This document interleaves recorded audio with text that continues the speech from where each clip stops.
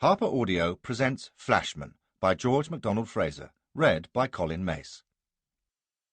The following piece was found in the author's study in 2013 by the estate of George MacDonald Fraser. How did I get the idea of Flashman? How did you get the idea of Flashman, and when are we going to get his US Civil War memoirs, are questions which I have ducked more often than I can count. To the second, my invariable response is, "Oh, one of these days," followed, when the inquirer is an impatient American, by the gentle reminder that to an old British soldier like Flashman, the unpleasantness between the states is not quite the most important event of the 19th century, but rather a sideshow, compared to the Mutiny or Crimea. Before they can get indignant, I add hastily that his Civil War itinerary is already mapped out. This is the only way of preventing them from telling me what it ought to be. To the question, how did I get the idea, I simply reply that I don't know. Who ever knows? Anthony Hope conceived The Prisoner of Zenda on a walk from Westminster to the Temple, but I doubt if he could have said, after the calendar month it took him to write the book, what triggered the idea. In my case, Flashman came thundering out of the mists of 40 years living and dreaming, and while I can list the ingredients that went to his making, heaven only knows how and when they combined. One thing is sure, the Flashman papers would never have been written if my fellow clansman Hugh Fraser, Lord Allender, had confirmed me as editor of the Glasgow Herald in 1966, but he didn't, the canny little bandit, and I won't say he was wrong.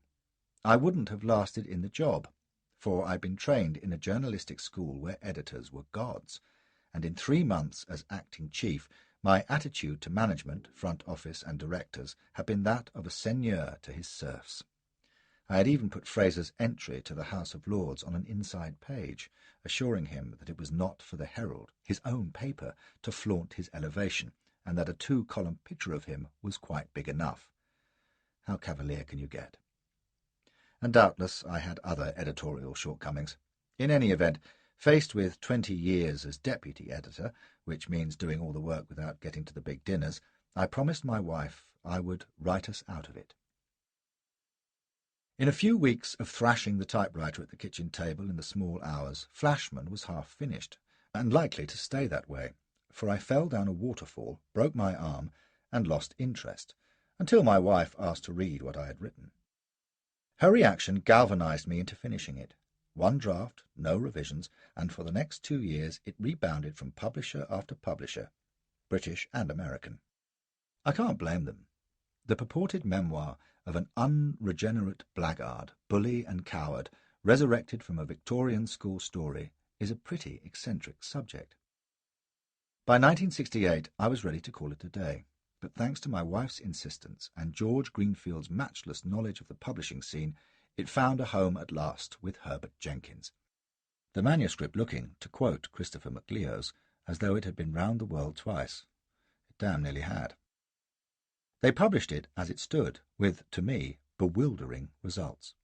It wasn't a bestseller in the blockbuster sense, but the reviewers were enthusiastic. Foreign rights, starting with Finland, were sold, and when it appeared in the USA, 1/3 of 40-odd critics accepted it as a genuine historical memoir, to the undisguised glee of the New York Times, which wickedly assembled their reviews. "The most important discovery since the Boswell papers," is the one that haunts me still, for if I was human enough to feel my lower ribs parting under the strain, I was appalled, sort of. You see, while I had written a straightforward introduction describing the discovery of the papers in a sale-room in Ashby-de-la-Zouch, that ought to have warned them, and larded it with editorial footnotes, there had been no intent to deceive. For one thing, while I'd done my best to write, first person in Victorian style, I'd never imagined that it would fool anybody. Nor did Herbert Jenkins, and 50 British critics had recognized it as a conceit. The only one who was half doubtful was my old chief sub on the Herald, called on to review it for another paper. He demanded of the Herald's literary editor, "This book o' Geordie's isn't true, is it?" And on being assured that it wasn't, exclaimed, "The conniving bastard," which I still regard as a high compliment. With the exception of one left-wing journal which hailed it as a scathing attack on British imperialism, the press and public took Flashman, quite rightly, at face value, as an adventure story dressed up as the memoirs of an unrepentant old cad who, despite his cowardice, depravity and deceit, had managed to emerge from fearful ordeals and perils an acclaimed hero, his only redeeming qualities being his humour and shameless honesty as a memorialist. I was gratified, if slightly puzzled, to learn that the great American publisher, Alfred Knopf, had said of the book, "I haven't heard this voice in 50 years," and that the Commissioner of Metropolitan Police was recommending it to his subordinates. My interest increased as I wrote more Flashman books and noted the reactions. I was, several critics agreed, a satirist. Taking revenge on the 19th century on behalf of the 20th, said one. Waging war on Victorian hypocrisy, said another. Plainly under the influence of Conrad, said yet another. A full-page review in a German paper took me flat aback when my eye fell on the word Proust in the middle of it. I don't read German, so for all I know the reviewer may have been maintaining that Proust was a better stand-off half than I was, or used more semicolons, but there it was, and it makes you think. And a few years ago a highly respected religious journal said that the Flashman papers deserved recognition as the work of a sensitive moralist, and spoke of service not only to literature and history, but to the study of ethics. My instant reaction to this was to paraphrase Poins. God send me no worse fortune, but I never said so.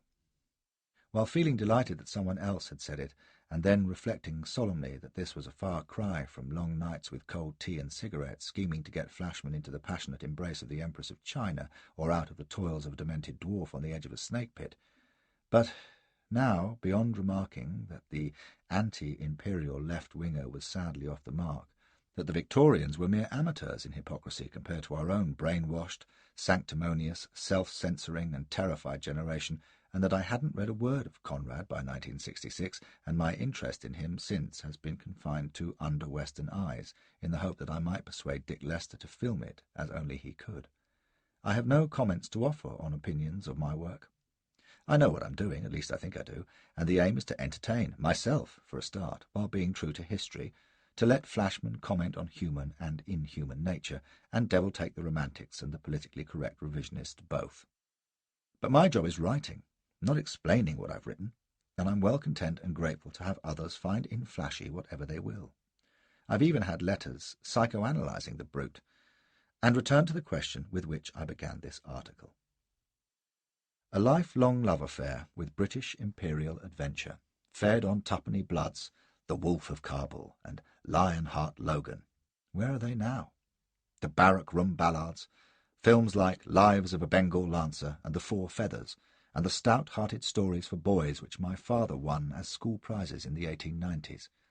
The discovery, through Scott and Sabatini and Macaulay, that history is one tremendous adventure story, soldiering in Burma and seeing the twilight of the Raj in all its splendour, a newspaper-trained lust for finding the truth behind the received opinion, being a Highlander from a family that would rather spin yarns than eat.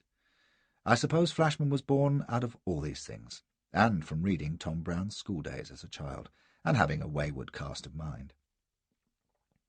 Thanks to that contrary streak, I always half hoped that Rathbone would kill Flynn, confounding convention and turning the story upside down. Basil gets Olivia, Claude Rains triumphs. Wow. I recognised Flashman on sight as the star of Hughes's book. Fag-roasting rotter and poltroon he might be, he was nevertheless plainly box-office, for he had the looks, swagger, and style, big and strong, a bluff off-hand manner, and considerable powers of being pleasant, according to his creator, which never failed to cast a glamour on villainy.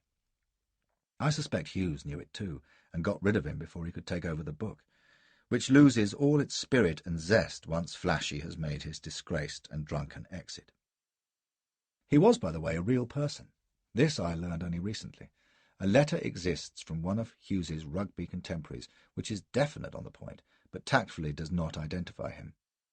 I have sometimes speculated about one boy who was at rugby in Hughes's day, and who later became a distinguished soldier and something of a ruffian, but since I haven't a shred of evidence to back up the speculation, I keep it to myself. What became of him after rugby seemed to me an obvious question, which probably first occurred to me when I was about 9 and then waited 30 years for an answer. The army, inevitably, and since Hughes had given me a starting point by expelling him in the late 1830s when Lord Cardigan was in full haw-haw and the Afghan war was impending, just so. I began with no idea of where the story might take me, but with Victorian history to point the way, and that has been my method ever since. Choose an incident or campaign, dig into every contemporary source available, letters, diaries, histories, reports, eyewitness, trivia, and fictions, which, like the early Punch, are mines of detail, find the milestones for Flashy to follow, more or less, get impatient to be writing, and turn him loose with the research incomplete, digging for it as I go, and changing course as history dictates or fancy suggests. In short, letting history do the work, with an eye open for the unexpected nuggets and coincidences that emerge in the mining process. For example, that the Cabinet were plastered when they took their final resolve on the Crimea, that Pinkerton, the detective, had been a trade union agitator in the very place where Flashman was stationed in the first book, that Kipling's The Man Who Would Be King had a factual basis, or that Bismarck and Lola Montez were in London in the same week of 1842, if memory serves, which it often doesn't. Whenever Flashman has been a subject on Mastermind, I have invariably scored less than the contestants. Visiting the scenes helps. I'd not have missed Little Bighorn, the Borneo jungle rivers, Bent's Fort, or the scruffy, wonderful Gold Road to Samarkand for anything. Seeking out is half the fun, which is one reason why I decline all offers of help with research, from America mostly. But the main reason is that I'm a soloist, giving no hints beforehand even to publishers, and permitting no editorial interference afterwards.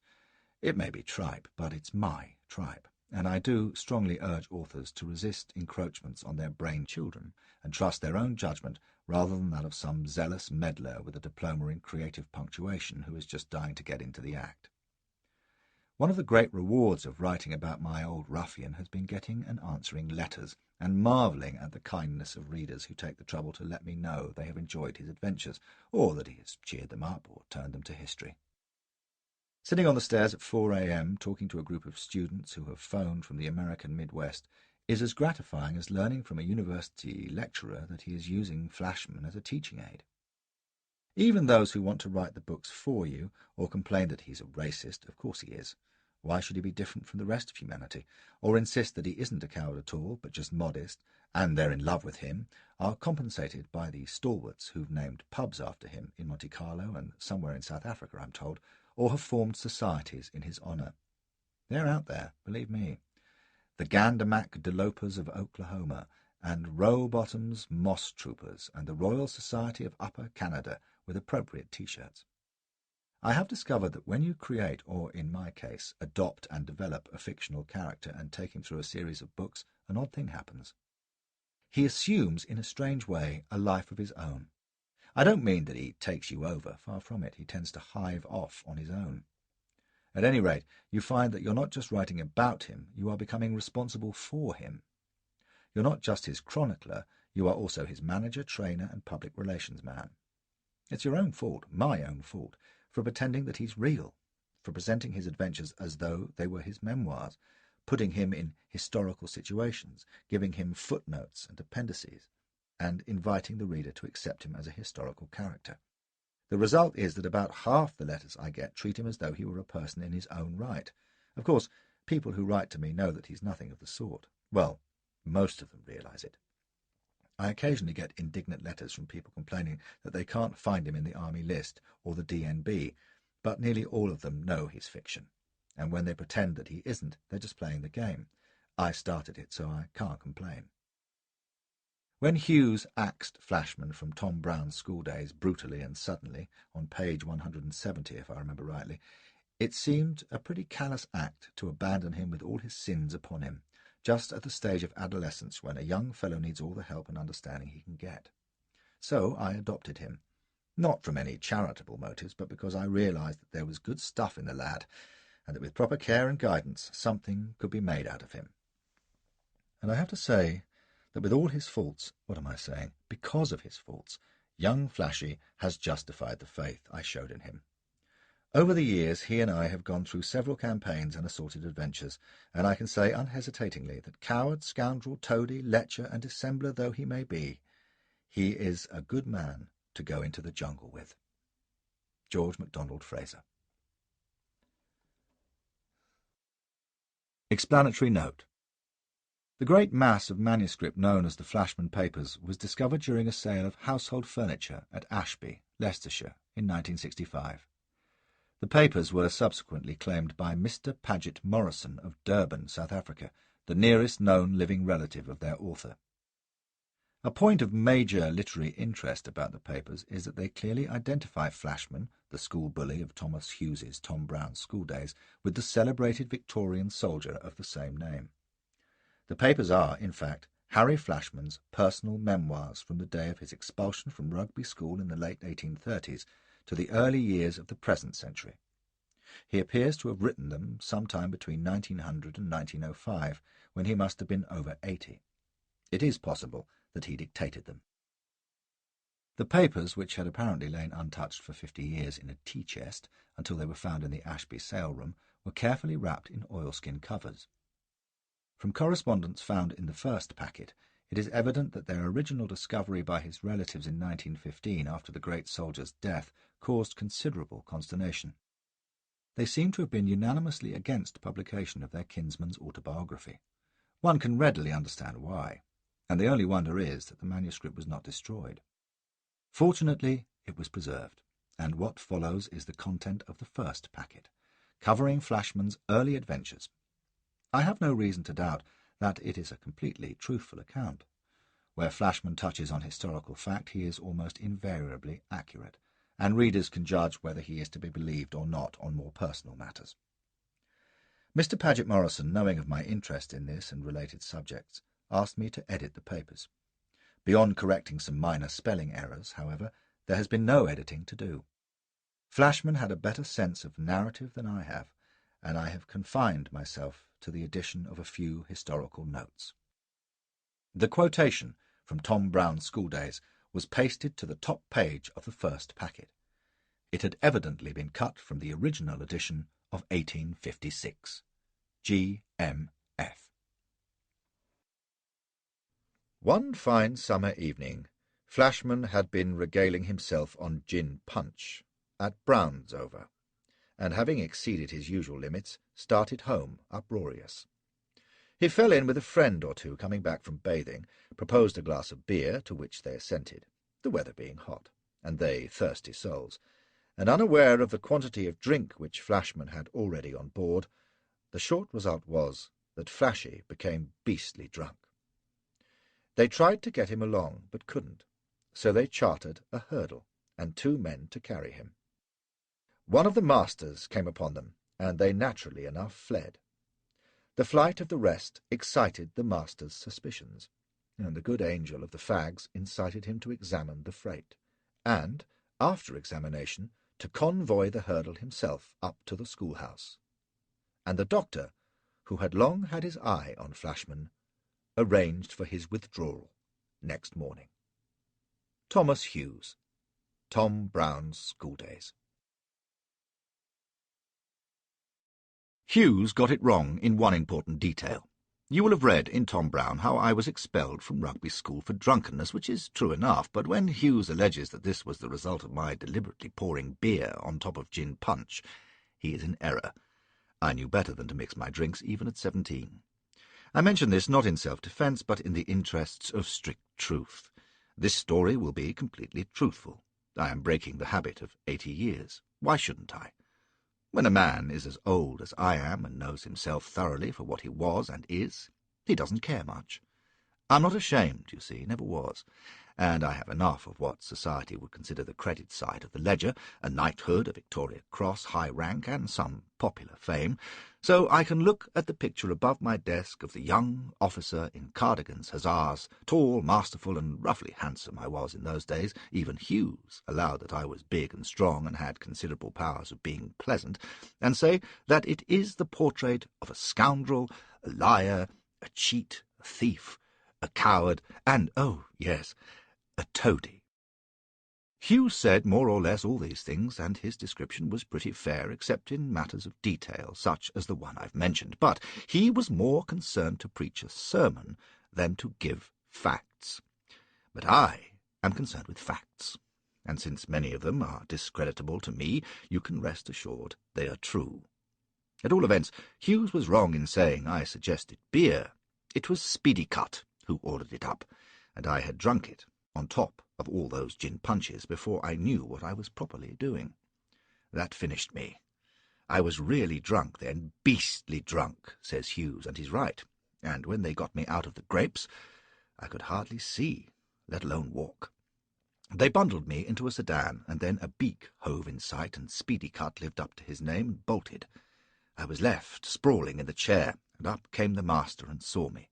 It was old Ruffton, one of Arnold's housemasters. "Good God!" he said. "It's one of our boys, drunk." I can still see him goggling at me with his great pale gooseberry eyes and white whiskers. He tried to rouse me, but he might as well have tried to wake a corpse. I just lay and giggled at him. Finally he lost his temper and banged the top of the chair with his cane and shouted, "Take him up, Chairman! Take him to the school! He shall go before the doctor for this!"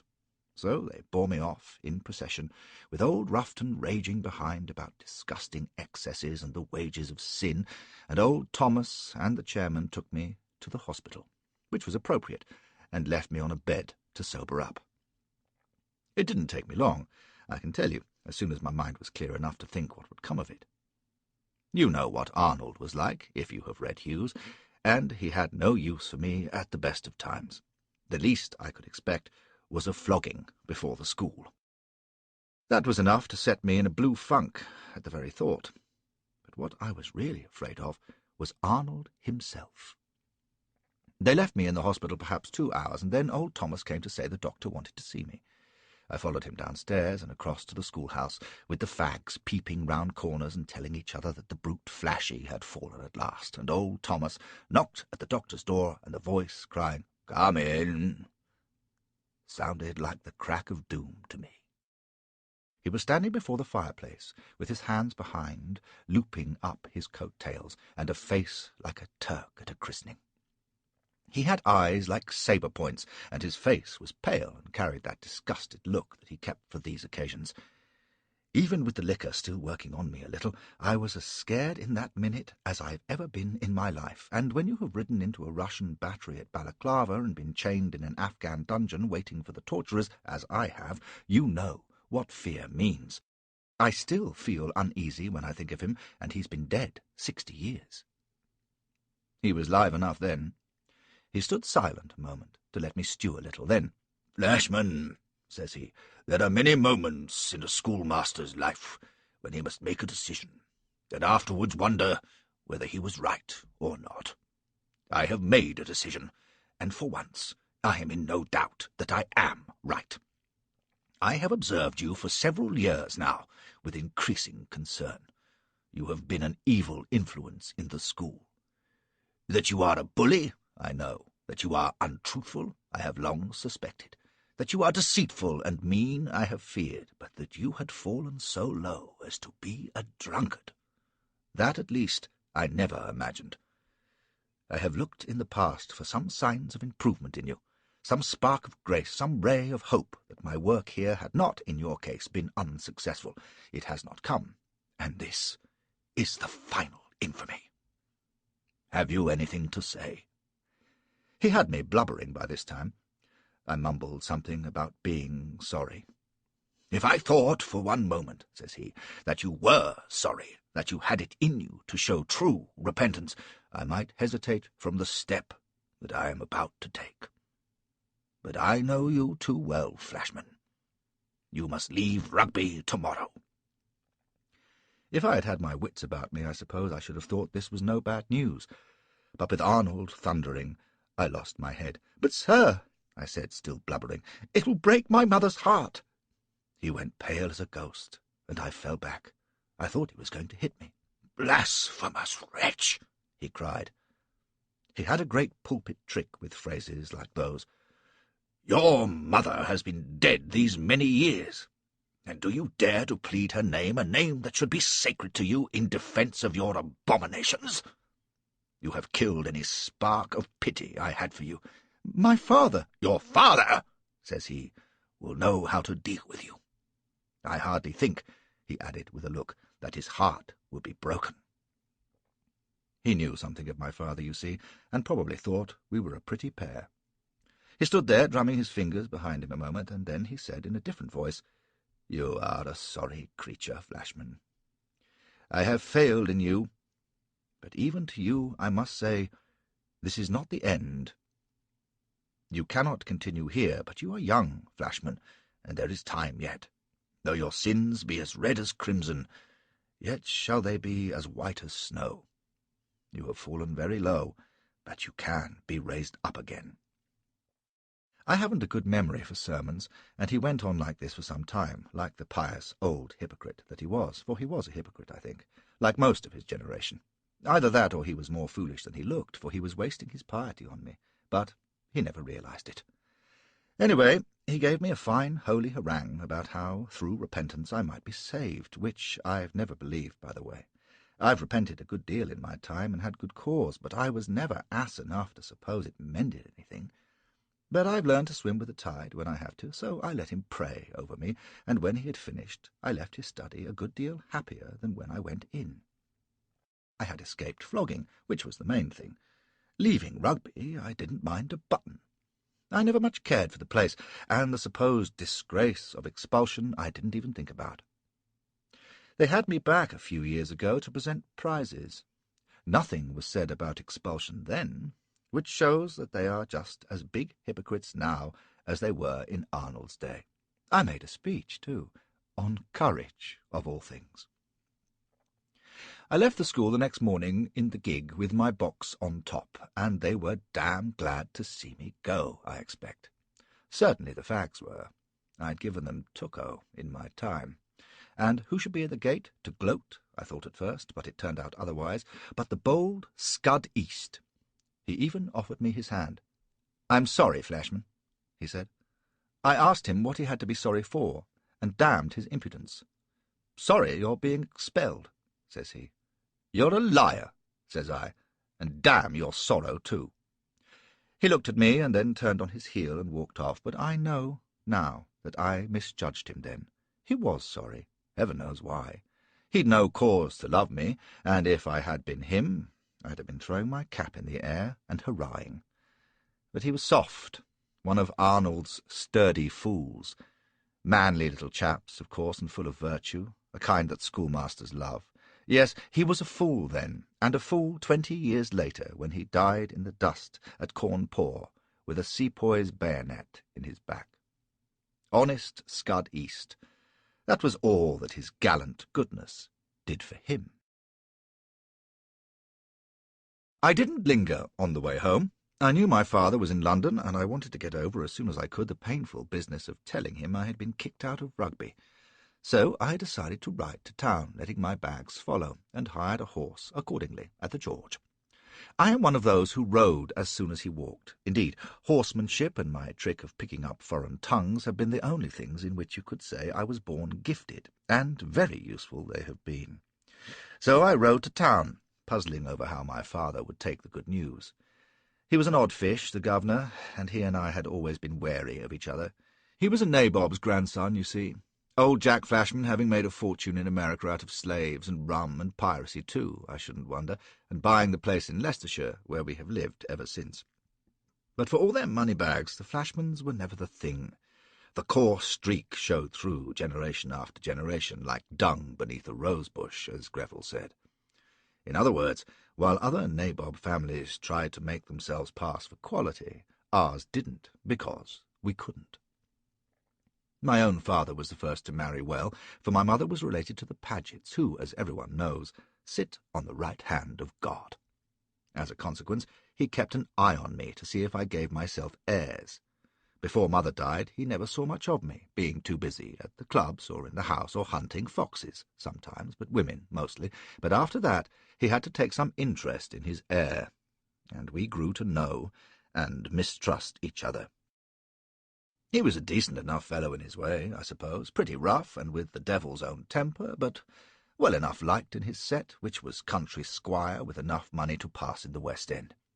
He enjoyed some lingering fame through having gone a number of rounds with Crib in his youth, though it's my belief that Champion Tom went easy with him because of his cash. He lived half in town, half in country now, and kept an expensive house, but he was out of politics, having been sent to the knacker's yard at Reform. He was still occupied, though, what with brandy and the tables and hunting, both kinds. I was feeling pretty uneasy then, when I ran up the steps and hammered on the front door. Oswald, the butler, raised a great cry when he saw who it was, because it was nowhere near the end of the half, and this brought other servants. They scented scandal, no doubt. "My father's home?" I asked, giving Oswald my coat and straightening my neckcloth. "Your father, to be sure, Mr. Harry," cried Oswald, all smiles. "In the saloon this minute." He threw open the door and cried out, "Mr. Harry's home, sir." My father had been sprawled on a settee, but he jumped up when he saw me. He had a glass in his hand, and his face was flushed, but since both those things were usual, it was hard to say whether he was drunk or not. He stared at me, and then greeted the prodigal with, "What the hell are you doing here?" At most times this kind of welcome would have taken me aback, but not now. There was a woman in the room, and she distracted my attention. She was a tall, handsome, hussy-looking piece with brown hair piled up on her head and a come-and-catch-me look in her eye. This is the new one, I thought, for you got used to his string of madams. They changed as fast as the sentries at St. James's. She was looking at me with a lazy, half-amused smile that sent a shiver up my back at the same time as it made me conscious of the schoolboy cut of my clothes. But it stiffened me, too, all in an instant, so that I answered his question pat. "I've been expelled," I said, as cool as I could. "Expelled? Do you mean thrown out? What the devil for, sir?" "Drunkenness, mainly." "Mainly? Good God!" He was going purple. He looked from the woman back to me, as though seeking enlightenment. She seemed much amused by it, but seeing the old fellow in danger of explosion, I made haste to explain what had happened. I was truthful enough, except that I made rather more of my interview with Arnold than was the case. To hear me, you would suppose I had given as good as I got. Seeing the female eyeing me, I acted pretty off-hand, which was risky, perhaps, with the governor in his present mood, but to my surprise he took it pretty well. He had never liked Arnold, of course. "Well, I'm damned," he said, when I had finished and poured himself another glass. He wasn't grinning, but his brow had cleared. "You young dog! A pretty state of things indeed. Expelled in disgrace, by gad! Did he flog you? No? I'd have had the hide off your back. Perhaps I will, damme."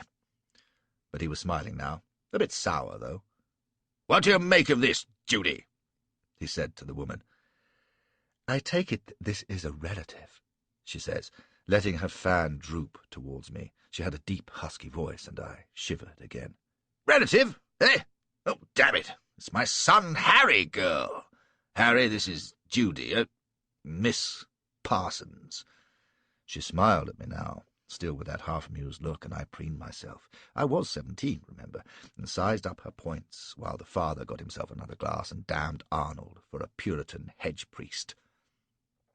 She was what is called Juno-esque, broad-shouldered and full-breasted, which was less common then than it is now, and it seemed to me she liked the look of Harry Flashman. "Well," said my father at last, when he had finished fulminating against the folly of putting prigs and scholars in charge of public schools, "well, what's to be done with you, eh? What do you do, sir, now that you've disgraced the home with your beastliness, eh?" I had been thinking this over on my way home, and said straight out that I fancied the army. "The army?" he growled. "You mean I'm to buy you colours so that you can live like a king and ruin me with bills at the Guards' Club, I suppose?" "Not the Guards," I said. "I've a notion for the 11th Light Dragoons." He stared at this. "You've chosen a regiment already? By gad, here's a cool hand." I knew the 11th were at Canterbury, after long service in India, and unlikely, for that reason, to be posted abroad. I had my own notions of soldiering, But this was too fast for the governor. He went on about the expense of buying in, the cost of army life, and worked back to my expulsion and my character generally, and so back to the army again. The port was making him quarrelsome, I could see, so I judged it best not to press him. He growled on, "Dragoons, damme! Do you know what a cornet's commission costs? Damn nonsense, never heard the like. Impudence, eh, Judy?" Miss Judy observed that I might look very well as a dashing dragoon. "Eh?" said my father, and gave her a queer look. "Aye, like enough it would. We'll see." He looked moodily at me. "In the meantime, you can get to your bed," he said. "We'll talk of this tomorrow. For the moment you're still in disgrace." But as I left them, I could hear him blackguarding Arnold again, so I went to bed well pleased, and relieved into the bargain. He was an odd fish, all right. You could never tell how he would take anything. In the morning, though, when I met my father at breakfast, there was no talk of the army. He was too busy damning Brougham, who had, I gathered, made a violent attack on the Queen in the House, and goggling over some scandal about Lady Flora Hastings in the Post, to give me much attention, and left presently for his club. Anyway, I was content to let the matter rest just now. I have always believed in one thing at a time, and the thing that was occupying my mind was Miss Judy Parsons. Let me say that, while there have been hundreds of women in my life, I have never been one of those who are forever boasting about their conquests. I've raked and ridden harder than most, no doubt, and there are probably a number of middle-aged men and women who could answer to the name of Flashman if only they knew it. That's by the by, unless you are the kind who falls in love, which I've never been. You take your tumbles when you've the chance, and the more, the better. But Judy has a close bearing on my story. I was not inexperienced with women. There had been maids at home and a country girl or two, but Judy was a woman of the world, and that I hadn't attempted.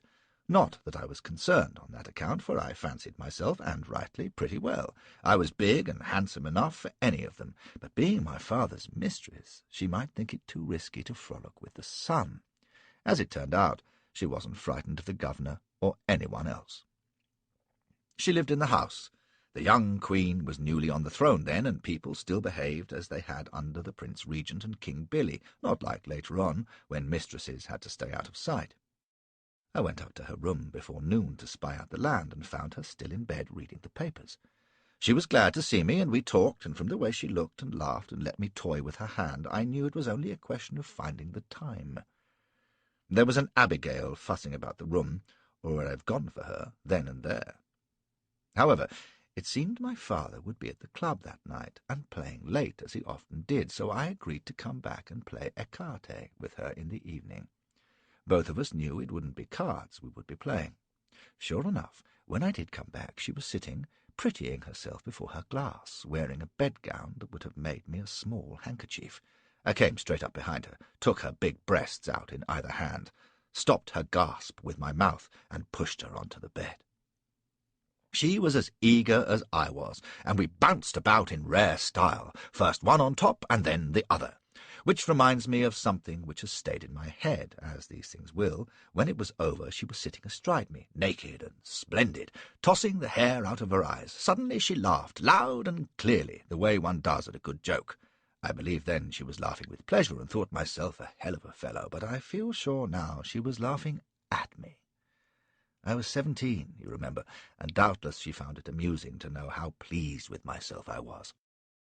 Later we played cards, for form's sake, and she won, and then I had to sneak off because my father came home early.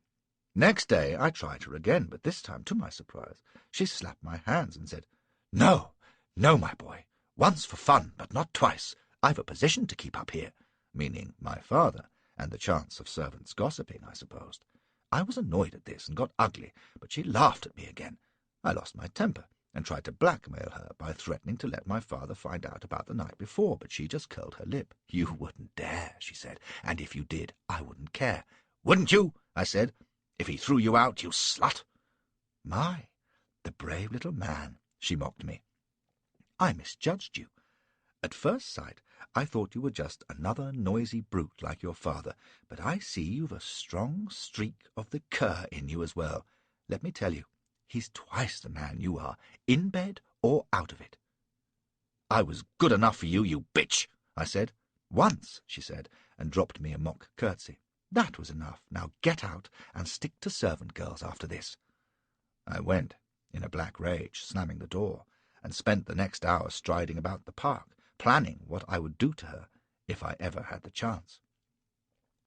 After a while my anger passed, and I just put Miss Judy away in the corner of my mind as one to be paid off when the chance came. Oddly enough, the affair worked to my advantage.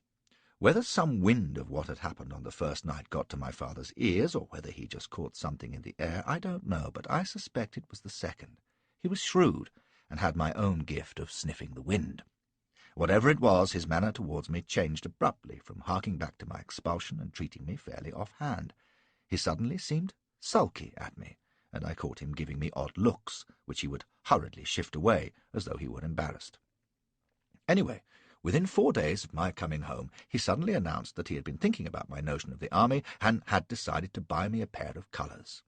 I was to go over to the Horse Guards to see my uncle Bindley, my mother's brother, who would arrange matters.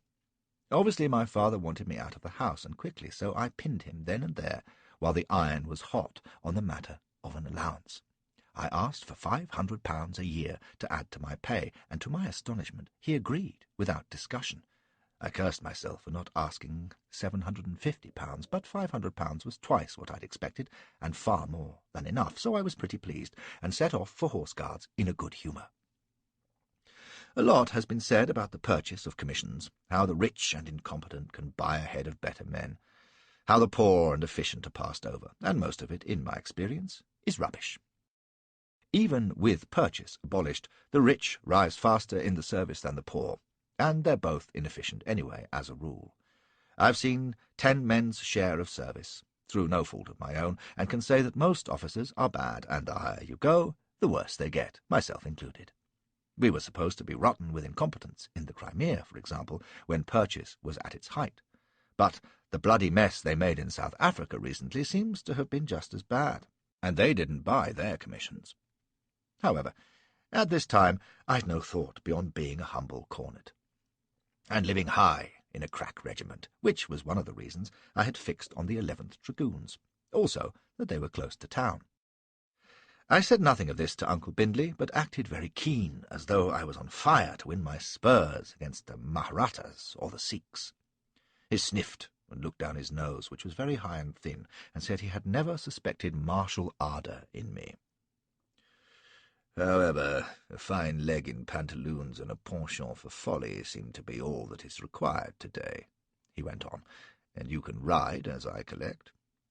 Anything on legs, uncle, says I. That is of little consequence, anyway. What concerns me is that you cannot, by report, hold your liquor. You'll agree that being dragged from a rugby pothouse reeling, I believe, is no recommendation to an officer's mess. I hastened to tell him that the report was exaggerated. I doubt it, he said. The point is, were you silent in your drunken state, or did you rave? A noisy drunkard is intolerable. A passive one may do at a pinch. At least, if he has money. Money will excuse virtually any conduct in the army nowadays, it seems. This was a favourite sneer of his. I may say that my mother's family, while quality, were not over-rich. However, I took it all meekly. Yes, he went on, I've no doubt that with your allowance you will be able either to kill or ruin yourself in a short space of time. At that, you will be no worse than half the subalterns in the service, if no better. But wait, it was the 11th Light Dragoons, wasn't it? Oh, yes, uncle. And you are determined on that regiment? Why, yes, I said, wondering a little. Then you may have a little diversion before you go the way of all flesh, said he, with a knowing smile. Have you by any chance heard of the Earl of Cardigan? I said I had not, which shows how little I had taken notice of military affairs. Extraordinary. He commands the 11th, you know. He succeeded to the title only a year or so ago, while he was in India with the regiment. A remarkable man. I understand he makes no secret of his intention to turn the 11th into the finest cavalry regiment in the army. He sounds like the very man for me, I said, all eagerness. Indeed, indeed. Well, we mustn't deny him the service of so ardent a subaltern, must we? Certainly the matter of your colours must be pushed through without delay. I commend your choice, my boy. I'm sure you will find service under Lord Cardigan. Both stimulating and interesting. Yes, as I think of it, the combination of his lordship and yourself will be rewarding for you both. I was too busy fawning on the old fool to pay much heed to what he was saying. Otherwise I should have realized that anything that pleased him would probably be bad for me. He prided himself on being above my family, whom he considered bores for some reason, and had never shown much but distaste for me personally. Helping me to my colours was different, of course. He owed that as a duty to a blood relation, but he paid it without enthusiasm. Still, I had to be civil as butter to him and pretend respect. It paid me, for I got my colours in the 11th with surprising speed. I put it down entirely to influence, for I was not to know then that over the past few months there had been a steady departure of officers from the regiment, sold out, transferred, and posted, and all because of Lord Cardigan, whom my uncle had spoken of. If I had been a little older and moved in the right circles, I should have heard all about him, but in the few weeks of waiting for my commission my father sent me up to Leicestershire, and the little time I had in town I spent either by myself or in the company of such of my relatives as could catch me.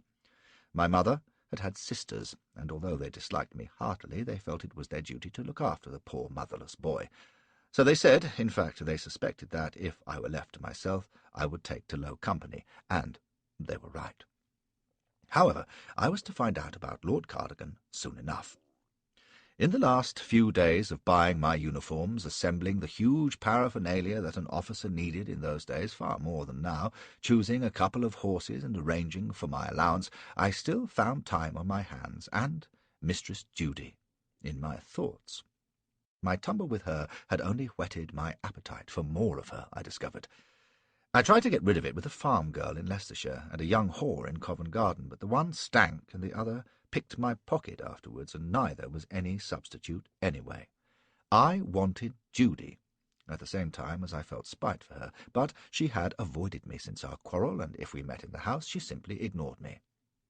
In the end it got too much, and the night before I left I went to her room again, having made sure the governor was out. She was reading, and looking damned desirable in a pale green negligee. I was a little drunk, and the sight of her white shoulders and red mouth sent the old tingle down my spine again. "What do you want?" she said, very icy, but I was expecting that, and had my speech ready. "I've come to beg pardon," I said, looking a bit hangdog. "Tomorrow I go away, and before I went I had to apologize for the way I spoke to you.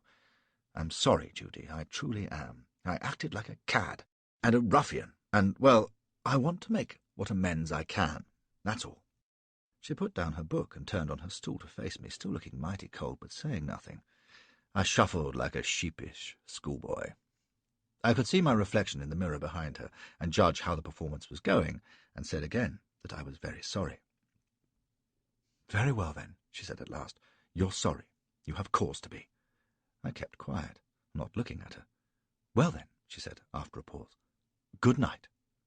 "Please, Judy," I said, looking distraught, "you make it very hard. If I behaved like a bore—" "You did.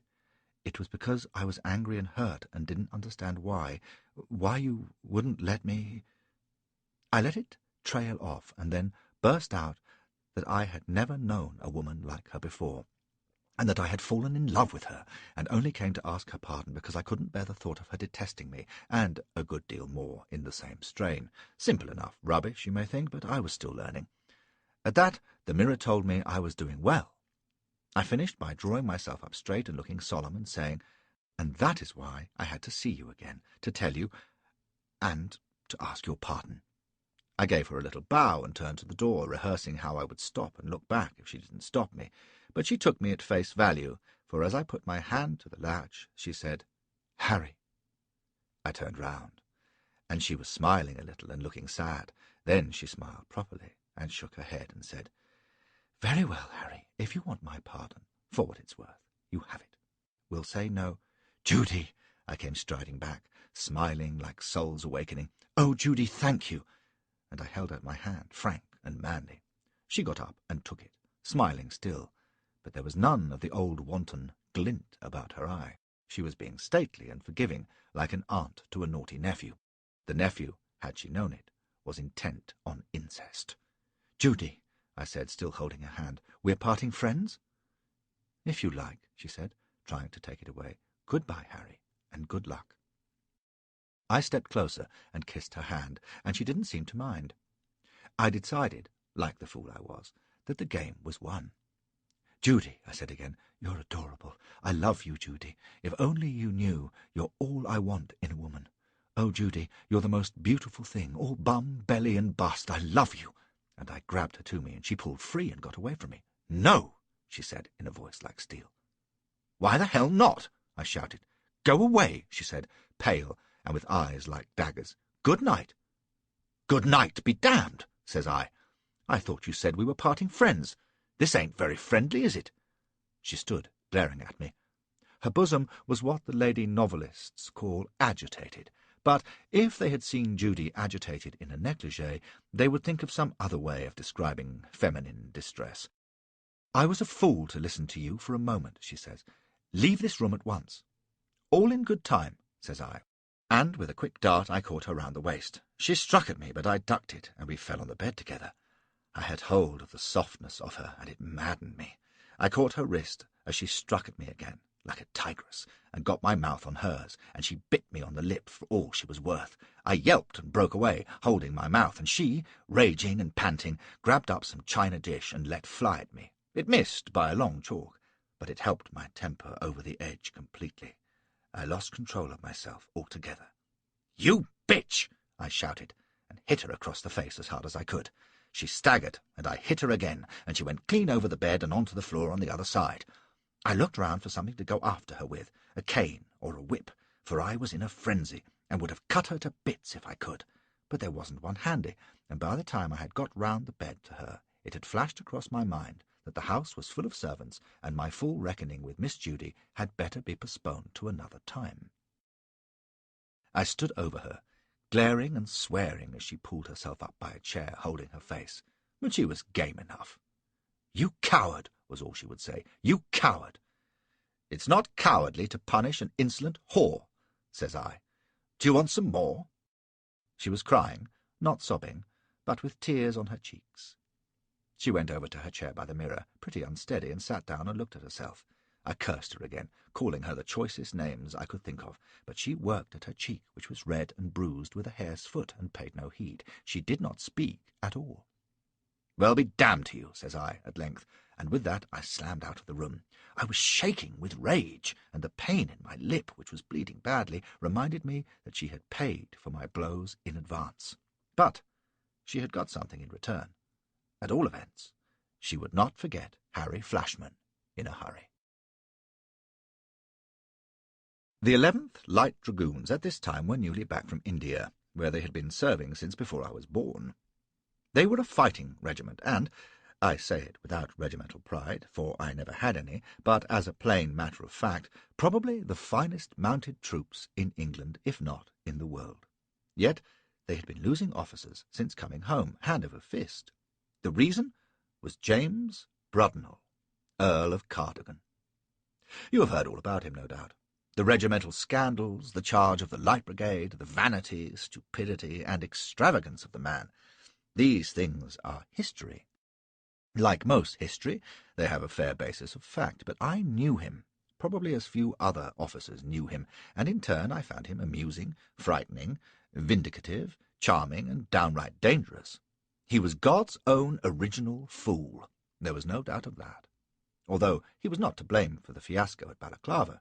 That was Raglan and Airy between them. And he was arrogant as no other man I have met, and as sure of his own unshakable rightness as any man could be, even when his wrong-headedness was there for all to see. That was his great point, the key to his character. He could never be wrong. They say that at least he was brave. He was not. He was just stupid, too stupid ever to be afraid. Fear is an emotion, and his emotions were all between his knees and his breastbone. They never touched his reason, and he had little enough of that. For all that, he could never be called a bad soldier. Some human faults are military virtues, like stupidity and arrogance and narrow-mindedness. Cardigan blended all three with a passion for detail and accuracy. He was a perfectionist, and the manual of cavalry drill was his Bible. Whatever rested between the covers of that book he could perform, or cause to be performed, with marvellous efficiency, and God help anyone who marred that performance. He would have made a first-class drill sergeant. Only a man with a mind capable of such depths of folly could have led 6 regiments into the valley at Balaclava. However, I devote some space to him because he played a not unimportant part in the career of Harry Flashman, and since it is my purpose to show how the Flashman of Tom Brown became the glorious Flashman with 4 inches in Who's Who and grew markedly worse in the process, I must say that he was a good friend to me. He never understood me, of course, which is not surprising. I took good care not to let him. When I met him in Canterbury, I had already given a good deal of thought to how I should conduct myself in the army. I was bent on as much fun and vicious amusement as I could get. My contemporaries, who praise God on Sundays and sneak off to child brothels during the week, would denounce it piously as vicious anyway, but I have always known how to behave to my superiors and shine in their eyes, a trait of mine which Hughes pointed out, bless him. This I had determined on, and since the little I knew of Cardigan told me that he prized smartness and show above all things, I took some pains over my arrival in Canterbury. I rolled up to regimental headquarters in a coach, resplendent in my new uniform, and with my horses led behind and a wagon-load of gear. Cardigan didn't see me arrive, unfortunately, but word must have been carried to him, for when I was introduced to him in his orderly room he was in good humour. "Ho, ho!" said he, as we shook hands. "It is Mr. Flashman. Howdy do, sir. Welcome to the regiment. A good turnout, Jones," he went on to the officer at his elbow. "I delight to see a smart officer. Mr. Flashman, how tall are you?" 6 feet, sir, I said, which was near enough right. "Ho, ho! And how heavy do you ride, sir?" I didn't know, but I guessed at 12.5 stone. "Heavy for a light dragoon," said he, shaking his head. "But there are compensations. You have a proper figure, Mr. Flashman, and bear yourself well. Be attentive to your duties, and we shall deal very well together. Where have you hunted?" "In Leicestershire, my lord," I said. "Couldn't be better," says he. "Eh, Jones? Very good, Mr. Flashman. Hope to see more of you. Haw, haw!" Now, no one in my life that I could remember had ever been so damned civil to me, except toad-eaters like Speedy Cut, who didn't count. I found myself liking his lordship, and did not realize that I was seeing him at his best. In this mood he was a charming man enough, and looked well. He was taller than I, straight as a lance, and very slender even to his hands. Although he was barely 40, he was already bald, with a bush of hair above either ear, and magnificent whiskers. His nose was beaky, and his eyes blue and prominent and unwinking. They looked out on the world with that serenity which marks the nobleman whose uttermost ancestor was born a nobleman too.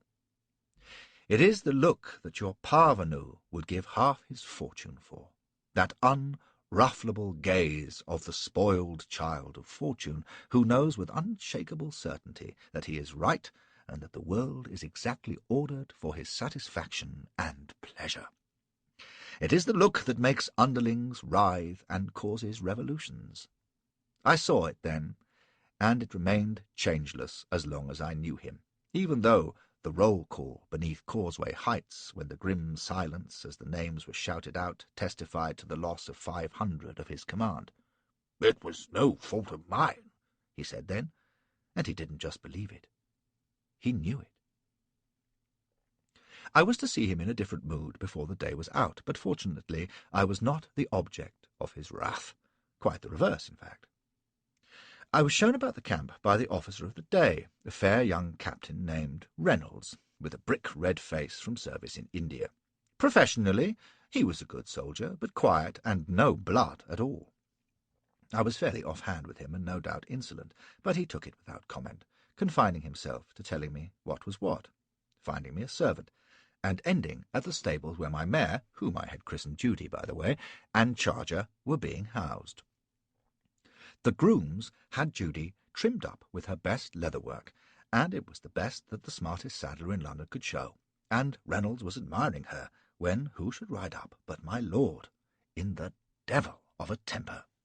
He reined in beside us, and pointed with a hand that shook with fury to a troop that had just come in under their sergeant to the stable-yard. "Captain Reynolds!" he bawled, and his face was scarlet. "Is this your troop?" Reynolds said it was. "And do you see their sheepskins?" bawled Cardigan. These were the saddle sheepskins. "Do you see them, sir? What colour are they, I should like to know? Will you tell me, sir?" "White, my lord." "White, you say? Are you a fool, sir? Are you colour-blind? They are not white. They are yellow, with inattention and slovenliness and neglect. They are filthy, I tell you." Reynolds stood silent, and Cardigan raged on.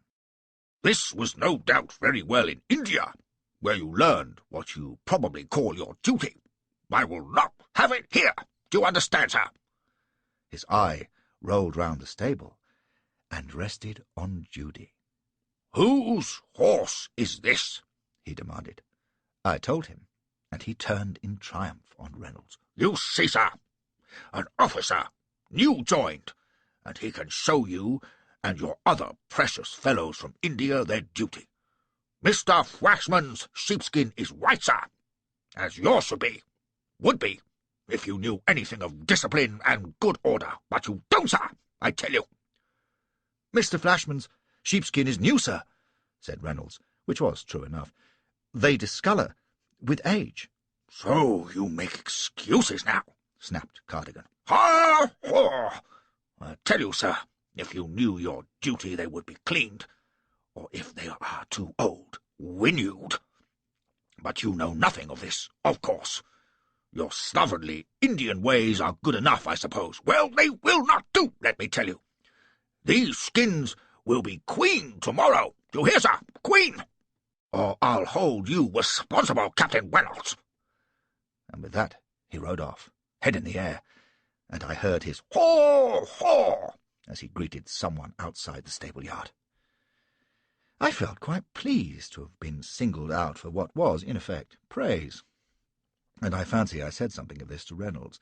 He looked me up and down as though seeing me for the first time, and said in that odd Welsh-sounding voice that comes with long service in India, "Yes, I can see you will do very well, Mr. Flashman. Lord Haw-Haw may not like us Indian officers, but he likes plungers, and I've no doubt you'll plunger very prettily."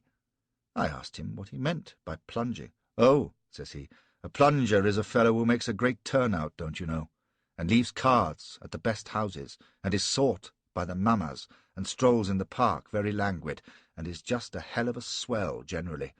Sometimes they even condescend to soldier a little, when it doesn't interfere with their social life. Good day, Mr. Flashman." I could see that Reynolds was jealous, and in my conceit I was well pleased. What he had said, though, was true enough.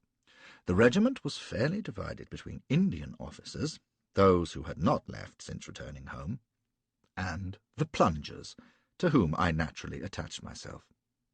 They hailed me among them, even the noblest, and I knew how to make myself pleasant. I was not as quick with my tongue as I was to become later, but they knew me for a sporting fellow before I had been there long, good on a horse, good with the bottle, for I took some care at first, and ready for mischief.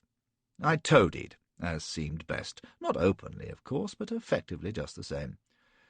There is a way of toadying which is better than fawning, and it consists of acting bluff and hearty, and knowing to an inch how far to go. And I had money, and showed it. The Indian officers had a bad time. Cardigan hated them. Reynolds and Forrest were his chief butts, and he was forever pestering them to leave the regiment and make way for gentlemen, as he put it.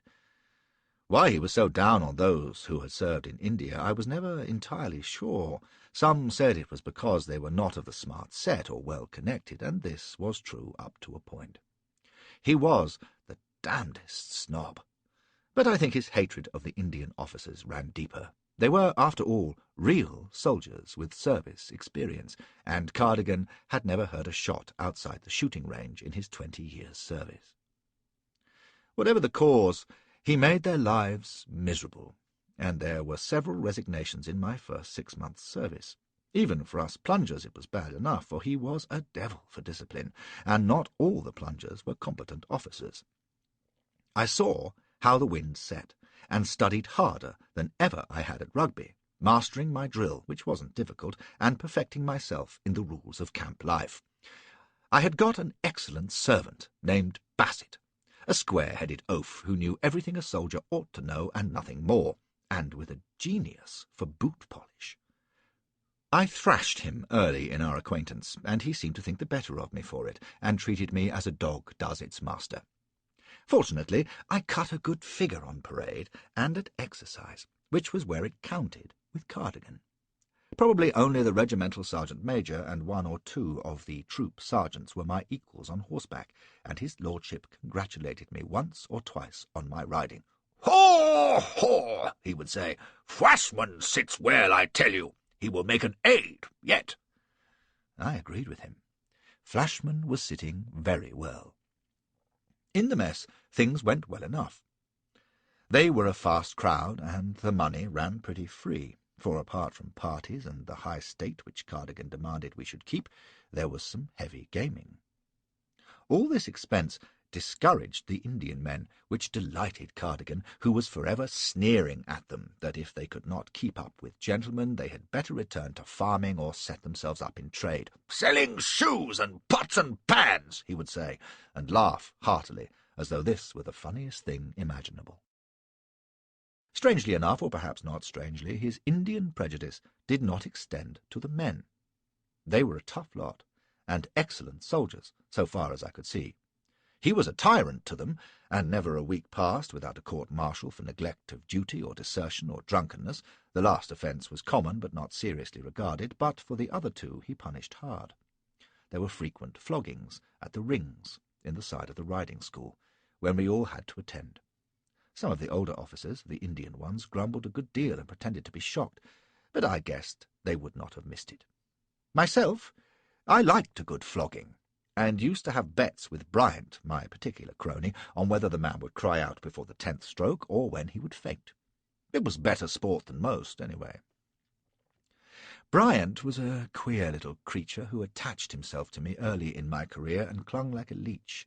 He was your open toady, with little money of his own, but a gift of pleasing and being on hand. He was smart enough, and contrived to cut a decent figure, although never splendid, and he had all the gossip, and knew everybody, and was something of a wit. He shone at parties and mess nights, which we gave for the local society in Canterbury, where he was very forward. He was first with all the news, and could recount it in a fashion that amused Cardigan. Not that this was too difficult. I found him useful, and tolerated him accordingly, and used him as a court jester when it suited. He was adept in this role too. As Forrest said, if you kicked Bryant's arse, he always bounced most obligingly. He had a considerable gift of spite against the Indian officers, which also endeared him to Cardigan. Oh, we were a happy little mess, I can tell you, and earned him their hatred. Most of them despised me, too, along with the other plungers, but we despised them for different reasons, so we were square there. But to only one officer did I take an active dislike, which was prophetic, and I guessed that he returned it from the first. His name was Bernier, a tall, hard hawk of a man with a big nose and black whiskers and dark eyes set very close. He was the best blade and shot in the regiment, and until I came on the scene, the best rider as well. He didn't love me for that, I suppose, but our real hatred dated from the night when he made some reference to nabob families of no breeding, and seemed to me to look in my direction. I was fairly wine-flown, or I'd have kept my mouth shut, for he looked like what the Americans call a killing gentleman. Indeed, he was very like an American whom I knew later, the celebrated James Hickok, who was also a deadly shot. But being part tipsy, I said I would rather be a nabob Briton and take my chance on breeding than be half-caste foreign. Bryant crowed, as he always did at my jokes, and said, "Bravo, Flash! Old England forever!" and there was general laughter, for my usual heartiness and general bluffness had earned me the name of being something of a John Bull. Bernier only half caught what I said, for I had kept my voice low, so that only those nearest heard, but someone must have told him later, for he never gave me anything but an icy stare from then on, and never spoke to me. He was sensitive about his foreign name. Actually, he was a French Jew, if you went back far enough, which accounts for it. But it was a few months after this incident that I really ran foul of Bernier, and began to make my reputation, the reputation which I still enjoy today. I pass over a good deal of what happened in that first year. Cardigan's quarrel with the Morning Post, for example, which had the regiment and the public generally in a fine uproar, but in which I had no part, and come to the famous Bernier-Flashman duel, which you will still hear talked about. I think of it only with pride and delight, even now. Only 2 men ever knew the truth of it, and I was one. It was a year almost to the day after I left Rugby that I was taking the air in Canterbury, in the park, and on my way to some mamma's house or other to make a call. I was in full fig, and feeling generally pleased with myself, when I spied an officer walking under the trees with a lady arm in arm. It was Bernier, and I looked to see what heifer he was ploughing with. In fact, she was no heifer, but a wicked-looking little black-haired piece with a turned-up nose and a saucy smile. I studied her, and the great thought formed in my head. I had had 2 or 3 mistresses in Canterbury, off and on, but nothing in particular. Most of the younger officers maintained a paramour in the town or in London, but I had never set up any establishment like that. I guessed that this was Bernier's mare of the moment, and the more I looked at her, the more she intrigued me. She looked the kind of plump little puss who would be very knowing in bed, and the fact that she was Bernier's, who fancied himself irresistible to women, would make the tumbling all the sweeter. I wasted no time, but found out her direction by inquiry, chose my time when Bernier was on duty, and called on the lady. She had a pleasant little retreat, very tastefully furnished, but in no great style. Bernier's purse was less fat than mine, which was an advantage. I pursued it. She was French herself, it turned out, so I could be more direct than with an English girl. I told her straight out that I had taken a fancy to her, and invited her to consider me as a friend, a close friend. I hinted that I had money. She was only a whore, after all, for all her fashionable airs. At first she made a show of being shocked, and la-la'd a good deal, but when I made to leave, she changed her tune. My money aside, I think she found me to her fancy. She toyed with a fan, and looked at me over it with big almond-shaped eyes, playing the sly minx. "You have a poor opinion of French girls, then," says she. "Not I," says I, charming again. "I have the highest opinion of you, for example. What's your name?" "Josette." She said it very pretty. "Well, Josette, let's drink to our future acquaintance at my expense." And I dropped my purse on the table, at which her eyes widened. It was not a small purse. You may think me crude. I was, but I saved time and trouble, and perhaps money too. The money that fools waste in paying court with presents before the fun begins. She had wine in the house, and we drank to each other and talked a good 5 minutes before I began to tease her into undressing. She played it very prettily, with much pouting and provocative looks, but when she had stripped, she was all fire and wickedness, and I was so impatient I had her without getting out of my chair. Whether I found her unusually delectable because she was Bernier's mistress or because of her French tricks, I can't say, but I took to visiting her often, and in spite of my respect for Bernier, I was careless. It was within a week, certainly, that we were engaged heavily one evening when there were footsteps on the stair. The door flew open, and there was the man himself. He stood glaring for a moment, while Josette squeaked and dived beneath the covers, and I scrambled to get under the bed in my shirt-tail. The sight of him filled me with panic. But he said nothing. A moment passed, the door slammed, and I came out scrabbling for my breeches. At that moment I wanted only to put as much distance between myself and him as I could, and I dressed in some haste. Josette began to laugh, and I asked her what the devil amused her. "It is so funny," she giggled. You you half beneath the bed, and Charles glaring so fierce at your derriere. And she shrieked with laughter. I told her to hold her tongue, and she stopped laughing and tried to coax me back to bed again, saying that Bernier had undoubtedly gone, and sitting up and shaking her tits at me. I hesitated between lust and fright until she hopped out and bolted the door, and then I decided I might as well have my sport while I could, and pulled off my clothes again. But I confess it was not the most joyous, pleasuring I have taken part in, although Josette was at her most spirited. I suspect she was thrilled by the situation. I was in two minds whether to go back to the mess afterwards, for I was sure Bernier must call me out. But, to my surprise, when I pulled my courage together and went in to dinner, he paid me not the slightest notice. I couldn't make it out, and when next day and the next he was still silent, I took heart again, and even paid Josette another visit.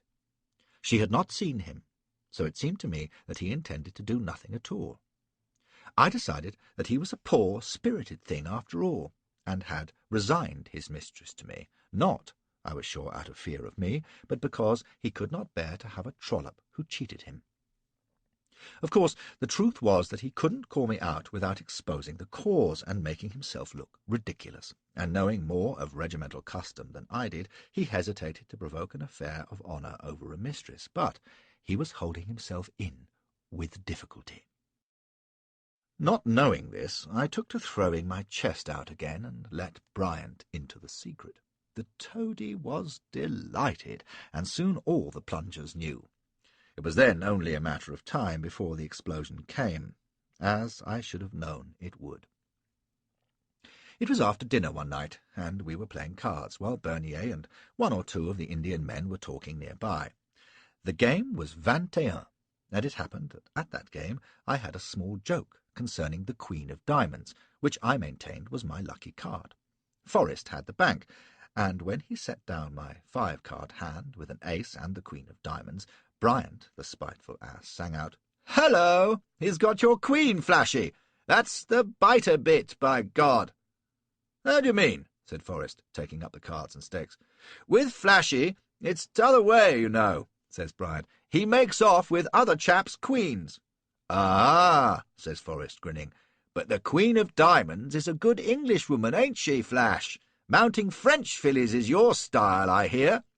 There was a good deal of laughter and glances in Bernier's direction. I should have kept them quiet, but I was fool enough to join in.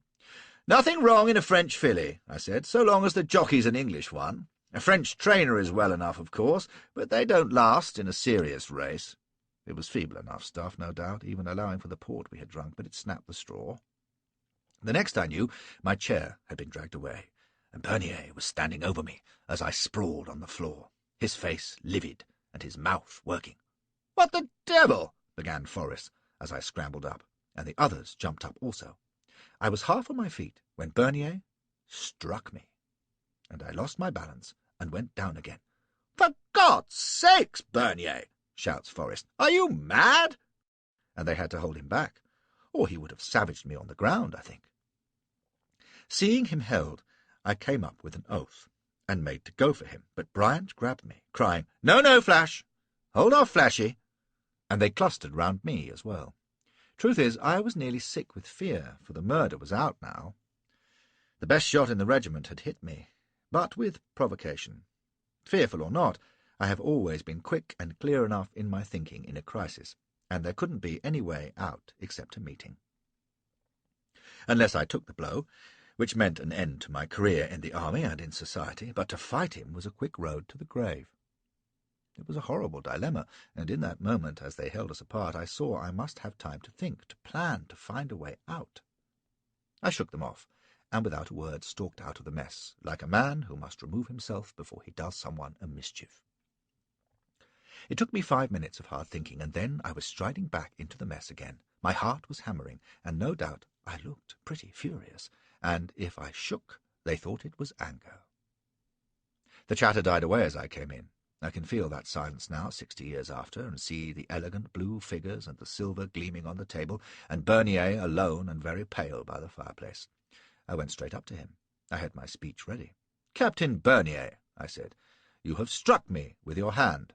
That was rash, for I could take you to pieces with mine if I chose. This was blunt, English Flashman, of course, but I prefer to fight like a gentleman, even if you do not. I swung round on my heel. "Lieutenant Forrest, will you act for me?" Forrest said yes like a shot, and Bryant looked piqued. He expected I would have named him, but I had another part for him to play. "And who acts for you?" I asked Bernier, very cool. He named Tracy, one of the Indian men, and I gave Tracy a bow, and then went over to the card table as though nothing had happened. "Mr. Forrest will have the details to attend to," I said to the others. "Shall we cut for the bank?" They stared at me. "By gad, Flash, you're a cool one," cries Bryant. I shrugged and took up the cards, and we started playing again, the others all very excited, too excited to notice that my thoughts were not on my cards. Luckily, 21 calls for little concentration. After a moment, Forrest, who had been conferring with Tracy, came over to tell me that, with Lord Cardigan's permission, which he was sure must be forthcoming, we should meet behind the riding school at 6 in the morning. It was assumed I would choose pistols. As the injured party, I had the choice. I nodded very offhand and told Bryant to hurry with the deal. We played a few more hands, and then I said I was for bed, lit my cheroot, and strolled out with an airy good night to the others, as though the thought of pistols at dawn troubled me no more than what I should have for breakfast.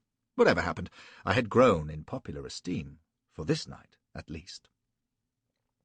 I stopped under the trees on the way to my quarters, and after a moment, as I had expected, Bryant came running after me, full of excitement and concern. He began to babble about what a devil of a fellow I was, and what a fighting Turk Bernier was, but I cut him off short. "Tommy," says I, "you're not a rich man." "Eh?" says he. "What the—" "Tommy," says I, "would you like £10,000? "In God's name," says he, "what for?" "For seeing that Bernier stands up at our meeting tomorrow with an unloaded pistol," says I, straight out. I knew my man. He goggled at me, and then began to babble again. "Christ, Flash, are you crazy? Unloaded? Why—" "Yes or no," says I, £10,000. "But it's murder," he squealed. "We'd swing for it." No thought of honour, you see, or any of that rot. "Nobody's going to swing," I told him, "and keep your voice down, d'ye hear? Now then, Tommy, you're a sharp man with the sleight of hand at parties. I've seen you. You can do it in your sleep. For 10,000? "My God, Flash," says he, "I don't dare." And he began babbling again, but in a whisper this time. I let him ramble for a moment, for I knew he would come round. He was a greedy little bastard, and the thought of 10,000 was like Aladdin's cave to him. I explained how safe and simple it would be. I had thought it out when first I left the mess. "Go and borrow Reynolds' duelling pistols, first off. Take 'em to Forrest and Tracy, and offer to act as loader. You're always into everything, and they'll be glad to accept, and never think twice." "Won't they, by God?" cried he. "They know I'm hellish thick with you, Flashy." "You're an officer and a gentleman," I reminded him. "Now who will imagine for a moment that you would stoop to such a treacherous act, eh? No, no, Tommy, it's cut and dried. And in the morning, with the surgeon and second standing by, you'll load up carefully. Don't tell me you can't palm a pistol ball." "Oh, aye," says he, "like enough, but £10,000, I said, and he licked his lips. "Jesus," he said at length, 10,000? Phew! On your word of honour, Flash?" "Word of honour," I said, and lit another cheroot. "I'll do it," says he. "My God, you're a devil, Flash. You won't kill him, though. I'll have no part in murder." "Captain Bernier will be as safe from me as I'll be from him," I told him. "Now cut along and see Reynolds." He cut on the word. He was an active little rat, that I'll say for him. Once committed, he went in heart and soul. I went to my quarters, got rid of Bassett, who was waiting up for me, and lay down on my cot. My throat was dry, and my hands were sweating as I thought of what I had done. For all the bluff front I had shown to Bryant, I was in a deathly funk. Suppose something went wrong, and Bryant muffed it. It had seemed so easy in that moment of panicky thought outside the mess. Fear stimulates thought, perhaps, but it may not be clear thought, because one sees the way out that one wants to see and makes headlong for it. I thought of Bryant fumbling or being too closely overseen, and Bernier standing up in front of me with a loaded pistol in a hand like a rock and the muzzle pointing dead at my breast, and felt the ball tearing into me and myself falling down screaming and dying on the ground. I almost shouted out at the horror of it, and lay there blubbering in the dark room. I would have got up and run, but my legs would not let me, so I began to pray, which I had not done, I should say, since I was about 8 years old. But I kept thinking of Arnold and hell, which is no doubt significant, and in the end there was nothing for it but brandy. But it might as well have been water. I did no sleeping that night, but listened to the clock chiming away the quarters until dawn came, and I heard Bassett approaching. I had just sense enough left to see that it wouldn't do for him to find me red-eyed and shivering, so I made believe to sleep, snoring like an organ, and I heard him say, "If that don't beat! Listen to him, sound as a babby. Isn't he the gamecock, though?" And another voice, another servant's, I suppose, replied, "They's all alike, bloody fools. He won't be snoring tomorrow morning after Bernier's done with him. He'll be sleeping too sound for that." Right, my lad. Whoever you are, I thought, if I come through this, it'll be strange if I can't bring you to the rings at the riding school, and we'll see your backbone when the farrier sergeant takes the cat to you. We'll hear how loud you can snore yourself. And with that surge of anger, I suddenly felt confidence replacing fear. Bryant would see it through all right, and when they came for me, I was at least composed, if not cheerful. When I am frightened, I go red in the face, not pale as most men do, so that in me fear can pass for anger, which has been convenient more than once. Bryant tells me that I went out to the riding school that morning wattled like a turkey cock. He said the fellows made sure I was in a fury to kill Bernier. Not that they thought I had a chance, and they were quiet for once as we walked across the parade, just as the trumpeter was sounding Reveille. They had told Cardigan of the affair, of course, and some had thought he might intervene to prevent it, but when he heard of the blow, he had simply said, "Where do they meet?" and gone back to sleep again with instructions to be called at 5. He did not approve of duelling, although he duelled himself in famous circumstances, but he saw that in this case the credit of the regiment would only be hurt if the affair were patched up. Bernier and Tracy were already there with the surgeon, and the mist was hanging a little under the trees. Our feet thumped on the turf, which was still wet with dew as we strode across to them, Forrest at my side, and Bryant with the pistol case beneath his arm, following on with the others. About 50 yards away, under the trees by the fence, was a little knot of officers, and I saw Cardigan's bald head above his great caped coat. He was smoking a cigar. Bryant and the surgeon called Bernier and me together, and Bryant asked if we would not resolve our quarrel. Neither of us said a word. Bernier was pale and looked fixedly over my shoulder, and in that moment I came as near to turning and running as ever I did in my life. I felt that my bowels would squirt at any moment, and my hands were shuddering beneath my cloak. "Very good, then," says Bryant, and went with the surgeon to a little table they had set up. He took out the pistols, and from the corner of my eye I saw him spark the flints, pour in the charges, and rummage in the shot case. I daren't watch him closely, and anyway, Forrest came just then and led me back to my place. When I turned round again, the surgeon was stooping to pick up a fallen powder flask, and Bryant was ramming home a wad in one of the barkers. They conferred a moment, and then Bryant paced over to Bernier and presented a pistol to him. Then he came to me with the other. There was no one behind me, and as my hand closed on the butt, Bryant winked quickly. My heart came up into my mouth, and I can never hope to describe the relief that flooded through my body, tingling every limb. I was going to live. "Gentlemen, you are both determined to continue with this meeting?" Bryant looked at each of us in turn. Bernier said, "Yes," hard and clear. I nodded. Bryant stepped back to be well out of the line of fire. The seconds and the surgeon took post beside him, leaving Bernier and me looking at each other about 20 paces apart. He stood sideways to me, the pistol at his side, staring straight at my face as though choosing his spot. He could clip the pips from a card at this distance. "The pistols fire on one pressure," called Bryant. "When I drop my handkerchief, you may level your pistols and fire. I shall drop it in a few seconds from now." And he held up the white kerchief in one hand. I heard the click of Bernier cocking his pistol. His eyes were steady on mine. "Sold again, Bernier," I thought. "You're all in a stew about nothing." The handkerchief fell. Bernier's right arm came up like a railway signal, and before I had even cocked my pistol, I was looking into his barrel. A split second, and it shot smoke at me, and the crack of the charge was followed by something rasping across my cheek and grazing it. It was the wad. I fell back a step. Bernier was glaring at me, aghast that I was still on my feet, I suppose, and someone shouted, "Missed, by Jesus!"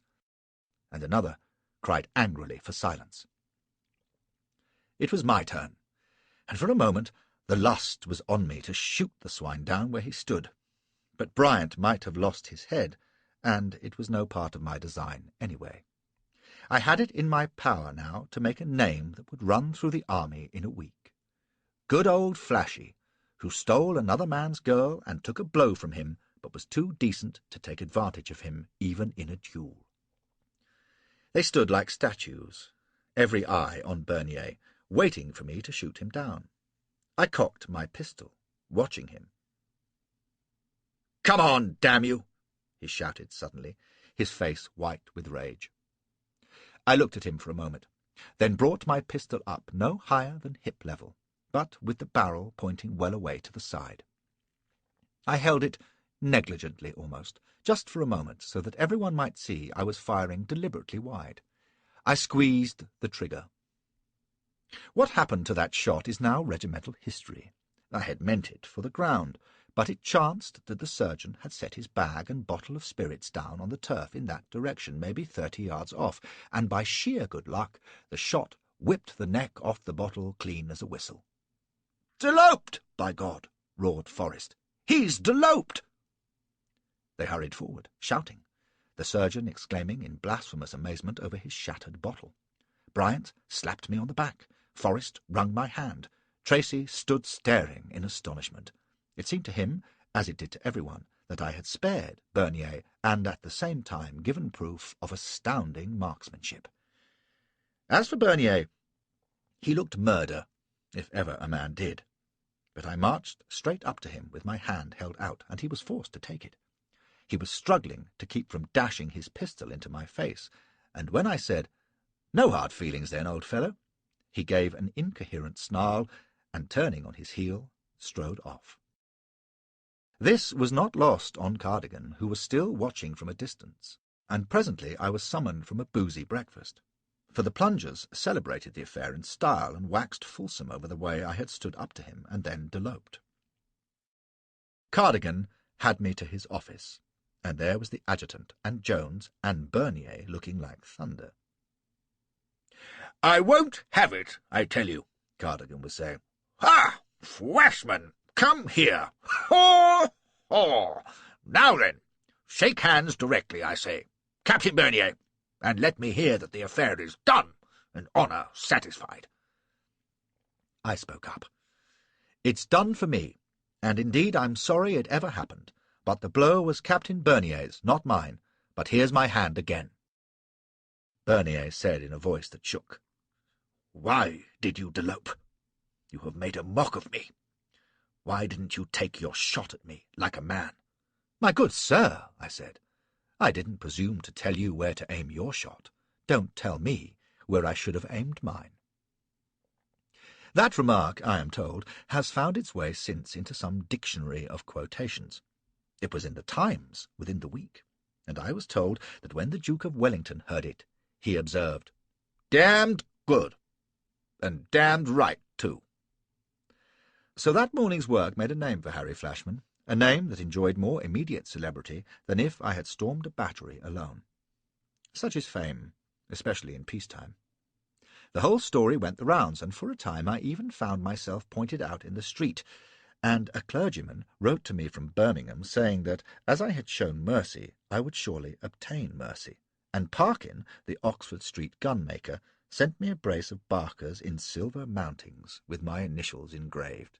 Good for trade, I imagine. There was also a question in the House on the vicious practice of duelling, and Macaulay replied that since one of the participants in the recent affair had shown such good sense and humanity, the government, while deploring such meetings, hoped this might prove a good example. Hear, hear, and cheers. My uncle Bindley was heard to say that his nephew had more to him than he supposed, and even Bassett went about throwing a chest at being servant to such a cool blade. The only person who was critical was my own father, who said in one of his rare letters, "Don't be such an infernal fool another time. You don't fight duels in order to elope, but to kill your adversary." So, with Josette mine by right of conquest, and she was in some awe of me, I may say, and a reputation for courage, marksmanship, and downright decency established, I was pretty well satisfied. The only snag was Bryant, but I dealt with that easily. When he had finished toadying me on the day of the duel, he got round to asking me about his 10,000. He knew I had great funds, or at least my father did, but I knew perfectly well I could never have pried 10,000 out of my governor. I told Bryant so, and he gaped as though I had kicked him in the stomach. "But you promised me 10,000, he began to bleat. "Silly promise, ain't it, when you think hard about it," says I. 10,000 quid, I mean. Who'd pay out that much? "You lying swine!" shouts he, almost crying with rage. "You swore you'd pay me." "More fool you for believing me," I said. "Right. By God," he snarled, "we'll see about this. You won't cheat me, Flashman. You'll what?" says I. "Tell everyone all about it? Confess that you sent a man into a duel with an unloaded gun? It'll make an interesting story. You'd be confessing to a capital offence, had you thought of that. Not that anyone would believe you, but they'd certainly kick you out of the service for conduct unbecoming, wouldn't they?" He saw then how it lay, and there was nothing he could do about it. He actually stamped and tore his hair, and then he tried pleading with me. But I laughed at him, and he finished up swearing to be even yet. "You'll live to regret this," he cried. "By God, I'll get you yet. More chance of that than you have of getting 10,000 anyway." I told him, and he slunk off. He didn't worry me. What I'd said was gospel true. He daren't breathe a word for his own safety. Of course, if he had thought at all, he would have sniffed something fishy about a 10,000 bribe in the first place, but he was greedy, and I've lived long enough to discover that there isn't any folly a man won't contemplate if there's money or a woman at stake. However, if I could congratulate myself on how the matter had turned out, and can look back now and say it was one of the most important and helpful incidents of my life, there was trouble in store for me very quickly as a result of it. It came a few weeks afterwards, and it ended in my having to leave the regiment for a while. It had happened not long before that the regiment had been honoured, as they say, by being chosen to escort to London the Queen's husband-to-be, Albert, when he arrived in this country. He had become colonel of the regiment, and, among other things, we had been given a new designed uniform and had our name changed to the 11th Hussars. That, by the way, what mattered was that he took a close interest in us, and the tale of the duel made such a stir that he took special notice of it, and being a prying German busybody, found out the cause of it. That almost cooked my goose for good.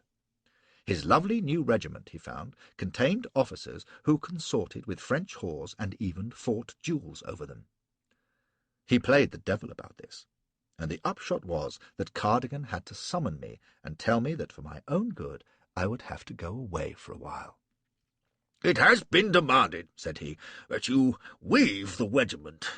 I take it the official intention is that that should be permanent, but I intend to interpret it as temporary.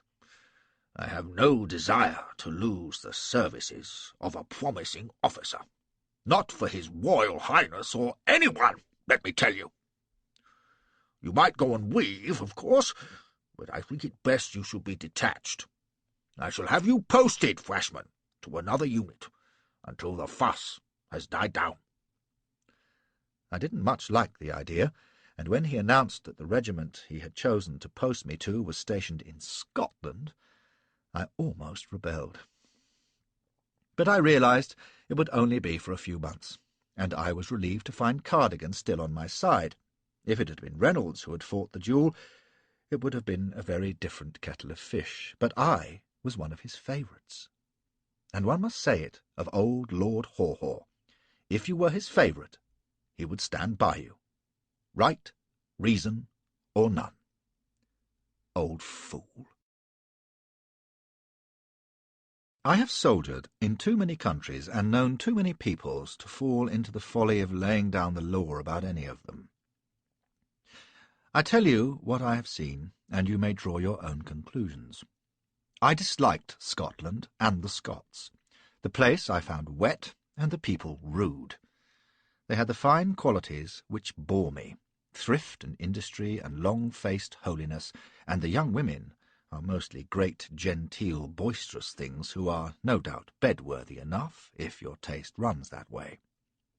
One acquaintance of mine, who had a Scotch clergyman's daughter, described it as like wrestling with a sergeant of dragoons. The men I found solemn, hostile, and greedy, and they found me insolent, arrogant, and smart. This, for the most part. There were exceptions, as you shall see. The best things I found, however, were the port and the claret, in which the Scotch have a nice taste, although I never took to whisky.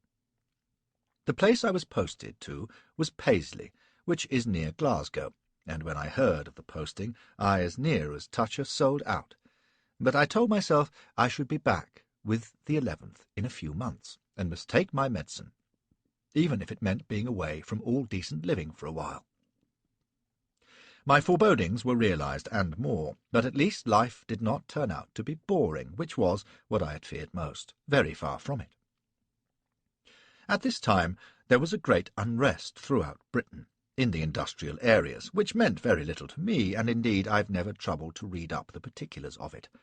The working people were in a state of agitation, and one heard of riots in the mill towns, and of weavers smashing looms, and chartists being arrested, but we younger fellows paid it no heed.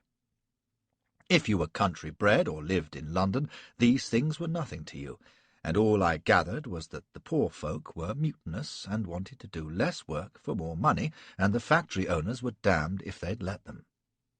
There may have been more to it than this, but I doubt it, and no one has ever convinced me that it was anything but a war between the two. It always has been, and always will be, as long as one man has what the other has not, and the devil take the hindmost. The devil seemed to be taking the workers, by and large, with government helping him, and we soldiers were the government's sword. Troops were called out to subdue the agitators, and the Riot Act was read, and here and there would be clashes between the two, and a few killed. I am fairly neutral now, with my money in the bank, but at that time every one I knew was damning the workers up and down and saying they should be hung and flogged and transported, and I was all for it, as the Duke would say. You have no notion today how high feeling ran. The mill folk were the enemy then, as though they had been Frenchmen or Afghans. They were to be put down whenever they rose up, and we were to do it. I was hazy enough, as you see, on the causes of it all, but I saw further than most in some ways, and what I saw was this. It's one thing leading British soldiers against foreigners, but would they fight their own folk? For most of the troopers of the 11th, for example, were of the class and kind of the working people, and I couldn't see them fighting their fellows. I said so, but all I was told was that discipline would do the trick. Well, thought I, maybe it will, and maybe it won't. But whoever is going to be caught between a mob on one side and a file of redcoats on the other, it isn't going to be old Flashy. Paisley had been quiet enough when I was sent there, but the authorities had a suspicious eye on the whole area, which was regarded as being a hotbed of sedition. They were training up the militia just in case, and this was the task I was given. An officer from a crack cavalry regiment instructing irregular infantry, which is what you might expect. They turned out to be good material, luckily. Many of the older ones were Peninsular men, and the sergeant had been in the 42nd Regiment at Waterloo, so there was little enough for me to do at first. I was billeted on one of the principal mill owners of the area, a brass-bound old moneybags with a long nose and a hard eye who lived in some style in a house at Renfrew, and who made me welcome after his fashion when I arrived.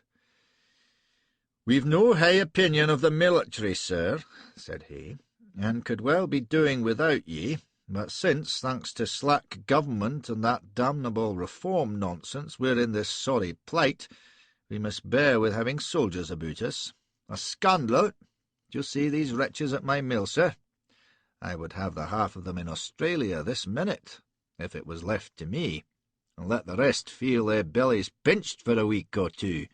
We'd hear less of their caterwauling then." "You need have no fear, sir," I told him. "We shall protect you." "Fear?" he snorted. "I'm not feared, sir. John Morrison doesn't tremble at the whine of his ain workers, let me tell ye. As for protecting, we'll see." And he gave me a look and a sniff. I was to live with the family. He could hardly do less in view of what brought me there, and presently he took me from his study through the gloomy hall of his mansion to the family's sitting-room. The whole house was hellish gloomy and cold, and smelled of must and righteousness, but when he threw open the sitting-room door and ushered me in, I forgot my surroundings. "Mr. Flashman," says he, "this is Mistress Morrison and my 4 daughters."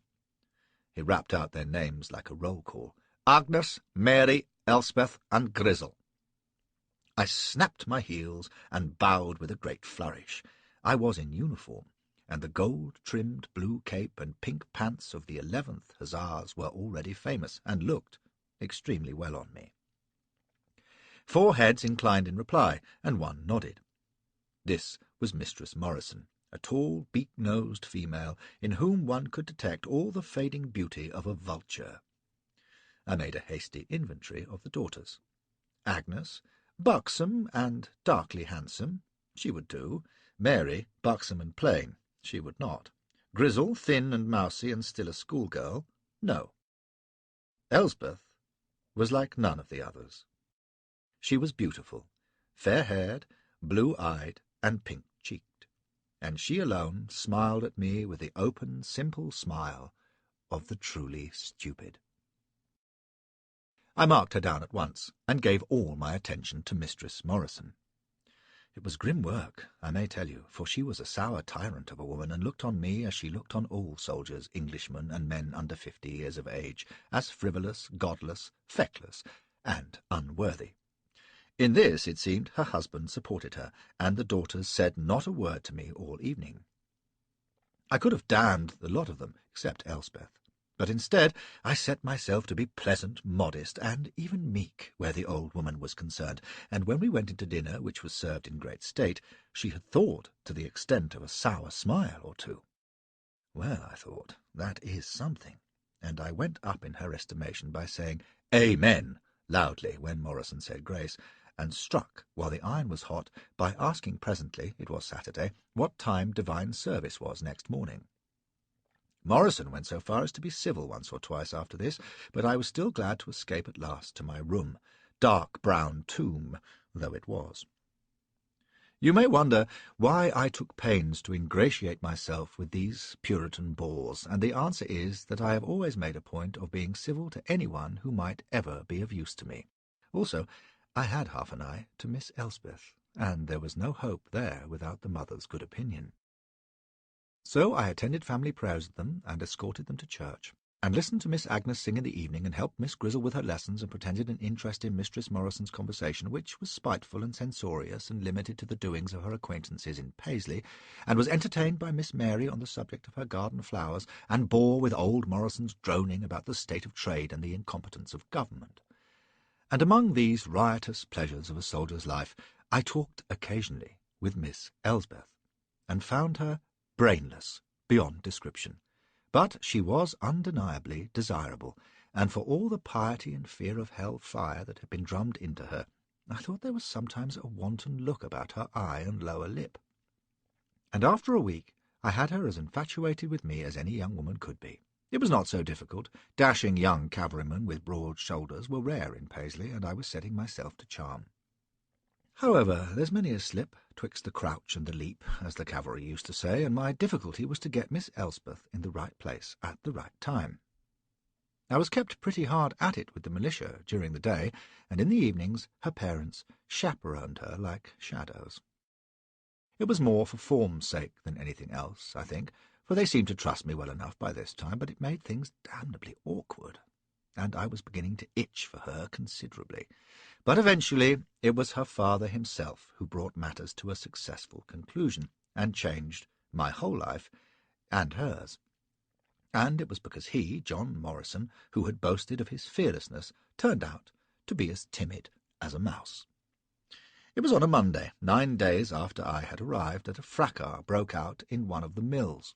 A young worker had his arm crushed in one of the machines, and his mates made a great outcry, and a meeting of workmen was held in the streets beyond the mill gates. That was all.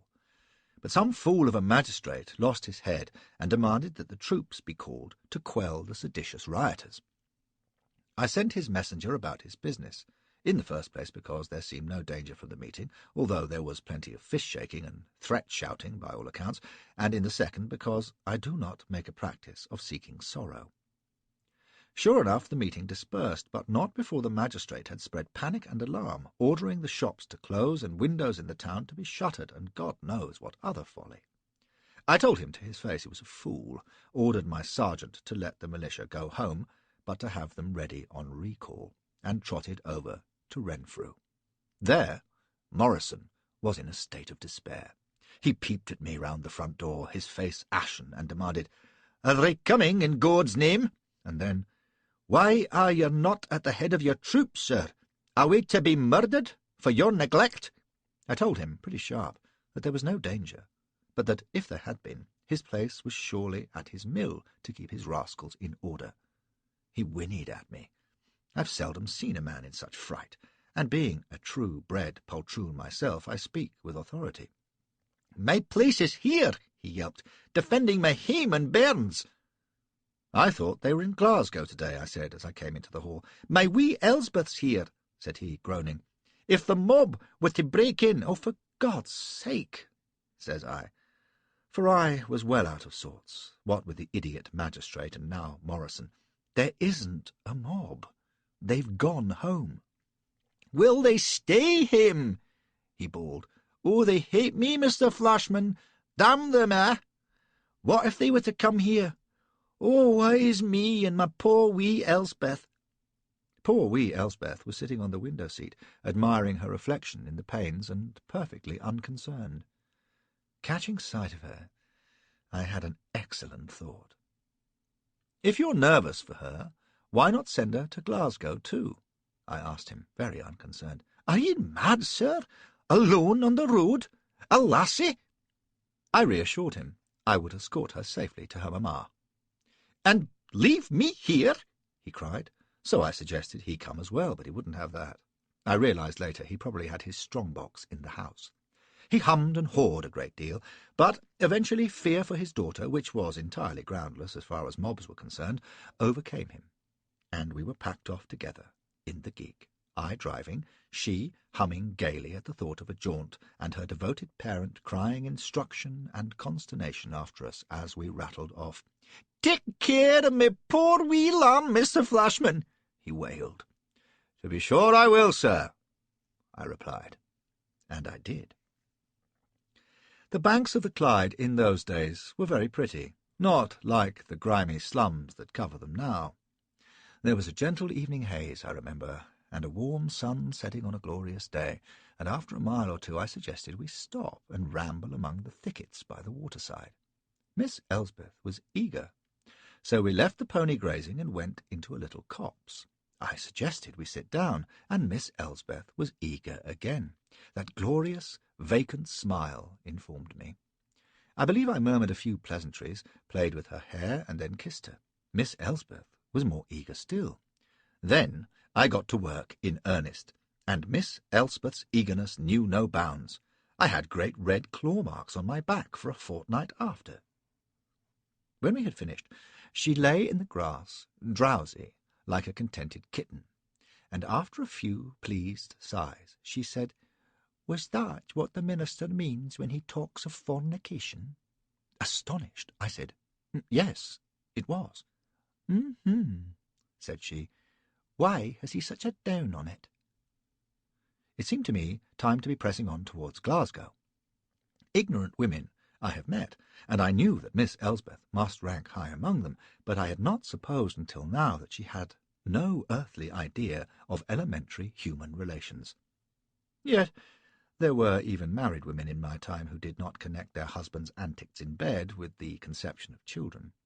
She simply did not understand what had taken place between us. She liked it, certainly, but she had no thought of anything beyond the act, no notion of consequences or guilt or the need for secrecy.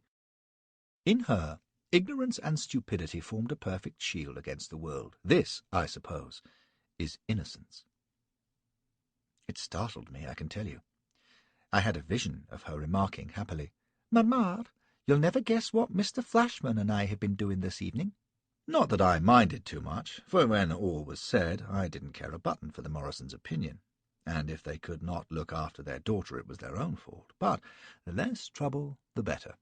For her own sake, I hoped she might keep her mouth shut.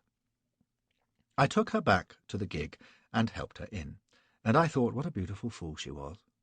Oddly enough, I felt a sudden affection for her in that moment, such as I hadn't felt for any of my other women, even though some of them had been better tumbles than she. It had nothing to do with rolling her in the grass. Looking at the gold hair that had fallen loose on her cheek and seeing the happy smile in her eyes, I felt a great desire to keep her, not only for bed, but to have her near me. I wanted to watch her face and the way she pushed her hair into place, and the steady, serene look that she turned on me. "Hello, Flashy," I remember thinking. "Careful, old son." But it stayed with me, that queer, empty feeling in my inside, and of all the recollections of my life there isn't one that is clearer than of that warm evening by the Clyde, with Elspeth smiling at me beneath the trees.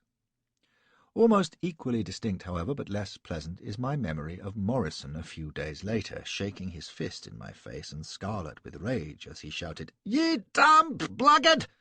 Ye thieving, licentious, raping devil! I'll have ye hanged for this, as God's my witness! My ain daughter in my ain hoose! Jesus Lord, ye come sneaking here like the damned viper that ye are!" And much more of the same, until I thought he would have apoplexy. Miss Elspeth had almost lived up to my expectation, only it had not been Mamma she had told, but Agnes. The result was the same, of course, and the house was in uproar.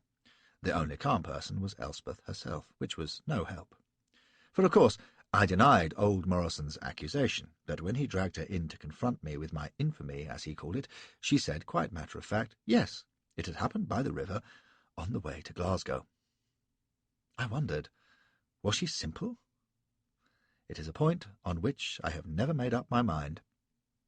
At that, I couldn't deny it any longer, so I took the other course and damned Morrison's eyes, asking him what did he expect if he left a handsome daughter within a man's reach.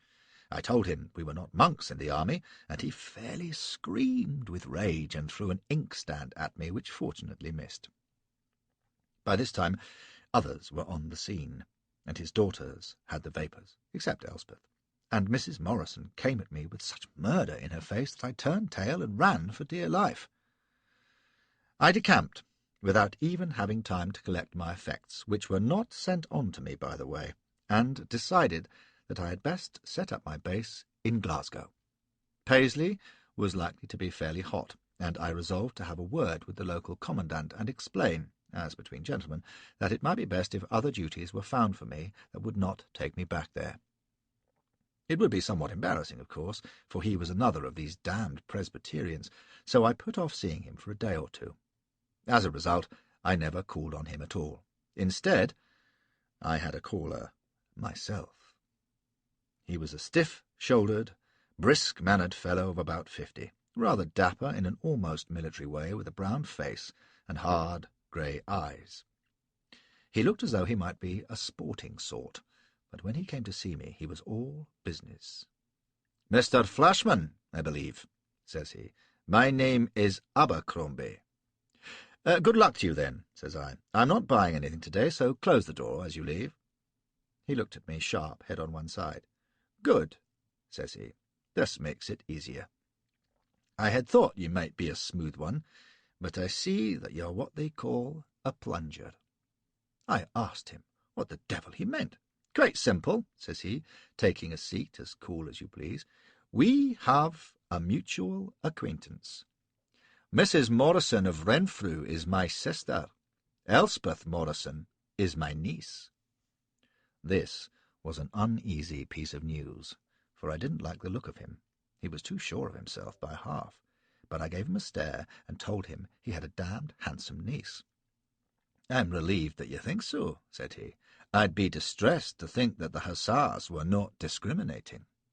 He sat looking at me, so I took a turn round the room. "The point is," he said, "that we have to make arrangements for the wedding. You'll not want to lose time."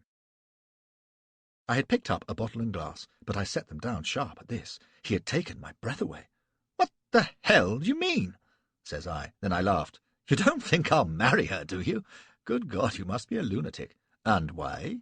says he. "Because I'm not such a fool," I told him. Suddenly I was angry at this damned little snip and his tone with me.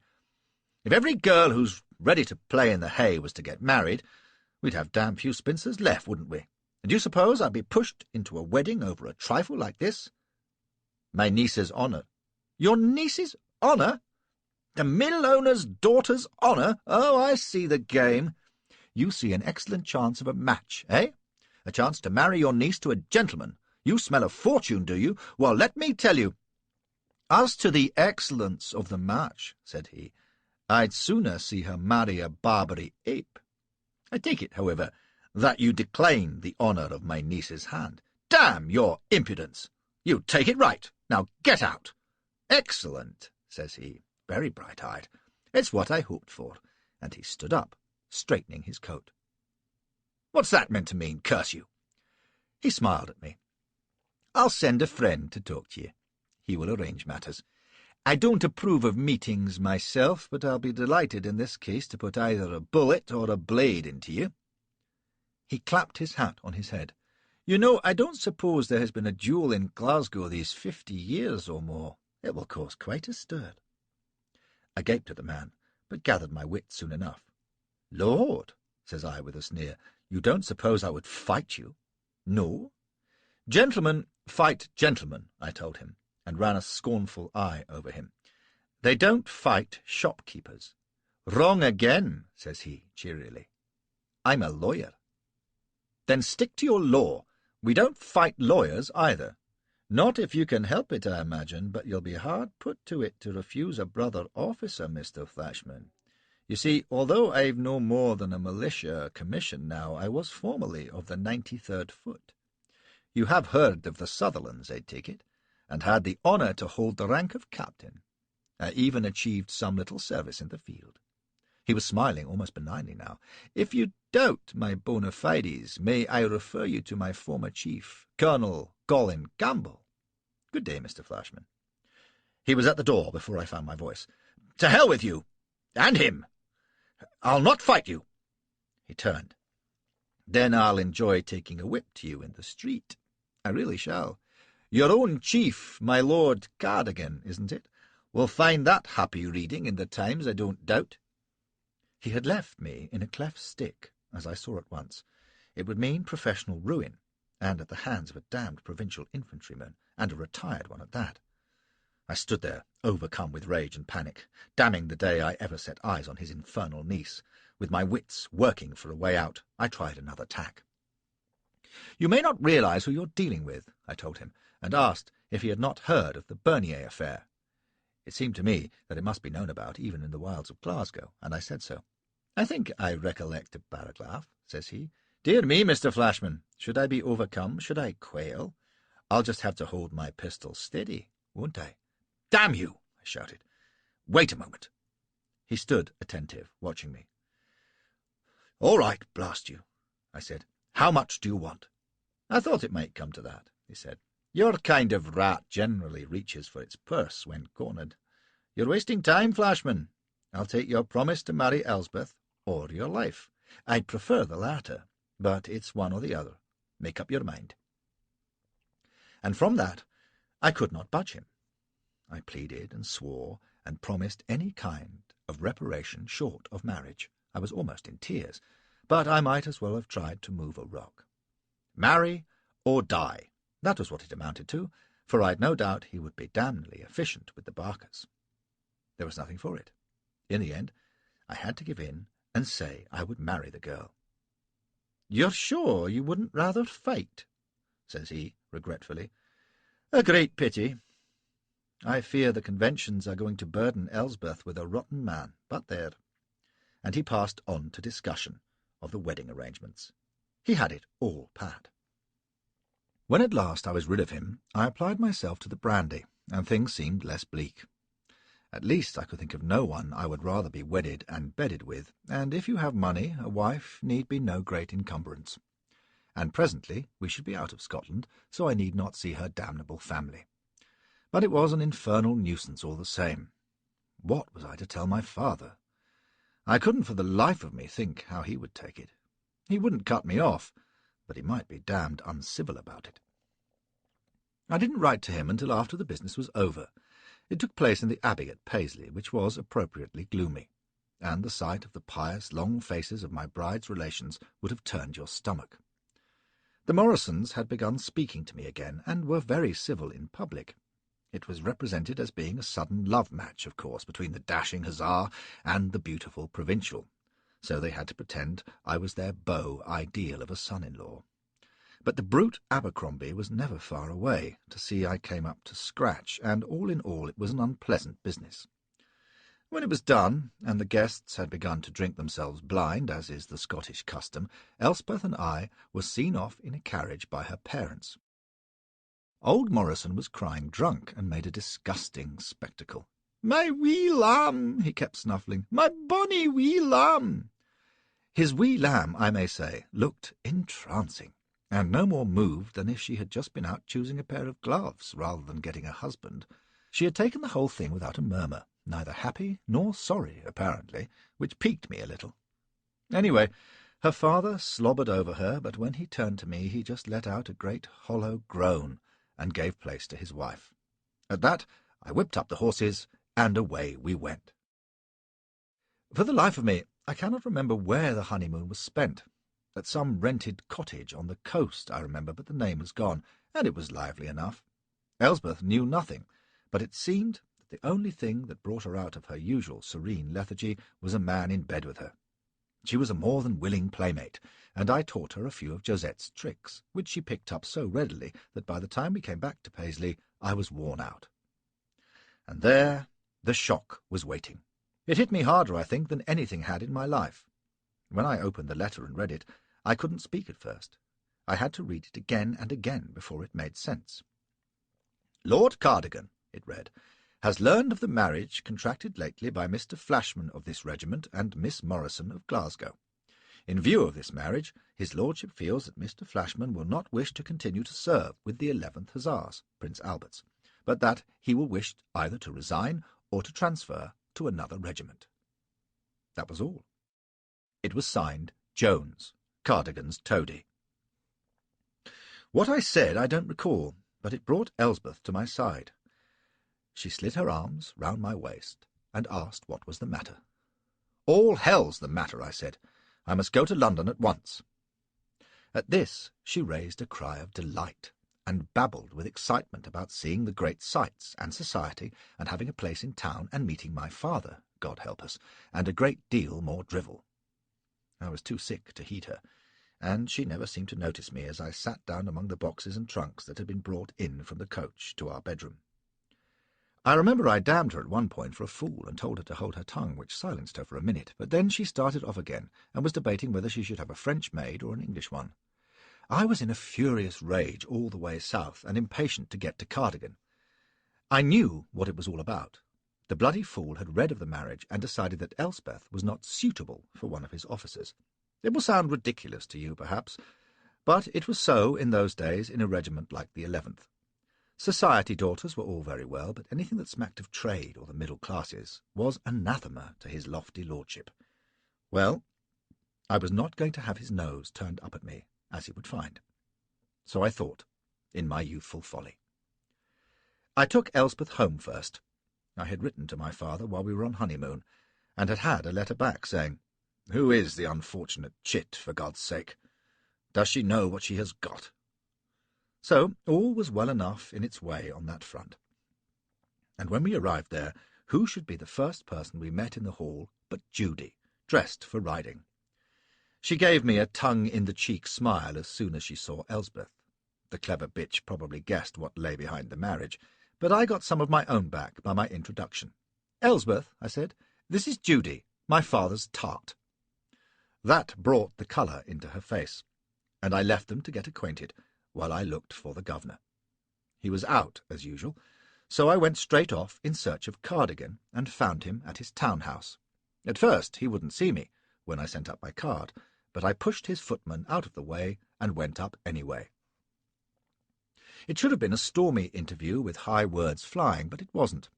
Just the sight of him in his morning coat, looking as though he had just been inspecting God on parade, took the wind out of me. When he demanded to know, in his coldest way, why I intruded on him, I stuttered out my question. Why was he sending me out of the regiment? "Because of your marriage, Flashman," says he. "You must have known very well what the consequences would be. It is quite unacceptable, you know. The lady, I have no doubt, is an excellent young woman, but she is nobody. In these circumstances your resignation is imperative." "But she is respectable, my lord," I said. "I assure you she is from an excellent family. Her father—" "Owns a factory," he cut in. "Haw, haw! It will not do. My dear sir, did you not think of your position? Of the regiment? Could I answer, sir, if I were asked, and who is Mr. Flashman's wife? Oh, her father is a Glasgow weaver, don't you know?" "But it will ruin me." I could have wept at the pure, block-headed snobbery of the man. "Where can I go? What regiment will take me if I'm kicked out of the 11th? "You are not being kicked out, Flashman," he said, and was being positively kindly. "You are resigning. A very different thing. Haw, haw! You are transferring. There is no difficulty. I like you, Flashman, indeed. I had hopes of you, but you have destroyed them with your foolishness. Indeed, I should be extremely angry. But I shall help in your arrangements. I have influence at the Horse Guards, you know." "Where am I to go?" I demanded miserably. "I have given thought to it, let me tell you. It would be improper to transfer to another regiment at home. It will be best if you go overseas, I think. To India. Yes." "India?" I stared at him in horror. "Yes, indeed. There are careers to be made there, don't you know? A few years' service there, and the matter of your resigning from my regiment will be forgotten. You can come home and be gazetted to some other command." He was so bland, so sure, that there was nothing to say. I knew what he thought of me now. I had shown myself in his eyes no better than the Indian officers whom he despised. Oh, he was being kind enough in his way. There were careers in India, all right, for the soldier who could get nothing better, and who survived the fevers and the heat and the plague and the hostile natives. At that moment I was at my lowest. The pale, haughty face and the soft voice seemed to fade away before me. All I was conscious of was a sullen anger and a deep resolve that wherever I went it would not be India, not for 1,000 Cardigans. "So you won't, eh?" said my father when I told him. "I'm damned if I do," I said. "You're damned if you don't," chuckled he, very amused. "What else will you do you suppose?" "Sell out," says I. "Not a bit of it," says he. "I've bought your colours, and by God you'll wear 'em." "You can't make me." "True enough. But the day you hand them back, on that day, the devil a penny you'll get out of me. How will you live, eh? And with a wife to support, begat. No, no, Harry. You've called the tune, and you can pay the piper. You mean I'm to go? Of course you'll go. Look you, my son, and possibly my heir, I'll tell you how it is. You're a wastrel and a bad lot. Oh, I dare say it's my fault among others, but that's by the way. My father was a bad lot too, but I grew up some kind of man. You might too, for all I know, but I'm certain sure you won't do it here. You might do it by reaping the consequences of your own lunacy, and that means India. Do you follow me? But Elsbeth, I said, you know it's no country for a woman. Then don't take her. Not for the first year, in any event, until you've settled down a bit.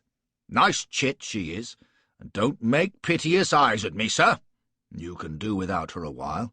By all accounts there are women in India, and you can be as beastly as you please. It's not fair, I shouted. Not fair? Well, well, this is one lesson you're learning. Nothing's fair, you young fool, and don't blubber about not wanting to go and leave her. She'll be safe enough here. With you and Judy, I suppose. With me and Judy, says he, very softly. And I'm not sure that the company of a rake and a harlot won't be better for her than yours. That was how I came to leave for India, how the foundation was laid of a splendid military career. I felt myself damnably ill-used, and if I had had the courage, I would have told my father to go to the devil. But he had me, and he knew it. Even if it hadn't been for the money part of it, I couldn't have stood up to him, as I hadn't been able to stand up to Cardigan. I hated them both then. I came to think better of Cardigan later, for in his arrogant, pig-headed, snobbish way, he was trying to be decent to me. But my father I never forgave. He was playing the swine, and he knew it, and found it amusing at my expense. But what really poisoned me against him was that he didn't believe I cared a button for Elspeth. There may be better countries for a soldier to serve in than India, but I haven't seen them. You may hear the greenhorns talk about heat and flies and filth and the natives and the diseases. The first three you must get accustomed to. The filth you must avoid, which you can do with a little common sense, and as for the natives, well, where else will you get such a docile, humble set of slaves? I liked them better than the Scots, anyhow. Their language was easier to understand. And if these things were meant to be drawbacks, there was the other side. In India there was power, the power of the white man over the black. And power is a fine thing to have. Then there was ease, and time for any amount of sport and good company, and none of the restrictions of home. You could live as you pleased, and lord it among the niggers. And if you were well off and properly connected, as I was, there was the social life among the best folk who clustered round the Governor-General. And there were as many women as you could wish for. There was money to be had, too, if you were lucky in your campaigns and knew how to look for it. In my whole service I never made half as much in pay as I got from India in loot, but that is another story. I knew nothing of this when we dropped anchor in the Hooghly off Calcutta, and I looked at the red river banks and sweated in the boiling sun and smelt the stink and wished I was in hell rather than here. It had been a damnable 4 months' voyage on board the crowded and sweltering Indiaman, with no amusement of any kind, and I was prepared to find India no better. I was to join one of the company's native Lancer regiments in the Benares district, but I never did. Army inefficiency kept me kicking my heels in Calcutta for several weeks before the appropriate orders came through, and by that time I had taken fortune by the foreskin in my own way. In the first place, I messed at the fort with the artillery officers in the native service, who were a poor lot, and whose messing would have sickened a pig. The food was bad to begin with, and by the time the black cooks had finished with it you would hardly have fed it to a jackal. I said so at our first dinner, and provoked a storm among these gentlemen who considered me a Johnny Newcomer. "Not good enough for the plungers, eh?" says one. Sorry we have no foie gras for your lordship, and we must apologize for the absence of silver plate." "Is it always like this?" I asked. "What is it?" "What is the dish, your grace?" asked the wit. "Why, it's called curry, don't you know? Kills the taste of old meat." "If that's all it kills, I'm surprised," says I, disgusted. "No decent human being could stomach this filth." "We stomach it," said another. "Ain't we human beings?" "You know best about that," I said. "If you take my advice, you'll hang your cook." And with that I stalked out, leaving them growling after me. Yet their mess, I discovered, was no worse than any other in India, and better than some. The men's messes were indescribable, and I wondered how they survived such dreadful food in such a climate. The answer was, of course, that many of them didn't. However, it was obvious to me that I would be better shifting for myself. So I called up Bassett, whom I had brought with me from England. The little bastard had blubbered at the thought of losing me when I left the 11th, God knows why. Gave him a fistful of money and told him to find a cook, a butler, a groom, and half a dozen other servants. These people were to be hired for virtually nothing. Then I went myself to the guard-room, found a native who could speak English passably well, and went out to find a house. I found one not far from the fort, a pleasant place with a little garden of shrubs and a veranda with screens, and my nigger fetched the owner, who was a great fat rogue with a red turban. We haggled in the middle of a crowd of jabbering blacks, and I gave him half what he asked for and settled into the place with my establishment. First of all I sent for the cook, and told him through my nigger, "You will cook, and cook cleanly. You'll wash your hands, d'ye see, and buy nothing but the finest meat and vegetables. If you don't, I'll have the cat taken to you until there isn't a strip of hide left on your back." He jabbered away, nodding and grinning and bowing, so I took him by the neck and threw him down and lashed him with my riding-whip until he rolled off the veranda screaming. "Tell him he'll get that night and morning if his food's not fit to eat," I told my nigger, "and the rest of them may take notice." They all howled with fear, but they paid heed, the cook most of all. I took the opportunity to flog one of them every day, for their good and my own amusement, and to these precautions I attribute the fact that in all my service in India I was hardly ever laid low with anything worse than fever, and that you can't avoid. The cook was a good cook, as it turned out, and Bassett kept the others at it with his tongue and his boot, so we did very well. My nigger, whose name was Timbu something or other, was of great use at first, since he spoke English, but after a few weeks I got rid of him. I've said that I have a gift of language, but it was only when I came to India that I realized this. My Latin and Greek had been weak at school, for I paid little attention to them, but a tongue that you hear spoken about you is a different thing. Each language has a rhythm for me, and my ear catches and holds the sounds. I seem to know what a man is saying even when I don't understand the words, and my tongue slips easily into any new accent. In any event, after a fortnight listening to Timbu and asked him questions, I was speaking Hindustani well enough to be understood, and I paid him off. For one thing, I had found a more interesting teacher. Her name was Fetnab, and I bought her, not officially of course, although it amounted to the same thing, from a merchant whose livestock consisted of wenches for the British officers and civilian residents in Calcutta. She cost me 500 rupees, which was about 50 guineas, and she was a thief's bargain. I suppose she was about 16, with a handsome enough face and a gold stud fixed in her nostril, and great slanting brown eyes.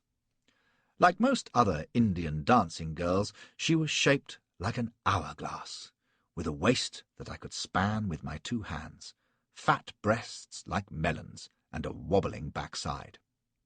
If anything, she was a shade too plump, but she knew the 97 ways of making love that the Hindus are supposed to set much store by, though, mind you, it is all nonsense, for the 74th position turns out to be the same as the 73rd, but with your fingers crossed.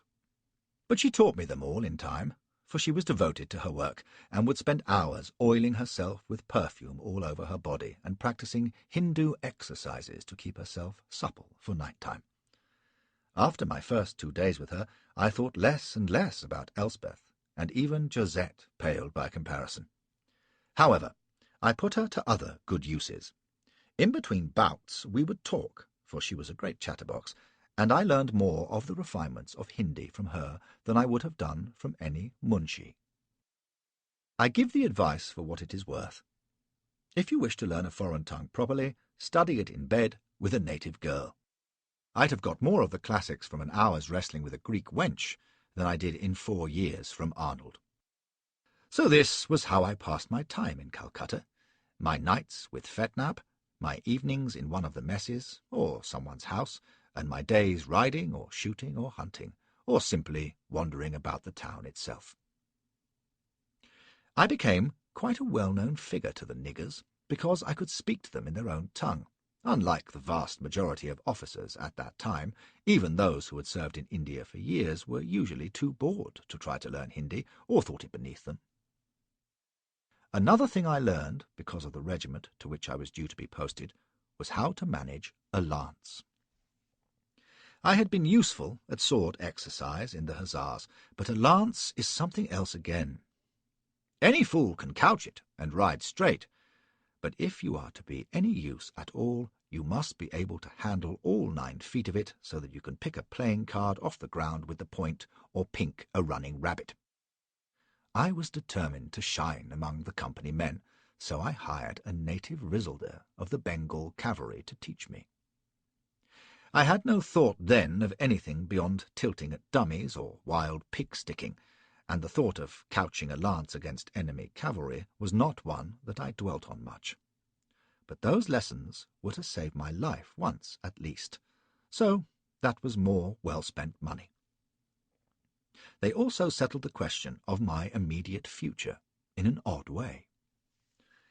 I was out on the Maiden one morning with my Rizalder, a big, lean, ugly devil of the Pathan people of the frontier named Muhammad Iqbal. He was a splendid horseman and managed a lance perfectly, and under his guidance I was learning quickly. That morning he had me tilting at pegs, and I speared so many that he said, grinning, that he must charge me more for my lessons. We were trotting off the Maiden, which was fairly empty that morning, except for a palanquin escorted by a couple of officers, which excited my curiosity a little, when Iqbal suddenly shouted, "See, Hussar, a better target than little pegs," and pointed towards a pariah dog, which was snuffling about some 50 yards away. Iqbal couched his lance and went for it, but it darted out of his way, so I roared, "Tally-ho!" and set off in pursuit. Iqbal was still ahead of me, but I was only a couple of lengths behind when he made another thrust at the pea-dog, which was racing ahead of him, swerving and yelping. He missed again and yelled a curse, and the pea-dog suddenly turned almost beneath his hooves and leapt up at his foot. I dropped my point, and by great good luck spitted the beast through the body. With a shout of triumph I heaved him, twisting and still yelping, high into the air, and he fell behind me. Iqbal cried, "Shabash!" and I was beginning to crow over him when a voice shouted, "You there! You, sir! Come here, if you please, this moment!" It came from the palanquin, towards which our run had taken us. The curtains were drawn, and the caller was revealed as a portly, fierce-looking gentleman in a frock coat, with a sun-browned face and a fine, bald head. He had taken off his hat and was waving insistently, so I rode across. "Good morning," says he, very civil. "May I inquire your name?" It did not need the presence of the 2 mounted dandies by the palanquin to tell me that this was a highly senior officer. Wondering, I introduced myself. "Well, congratulations, Mr. Flashman," says he. "Smart a piece of work as I've seen this year. If we had a regiment who could all manage a lance as well as you, we'd have no trouble with damned Sikhs and Afghans. Eh, Bennett?" "Indeed not, sir," said one of the exquisite aides, eyeing me. "Mr. Flashman? I seem to know the name. Are you not lately of the 11th Hussars at home?" "Eh? What's that? Said his chief, giving me a bright grey eye. Begod! So he is. See his cherry-picker pants. I was still wearing the pink breeches of the hussars, which strictly I had no right to do, but they set off my figure admirably. So he is, Bennett. Now, damn it, Flashman. Flashman, of course, the affair last year. You're the deloper. Well, I'm damned. What are you doing here, sir, in God's name? I explained, cautiously trying to hint without actually saying so that my arrival in India had followed directly from my meeting with Bernier, which was almost true anyway, and my questioner whistled and exclaimed in excitement. I suppose I was enough of a novelty to rouse his interest, and he asked me a good deal about myself, which I answered fairly truthfully. In my turn, I learned, as he questioned me, that he was General Crawford, on the staff of the Governor-General, and as such a commander of influence and importance. "Begod! You've had bad luck, Flashman," says he. "Banished from the lofty cherry-pickers, eh? Damn nonsense! But these blasted militia colonels like Cardigan have no sense, eh, Bennett? And you're bound for company service, are you? Well, the pay's good, but it's a damned shame. Waste your life teaching the sowars how to perform on galloping field days, damned dusty work. Well, well, Flashman, I wish you success. Good day to you, sir." And that would have settled that, no doubt, but for a queer chance. I had been sitting with my lance at rest, the point 6 feet above my head, and some of the pea-dog's blood dribbled down onto my hands. I gave an exclamation of disgust, and turning to Iqbal, who was sitting silently behind, I said, "Kabada, Rizalda, lanza sarkaro, juldi," which is to say, "Look out, Sergeant Major, take this lance and get it clean, quickly," and with that I tossed it to him. He caught it, and I turned back to take my leave of Crawford. He had stopped in the act of pulling his palanquin curtains. "Here, Flashman," says he, "how long have you been in India? What, 3 weeks, you say? But you speak the lingo, damn it." "Only a word or two, sir." "Don't tell me, sir. I heard several words. Damn sight more than I learned in 30 years, eh, Bennett? Too many e's and ums for me, but that's damned extraordinary, young man. How'd you pick it up?" I did more explaining about my gift for languages, and he shook his bald head and said he'd never heard the like. "A born linguist and a born lancer, begod! Rare combination. Too damn good for company cavalry. All ride like pigs, anyway. Look here, young Flashman, I can't think at this time in the morning. You call on me tonight, d'you hear? We'll go into this further, eh, Bennett?" And presently away he went. But I did call on him that evening, resplendent in my cherry-picker togs, as he called them, and he looked at me and said, "By God! Emily Eden mustn't miss this. She'd never forgive me." To my surprise, this was his way of indicating that I should go with him to the Governor-General's palace, where he was due for dinner, so of course I went, and had the privilege of drinking lemonade with their excellencies on their great marble veranda, while a splendid company stood about like a small court, and I saw more quality in 3 seconds than in my 3 weeks in Calcutta, which was very pleasant, but Crawford almost spoiled it by telling Lord Auckland about my duel with Bernier, at which he and Lady Emily, who was his sister, looked rather stiff. They were a stuffy pair, I thought, until I said, fairly coolly to Crawford, that I would have avoided the whole business if I could, but it had been forced upon me. At this Auckland nodded approval, and when it came out that I had been under Arnold at Rugby, the old bastard became downright civil. Lady Emily was even more so, thank God for cherry-picker pants, and when she discovered I was only 19 years old, she nodded sadly and spoke of the fair young shoots on the tree of empire. She asked about my family, and when she learned I had a wife in England, she said, "So young to be parted. How hard the service is." Her brother observed, fairly dryly, that there was nothing to prevent an officer having his wife in India with him, but I muttered something about winning my spurs, an inspired piece of nonsense which pleased Lady E. Her brother remarked that an astonishing number of young officers somehow survived the absence of a wife's consolation, and Crawford chortled. But Lady E. was on my side by now, and giving them her shoulder, asked where I was to be stationed. I told her, And since it seemed to me that if I played my cards right I might get a more comfortable posting through her interest, Governor-General's aid was actually in my mind, I indicated that I had no great enthusiasm for company service. "Don't blame him either," said Crawford. "Man's a positive Pole on horseback. Shouldn't be wasted, eh, Flashman? Speaks Hindustani too. Heard him." "Really?" says Auckland. "That shows a remarkable zeal in study, Mr. Flashman. But perhaps Dr. Arnold may be to thank for that." "Why must you take Mr. Flashman's credit away from him?" says Lady E. "I think it is quite unusual. I think he should be found a post where his talents can be properly employed. Do you not agree, General?" "Own views exactly, ma'am," says Crawford. "Should have heard him.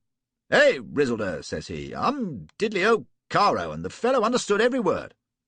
Now, you can imagine that this was heady stuff to me.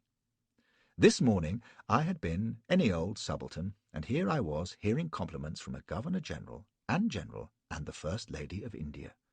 Foolish old trot though she was. "You're made, Flashy," I thought. "It's the staff for you," and Auckland's next words seemed to bear out my hopes. "Why not find something for him, then?"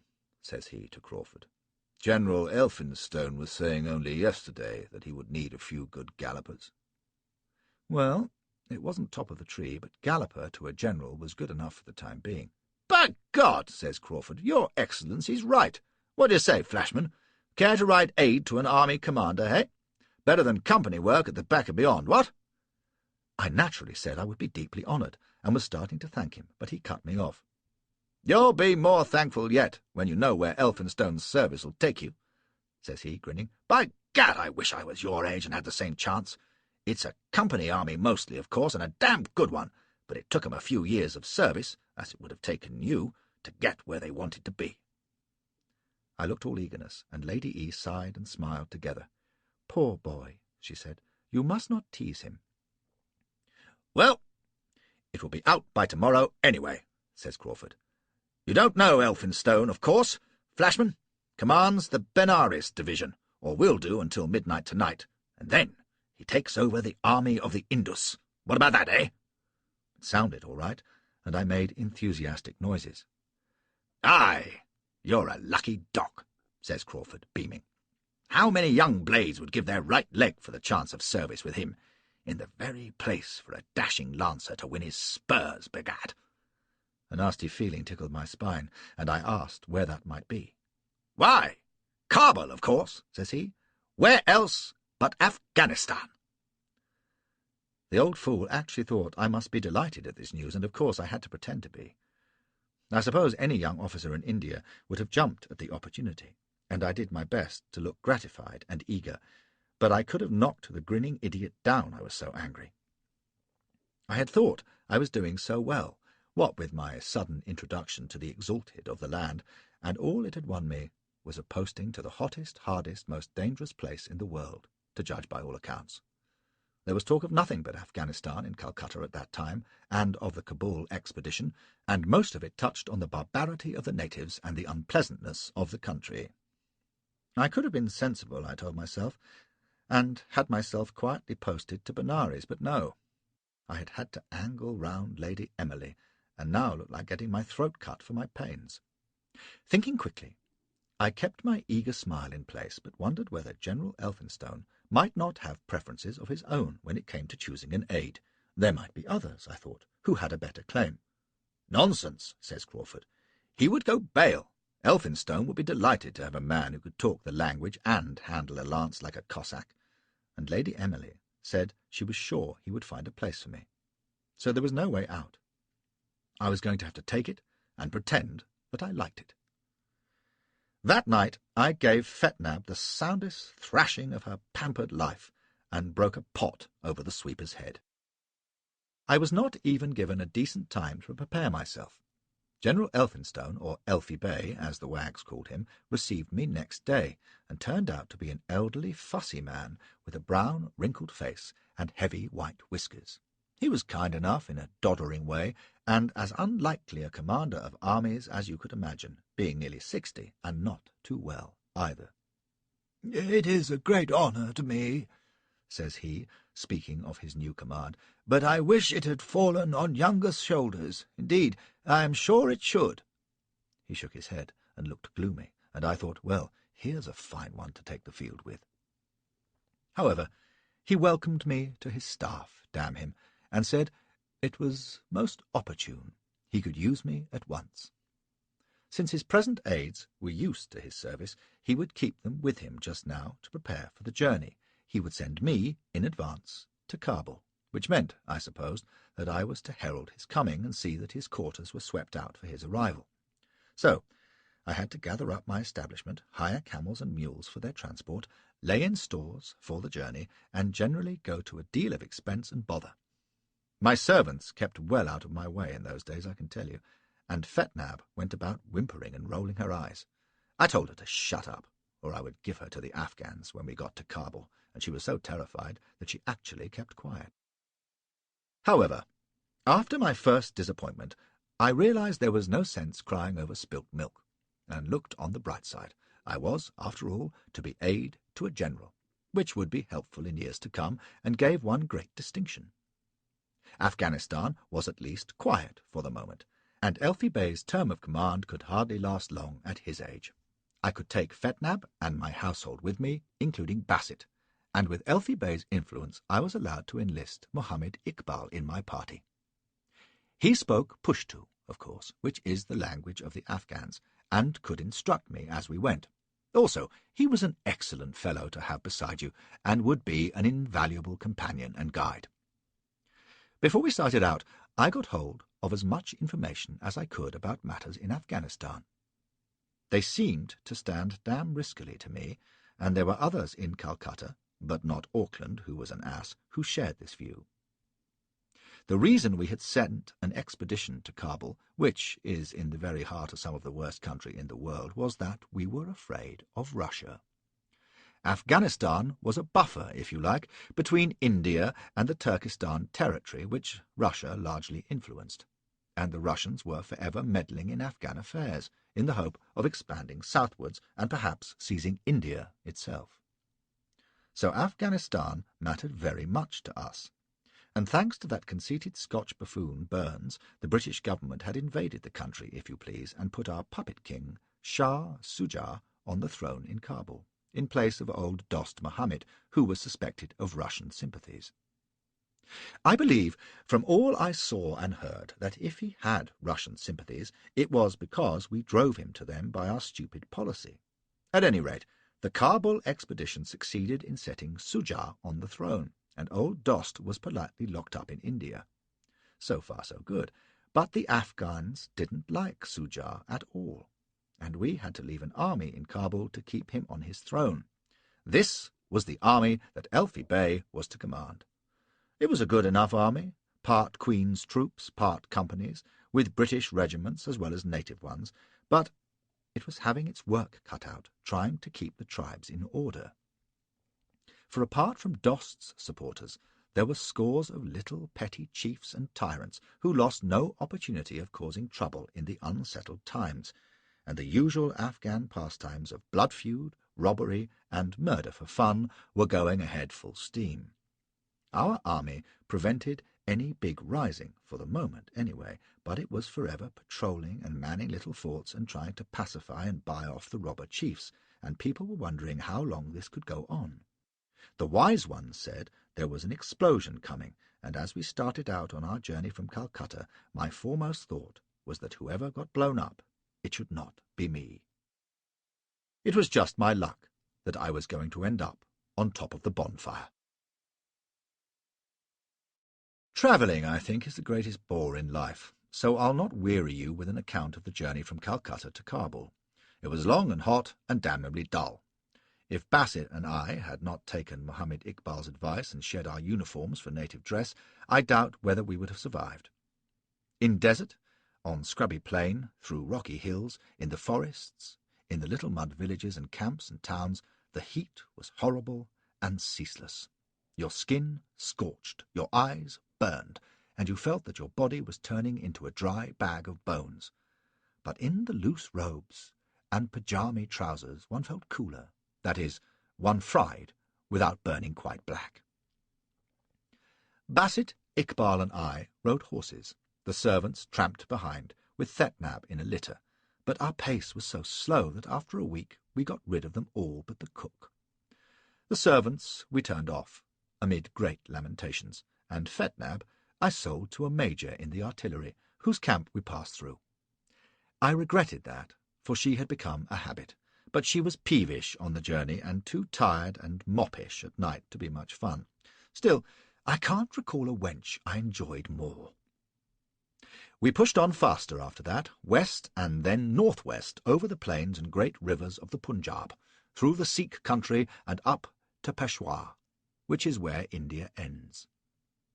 There was nothing to remind you of Calcutta now. Here the heat was dry and glaring, and so were the people, lean, ugly, Jewish-looking creatures, armed and ready for mischief by the look of them. But none was uglier or looked readier for mischief than the governor of the place, a great grey-bearded ox of a man in a dirty old uniform coat, baggy trousers, and gold-tasselled forage cap. He was an Italian, of all things, with the spiky waxed moustache that you see on organ grinders nowadays, and he spoke English with a dreadful Dago American accent. His name was Avitabili, and the Sikhs and Afghans were more scared of him than of the devil himself. He had drifted to India as a soldier of fortune, commanded Shah Suja's army, and now had the job of keeping the passes open to our people in Kabul. He did it admirably, in the only way those brutes understood, by fear and force. There were 5 dead Afghans swinging in the sunlight from his gateway arch when we rode through, which was both reassuring and unnerving at once. No one minded them more than if they had been swatted flies, least of all Avitabili, who had strung them up. "God-damn boy," says he, "how you think I keep the peace if I don't keep killing these bastards? These are Ghilzais, you know that? Good Ghilzais, now I've tended to them. The bad Ghilzais are up in the hills between here and Kabul, watching the passes and licking their lips and thinking. But thinking's all they do just now, 'cause of Avitabile. Sure, we pay 'em to be quiet. You think that would stop them? No, sir. Fear of Avitabile," and he jerked a huge thumb at his chest. "Fear's what stops 'em. But if I stop hanging 'em now and then, they'd stop being afraid. See?" He had me to dinner that night, and we ate an excellent stew of chicken and fruit on a terrace looking over the dirty rooftops of Peshawar, with the sounds and smells of the bazaar floating up to us. Avitabile was a good host, and talked all night of Naples and women and drink. He seemed to take a fancy to me, and we got very drunk together. He was one of your noisy, bellowing drunkards, and we sang uproariously, I remember. But at dawn, as we were staggering to our beds, he stopped outside my room, with his great dirty hand on my shoulder, and looked at me with his bright grey eyes, and said in a very sober, quiet voice, "Boy, I think you are another like me at heart. A condottiere, a rascal. Maybe with a little honour, a little courage, I don't know. But see now, you are going beyond the Khyber, and some day soon the Ghilzais and others will be afraid no longer. Against that day, get a swift horse and some Afghans you can trust. There are some, like the Kuzil Bashis, and if the day comes, don't wait to die on the field of honour." He said it without a sneer. "Heroes draw no higher wages than the others, boy. Sleep well." And he nodded and stumped off down the passage, with his gold cap still firmly on his head. In my drunken state, I took little heed of what he had said, but it came back to me later. In the morning, we rode north into one of the world's awful places, the great pass of the Khyber, where the track twists among the sun-scorched cliffs, and the peaks seem to crouch in ambush for the traveller. There was some traffic on the road, and we passed a commissary train on its way to Kabul, but most of those we saw were Afghan hillmen, rangy warriors in skull-caps or turbans and long coats with immensely long rifles called jezails at their shoulders, and the Khyber knife, which is like a pointed cleaver, in their belts. Mohammed Iqbal was gay at returning to his own place, and had me airing my halting push-to on those we spoke to.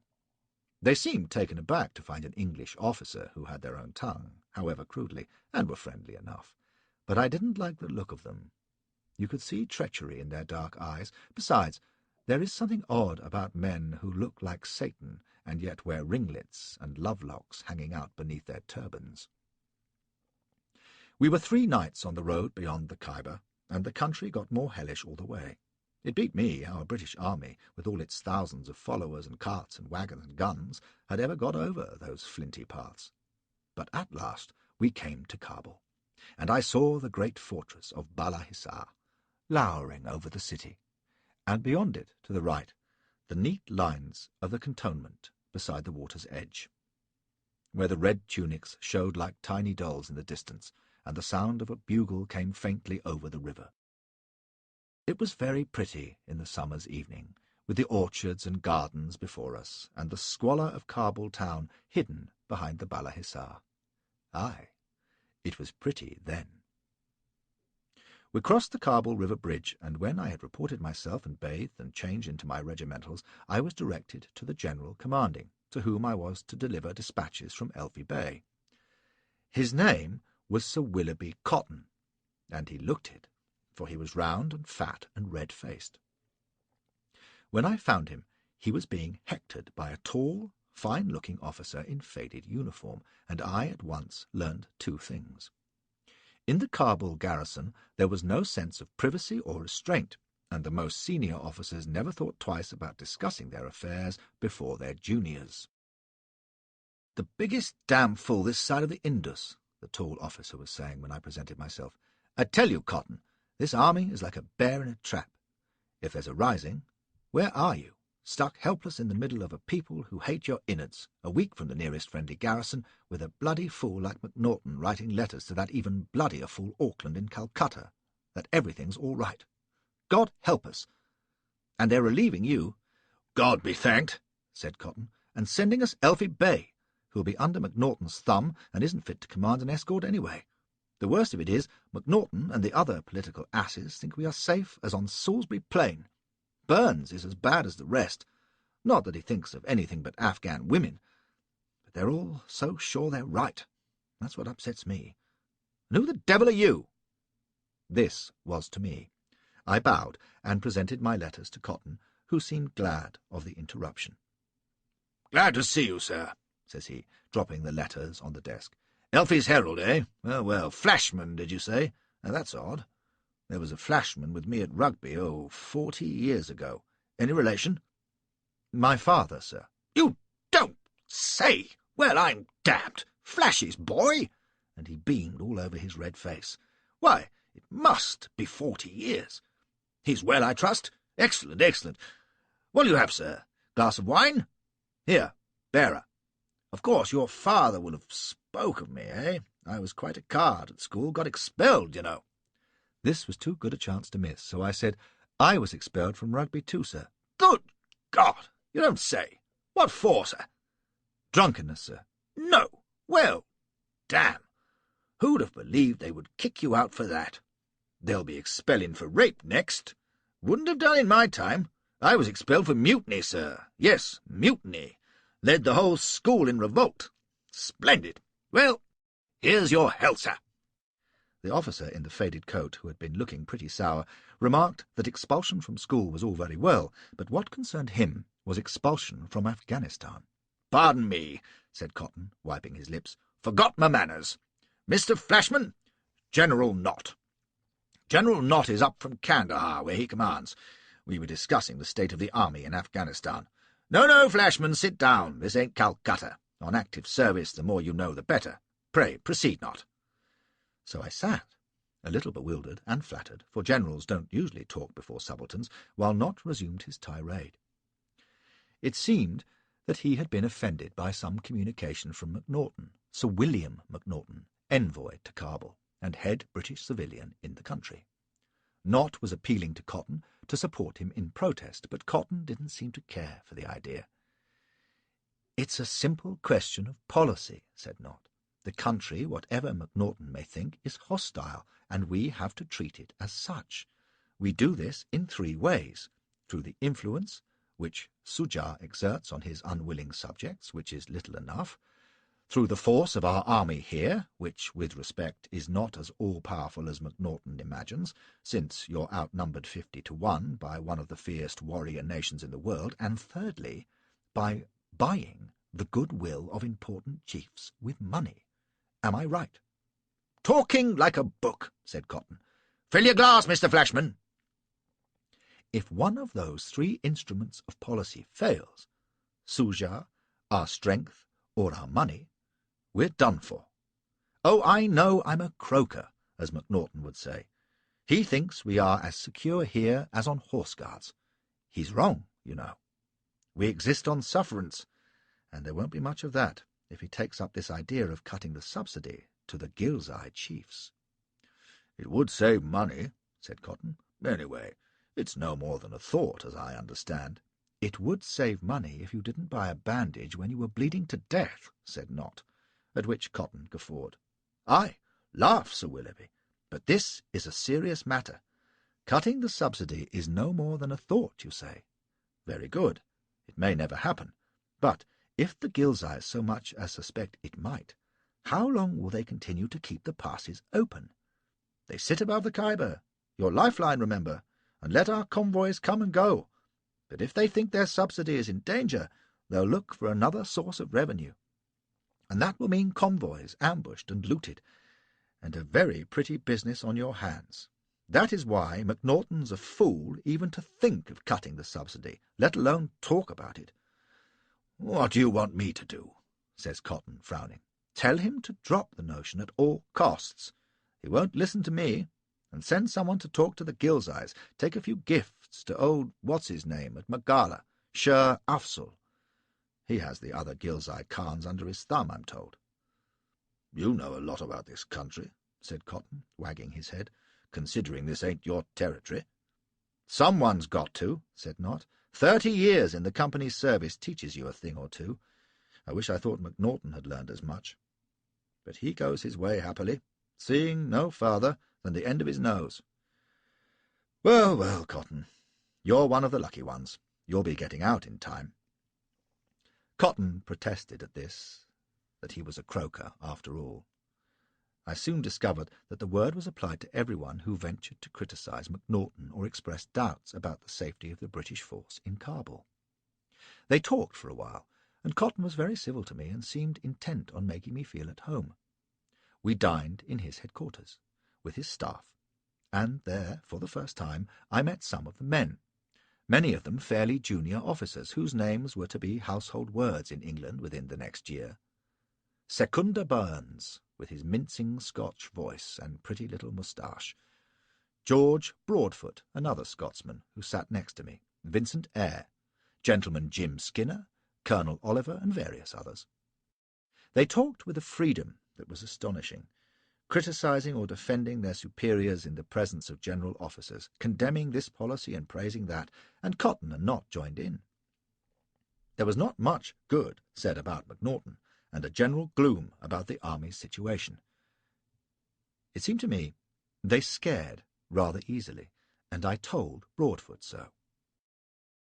"Wait till you've been here a month or two, and you'll be as bad as the rest," he said brusquely. "That's a bad place and a bad people, and if we don't have war on our hands inside a year, I'll be surprised. Have you heard of Akbar Khan? No? He's the son of the old king, Dost Mohammed, that we deposed for this clown Sujar, and he's in the hills now, going from this chief to that, gathering support for the day when he'll raise the country against us. MacNaughton won't believe it, of course, but he's a gomeril." "Could we not hold Kabul?" I asked. "Surely with a force of 5,000 it should be possible against undisciplined savages." "These savages are good men," says he. "Better shots than we are, for one thing, and we're badly placed here with no proper fortifications for the cantonment. Even the stores are outside the perimeter, and an army that's going downhill with soft living and bad discipline. Forbye, we have our families with us, and that's a bad thing when the bullets are flying. Who thinks of his duty when he has his wife and weans to care for? And Elfie Bay is to command us when Cotton goes. He shook his head. "You'll know him better than I. But I'd give my next year's pay to hear he wasn't coming and we had naught instead. I'd sleep at nights anyway." This was depressing enough. But in the next few weeks I heard this kind of talk on all hands. There was obviously no confidence in the military or political chiefs, and the Afghans seemed to sense this, for they were an insolent crowd and had no great respect for us. As an aide to Elfi Bey, who was still on his road north, I had time on my hands to look about Kabul, which was a great, filthy, sprawling place, full of narrow lanes and smelling abominably. But we seldom went there, for the folk hardly made us welcome, and it was pleasant out by the cantonment, where there was little attention to soldiering, but a great deal of horse racing and lounging in the orchards and gossiping on the verandas over cool drinks. There were even cricket matches, and I played myself. I had been a great bowler at rugby, and my new friends made more of the wickets I took than of the fact that I was beginning to speak Pushtu better than any of them except Burns and the politicals. It was at one of these matches that I first saw Shah Suja, the king, who had come down as the guest of MacNaughton. He was a portly, brown-bearded man who stood gravely contemplating the game, and when MacNaughton asked him how he liked it, said, "Strange and manifold are the ways of God." As for MacNaughton himself, I despised him on sight. He had a clerk's face with a pointed nose and chin, and peered through his spectacles suspiciously, sniffing at you. He was vain as a peacock, though, and would strut about in his tall hat and frock-coat, lauding it greatly with his nose turned up. It was evident, as someone said, that he saw only what he wanted to see. Anyone else would have realized that his army was in a mess, for one thing, but not MacNaughton. He even seemed to think that Suja was popular with the people, and that we were honoured guests in the country. If he had heard the men in the bazaar calling us Kafirs, he might have realized his mistake. But he was too lofty to hear. However, I passed the time pleasantly enough. Burns, the political agent, when he heard about my Pushtu, took some interest in me, and, as he kept a splendid table and was an influential fellow, I kept in with him. He was a pompous fool, of course, but he knew a good deal about the Afghans, and would go about from time to time in native dress, mixing with the crowds in the bazaar, listening to gossip, and keeping his nose to the wind generally. He had another reason for this, of course, which was that he was forever in pursuit of some Afghan woman or other, and had to go to the city to find them. I went with him on these expeditions frequently, and very rewarding they were. Afghan women are handsome rather than pretty, but they have this great advantage to them, that their own men don't care for them overmuch. Afghan men would as soon be perverts as not, and have a great taste for young boys. It would sicken you to see them mooning over these painted youths as though they were girls, and our troops thought it a tremendous joke. However, it meant that the Afghan women were always hungry for men, and you could have your pick of them. Tall, graceful creatures they were, with long, straight noses and proud mouths, running more to muscle than fat, and very active in bed. Of course, the Afghans didn't care for this, which was another score against us where they were concerned. The first weeks passed, as I say, pleasantly, and I was beginning to like Kabul, in spite of the pessimists, when I was shaken out of my pleasant rut, thanks to my friend Burns and the anxieties of General Nott, who had gone back to Kandahar, but left his warnings ringing in Sir Willoughby Cotton's ears. They must have rung an alarm, for when he sent for me to his office in the cantonment, he was looking pretty glum, with Burns at his elbow. "Flashman," says Cotton, "Sir Alexander here tells me you get along famously with the Afghans." Thinking of the women, I agreed. Well, and you talk their frightful lingo?" "Passably well, sir." "That means a damn sight better than most of us. Well, I dare say I shouldn't do it, but on Sir Alexander's suggestion—" Here Burns gave me a smile which I felt somehow boded no good. "And since you're the son of an old friend, I'm going to give you some work to do. Work which will help your advancement, let me say, if you do it well, you see." He stared at me a moment and growled to Burns, "Damn it, Sandy, he's devilish young, you know." No younger than I was, says Burns. Humph. Oh, well, I suppose it's all right. Now, look here, Flashman. You know about the Gills-Eyes, I suppose. They control the passes between here and India and are devilish tricky fellows. You were with me when Nott was talking about their subsidy, and how there were rumours that the politicals would cut it. Damn fools, with all respect, Sandy. Well, it will be cut in time, but for the present it's imperative they should be told that all's well, you see?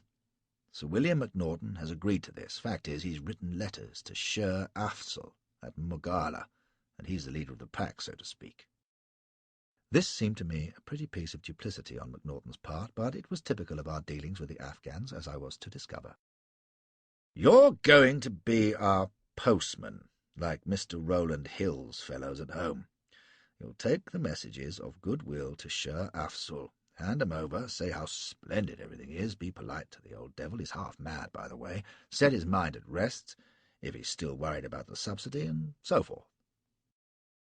It will all be in the letters, says Burns. You must just give any added reassurances that may be needed. All right, Flashman, says Cotton. Good experience for you, diplomatic mission, what? It's very important, says Burns. You see, if they thought there was anything wrong or grew suspicious, it could be bad for us. Could be a damn sight worse for me, I thought. I didn't like this idea above half. All I knew of the Gills-Eyes was that they were murderous brutes, like all country Afghans, and the thought of walking into their nests up in the hills with not the slightest hope of help if there was trouble, well, Kabul might not be Hyde Park, but at least it was safe for the present. And what the Afghan women did to prisoners was enough to start my stomach turning at the thought. I'd heard the stories. Some of this must have showed in my face, for Cotton asked fairly sharply what was the matter. Didn't I want to go? Of course, sir, I lied. But, well, I'm pretty raw, I know. A more experienced officer. Don't fret yourself, says Burns, smiling. You're more at home with these folk than some men with 20 years in the service. He winked. I've seen you, Flashman, remember? Ha, ha! And you've got what they call a fool's face. No disrespect. It means you look honest. Besides, the fact that you have some push to will win their confidence. But as General Elphinstone's aide, should I not be here? Elfie ain't due for a week, snapped Cotton. Damn it, man, this is an opportunity. Any young fellow in your shoes would be bursting to go. I saw it would be bad to try to make further excuses. So I said I was all eagerness, of course, and had only wanted to be sure I was the right man and so forth. That settled it. Burns took me to the great wall map and showed me where Mogala was. Needless to say, it was at the back of nowhere, about 50 miles from Kabul, in hellish hill country south of the Jugdaluk Pass. He pointed out the road we should take, assuring me I should have a good guide, and produced the sealed packet I was to deliver to the half-mad and doubtless half-human Sher Afzal. Make sure they go into his own hands, he told me. He's a good friend to us just now, but I don't trust his nephew, Gul Shah. He was too thick with Akbar Khan in the old days. If there's ever trouble among the Gills-Eyes, it will come from Gul, so watch out for him. And I don't have to tell you to be careful of old Afzal. He's sharp when he's sane, which he is most of the time. He's lord of life and death in his own parish, and that includes you. Not that he's likely to offer you harm, but keep on his good side. I began to wonder if I could manage to fall ill in the next hour or two. Jaundice, possibly, or something infectious. Cotton set the final seal on it. If there's trouble, says he, you must just ride for it. To this fatherly advice he and Burns added a few words about how I should conduct myself if the matter of subsidy was discussed with me, bidding me be reassuring at all costs. No thought of who should reassure me, I may say, and dismissed me. Burns said they had high hopes of me. A sentiment I found it difficult to share. However, there was nothing for it. The next morning found me on the road east, with Iqbal and an Afghan guide on either side, and 5 troopers of the 16th Lancers for escort.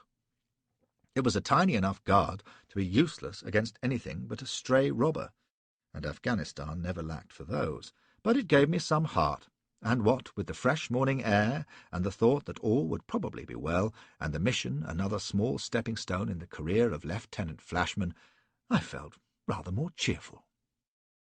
The sergeant in charge of the Lancers was called Hudson, and he had already shown himself a steady and capable man.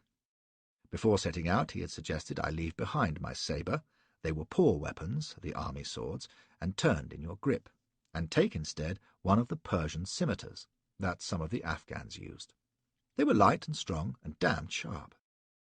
He had been very businesslike about it, and about such matters as rations for the men and fodder for the horses.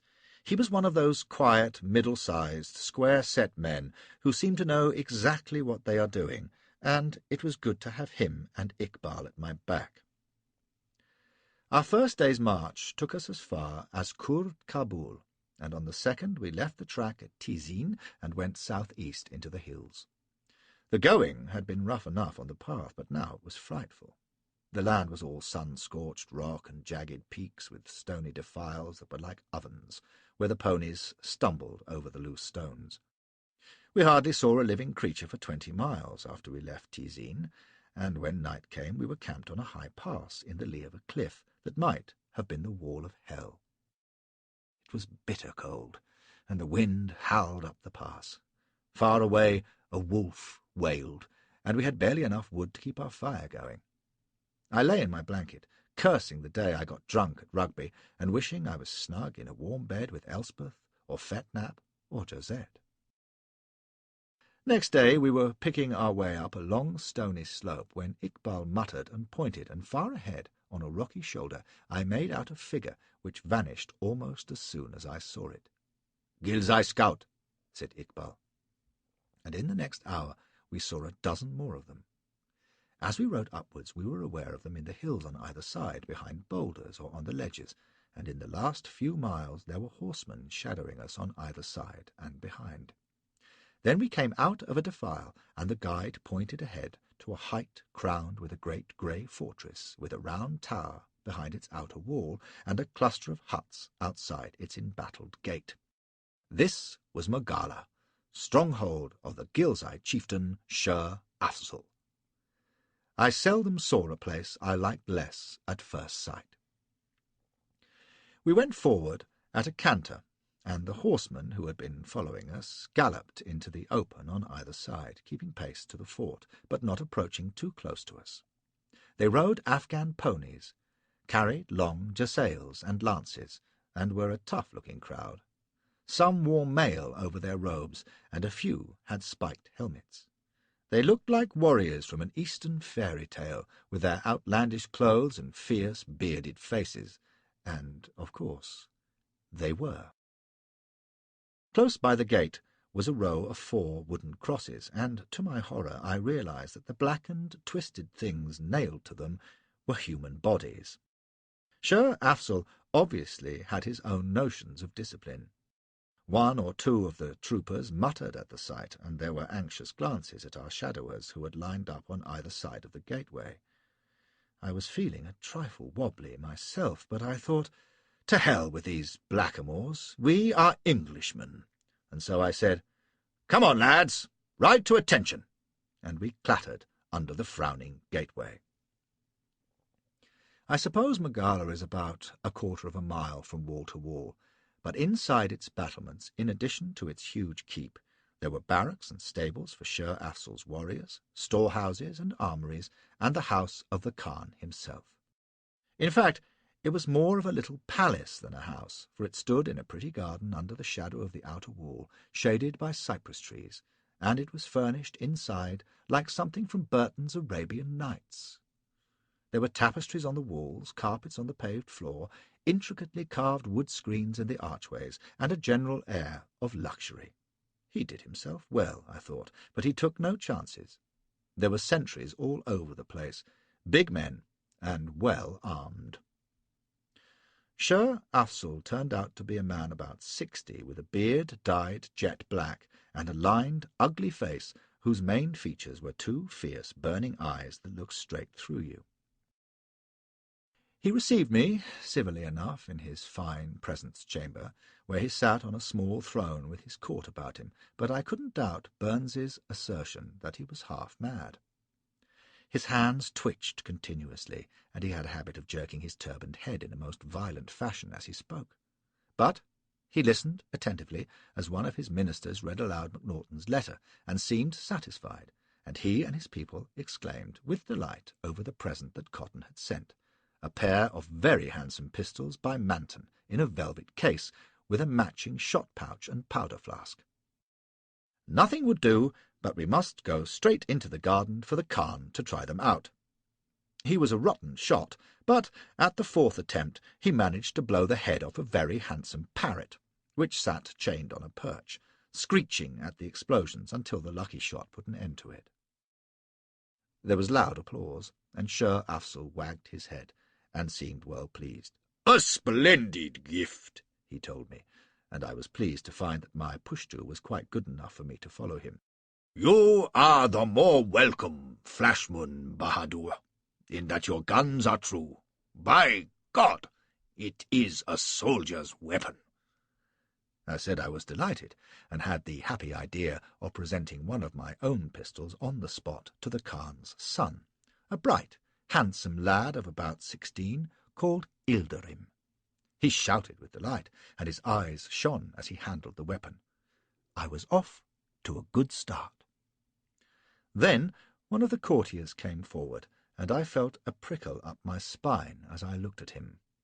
He was a tall man, as tall as I was, with those big shoulders and the slim waist of an athlete. His coat was black and well-fitting. He wore long boots, and there was a silk sash round his waist to carry his sabre. On his head he had one of those polished steel casques with vertical prongs, and the face under it was strikingly handsome in the rather pretty Eastern way which I personally don't like. You have seen them: straight nose, very full lips, woman's cheeks and jaw. He had a forked beard and two of the coldest eyes I ever saw. I put him down as a nasty customer, and I was right. "I can kill parrots with a sling," he said. "Are the Ferengi pistols good for anything else?" Sher Afzal damned his eyes, more or less, for casting doubts on his fine new weapons, and thrusting one into the fellow's hand, told him to try his luck, and to my amazement the brute turned straight about, drew a bead on one of the slaves working in the garden, and shot him on the spot. I was shaken, I can tell you. I stared at the twitching body on the grass, and the Khan wagging his head, and at the murderer handing back the pistol with a shrug. Of course, it was only a nigger he had killed, and I knew that among Afghans life is dirt cheap. They think no more of killing a human being than you and I do of shooting a pheasant or catching a fish. But it's a trifle unsettling to a man of my temperament to know that he is in the power, for, guest or no, I was in their power, of blackguards who kill as wantonly and readily as that. That thought, more than the killing itself, rattled me. Young Ilderim noticed this, and rebuked the black-coated man, not for murder, mark you, but for discourtesy to a guest. "One does not bite the coin of the honoured stranger, Gulshah," was what he said, meaning you don't look a gift-horse in the mouth. For the moment I was too fascinated at what I had seen to pay much heed, but as the Khan, talking rapidly, escorted me inside again, I remembered that this Gulshah was the customer Burns had warned me about, the friend of the arch-rebel Akbar Khan. I kept an eye on him as I talked with Sher Afzal, and it seemed to me he kept an eye on me in return. Sher Afzal talked sanely enough, mostly about hunting and bloodletting of a sterner kind, but you couldn't miss the wild gleam in his eye, or the fact that his evil temper was never far from the surface. He was used to playing the tyrant, and only to young Ilderim, whom he adored, was he more than civil. He snarled at Gul from time to time, but the big man looked him in the eye and didn't seem put out. That evening we dined in the Khan's presence chamber, sitting about on cushions, forking with our fingers into the bowls of stew and rice and fruit, and drinking a pleasant Afghan liquor which had no great body to it. There would be about a dozen there, including Gul Shah, and after we had eaten and belched accordingly, Sher Afzal called for entertainment. This consisted of a good conjurer and a few weedy youths with native flutes and tom-toms, and 3 or 4 dancing girls. I had pretended to be amused by the conjurer and musicians, but one of the dancing girls struck me as being worth more than a polite look. She was a glorious creature, very tall and long-legged, with a sulky, cold face and hair that had been dyed bright red and hung down in a tail to her backside. It was about all the covering she had. For the rest, she wore satin trousers, clasped low on her hips, and 2 brass breastplates, which she removed at Sher Afzal's insistence. He beckoned her to dance close in front of him, and the sight of the golden, near-naked body writhing and quivering made me forget where I was for the moment. By the time she had finished her dance, with the tom-toms throbbing and the sweat glistening on her painted face, I must have been eating her alive with my eyes. As she salaamed to Sher Afzal, he suddenly grabbed her by the arm and pulled her towards him, and I noticed Gul Shah lean forward suddenly on his cushion. Sher Afzal saw it too, for he looked one way and the other, grinning wickedly, and with his free hand began to fondle the girl's body. She took it, with a face like stone, but Gul was glowering like thunder. Sher Afzal cackled and said to me, "You like her, Flashman Bahadur? Is she the kind of she-cat you'd like to scratch with? Here then, she is yours." And he shoved her so hard towards me that she fell headlong into my lap. I caught her, and with an oath Gul Shah was on his feet, his hand dropping to his hilt. "She is not for any frank dog," he shouted. "By God, is she not?" roared Sher Afzal. "Who says so?" Gul Shah told him who said so, and there was a pretty little exchange which ended with Sher Afzal ordering him from the room, and it seemed to me that the girl's eyes followed him with disappointment as he stamped off. Sher Afzal apologized for the disturbance and said I must not mind Gul Shah, who was an impudent bastard and very greedy where women were concerned. Did I like the girl? Her name was Nariman, and if she did not please me, I was not to hesitate to flog her to my heart's content. All this, I saw, was deliberately aimed at Gul Shah, who presumably lusted after this female himself, thus giving Sher Afzal a chance to torment him. It was a dilemma for me. I had no desire to antagonize Gul Shah, but I could not afford to refuse Sher Afzal's hospitality, so to speak. Also, the hospitality was very warm and naked, and was lying across my lap, gasping still from the exertion of her dance, and causing me considerable excitement. So I accepted at once, and waited impatiently while the time wore on with Sher Afzal talking interminably about his horses and his dogs and his falcons. At last it was over, and with Nariman following, I was conducted to the private room that had been allotted to me. It was a beautiful, balmy evening, with the scents wafting in from the garden, and I was looking forward to a sleepless night. As it turned out, it was a tremendous sell, for she simply lay like a side of beef, staring at the roof as though I weren't there. I coaxed at first, and then threatened, and then, taking Sher Afzal's advice, I pulled her across my knees and smartened her up with my riding switch. At this, she suddenly rounded on me like a panther, snarling and clawing, and narrowly missed raking my eyes. I was so enraged that I laid into her for all I was worth. But she fought like fury, naked as she was, and only when I got home a few good cuts did she try to run for it. I hauled her away from the door, and after a vicious struggle, I managed to rape her. The only time in my life I have found it necessary, by the way. It has its points, but I shouldn't care to do it regularly. I prefer willing women. Afterwards I shoved her out. I'd no wish to get a thumbnail in my eye during the night, and the guards took her away. She had not uttered a word the whole time. Sher Afzal, seeing my scratched face in the morning, demanded details, and he and his toadies crowed with delight when I told them. Gul Shah was not present, but I had no doubt willing tongues would bear the tale to him. Not that I cared, and there I made a mistake.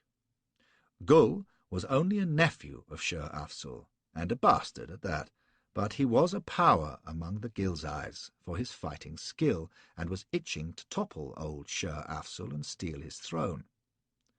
It would have been a poor lookout for the Kabul garrison if he had succeeded, for the Ghilzais were trembling in the balance all the time about us, and Gul would have tipped the scale. He hated the British, and in Afzal's place would have closed the passes even if it had meant losing the lakhs that were paid from India to keep them open. But Afzal, although ageing, was too tough and clever to be deposed just yet, and Ilderim, though only a boy, was well liked and regarded as certain to succeed him. And both of them were friendly, and could sway the other Ghilzai chieftains. A good deal of this I learned in the next 2 days, in which I and my party were the honoured guests of Mogala. I kept my eyes and ears open, and the Ghilzais were most hospitable, from Afzal down to the villagers whose huts crouched outside the wall. This I will say for the Afghan. He is a treacherous, evil brute when he wants to be, but while he is your friend, he is a first-rate fellow. The point is, you must judge to a second when he is going to cease to be friendly. There is seldom any warning. Looking back, though, I can say that I probably got on better with the Afghans than most Britons do. I imagine Thomas Hughes would have said that in many respects of character I resembled them, and I wouldn't deny it. However it may be, I enjoyed those first 2 days. We had horse races and other riding competitions, and I earned a good deal of credit by showing them how a Persian pony can be put over the jumps. Then there was hawking, in which Sher Afzal was an adept, and tremendous feasting at nights, and Sher Afzal gave me another dancing girl, with much cackling and advice on how to manage her, which advice proved to be unnecessary. But while it was pleasant enough, you could never forget that in Afghanistan you are walking a knife edge the whole time, and that these were cruel and bloodthirsty savages. 4 men were executed on the second day for armed robbery in front of a delighted crowd in the courtyard, and a 5th, a petty chieftain, was blinded by Sher Afzal's physician. This is a common punishment among the Afghans. If a man is too important to be slaughtered like an ordinary felon, they take away his sight, so that he can do no more harm. It was a sickening business, and one of my troopers got into a fight with a Ghilzai over it, calling them filthy foreigners, which they could not understand. A blind man is a dead man, was how they put it, and I had to make excuses to Sher Afzal and instruct Sergeant Hudson to give the trooper a punishment drill. In all this I had nearly forgotten Gul Shah and the Nariman affair, which was careless. I had my reminder on the 3rd morning, when I was least expecting it. Sher Afzal had said we must go boar hunting, and we had a good hour's sport in the thicketed gullies of the Mogala Valley, where the wild pigs breed.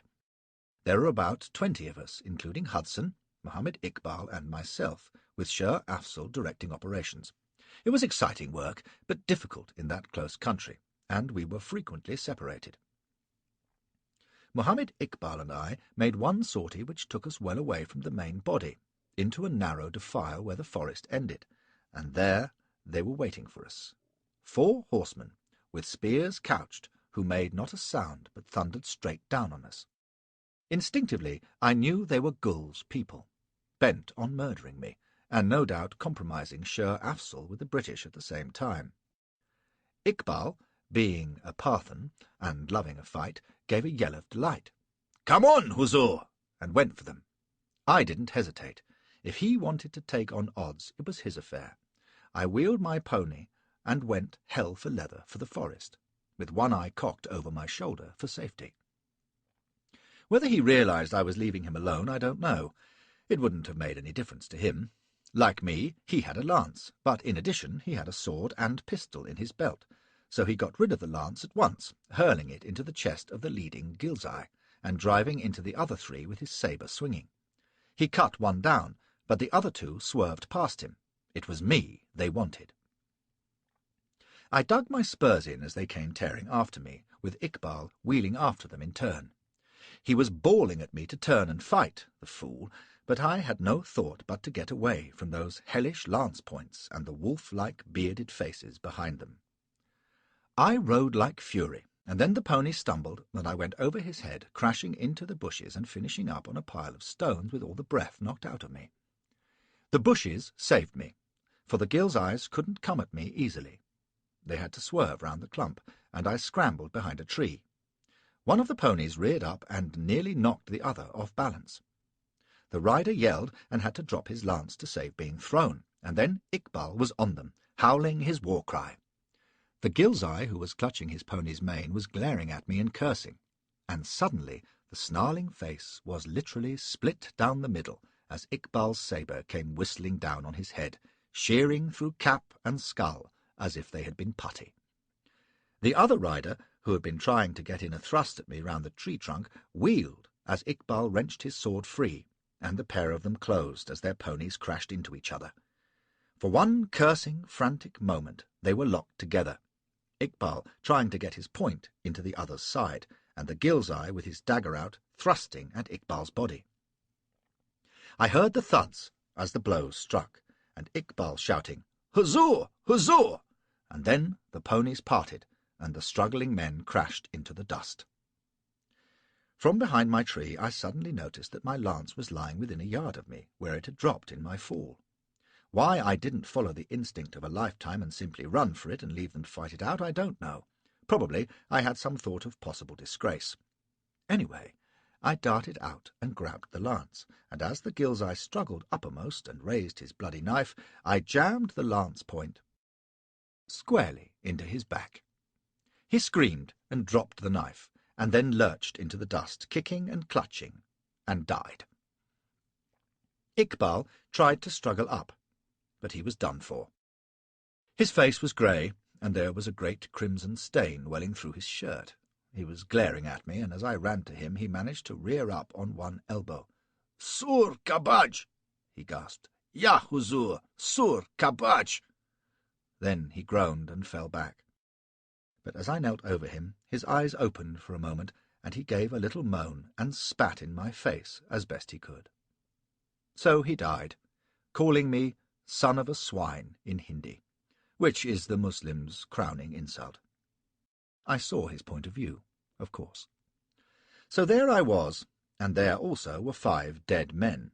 At least 4 were dead, and the one whom Iqbal had sabred first was lying a little way up the defile, groaning with the side of his skull split. I was shaken by my fall and the scuffle, but it came to me swiftly that the quicker that one breathed his last, the better. So I hurried up with my lance, took a rather unsteady aim, and drove it into his throat. And I had just jerked it out, and was surveying the shambles, when there was a cry and a clatter of hoofs, and Sergeant Hudson came galloping out of the wood. He took it in at a glance, the corpses, the blood-stained ground, and the gallant Flashy standing in the middle, the sole survivor. But like the competent soldier he was, as soon as he realized that I was all right, he went round the bodies to make sure no one was playing possum. He whistled sadly over Iqbal, and then said quietly, "Orders, sir?" I was getting my wind and my senses back, and wondering what to do next. This was Gull's work, I was sure, but what would Shah Afzal do about it? He might argue that here was his credit destroyed, with the British anyway, and make the best of a bad job by cutting all our throats. This was a happy thought, but before I had time to digest it, there was a crashing and hallooing in the woods, and out came the rest of the hunting party, with Afzal at their head. Perhaps my fear sharpened my wits, it often does, but I saw in a flash that the best course was to take a damned high hand. So before they had done more than shout their astonishment and call on the name of God and come piling off their ponies, I had strode forward to where Afzal was sitting his horse, and I shook the bloody lance point under his nose. "Gills-Eye hospitality," I roared. "Look on it! My servant murdered, myself escaped by a miracle. Is this Gills-Eye honour?"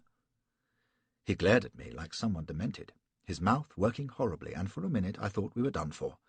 Then he covered his face with his hands and began bawling about shame and disgrace, and the guests who had eaten his salt. He was mad enough at that moment, I think, and probably a good thing too, for he kept wailing on in the same strain and tearing at his beard, and finally he rolled out of the saddle and began beating at the ground.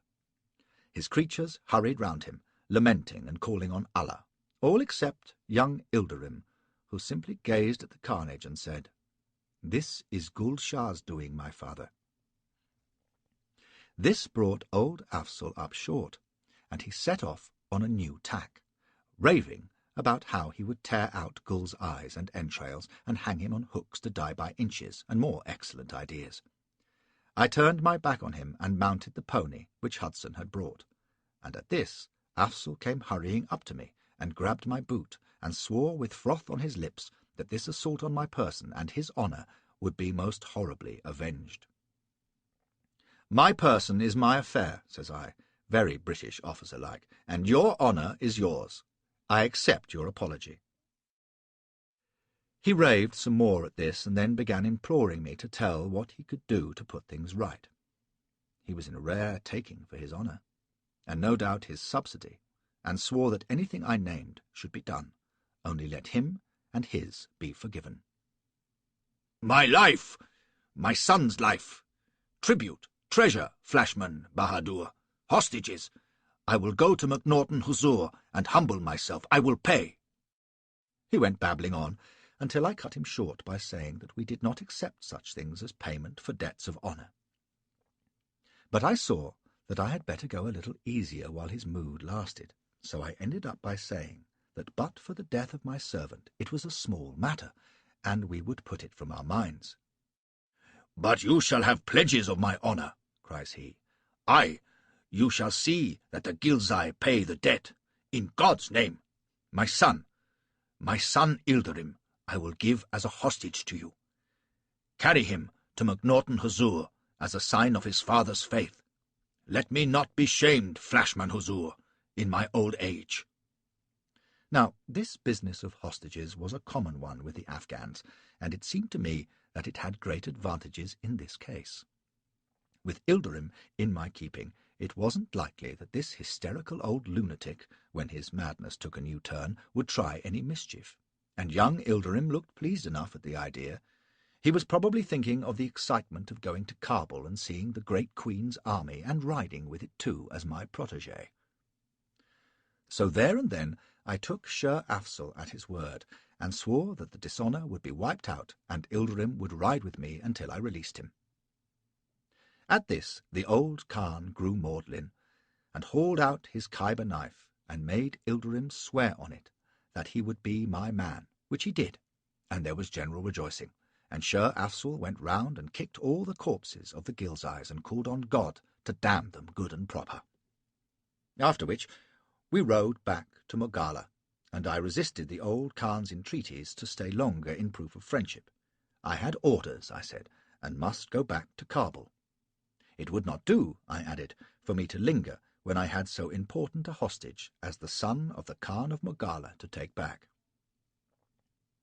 He took this most seriously, and swore that his son would go as befitted a prince, which was stretching it a bit, and gave him a dozen Ghilzai riders as escort, to stay with him and me. So there was more oath-swearing, and Sher Afzal finished up in excellent humour, vowing it was an honour to the Ghilzais to serve such a splendid warrior as Flashman Huzur, who had accounted for 4 enemies single-handed, Iqbal being conveniently forgotten, and who would forever be dear to the Ghilzais for his courage and magnanimity. As proof of which, he would send me Gul Shah's ears, nose, eyes, and other essential organs as soon as he could lay hold of them. So we left Mogala, and I had collected a personal following of Afghan tribesmen and a reputation as a result of the morning's work. The 12 Ghilzais and Ilderim were the best things I found in Afghanistan, and the nickname Bloody Lance, which Sher Afzal conferred, did me no harm either. Incidentally, as a result of all this, Sher Afzal was keener than ever to maintain his alliance with the British, so my mission was a success as well. I was pretty pleased with myself as we set off for Kabul. Of course, I had not forgotten that I had also made an outstanding enemy in Gul Shah. How bitter an enemy, I was to find out in time. Any excitement that the affair at Mogala might have caused in Kabul when we got back and told our tale was overshadowed by the arrival on the same day of the new army commander, General Elphinstone, my chief and sponsor. I was piqued at the time, for I thought I had done pretty well. and was annoyed to find that no one thought my skirmish with the Gilzeys and securing of hostages worth more than a cocked eyebrow and an "Oh, really?" But looking back, I can say that, all unwittingly, Kabul and the army were right to regard Elfie's arrival as an incident of the greatest significance. It opened a new chapter. It was a prelude to events that rang round the world. Elfie, ably assisted by MacNaughton, was about to reach the peak of his career. He was going to produce the most shameful, ridiculous disaster in British military history. No doubt Thomas Hughes would find it significant that in such a disaster I would emerge with fame, honour, and distinction, all quite unworthily acquired. But you, having followed my progress so far, won't be surprised at all. Let me say that when I talk of disasters, I speak with authority. I have served at Balaclava, Cawnpore, and Little Bighorn. Name the biggest born fools who wore uniform in the 19th century: Cardigan, Sale, Custer, Raglan, Lucan. I knew them all. Think of all the conceivable misfortunes that can arise from combinations of folly, cowardice, and sheer bad luck, and I'll give you chapter and verse. But I still state, unhesitatingly, that for pure, vacillating stupidity, for superb incompetence to command, for ignorance combined with bad judgment, in short, for the true talent for catastrophe, Elfie Bay stood alone. Others abide our question, but Elfie outshines them all as the greatest military idiot of our own or any other day. Only he could have permitted the first Afghan war and let it develop to such a ruinous defeat. It was not easy. He started with a good army, a secure position, some excellent officers, a disorganized enemy, and repeated opportunities to save the situation. But Elfie, with the touch of true genius, swept aside these obstacles with unerring precision, and, out of order, wrought complete chaos. We shall not, with luck, look upon his like again. However, I tell you this not as a preface to a history of the war, but because if you are to judge my career properly and understand how the bully expelled from rugby became a hero, you have to know how things were in that extraordinary year of 1841. The story of the war and its beginnings is the background of the picture, although dashing Harry Flashman is the main figure in the foreground. Elfie came to Kabul then, and was met with great junketings and packed streets. Suja welcomed him at the Bala Hissar. The army, in the cantonment 2 miles outside the city, paraded for him. The ladies of the garrison made much of him. MacNaughton breathed a sigh of relief at seeing Willoughby Cotton's back, and there was some satisfaction that we had got such a benevolent and popular commander. Only Burns, it seemed to me on that first day when I reported to him, did not share the gaiety. "I suppose it is right to rejoice," he told me, stroking in his conceited way at his little black moustache. "But, you know, Elfie's arrival changes nothing. Suja is no firmer on his throne, and the defences of the cantonment are no better, simply because Elfie turns the light of his countenance on us. Oh, I dare say it will be all right, but it might have been better if Calcutta had sent us a stronger, brisker man." I suppose I should have resented this patronizing view of my chief a little, but when I saw Elfie Bay later in the day, there was no doubt that Burns was right. In the weeks since I had parted from him in Calcutta, and he had not been in the best of health then, he had gone downhill. There was this wasted, shaky look about him, and he preferred not to walk much. His hand trembled as he shook mine, and the feel of it was of a bundle of dry sticks in a bag. However, he was pleased to see me.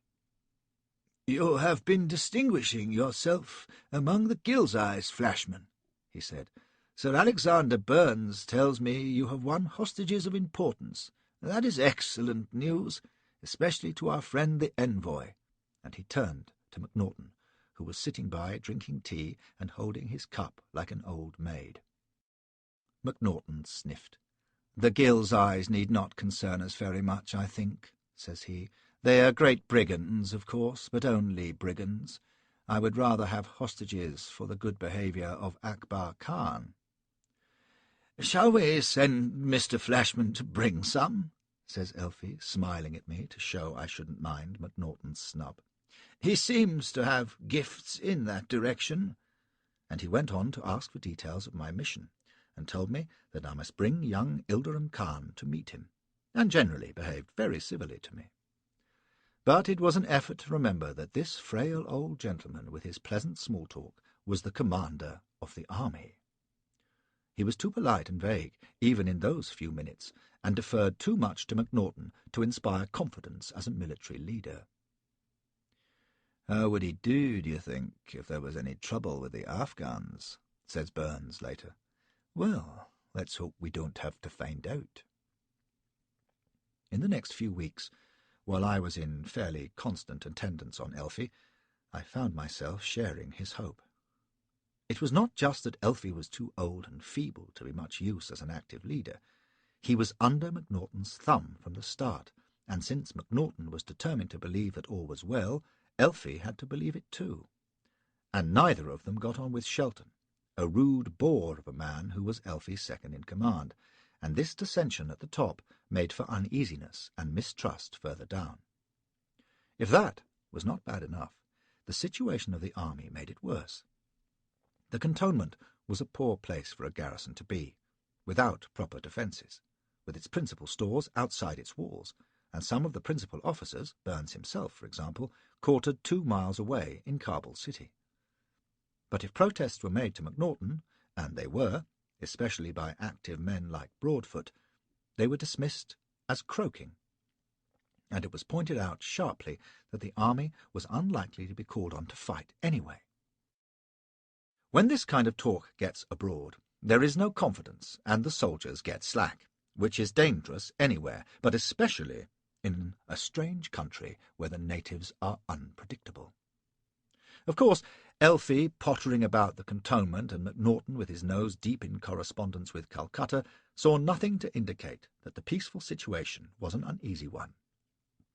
Nor did most of the army, who were ignorantly contemptuous of the Afghans, and had treated the Kabul expedition as a holiday from the first. But some of us did.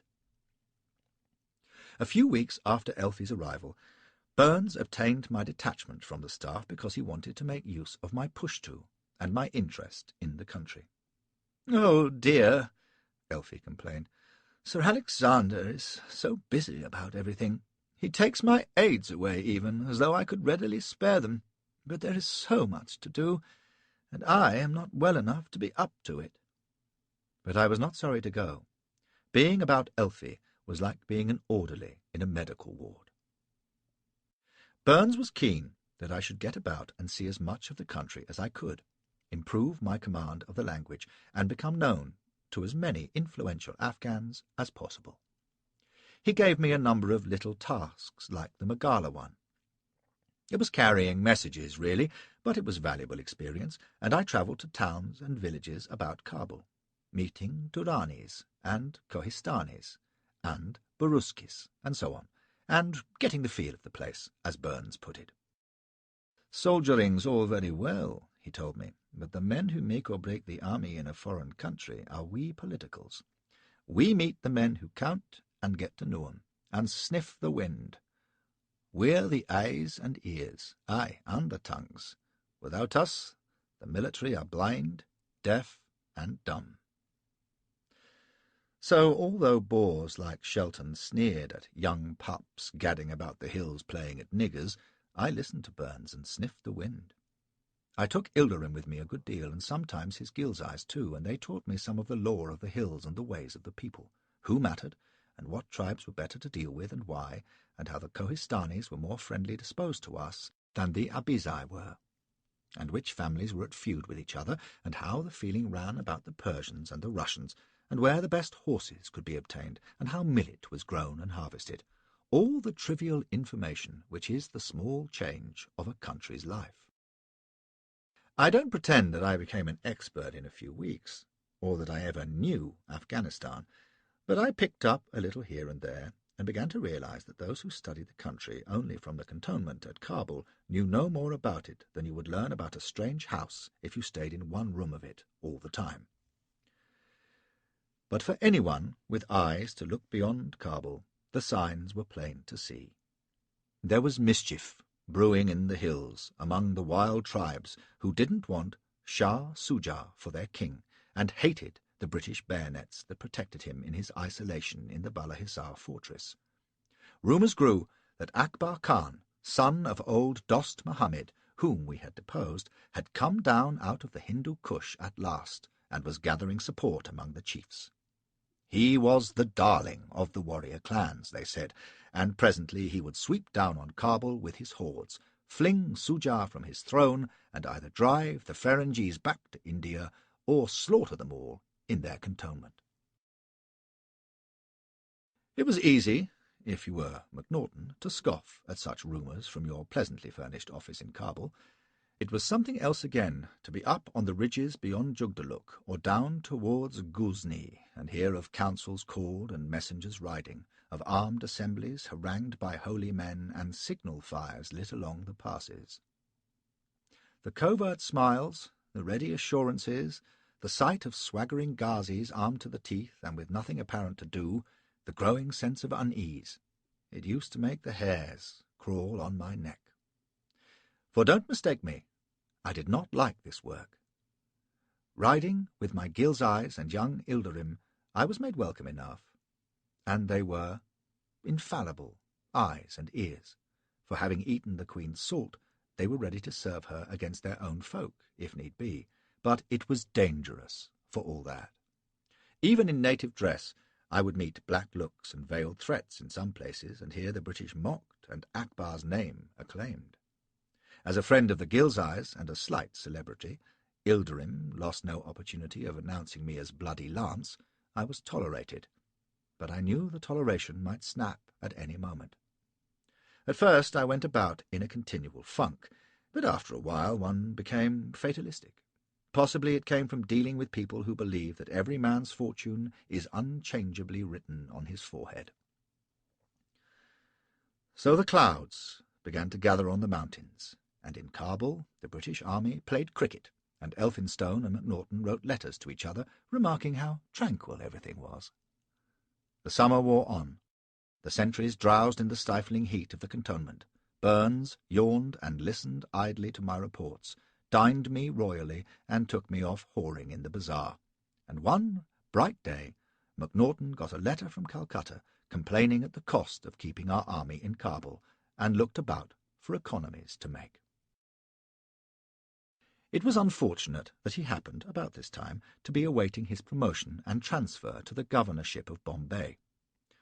I think the knowledge that he was leaving may have made him careless. At any rate, seeking means of reducing expenditure, he recalled the idea which had appalled General Nott, and decided to cut the Ghilzais' subsidy. I had just come back to Kabul from a visit to Kandahar garrison, and learned that the Ghilzai chiefs had been summoned and told that instead of 8,000 rupees a year for keeping the passes open, they were now to receive 5,000. Ilderim's fine young face fell when he heard it, and he said, "There will be trouble, Flashman Huzur. He would have been better offering pork to a Ghazi than cheat the Ghilzais of their money." He was right, of course. He knew his own people. The Ghilzai chiefs smiled cheerfully when MacNaughton delivered his decision, bade him good afternoon, and rode quietly out of Kabul. And 3 days later, the munitions convoy from Peshawar was cut to ribbons in the Khord-Kabul Pass by a force of yelling Ghilzais and Ghazis who looted the caravan, butchered the drivers, and made off with a couple of tons of powder and ball. MacNaughton was most irritated, but not concerned. With Bombay beckoning, he was not going to alarm Calcutta over a skirmish, as he called it. "The Ghilzais must be given a drubbing for kicking up this kind of row," said he, and hit on another bright idea. He would cut down expense by sending a couple of battalions back to India, and they could take a swipe at the Ghilzais on their way home. 2 birds with 1 stone. The only trouble was that his 2 battalions had to fight damned nearly every inch of the way as far as Gandermak, with the Ghilzais potting at them from behind rocks and sweeping down in sudden cavalry charges. This was bad enough, but what made it worse was that our troops fought badly. Even under the command of General Sale, the tall, handsome, fighting Bob, who used to invite his men to shoot him when they felt mutinous, clearing the passes was a slow, costly process. I saw some of it, for Burns sent me on 2 occasions with messages to Sale from MacNaughton, telling him to get on with it. It was a shocking experience the first time. I set off thinking it was something of a joyride, which it was until the last half-mile into Sale's rearguard, which was George Broadfoot's camp beyond Jugdulluk. Everything had been peaceful as you please, and I was just thinking how greatly exaggerated had been the reports arriving in Kabul from Sale when out of a side nullah came a mounted party of Ghazis, howling like wolves and brandishing their knives. I just clapped in my spurs, put my head down, and cut along the track as if all the fiends of hell were behind me, which they were. I tumbled into Broadfoot's camp, half dead with terror, which he, fortunately, mistook for exhaustion. George had the bad taste to find it all rather funny. He was one of those nerveless clods, and was in the habit of strolling about under the sniper's fire, polishing his spectacles, although his red coat and even redder beard made him a marked man. He seemed to think everyone else was as unconcerned as he was, too, for he sent me back to Kabul that same night with another note, in which he told Burns flatly that there wasn't a hope of keeping the passes open by force. They would have to negotiate with the Ghilzais. I backed this up vehemently to Burns, for although I had had a clear run back to Kabul, it was obvious to me that the Ghilzais meant business, and at all the way stations there had been reports of other tribesmen massing in the hills above the passes.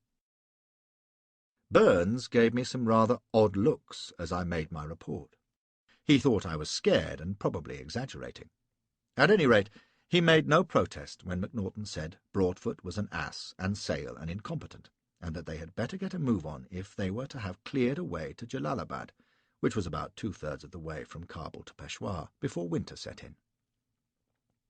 So Sale's brigade was left to struggle on, and Burns, who was much preoccupied with the thought of getting MacNaughton's job as envoy when MacNaughton went to Bombay, wrote that the country was, in the main, very tranquil. Well, he paid for his folly. A week or 2 later, it was now well into October, he sent me off again with a letter to Sale. Little progress was being made in clearing the passes. The Ghilzais were as active as ever and out shooting our troops all the time, and there were growing rumours of trouble brewing in Kabul itself.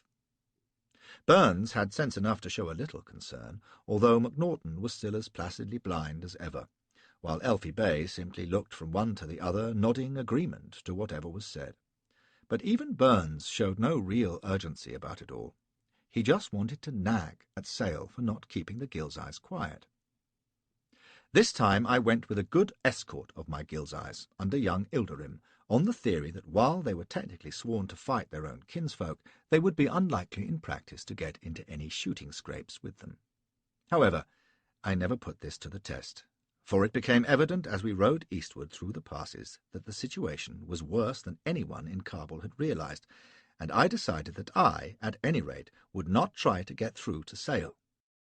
The whole country beyond Jugdulluk was up, and the hills were swarming with hostile Afghans, all either on their way to help beat up Sale's force, or else preparing for something bigger. There was talk among the villagers of a great jihad, or holy war, in which the Ferengis would be wiped out. It was on the eve of breaking out, they said. Sale was now hopelessly cut off. There was no chance of relief from Jalalabad or even from Kabul. Oh, Kabul was going to be busy enough looking after itself. I heard this shivering round a campfire on the Surkab road, and Ilderim shook his head in the shadows and said, "It is not safe for you to go on, Flashman Huzur. You must return to Kabul. Give me the letter for Sale. Although I have eaten the Queen's salt, my own people will let me through." This was such obvious common sense that I gave him the letter without argument and started back for Kabul that same night, with 4 of the Ghilzai hostages for company. At that hour I wanted to get as many miles as possible between me and the gathering Afghan tribes, but if I had known what was waiting for me in Kabul, I would have gone on to sail and thought myself lucky. Riding hard through the next day, we came to Kabul at nightfall, and I never saw the place so quiet. Bala Hissar loomed over the deserted streets. The few folk who were about were grouped in little knots in doorways and at street corners. There was an air of doom over the whole place. No British soldiers were to be seen in the city itself, and I was glad to get to the Residency, where Burns lived in the heart of the town, and here the courtyard gates grind to behind me. The armed men of Burns's personal guard were standing too in the yard, while others were posted on the Residency walls. The torches shone on belt plates and bayonets, and the place looked as though it was getting ready to withstand a siege. But Burns himself was sitting reading in his study as cool as a minnow until he saw me. At the sight of my evident haste and disorder, I was in Afghan dress and pretty filthy after days in the saddle. He started up. "What the deuce are you doing here?" says he. I told him, and added that there would probably be an Afghan army coming to support my story. "My message to Sale?" he snapped. "Where is it? Have you not delivered it?" I told him about Ilderim, and for once the dapper little dandy forgot his carefully cultivated calm. "Good God!" says he. "You've given it to a Ghilzai to deliver." "A friendly Ghilzai," I assured him. "A hostage, you remember." "Are you mad?" says he, his little moustache all a-quiver. "Don't you know that you can't trust an Afghan, hostage or not?" "Ilderim is a Khan's son and a gentleman in his own way," I told him. "In any event, it was that or nothing. I couldn't have got through." "And why not? You speak Pushtu, you're in native dress. God knows you're dirty enough to pass. It was your duty to see that message into Sale's own hand, and bring an answer. My God, Flashman, this is a pretty business, when a British officer cannot be trusted. Now, look you here, Secunda," says I. But he came up straight, like a little bantam, and cut me off. "Sir Alexander, if you please," says he icily, as though I'd never seen him with his breeches down, chasing after some big Afghan bint. He stared at me and took a pace or two round the table. "I think I understand," says he. "I have wondered about you lately, Flashman, whether you were to be fully relied on, or—" "Well, it shall be for a court-martial to decide." "Court-martial? What the devil?" "For wilful disobedience of orders," says he. "There may be other charges. In any event, you may consider yourself under arrest and confined to this house. We are all confined anyway. The Afghans are allowing no one to pass between here and the cantonment." "Well, in God's name, doesn't that bear out what I've been telling you?" I said. "The country's all up to the eastward, man, and now here in Kabul." "There is no rising in Kabul," says he, "merely a little unrest, which I propose to deal with in the morning." He stood there, cocksure little ass, in his carefully pressed linen suit with a flower in his buttonhole, talking as though he was a schoolmaster, promising to reprimand some unruly fags. "It may interest you to know, you who turn tail at rumours, that I have twice this evening received direct threats to my life. I shall not be alive by morning, it is said. Well, well, we shall see about that." "Aye, maybe you will," says I. "And as to your fine talk that I turn tail at rumours, you may see about that too.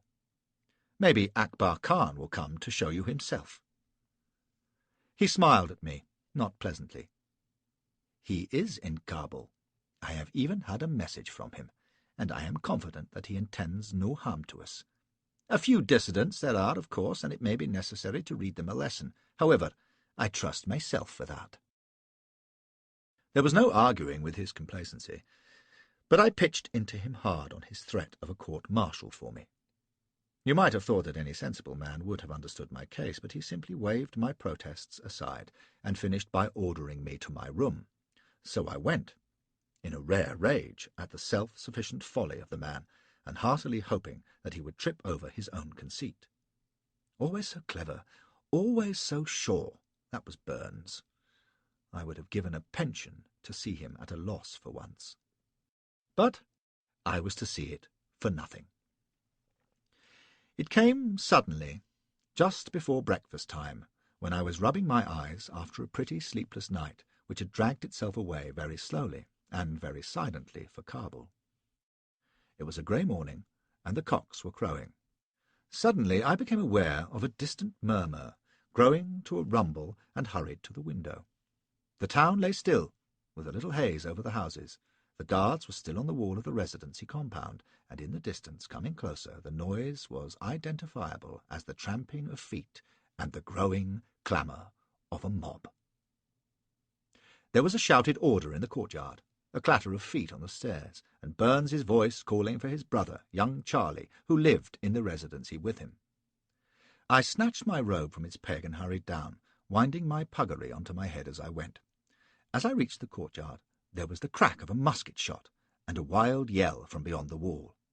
A volley of blows hammered on the gate, and across the top of the wall I saw the vanguard of a charging horde streaming out from between the nearest houses.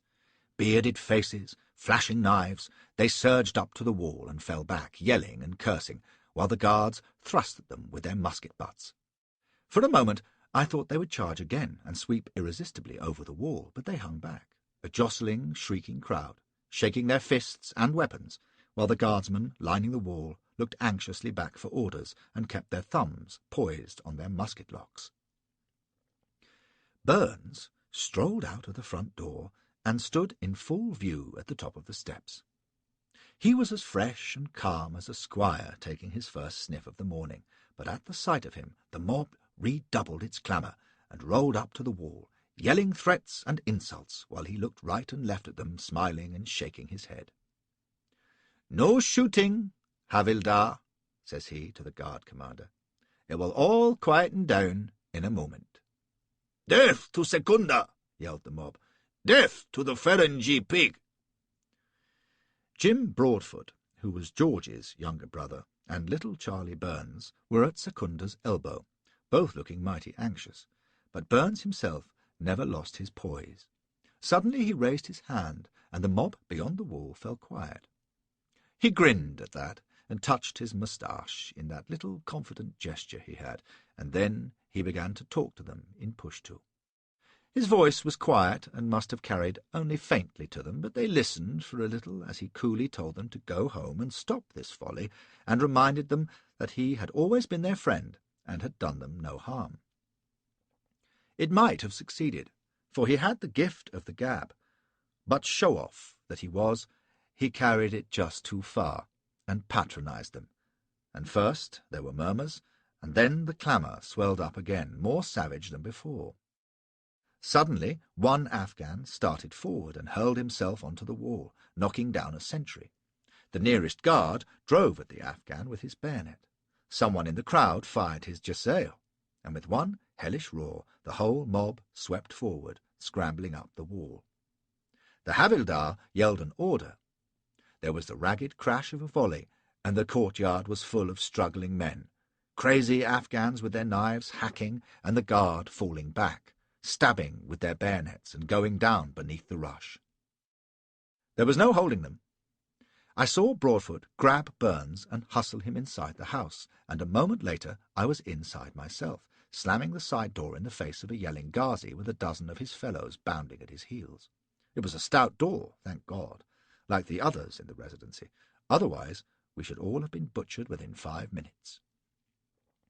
Blows shattered on the far side of it as I slipped the bar home, and as I hurried along the passage to the main hallway I could hear, above the shrieking and shooting outside, the crash and thud of countless fists and hilts on panels and shutters. It was like being inside a box with demented demons pounding on the lid. Suddenly above the din there was the crash of an ordered volley from the courtyard, and then another, and as the yelling subsided momentarily, the Havildar's voice could be heard urging the remnant of the guard into the house. Little bloody odds it would make, I thought. They had us cornered, and it was a case of having our throats cut, now or later. Burns and the others were in the hallway, and Secunda, as usual, was showing off, affecting carelessness in a tight spot.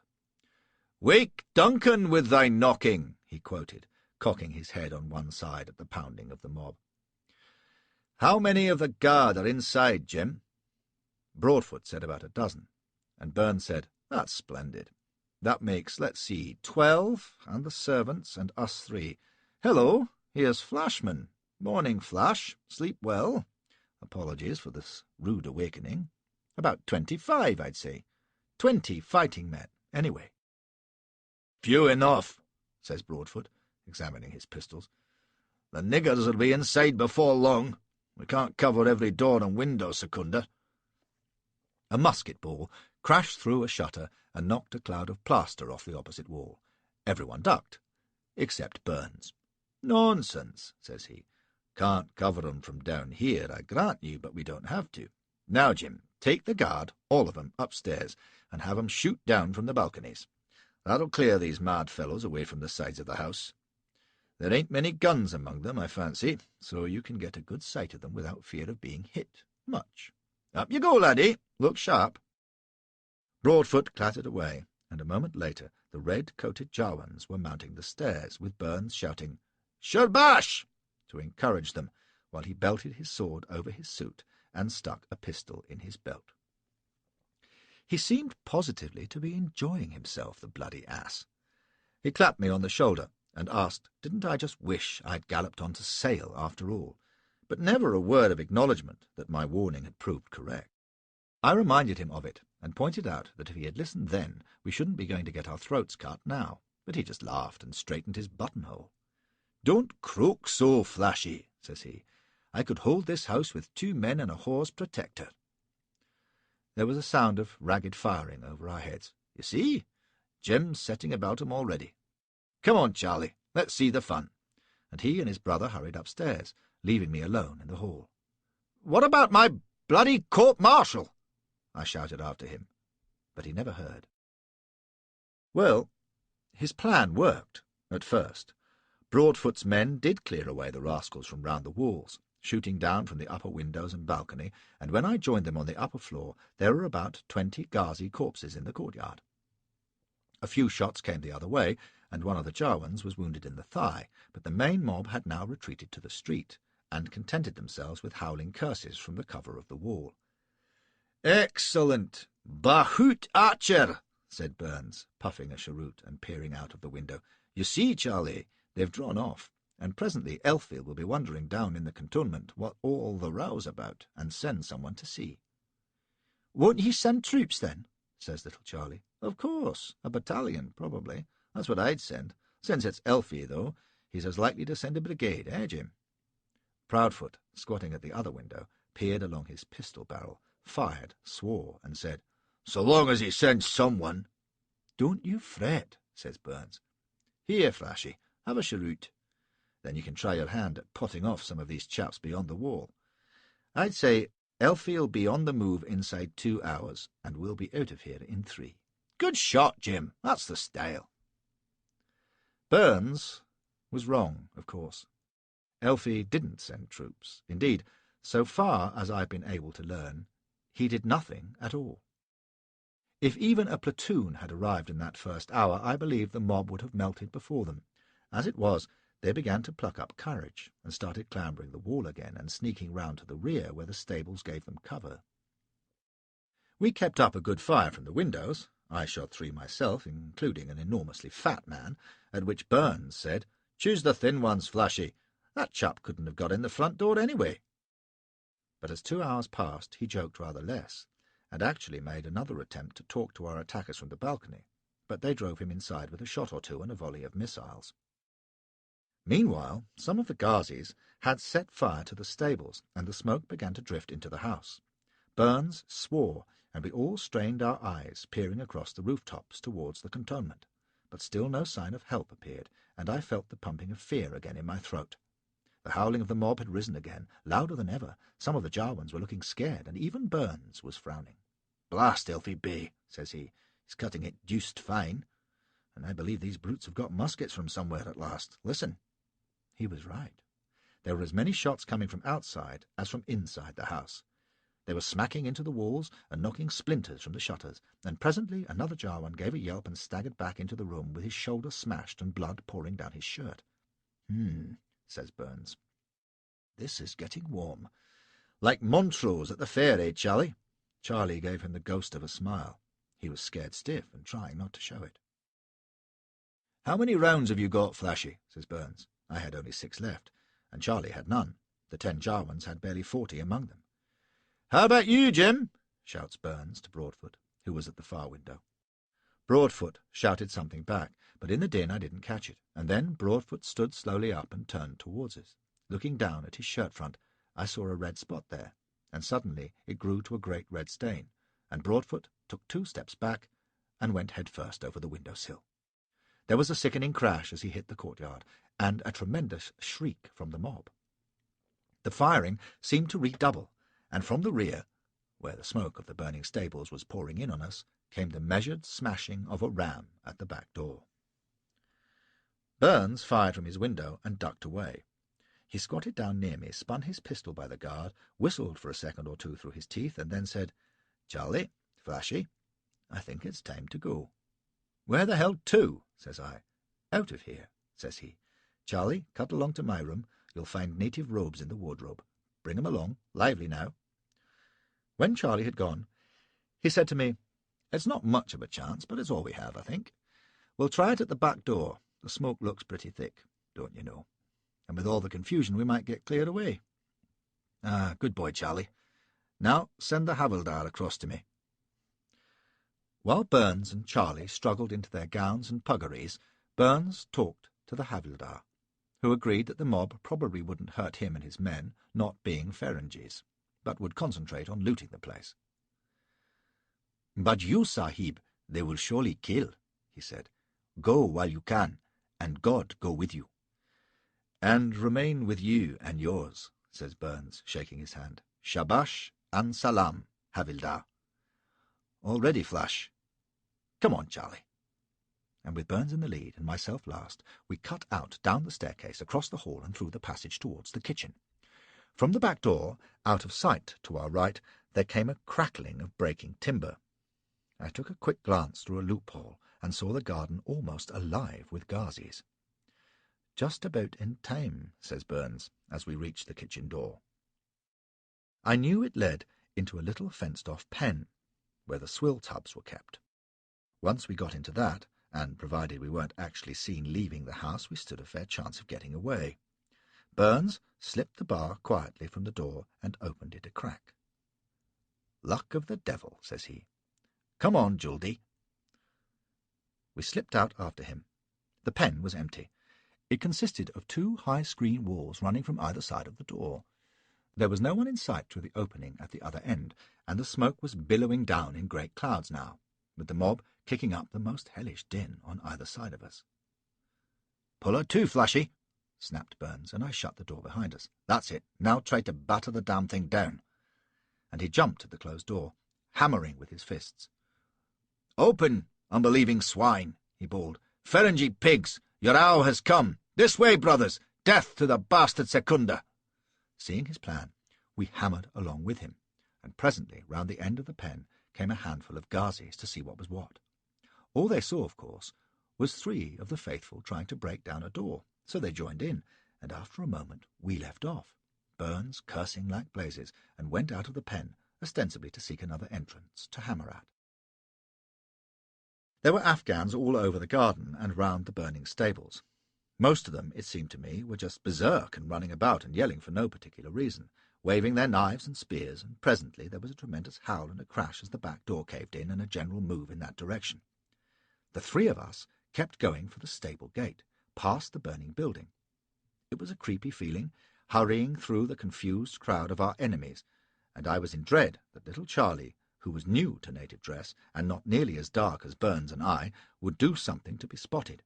But he kept his hood well forward over his face, and we got outside the gate in safety, where the hangers-on were congregated, yelling and laughing as they watched the residency, hoping, no doubt, to see the bodies of the hated Ferengis launched from the upper windows.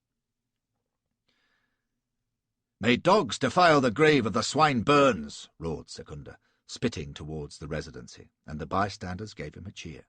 "So far, so good," he added to me. "Now shall we stroll down to the cantonments and have a word with Elfie? Ready, Charlie? Best foot forward, then, and try to swagger like a regular badmash. Take your cue from Flashy here. Ain't he the ugliest-looking bashy bazook you ever saw?" With Burns in the lead, we pushed out boldly into the street, Secunda thrusting aside the stragglers who got in the way, like any Yusufzai bully. I wanted to tell him to go easy, for it seemed to me he must attract attention, and his face was all too familiar to the Kabulis. But they gave way before him, with a curse or two, and we won clear to the end of the street without being spotted. Now, thought I, we're home in a canter. The crowd was still fairly thick, but not so noisy, and every stride was taking us nearer the point where at worst we could cut and run for it towards the cantonment. And then Burns, the overconfident fool, ruined the whole thing. We had reached the end of the street, and he must pause to yell another curse against the Ferengies by way of a final brag.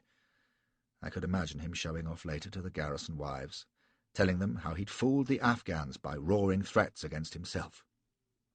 But he overdid it. Having called himself the grandson of 70 pariah dogs at the top of his voice, he muttered something in an undertone to Charlie, and laughed at his own witticism. The trouble is, an Afghan doesn't laugh like an Englishman. He giggles high-pitched, but Burns guffawed. I saw a head turn to stare at us, and grabbing Burns by one arm and Charlie by the other, I was starting to hurry them down the street, when I was pushed aside, and a big brute of a Ghazi swung Burns round by the shoulder and peered at him. "Joe! Hubshi!" snarled Burns, and hit his hand aside. But the fellow still stared, and then suddenly shouted, "Mashallah, brothers! It is Secunda Burns!" There was an instant's quiet, and then an almighty yell. The big Ghazi whipped out his Khyber knife. Burns locked his arm and snapped it before he could strike. But then about a dozen others were rushing in on us. One jumped at me, and I hit him so hard with my fist that I overbalanced. I jumped up, clawing for my own sword, and saw Burns throwing off the wounded Ghazi and shouting, "Run, Charlie, run!" There was a side alley into which Charlie, who was nearest, might have escaped, but he hesitated, standing white-faced, while Burns jumped between him and the charging Afghans. Secunda had his Khyber knife out now. He parried a blow from the leader, closed with him, and shouted again, "Get out, Charlie! Cut, man!"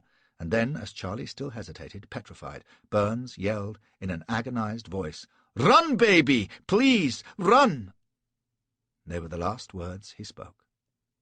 A Khyber knife swept down on his shoulder, and he reeled back, blood spouting.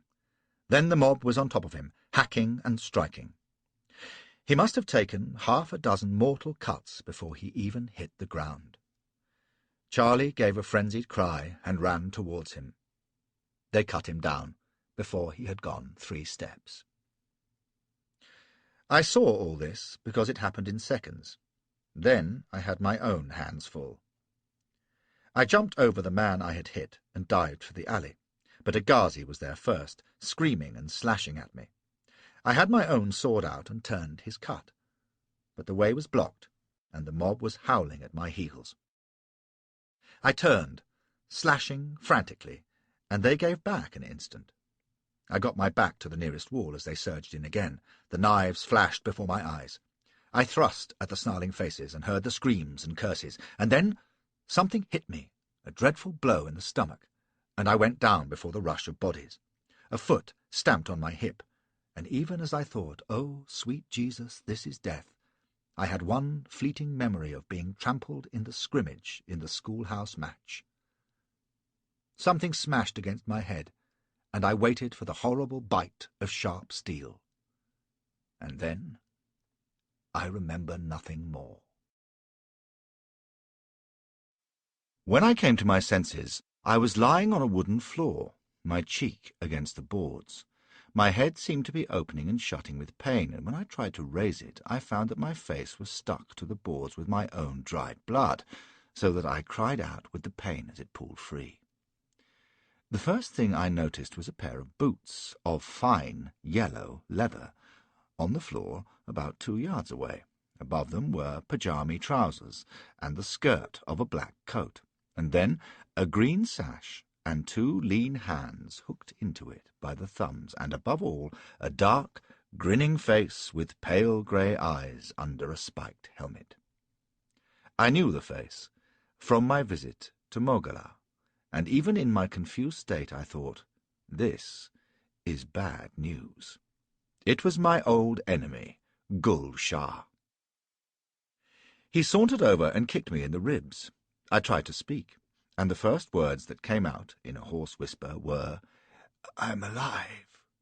"For the moment," said Gul Shah. He squatted down beside me, smiling his wolf's smile. "Tell me, Flashman, what does it feel like to die?" "What do you mean?" I managed to croak. He jerked his thumb. "Out in the street yonder you were down, with the knives at your neck, and only my timely intervention saved you from the same fate as Secunda Burns. They cut him to pieces, by the way. 85 pieces, to be exact. They have been counted, you see. But you, Flashman, must have known what it was like to die in that moment. Tell me, I am curious." I guessed there was no good coming from these questions. The evil look of the brute made my skin crawl, but I thought it best to answer. "It was bloody horrible," says I. He laughed, with his head back, rocking on his heels, and others laughed with him. I realized there were perhaps 6 others, Ghazis mostly, in the room with us. They came crowding round to leer at me, and if anything they looked even nastier than Gul Shah. When he had finished laughing, he leaned over me. "It can be more horrible," says he, and spat in my face. He reeked of garlic. I tried to struggle up, demanding to know why he had saved me, and he stood up and kicked me again. "Yes, why?" he mocked me. I couldn't fathom it. I didn't want to, but I thought I'd pretend to act as though it were all for the best. "I'm grateful to you, sir," says I, "for your timely assistance. You shall be rewarded, all of you, and—" "Indeed we will," says Gul Shah. "Stand him up." They dragged me to my feet, twisting my arms behind me. I told them loudly that if they took me back to the cantonment they would be handsomely paid, and they roared with laughter. "Any paying the British do will be in blood," says Gul Shah. "Yours first of all." "What for, damn you?" I shouted. "Why do you suppose I stopped the Ghazis from quartering you?" says he. "To preserve your precious skin, perhaps, to hand you as a peace offering to your people?" He stuck his face into mine. "Have you forgotten a dancing girl called Nariman, you pig's bastard? Just another slut to the likes of you to be defiled as you choose and then forgotten. You are all the same, you Ferengi swine. You think you can take our women, our country, and our honor, and trample them all underfoot. We do not matter, do we? And when all is done, when our women are raped and our treasure stolen, you can laugh and shrug your shoulders, you misbegotten pariah curs." He was screaming at me with froth on his lips. "I meant her no harm," I was beginning, and he struck me across the face. He stood there glaring at me and panting. He made an effort and mastered himself. "She is not here," he said at last, "or I would give you to her, and she would give you an eternity of suffering before you died. As it is, we shall do our poor best to accommodate you. Look," says I, "whatever I've done, I beg your pardon for it. I didn't know you cared for the wench, I swear. I'll make amends any way you like. I'm a rich man, a really rich man." I went on to offer him whatever he wanted in ransom and as compensation to the girl, and it seemed to quiet him for a minute. "Go on," says he, when I paused. "This is good to listen to." I would have done, but just the cruel sneer told me he was mocking me, and I fell silent. "So, we are where we began," says he. "Believe me, Flashman, I would make you die 100 deaths, but time is short. There are other throats besides yours, and we are impatient people. But we shall make your passing as memorable as possible, and you shall tell me again what it is like to die. Bring him along." They dragged me from the room, along a passage, and I roared for help and called Gul Shah every filthy name I could lay tongue to. He strode on ahead, heedless, and presently threw open a door. They ran me across the threshold, and I found I was in a low, vaulted chamber, perhaps 20 yards long. I had half expected racks and thumbscrews or some such horrors, but the room was entirely bare. The one curious feature of it was that halfway it was cut in two by a deep culvert, perhaps 10 feet wide and 6 deep. It was dry, and where it ran into the walls on either side the openings were stopped up with rubble. This had obviously been done only recently, but I could not imagine why. Gul Shah turned to me. "Are you strong, Flashman?" "Damn you," I shouted. "You'll pay for this, you dirty nigger." "Are you strong?" he repeated. "Answer, or I'll have your tongue cut out." One of the ruffians grabbed my jaw in his hairy paw and brought the knife up to my mouth. It was a convincing argument. "Strong enough, damn you." "I doubt that," smiled Gul Shah. "We have executed 2 rascals here of late, neither of them weaklings. But we shall see."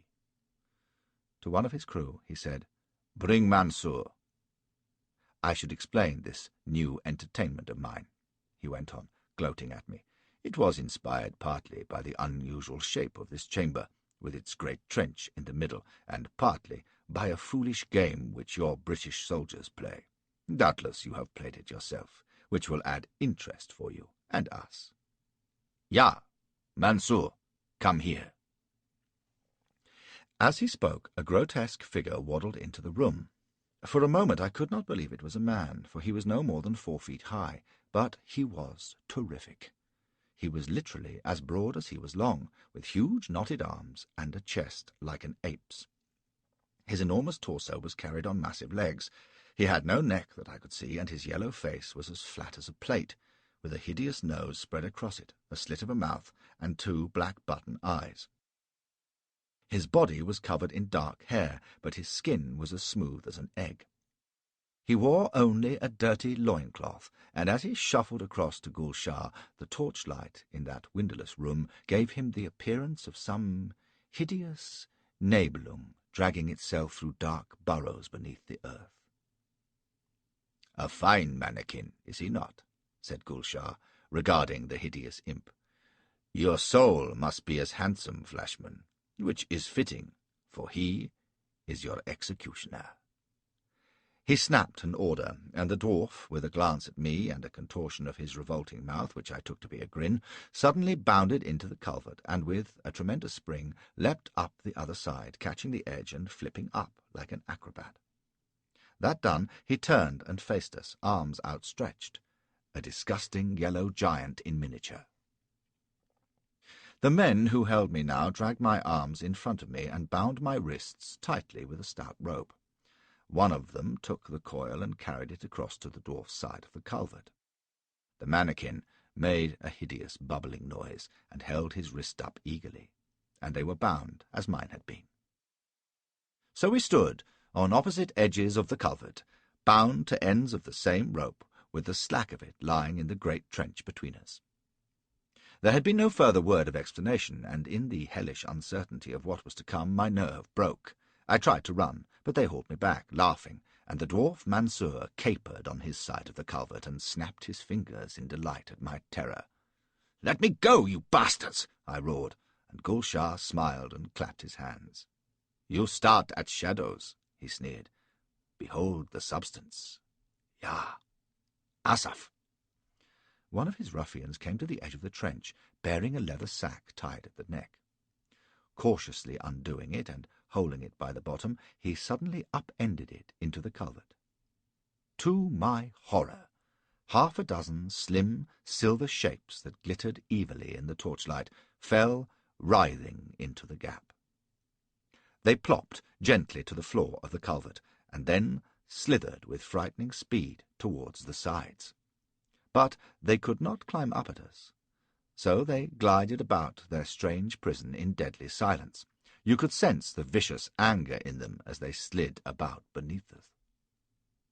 "Their bite is death," said Gulshar. "Is all now plain, Flashman? It is what you call a tug of war, you against Mansour.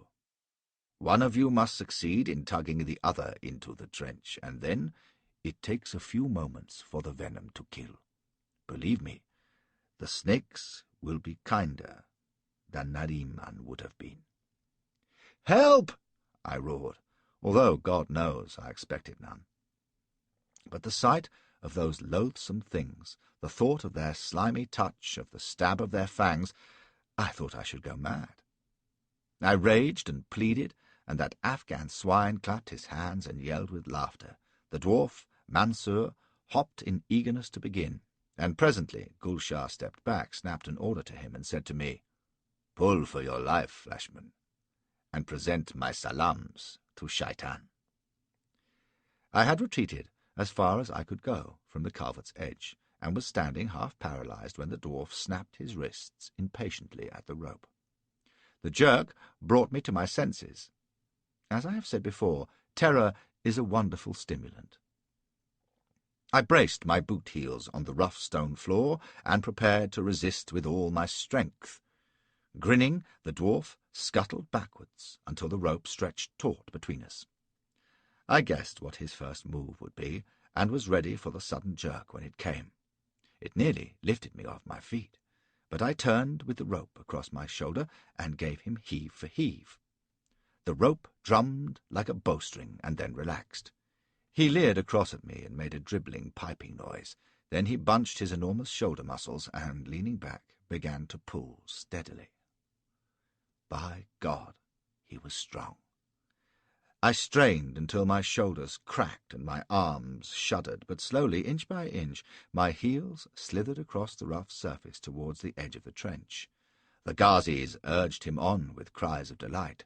Gulshar came to the brink so that he could watch me as I was drawn inexorably to the limit. I felt one of my heels slip into space. My head seemed to be bursting with the effort, and my ears roared, and then the tearing pain in my wrists relaxed, and I was sprawled on the very edge, exhausted, with the dwarf prancing and laughing on the other side, and the rope slack between us. The Ghazis were delighted, and urged him to give me a quick final jerk into the culvert, but he shook his head and backed away again, snapping the rope at me. I glanced down. The snakes seemed almost to know what was afoot, for they had concentrated in a writhing, hissing mass just below me.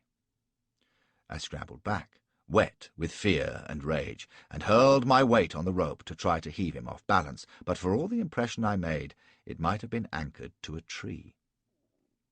He was playing with me. There was no question he was far stronger of us two, and twice he hauled me to the lip and let me go again. Gulshar clapped his hands, and the Ghazis cheered. Then he snapped some order to the dwarf, and I realized with sick horror that they were going to make an end. In despair, I rolled back again from the edge and got to my feet. My wrists were torn and bloody, and my shoulder joints were on fire, and when the dwarf pulled on the rope I staggered forward, and in doing so I nearly got him. For he had expected a stronger resistance, and almost overbalanced. I hauled for dear life, but he recovered in time, glaring and piping angrily at me as he stamped his feet for a hold.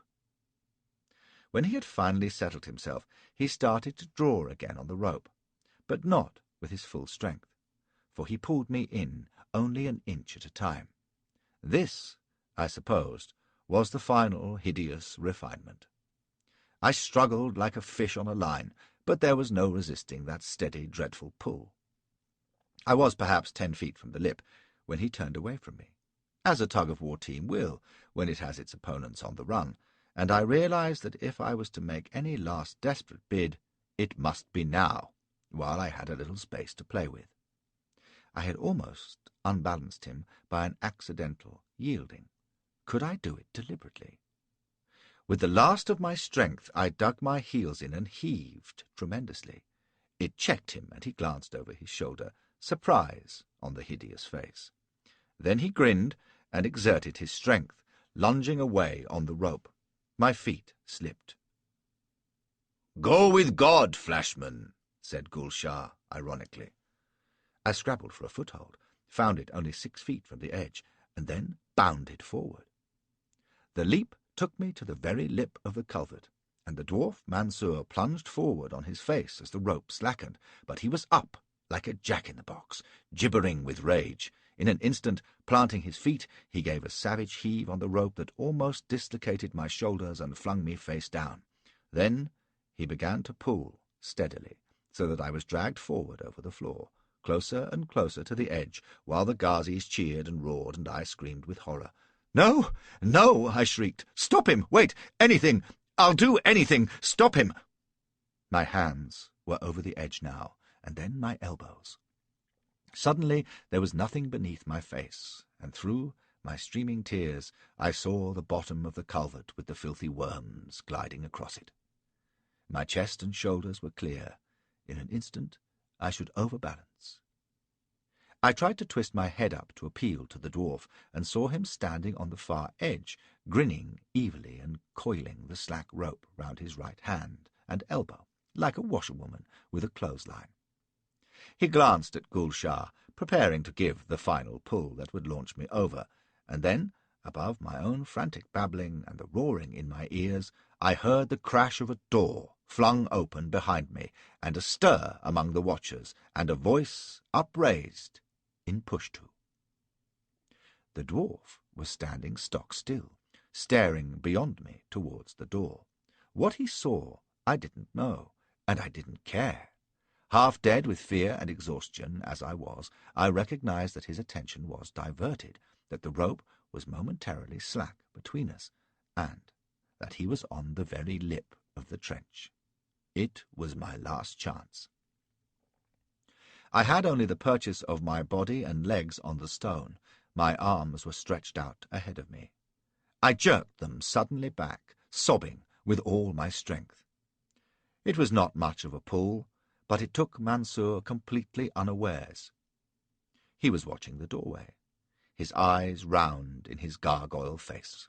Too late he realized that he had let his attention wander too soon. The jerk, slight as it was, unbalanced him, and one leg slipped over the edge. He shrieked and tried to throw himself clear, but his grotesque body landed on the very edge, and he hung for a moment like a seesaw. Then, with a horrible, piping squeal, he crashed, sprawling, into the culvert. He was up again with a bound, and springing for the rim, but, by the grace of God, he had landed almost on top of one of those hellish snakes, and even as he came upright, it struck at his bare leg. He screamed and kicked at it, and the delay gave a second brute the chance to fix itself in his hand. He lashed out blindly, making a most ghastly din, and staggered about with at least 2 of the things hanging from him. He ran in his dreadful waddling way in a little circle, and fell forward on his face. Again and again the serpents struck at him. He tried feebly to rise, and then collapsed, his misshapen body twitching. I was dead beat with exertion and shock. I could only lie heaving like a bellows. Gul Shah strode to the edge of the culvert and screamed curses at his dead creature. Then he turned, pointing to me, and shouted, "Fling that bastard in beside him." They grabbed me and ran me to the pit's edge, for I could make no resistance. But I remember I protested that it wasn't fair, that I had won and deserved to be let go. They held me on the edge, hanging over the pit, and waited for the final word from my enemy. I closed my eyes to blot out the sight of the snarling faces and those dreadful reptiles, and then I was pulled back, and the hands fell away from me. Wondering, I turned wearily. They had all fallen silent, and Gul Shah with the rest of them. A man stood in the doorway. He was slightly under middle height, with the chest and shoulders of a wrestler, and a small, neat head that he turned from side to side, taking in the scene.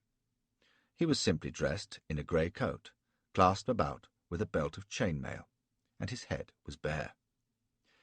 He was plainly an Afghan, with something of the pretty look that was so repulsive in Gul Shah, but here the features were stronger and plumper. He carried an air of command, but very easily, without any of the strutting arrogance that so many of his race affected.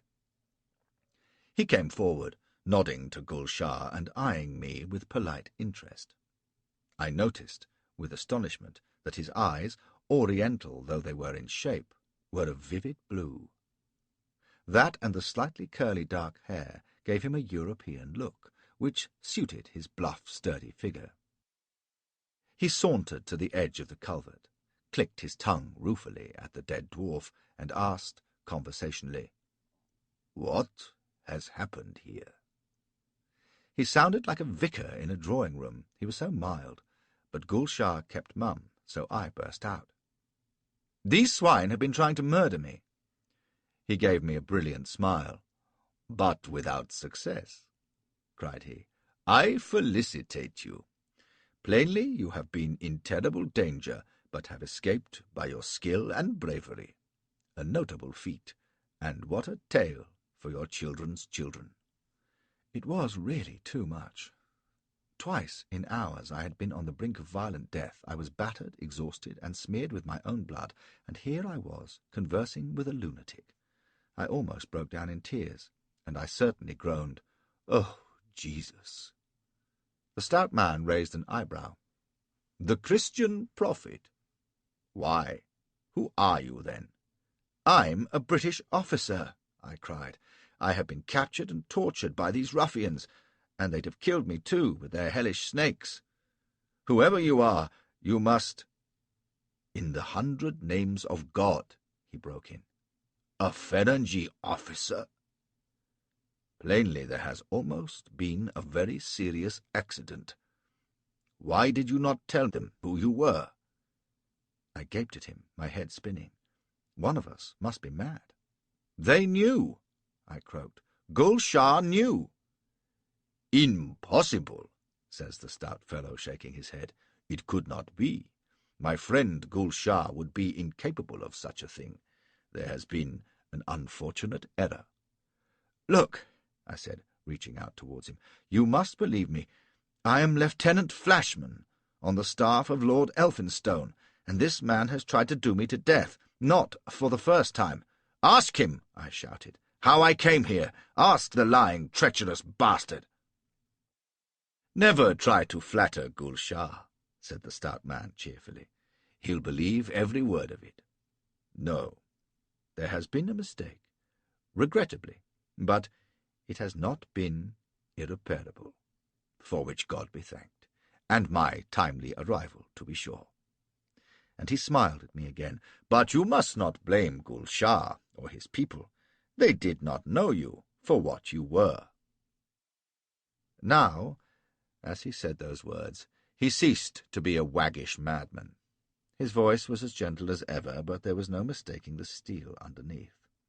Suddenly things became real again, and I understood that the kindly, smiling man before me was strong in a way that folk like Gul Shah could never be.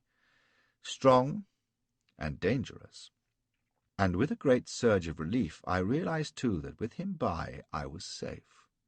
Gul Shah must have sensed it also, for he roused himself and growled that I was his prisoner, Ferengi officer or not, and he would deal with me.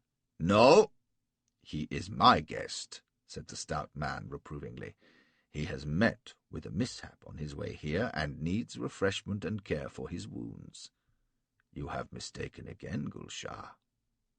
Now, we shall have his wrists unbound, and I shall take him to such entertainment as befits a guest of his importance."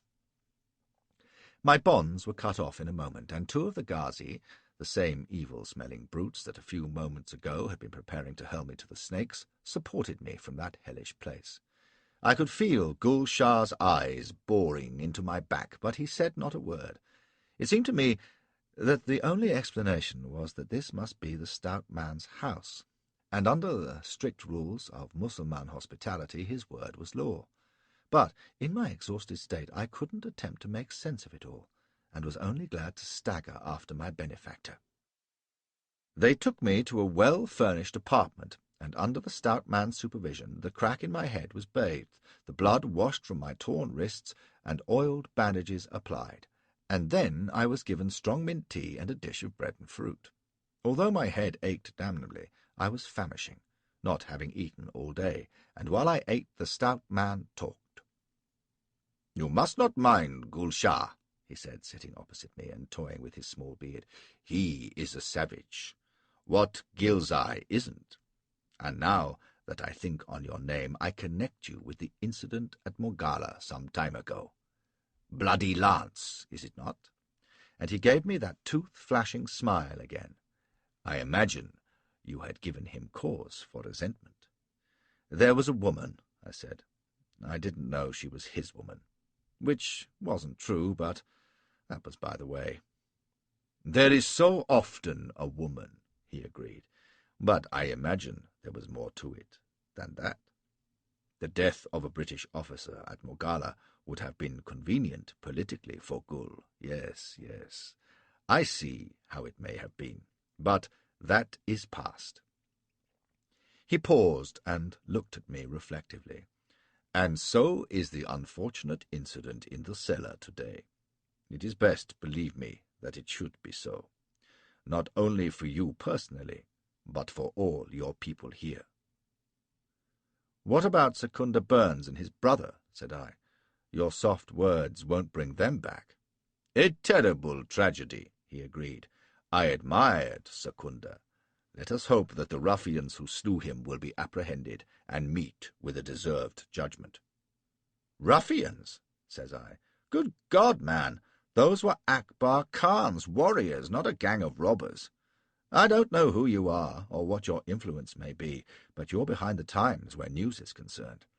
When they murdered Burns and sacked his residency, that was the beginning of a war. If the British haven't marched from their cantonment into Kabul yet, they soon will, and you can bet on that." "I think you exaggerate," he said mildly. "This talk of Akbar Khan's warriors, for example." "Look you," I said, "don't try to tell me. I rode in from the east last night. The tribes are up along the passes from here to Jugdaluk and beyond. Thousands of them. They're trying to wipe out Sale's force. They'll be here as soon as Akbar has a mind to take Kabul and slit Shah Suja's throat and seize his throne. God help the British garrison and loyalists like yourself who helped them as you've helped me. I tried to tell Burns this, and he laughed and wouldn't heed me. Well, there you are." I stopped. All that talk had made me thirsty. When I had taken some tea, I added, "Believe it or not, as you like." He sat quiet for a moment, and then remarked that it was an alarming story, but that I must be mistaken. "If it were as you say, the British would have moved by now, either out of Kabul or into the Balahisar fort, where they would be safe. They are not fools, after all." "You don't know Elfie Bay, that's plain," says I, "or that ass MacNaughton. They don't want to believe it, you see. They want to think all's well. They think Akbar Khan is still skulking away in the Hindu Kush. They refuse to believe the tribes are rallying to him, ready to sweep the British out of Afghanistan." He sighed. "It may be as you say. Such delusions are common. Or they may be right, and the danger smaller than you think." He stood up. "But I am a thoughtless host. Your wound is paining you, and you need rest, Flashman Huzur. I shall weary you no longer. Here you can have peace, and in the morning we can talk again, among other things, of how to return you safely to your people." He smiled, and the blue eyes twinkled. "We want no more mistakes from hotheads like Gul Shah. Now, God be with you." I struggled up, but I was so weak and weary that he insisted I be seated again. I told him I was deeply grateful for all his kindness, that I would wish to reward him, but he laughed and turned to go. I mumbled some more thanks to him, and it occurred to me that I still didn't know who he was or how he had the power to save me from Gul Shah. I asked him, and he paused in the curtained doorway. "As to that, he said. "I am the master of this house. My close friends call me Buck-Book, because I incline to talk. Others call me by various names as they choose." He bowed. "You may call me by my given name, which is Akbar Khan. Good night, Flashman, Huzur, and a pleasant rest. There are servants within call if you need them." And with that he was gone, leaving me gaping at the doorway and feeling no end of a fool. In fact, Akbar Khan did not return next day or for a week afterwards, so I had plenty of time to speculate. I was kept under close guard in the room, but comfortably enough. They fed me well, and allowed me to exercise on a little closed veranda, with a couple of armed Buruksis to keep an eye on me. But not a word would anyone say in answer to my questions and demands for release. I couldn't even discover what was going on in Kabul, or what our troops were doing, or what Akbar Khan himself might be up to, or, most important of all, why he was keeping me prisoner. Then, on the 8th day, Akbar returned, looking very spruce and satisfied. When he had dismissed the guards, he inquired after my wounds, which were almost better, asked if I was well cared for, and so forth, and then said that if there was anything I wished to know, he would do his best to inform me. Well, I lost no time in making my wishes known, and he listened, smiling and stroking his short black beard. At last he cut me off with a raised hand. "Stop, stop, Flashman, Huzur. I see you are like a thirsty man. We must quench you a little at a time. Sit down now, and drink a little tea, and listen." I sat, and he paced slowly about the room, a burly, springy figure in his green tunic and pyjamas, which were tucked into short riding boots. He was something of a dandy, I noticed. There was gold lace on the tunic and silver edging to the shirt beneath it. But again, I was impressed by the obvious latent strength of the man.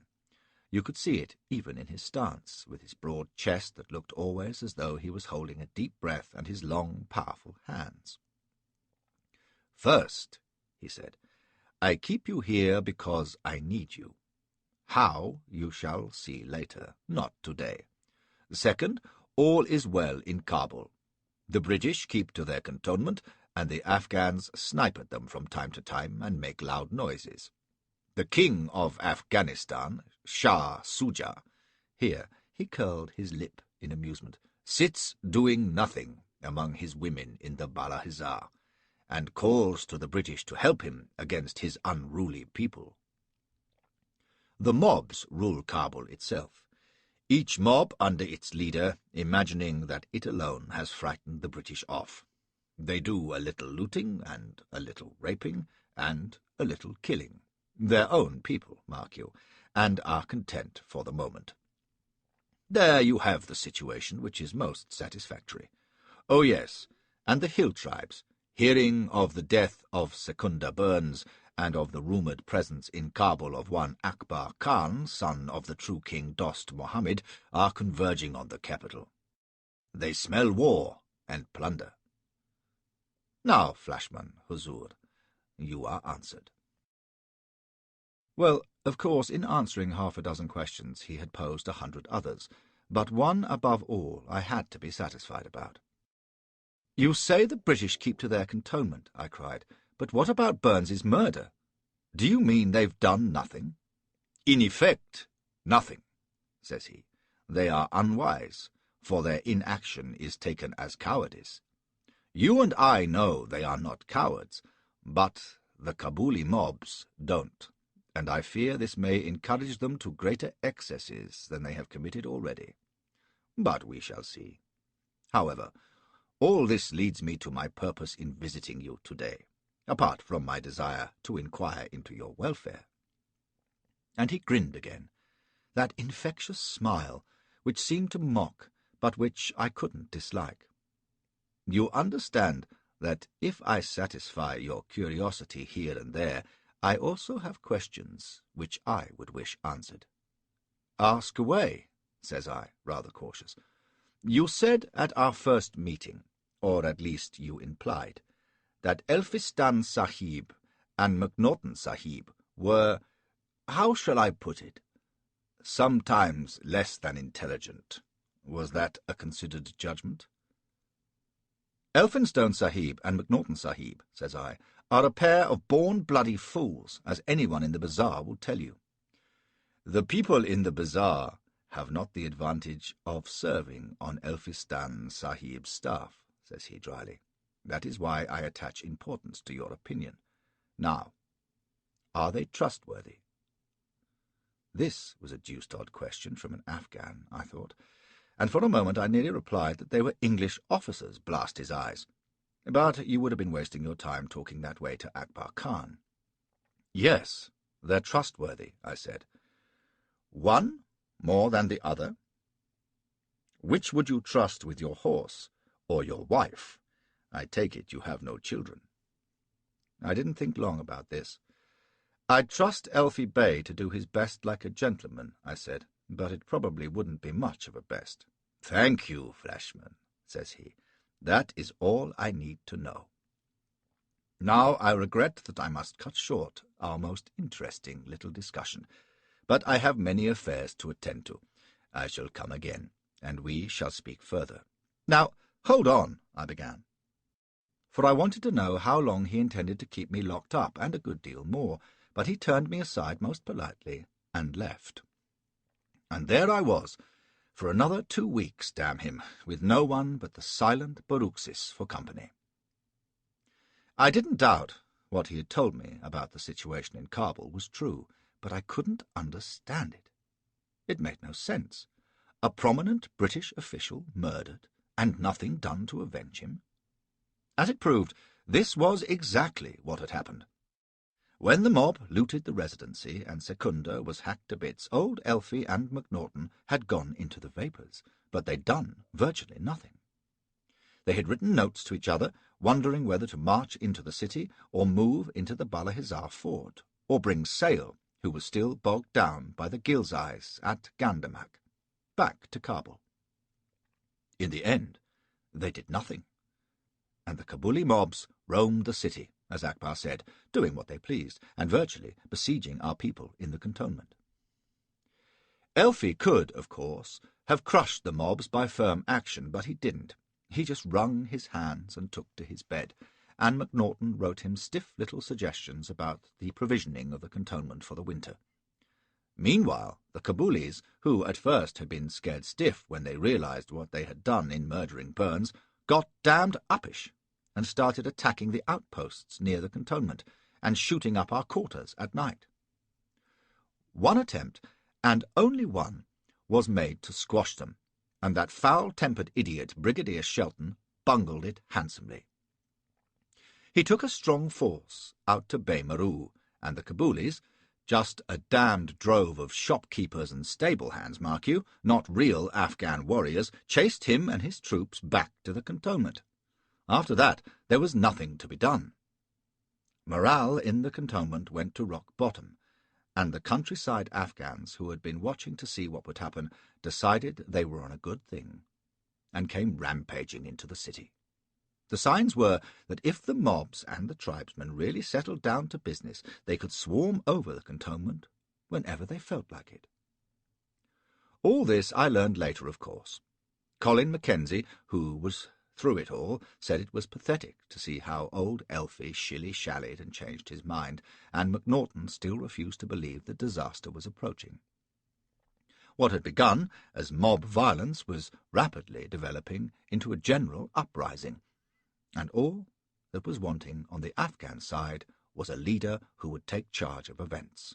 And, of course, unknown to Elfie and MacNaughton and the rest of them, there was such a leader, watching events from a house in Kabul, biding his time, and every now and then asking me questions. For after a fortnight's lapse, Akbar Khan came to me again, polite and bland as ever, and talked about it, and about speculating on such various matters as British policy in India and the rate of march of British troops in cold weather. He came ostensibly to gossip, but he pumped me for all he was worth, and I let him pump. There was nothing else I could do. He began visiting me daily, and I got tired of demanding my release and having my questions deftly ignored. But there was no help for it. I could only be patient and see what this jovial, clever gentleman had in mind for me. Of what he had in mind for himself I was getting a pretty fair idea, and events proved me right. Finally, more than a month after Burns's murder, Akbar came and told me I was to be released. I could have kissed him, almost, for I was fed up with being jailed, and not even an Afghan bint to keep me amused. He looked mighty serious, however, and asked me to be seated while he spoke to me, on behalf of the leaders of the faithful. He had 3 of his pals with him, and I wondered if he meant them. One of them, his cousin, Sultan Jan, he had brought before, a leery-looking cove with a fork beard.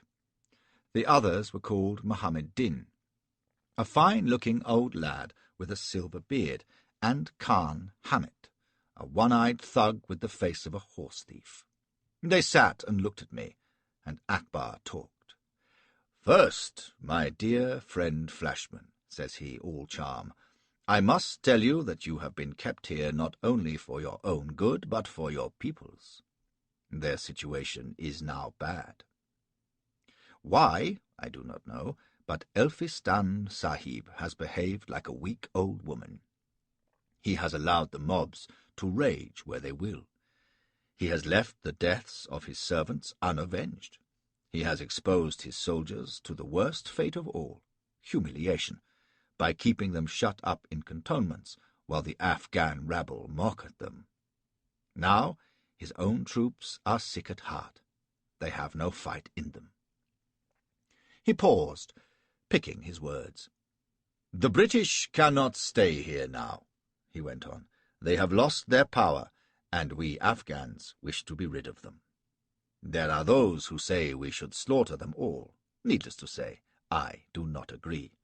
And he smiled. "For one thing, it might not be so easy." "It is never easy," said old Mohammed Din. "These same Ferengis took Ghuzni Fort. I saw them, by God." "And for another, what would the harvest be?" went on Akbar. "The White Queen avenges her children. No, there must be a peaceful withdrawal to India. This is what I would prefer myself. I am no enemy of the British, but they have been guests in my country too long." "One of 'em a month too long," says I, and he laughed. "You are one Ferengi, Flashman, who is welcome to stay as long as he chooses," says he, "but for the rest, they have to go." "They came to put Suja on the throne," says I. "They won't leave him in the lurch." "They have already agreed to do so," said Akbar smoothly. "Myself, I have arranged the terms of withdrawal with MacNaughton Sahib." "You've seen MacNaughton?" "Indeed. The British have agreed with me and the chiefs to march out to Peshawar as soon as they have gathered provisions for the journey and struck their camp. Suja, it is agreed, remains on the throne, and the British are guaranteed safe conduct through the passes." So we were quitting Kabul. I didn't mind, but I wondered how Elfie and MacNaughton were going to explain this away to Calcutta. Inglorious retreat, pushed out by niggers, don't look well at all. Of course, the bit about Suja staying on the throne was all my eye. Once we were out of the way, they'd blind him quietly and pop him in a fortress and forget about him. And the man who would take his place was sitting, watching how I took the news. "Well," says I at last, "there it is. But what have I to do with it? I mean, I'll just toddle off with the rest, won't I?" Akbar leaned forward. "I have made it sound too simple, perhaps. There are problems. For example, MacNaughton has made his treaty to withdraw not only with myself, but with the Duranis, the Ghilzais, the Kusul Bashis, and so on, all as equals. Now, when the British have gone, all these factions will be left behind, and who will be the master. Shah Suja, according to you. He can rule only if he has a united majority of the tribes supporting him. As things stand, that would be difficult, for they eye each other askance. Oh, MacNaughton Sahib is not the fool you think him. He has been at work to divide us. Well, can't you unite them? You're Dost Muhammad's son, ain't you? And all through the passes a month ago I heard nothing but Akbar Khan and what a hell of a fellow he was. He laughed and clapped his hands. How gratifying! Oh, I have a following, it is true. You have all Afghanistan, growls Sultan Jan. As for Suja, I have what I have, Akbar interrupted him, suddenly chilly. It is not enough, if I am to support Suja as he must be supported. There was a moment of silence, not very comfortable, and Akbar went on. The Duranis dislike me, and they are powerful. It would be better if their wings were clipped, theirs and a few others. This cannot be done after the British have left. With British help, it can be done in time. Oh ho, I thought. Now we have it. What I propose is this, says Akbar, looking at me in the eye. MacNaughton must break his treaty so far as the Duranis are concerned. He must assist me in their overthrow. In return for this, I will allow him, for with the Duranis and their allies gone I shall have the power, to stay in Kabul another 8 months. In that time I shall become Suja's vizier, the power at his elbow. The country will be so quiet then, so quiet that the cheep of a Kandahar mouse will be heard in Kabul, that the British will be able to withdraw in honour. Is not this fair? The alternative now is a hurried withdrawal, which no one here can guarantee in safety, for none has the power to restrain the wilder tribes, and Afghanistan will be left to warring factions. I have observed, in the course of a dishonest life, that when a rogue is outlining a treacherous plan, he works harder to convince himself than to move his hearers. Akbar wanted to cook his Afghan enemies' goose, that was all, and perfectly understandable, but he wanted to look like a gentleman still, to himself. "Will you carry my proposal secretly to MacNaughton Sahib, Flashman?" he asked. If he'd asked me to carry his proposal of marriage to Queen Victoria, I'd have agreed, so of course I said, "Aye," at once. "You may add that as part of the bargain I shall expect a down payment of 20 lakhs of rupees," he added, "and 4,000 a year for life. I think MacNaughton Sahib will find this reasonable, since I am probably preserving his political career." And your own too, thinks I. Suja's vizier, indeed. Once the Duranis were out of the way, it would be farewell Suja, and long live King Akbar. Not that I minded. After all, I would be able to say I was on nodding terms with a king, even if he was only a king of Afghanistan. "Now," went on Akbar, "you must deliver my proposals to MacNaughton Sahib personally, and in the presence of Muhammad Din and Khan Hamid here, who will accompany you. If it seems," he flashed his smile, "that I don't trust you, my friend, let me say that I trust no one. The reflection is not personal." "The wise son," croaked Khan Hamid, opening his mouth for the first time, "mistrusts his mother." Doubtless he knew his own family best. I pointed out that the plan might appear to MacNaughton to be a betrayal of the other chiefs, and his own part in it dishonourable. Akbar nodded and said gently, "I have spoken with MacNaughton Sahib, remember. He is a politician." He seemed to think that was answer enough, so I let it be. Then Akbar said, "You will tell MacNaughton that if he agrees, as I think he will, he must come to meet me at Muhammad's fort beyond the cantonment walls the day after tomorrow. He must have a strong force at hand within the cantonment, ready to emerge at the word and seize the Duranis and their allies, who will be with me. Thereafter, We will dispose matters as seems best to us. Is this agreed?" And he looked at his 3 fellows, who nodded agreement. "Tell MacNaughton, Sahib," said Sultan Jan, with a nasty grin, "that if he wills, he may have the head of Amanullah Khan, who led the attack on Secunda Burns's residency. Also, that in this whole matter, we, of the Baruxis, have the friendship of the Ghilzais." If both Ghilzais and Baruxis were in the plot, it seemed to me that Akbar was on solid ground. MacNaughton would think so too. But to me, sitting looking at those 4 faces, Bland, Akbar, and his trio of villains, the whole thing stank like a dead camel. I would have trusted the parcel of them as much as Gulshah's snakes. However, I kept a straight face, and that afternoon the guard at the cantonment's main gate was amazed by the sight of Lieutenant Flashman, clad in the mail of a Baruxi warrior and accompanied by Muhammad Din and Khan Hamid, riding down in state from Kabul city. They had thought me dead a month ago, chopped to bits with burns, but here I was, larger than life. The word spread like fire, and when we reached the gates there was a crowd waiting for us, with tall Colin Mackenzie at their head. "Where the devil have ye come from?" he demanded, his blue eyes wide open. I leaned down so that no one else should hear, and said, "Akbar Khan." He stared at me hard to see if I was mad or joking, and then said, "Come to the envoy at once," and cleared a way through the crowd for us. There was a great hubbub and shouting of questions, but Mackenzie shepherded us all 3 straight to the envoy's quarters and into MacNaughton's presence.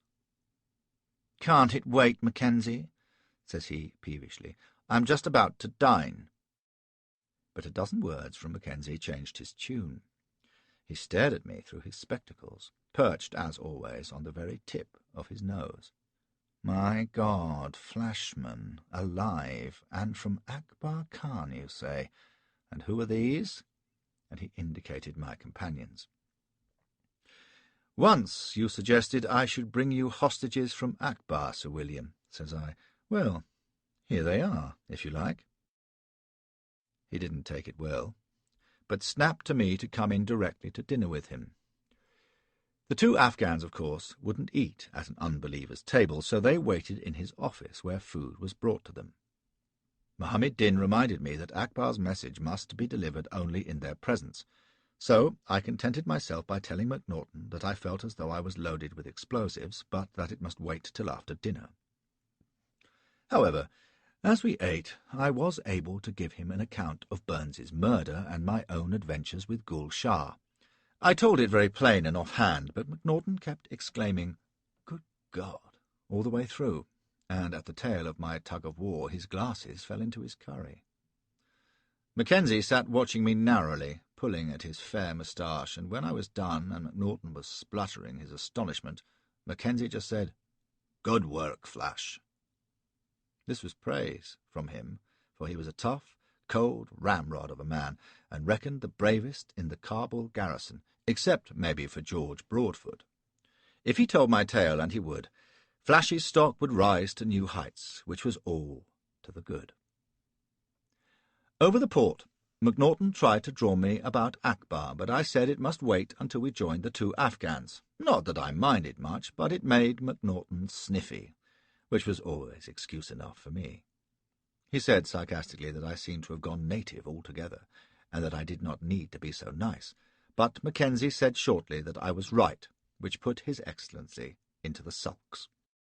He muttered that it was a fine thing when important officials could be bearded by military whippersnappers, and the sooner we got to business, the better it would be. So we adjourned to his study, and presently Muhammad and Hamid came in, greeted the envoy courteously, and received his cool nod in reply. He was a conceited prig, sure enough. Then I launched into Akbar's proposal. I can see them still. MacNaughton sitting back in his cane chair, legs crossed, fingertips together, staring at the ceiling, the 2 silent Afghans, their eyes fixed on him, and the tall, fair Mackenzie leaning against the wall, puffing a cheroot, watching the Afghans. No one said a word as I talked, and no one moved. I wondered if MacNaughton understood what I was saying. He never twitched a muscle. When I was finished, he waited a full minute, slowly took off his glasses and polished them, and said quietly, "Most interesting. We must consider what the Siddar Akbar has said. His message is of the greatest weight and importance, but of course it is not to be answered in haste. Only one thing will I say now. The Queen's envoy cannot consider the suggestion of bloodshed contained in the offer of the head of Amenullah Khan. That is repugnant to me." He turned to the two Afghans. "You will be tired, sirs, so we will detain you no longer. Tomorrow we will talk again." It was still only early evening, so he was talking rot, but the two Afghans seemed to understand diplomatic language. They bowed gravely and withdrew. MacNaughton watched the door close on them. Then he sprang to his feet. "Saved at the 11th hour," cried he. "Divide and conquer. Mackenzie, I had dreamed of something precisely like this." His pale, worn face was all smiles now. I knew that these people were incapable of keeping faith with one another. Behold me proved right. Mackenzie studied his cigar. "You mean you'll accept?" "Accept? Of course I shall accept. This is a heaven-sent opportunity. 8 months, eh? Much can happen in that time. We may never leave Afghanistan at all, but if we do, it will be with credit." He rubbed his hands and set to among the papers on his desk. "This should revive even our friend Elphinstone, eh, Mackenzie?" "I don't like it," says Mackenzie. "I think it's a plot." MacNaughton stopped to stare at him.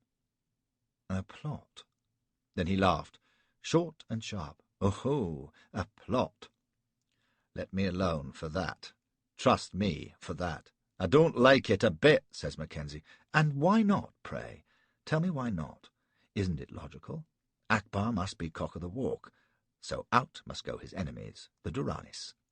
He'll use us, to be sure, but it is to our own advantage." "There's a hole in it," says Mac. "He'll never serve as vizier to Suja. He's lying in that, at least." "What of it? I tell you, Mackenzie, it doesn't matter 1% whether he or Suja rules in Kabul. We shall be secured by this. Let them fight among themselves as they will. It makes us all the stronger." "Akbar isn't to be trusted," Mac was beginning, but MacNaughton pooh-poohed him. "You don't know one of the first rules of politics, that a man can be trusted to follow his own interest. I see perfectly well that Akbar is after undisputed power among his own people. Well, who's to blame him? And I tell you, I believe you wrong Akbar Khan. In our meetings he has impressed me more than any other Afghan I have met. I judge him to be a man of his word." "The Duranis are probably saying that too," says I, and had the icy spectacles turned on me for my pains. But Mackenzie took me up fast enough and asked me what I thought. "I don't trust Akbar either," says I. "Mind you, I like the chap, but he ain't straight." "Flashman probably knows him better than we do," says Mac, and MacNaughton exploded. "Now really, Captain Mackenzie, I believe I can trust my own judgment, do you know, against even that of such a distinguished diplomatist as Mr. Flashman here." He snorted and sat down at his desk. "I should be interested to hear precisely what Akbar Khan has to gain by treachery towards us, what purpose his proposal can have other than that which is apparent. Well, can you tell me?" Mac just stubbed out his cheroot. "If I could tell you, sir, if I could see a definite trick in all this, I'd be a happier man. Dealing with Afghans, that's what I don't see and don't understand that worries me." "Lunatic philosophy," says MacNaughton, and wouldn't listen to another word. He was sold on Akbar's plan, plain enough, and so determined that next morning he had Mohammed and Hamet in and signified his acceptance in writing, which they were to take back to Akbar Khan. I thought that downright foolish, for it was concrete evidence of MacNaughton's part in what was, after all, a betrayal. One or two of his advisers tried to dissuade him from putting pen to paper, at least, but he wouldn't budge.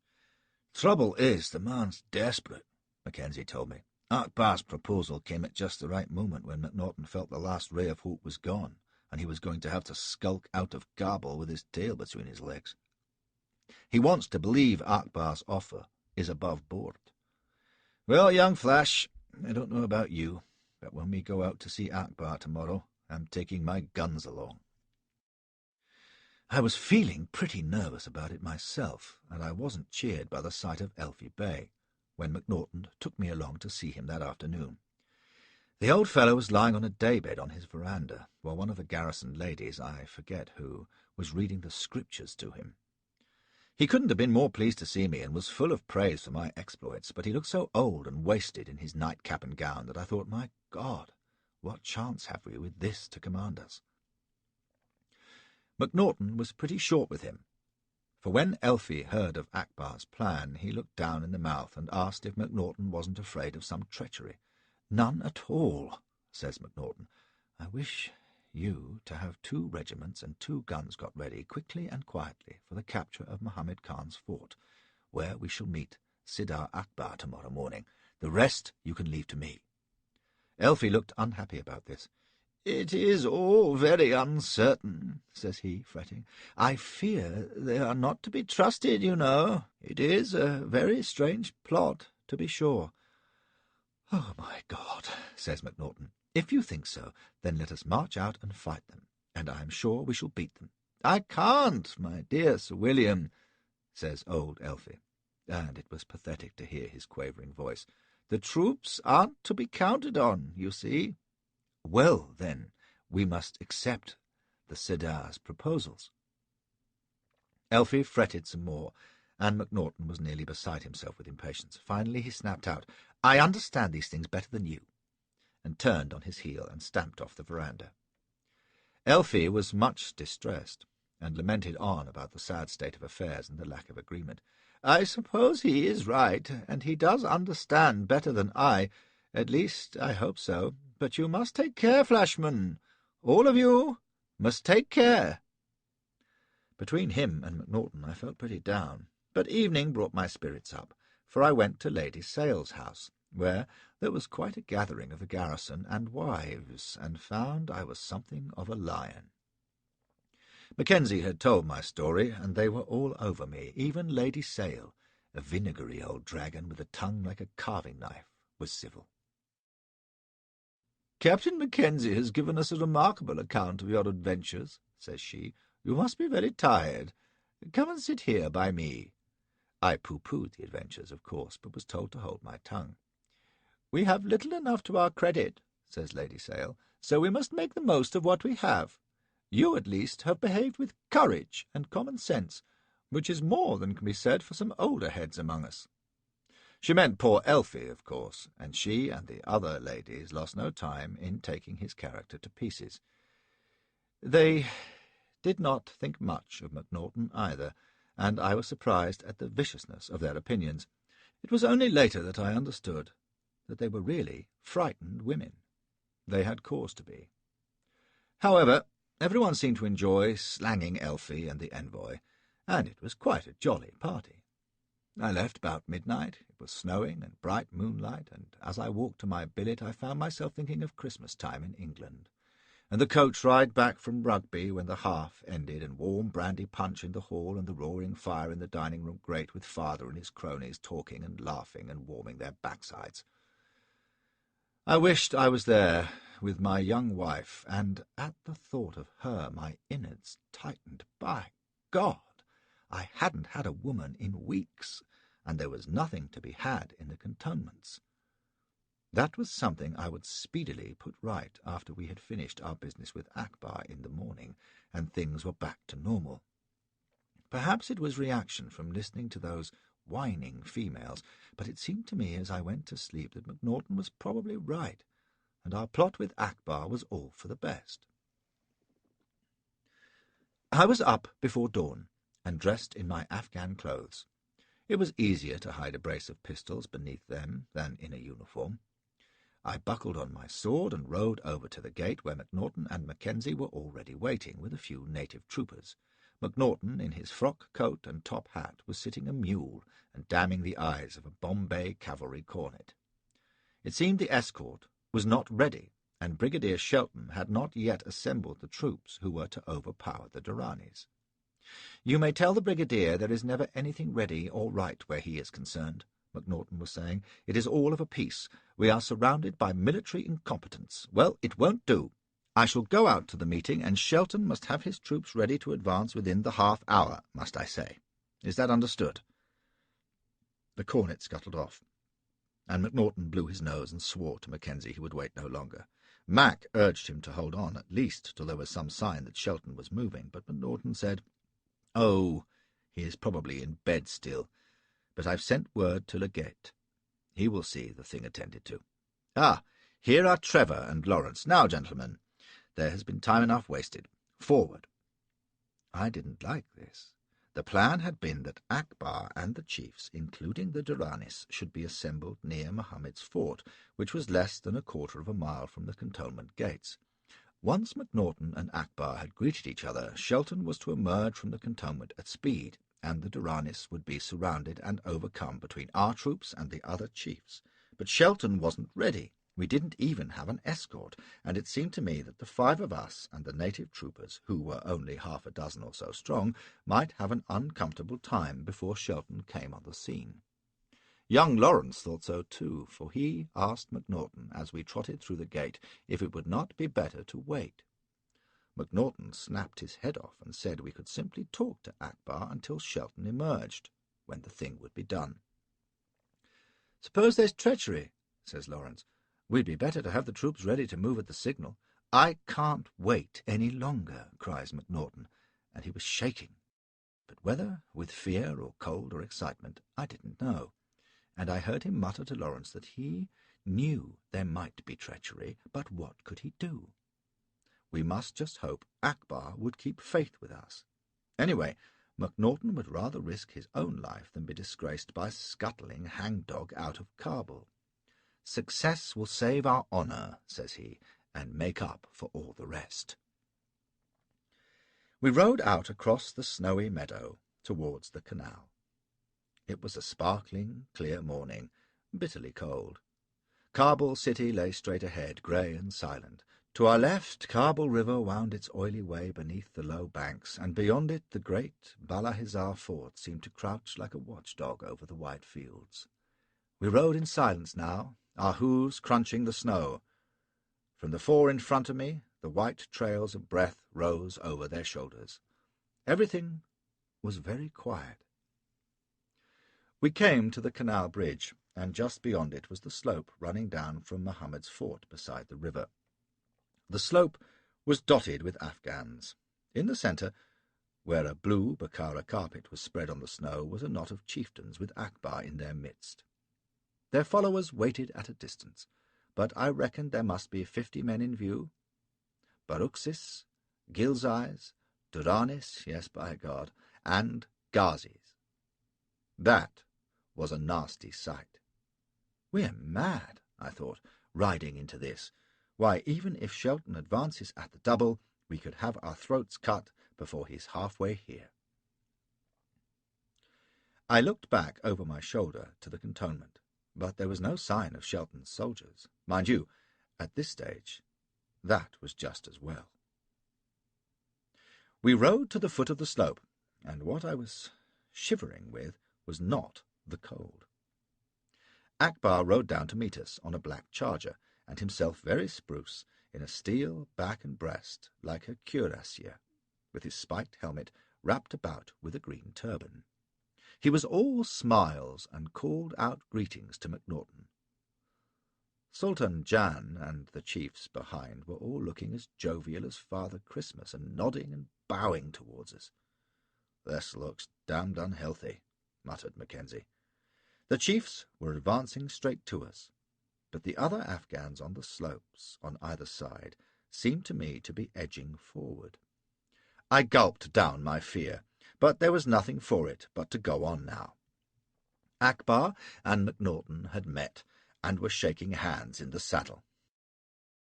One of the native troopers had been leading a lovely little white mare, which he now took forward, and MacNaughton presented it to Akbar, who received it with delight.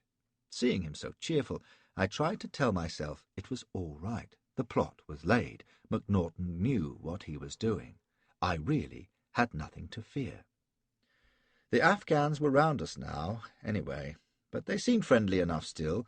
Only Mackenzie showed by the cock of his head and his cold eye that he was ready to drop his hand on his pistol butt at the first sign of a false move. "Well, well," cries Akbar, "shall we dismount?" We did, and Akbar led MacNaughton onto the carpet. Lawrence was right at their heels and looking pretty wary. He must have said something, for Akbar laughed and called out, "Lawrence Sahib need not be nervous. We are all friends here."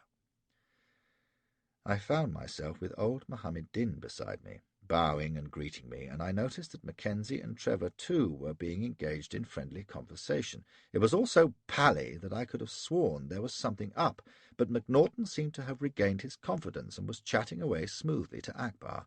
Something told me not to stand still, but to keep on the move.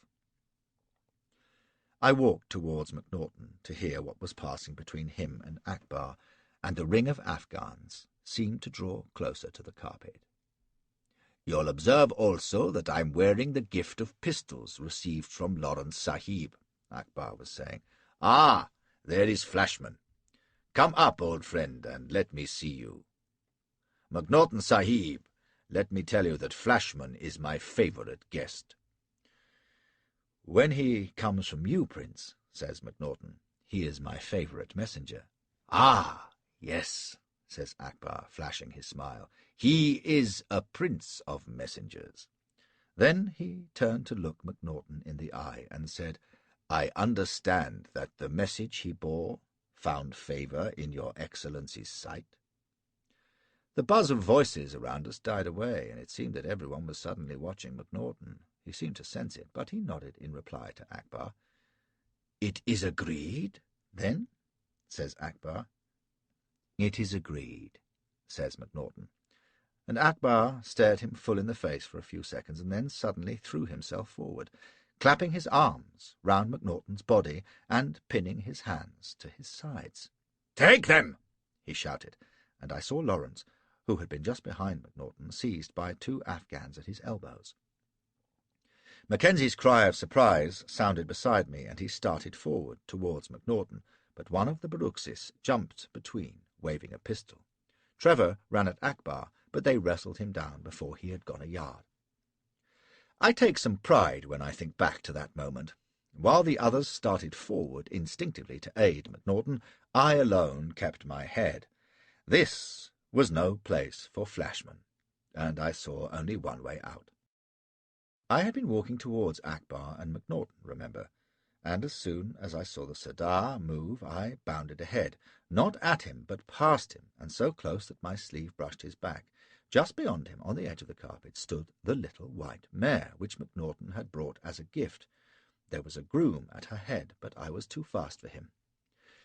I mounted in one flying leap, and the little beast reared in astonishment, sending the groom flying and causing the others to give back from her flashing forehoofs. She curvetted sideways before I got her under control with a hand in her mane. One wild glance round for a way out was all I had time for, but it showed me the way.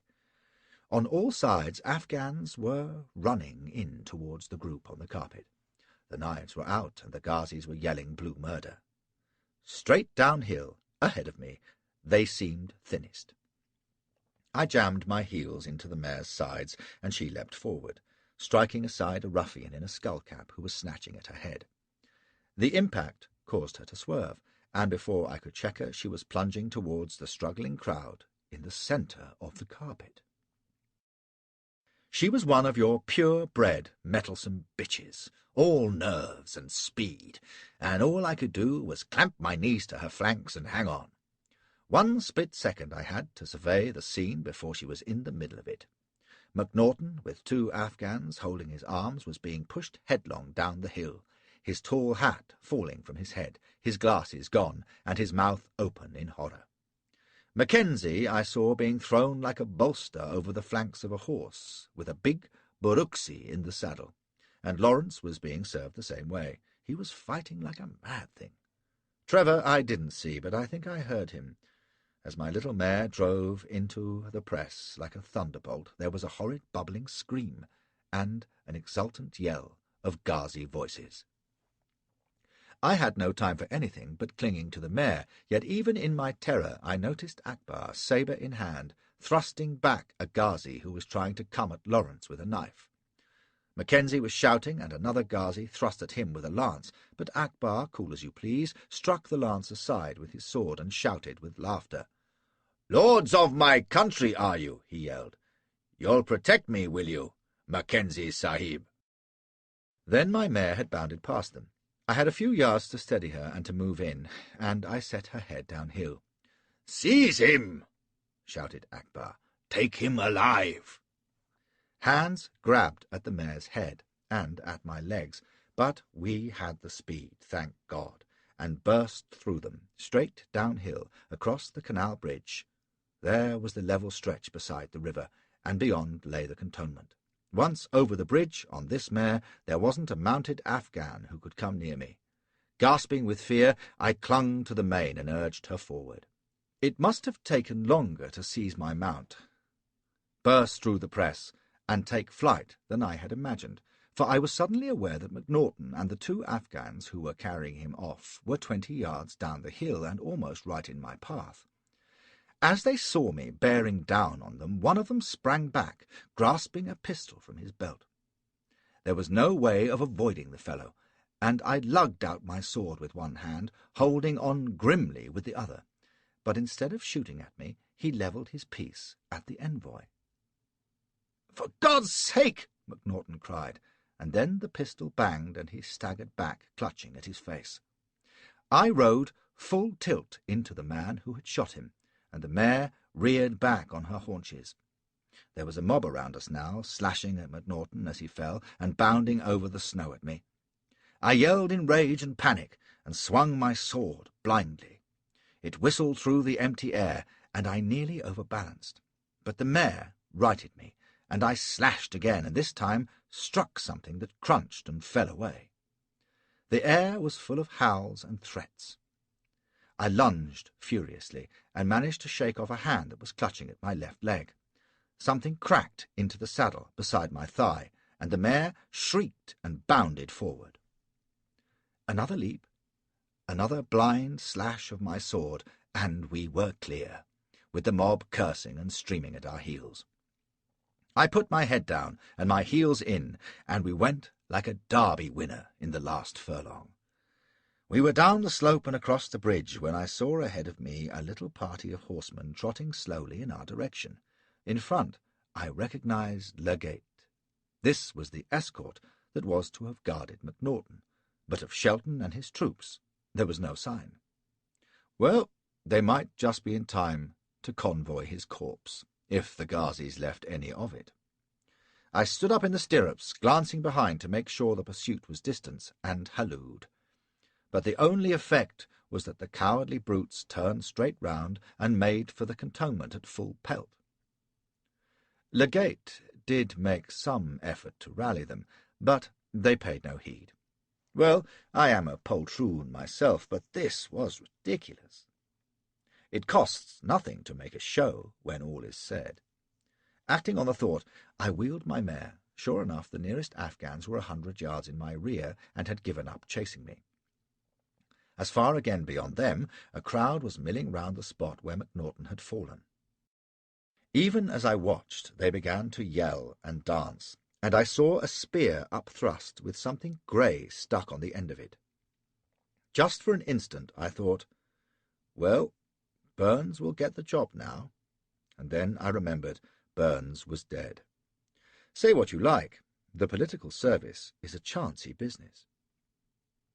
I could make out Akbar in his glittering steel breastplate, surrounded by an excited crowd, but there was no sign of Mackenzie or Lawrence. By God, I thought, I am the only survivor.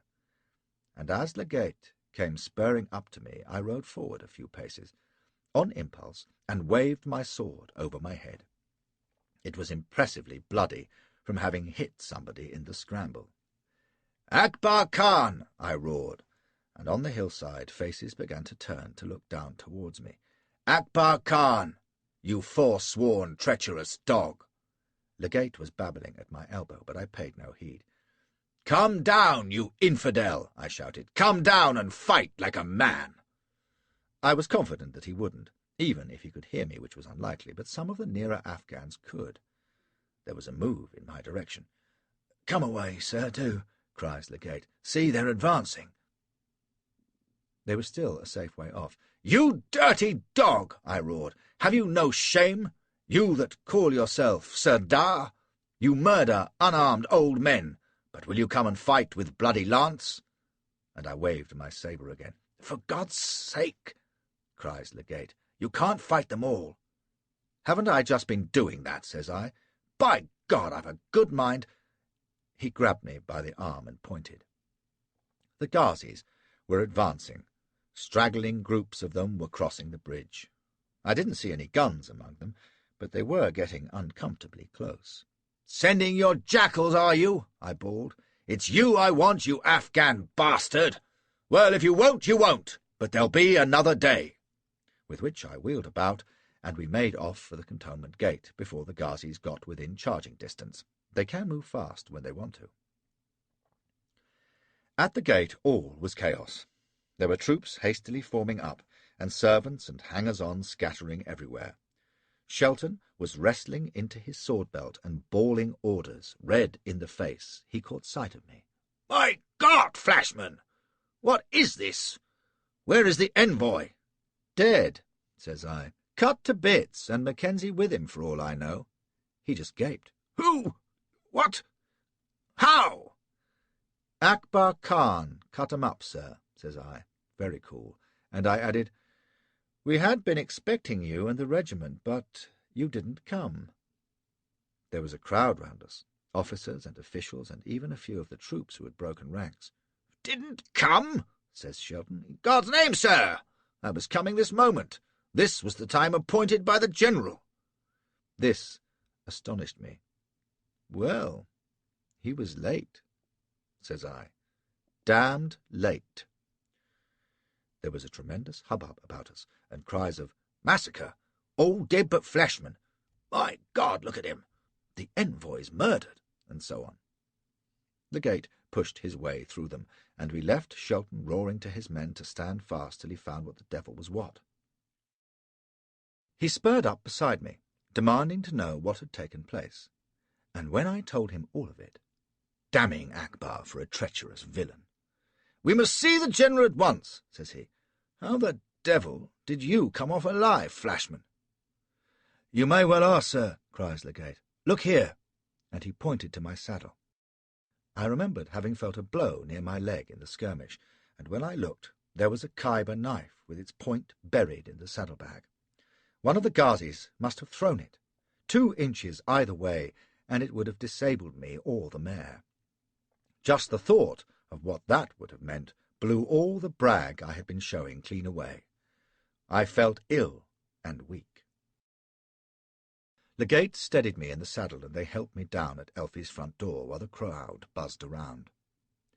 I straightened up, and as Shelton and I mounted the steps, I heard Legate saying, "He cut his way through the pack of 'em, and even then he would have ridden back in alone if I hadn't stopped him." "He would, I tell you, just to come at Akbar." That lifted my spirits a little, and I thought, aye, give a dog a good name and he's everyone's pet. Then Shelton, thrusting everyone aside, had us in Elfie's study and was pouring out his tale, or rather my tale. Elfie listened like a man who cannot believe what he sees and hears. He sat appalled, his sick face grey and his mouth moving, and I thought again, what in God's name have we got for a commander? Oddly enough, it wasn't the helpless look in the man's eyes, the droop of his shoulders, or even his evident illness that affected me. It was the sight of his skinny ankles and feet and bedroom slippers sticking out beneath his gown. They looked so ridiculous in one who was a general of an army. When we had done, he just stared and said, "My God, what is to be done? Oh, Sir William, what a calamity!" After a few moments he pulled himself together and said we must take counsel what to do. Then he looked at me and said, "Flashman, thank God you at least are safe. You come like Randolph Murray, the single bearer of dreadful news. Tell my orderly to summon the senior officers, if you please, and then have the doctors look at you." I believe he thought I was wounded. I thought then, and I think now, that he was sick in mind as well as in body. He seemed, as my wife's relatives would have said, to be wandered. We had proof of this in the next hour or two. The cantonment, of course, was in a hubbub, and all sorts of rumours were flying. One, believe it or not, was that MacNaughton had not been killed at all, but had gone into Kabul to continue discussions with Akbar, and in spite of having heard my story, this was what Elfie came round to believing. The old fool always fixed on what he wanted to believe, rather than what common sense suggested. However, his daydream didn't last long. Akbar released Lawrence and Mackenzie in the afternoon, and they confirmed my tale. They had been locked up in Muhammad Khan's fort, and had seen MacNaughton's severed limbs flourished by the Ghazis. Later, the murderers hung what was left of him and Trevor on hooks in the butcher's stalls of the Kabul bazaar. Looking back, I believe that Akbar would rather have had MacNaughton alive than dead. There is still great dispute about this, but it's my belief that Akbar had deliberately lured MacNaughton into a plot against the Duranis to test him. When MacNaughton accepted, Akbar knew he was not to be trusted. He never intended to hold power in Afghanistan in league with us. He wanted the whole show for himself, and MacNaughton's bad faith gave him the opportunity to seize it. But he would rather have held MacNaughton hostage than kill him. For one thing, the envoy's death could have cost Akbar all his hope and his life. A more resolute commander than Elfie, anyone, in fact, would have marched out of the cantonment to avenge it, and swept the killers out of Kabul. We could have done it, too. The troops that Elfie had said he couldn't rely on were furious over MacNaughton's murder. They were itching for a fight, but of course Elfie wouldn't have it. He must shilly-shally, as usual. So we skulked all day in the cantonment, while the Afghans themselves were actually in a state of fear in case we might attack them. This I learned later. Mackenzie reckoned if we had shown face, the whole lot would have cut and run. Anyway, this is history. At the time, I only knew what I had seen and heard, and I didn't like it a bit. It seemed to me that having slaughtered the envoy, the Afghans would now start on the rest of us, and having seen Elfie wringing his hands and croaking, I couldn't see what was to stop them. Perhaps it was the shock of my morning escape, but I was in the shivering dumps for the rest of the day. I could feel those Khyber knives and imagine the Ghazis yelling as they cut us to bits. I even wondered if it might not be best to get a fast horse and make off from Kabul as quickly as I could, but that prospect was as dangerous as staying. But by the next day things didn't look quite so bad. Akbar sent some of the chiefs down to express his regrets for MacNaughton's death and to resume the negotiations, as if nothing had happened, and Elfie, ready to clutch at anything, agreed to talk. He didn't see what else he could do, he said. The long and short of it was that the Afghans told us we must quit Kabul at once, leaving our guns behind, and also certain married officers and their wives as hostages. It doesn't seem credible now, but Elfie actually accepted. He offered a cash subsidy to any married officer who would go with his family as hostages to Akbar. There was a tremendous uproar over this. Men were saying they would shoot their wives sooner than put them at the mercy of the Ghazis. There was a move to get Elfie to take action for once, by marching out and occupying the Bala Hizar, where we could have defied all Afghanistan in arms, but he couldn't make up his mind, and nothing was done. The day after MacNaughton's death there was a council of officers, at which Elfie presided. He was in terribly poor shape. On top of everything else, he had had an accident that morning. He had decided to be personally armed in view of the emergency, and had sent for his pistols. His servant had dropped one while loading it, and the pistol had gone off. The ball had passed through Elfie's chair, nicking his backside, but doing no other damage. Shelton, who could not abide Elfie, made the most of this. "The Afghans murder our people, try to make off with our wives, order us out of the country, and what does our commander do? Shoots himself in the arse, doubtless in an attempt to blow his brains out. He can't have missed by much." Mackenzie, who had no great regard for Elfie either, but even less for Shelton, suggested he might try to be helpful instead of sneering at the old fellow. Shelton rounded on him. "I will sneer at him, Mackenzie," says he. "I like sneering at him." And after this, to show what he thought, he took his blankets into the council and lay on them throughout, puffing at a cheroot and sniffing loudly whenever Elfie said anything unusually foolish. He sniffed a good deal. I was at the council in view of my part in the negotiations, I suppose, and for pure folly it matches anything in my military career. And I was with Raglan in the Crimea, remember. It was obvious from the first that Elfie wanted to do anything that the Afghans said he must do. He desired to be convinced that nothing else was possible.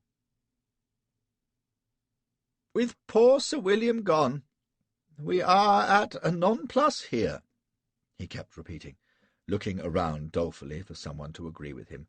"We can serve no purpose that I can see by remaining in Afghanistan."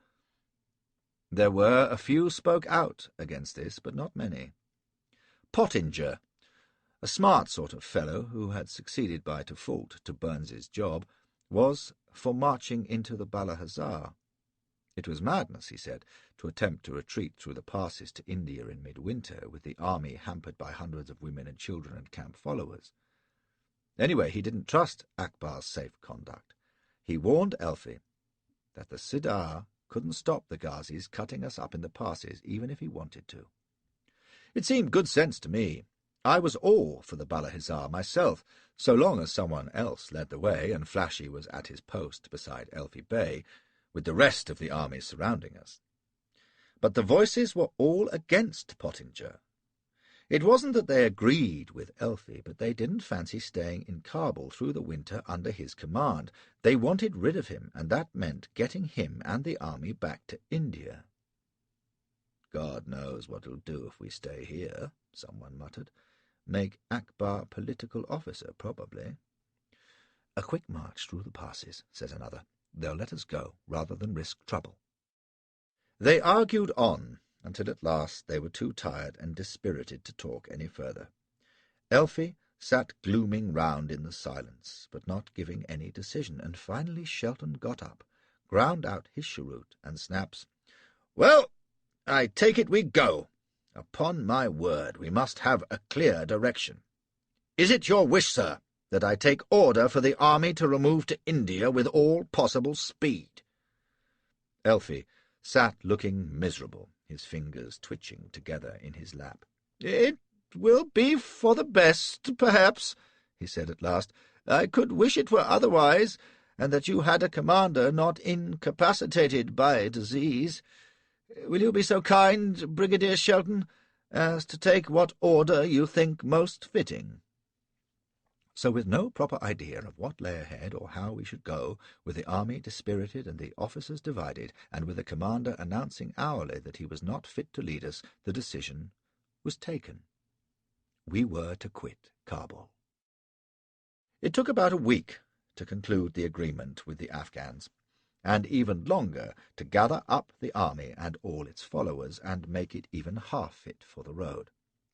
As Elfie's aide, I had my hands full carrying his orders and then other orders to countermand the first ones, and listening to his bleating and Shelton's snarling.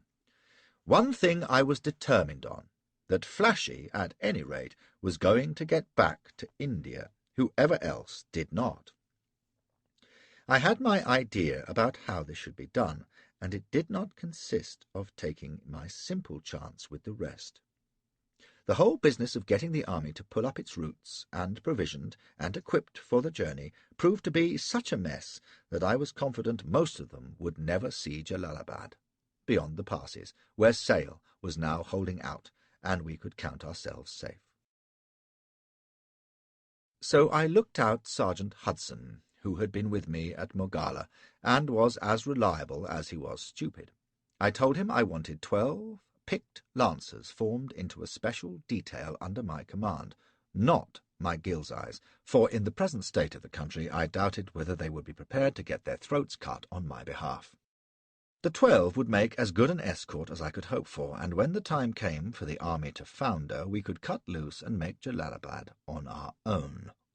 I didn't tell Hudson this, of course, but explained that this troop and I would be employed on the march as a special messenger corps, since orders would be forever passing up and down the column.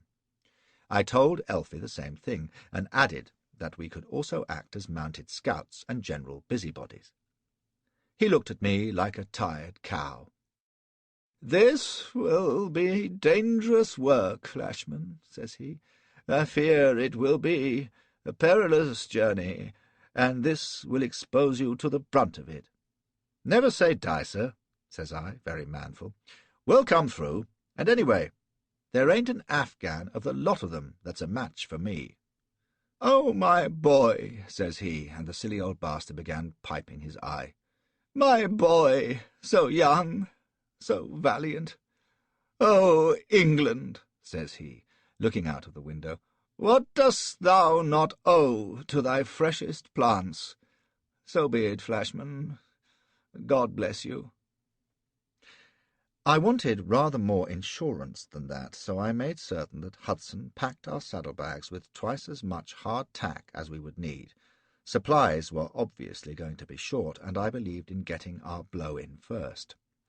In addition to the lovely little white mare I had taken from Akbar, I picked out another Afghan pony for my own use. If one mount sank, I should have the other. These were the essentials for the journey, but I had an eye to the luxuries as well. Confined to the cantonments as we were, I had not had a woman for an age, and I was getting peckish. To make it worse, in that Christmas week, a messenger had come through from India with mails. Among them was a letter from Elspeth. I recognized the handwriting, and my heart gave a skip. When I opened it, I got a turn, for it began, "To my most beloved Hector." And I thought, by God, she's cheating on me, and has sent me the wrong letter by mistake. But in the second line was a reference to Achilles, and another to Ajax, so I understood she was just addressing me in terms which she accounted fitting for a martial paladin. She knew no better. It was a common custom at that time, in the more romantic females, to see their soldier husbands and sweethearts as Greek heroes, instead of the whoremongering drunken clowns most of them were. However, the Greek heroes were probably no better, so it was not so far off the mark.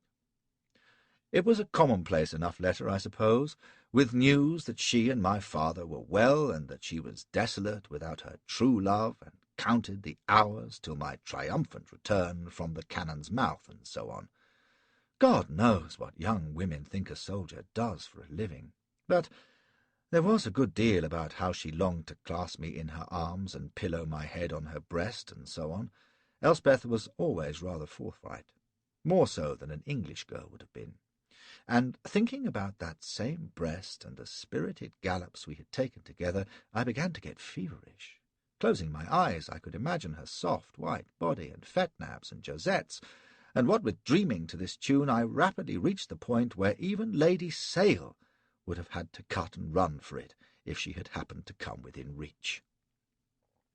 However, I had my eye on younger game, in the excellent shape of Mrs. Parker, the merry little wife of a captain in the 5th Light Cavalry.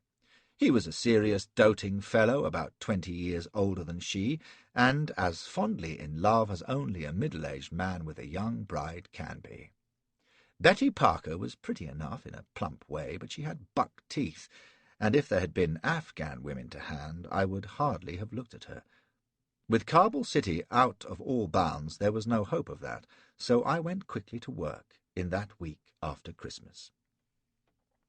I could see she fancied me, which was not surprising in a woman married to Parker, and I took the opportunity at one of Lady Sale's evenings, for the old dragon kept open house in those days, to show that whoever was dismayed, she was full of spirit, to play loo with Betty and some others, and press knees with her beneath the table.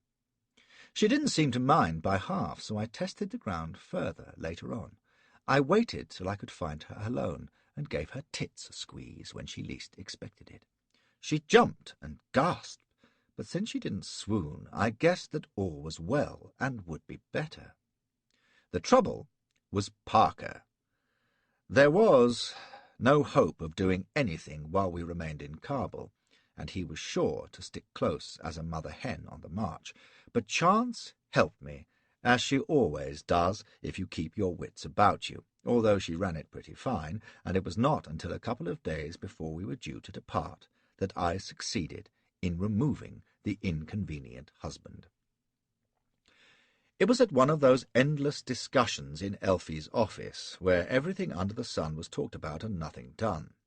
In between deciding that our men must not be allowed to wear rags round their legs against the snow, as the Afghans did to keep off frostbite, and giving instructions what fodder should be carried along with his foxhounds, Elfie Bey suddenly remembered that he must send the latest instructions about our departure to Nott at Kandahar. It would be best, he said, that General Nott should have the fullest intelligence of our movements, and Mackenzie, coming as near to showing impatience as I ever knew him, agreed that it was proper that one half of the British force in Afghanistan should know what the other half was doing. "Excellent," said Elfie, looking pleased, but not for long. "Who shall we send to Kandahar with the dispatches?" he wondered, worrying again. "Any good galloper will do," says Mac. No, says Elfie. "He must be a man in whom we can repose the most perfect trust. An officer of experience is required." And he went rambling on about maturity and judgment, while Mac drummed his fingernails on his belt. I saw a chance here. Ordinarily I never intruded an opinion, being junior and not caring a damn anyway, but now I asked if I might say a word. "Captain Parker is a steady officer," says I, "if it ain't out of place for me to say so, and he's as sure in the saddle as I am, sir." "Didn't know that," says Mac, "but if you say he's a horseman, he must be." "Let it be Parker, then," says he to Elfie. Elfie hummed a bit. "He is married, you know, Mackenzie.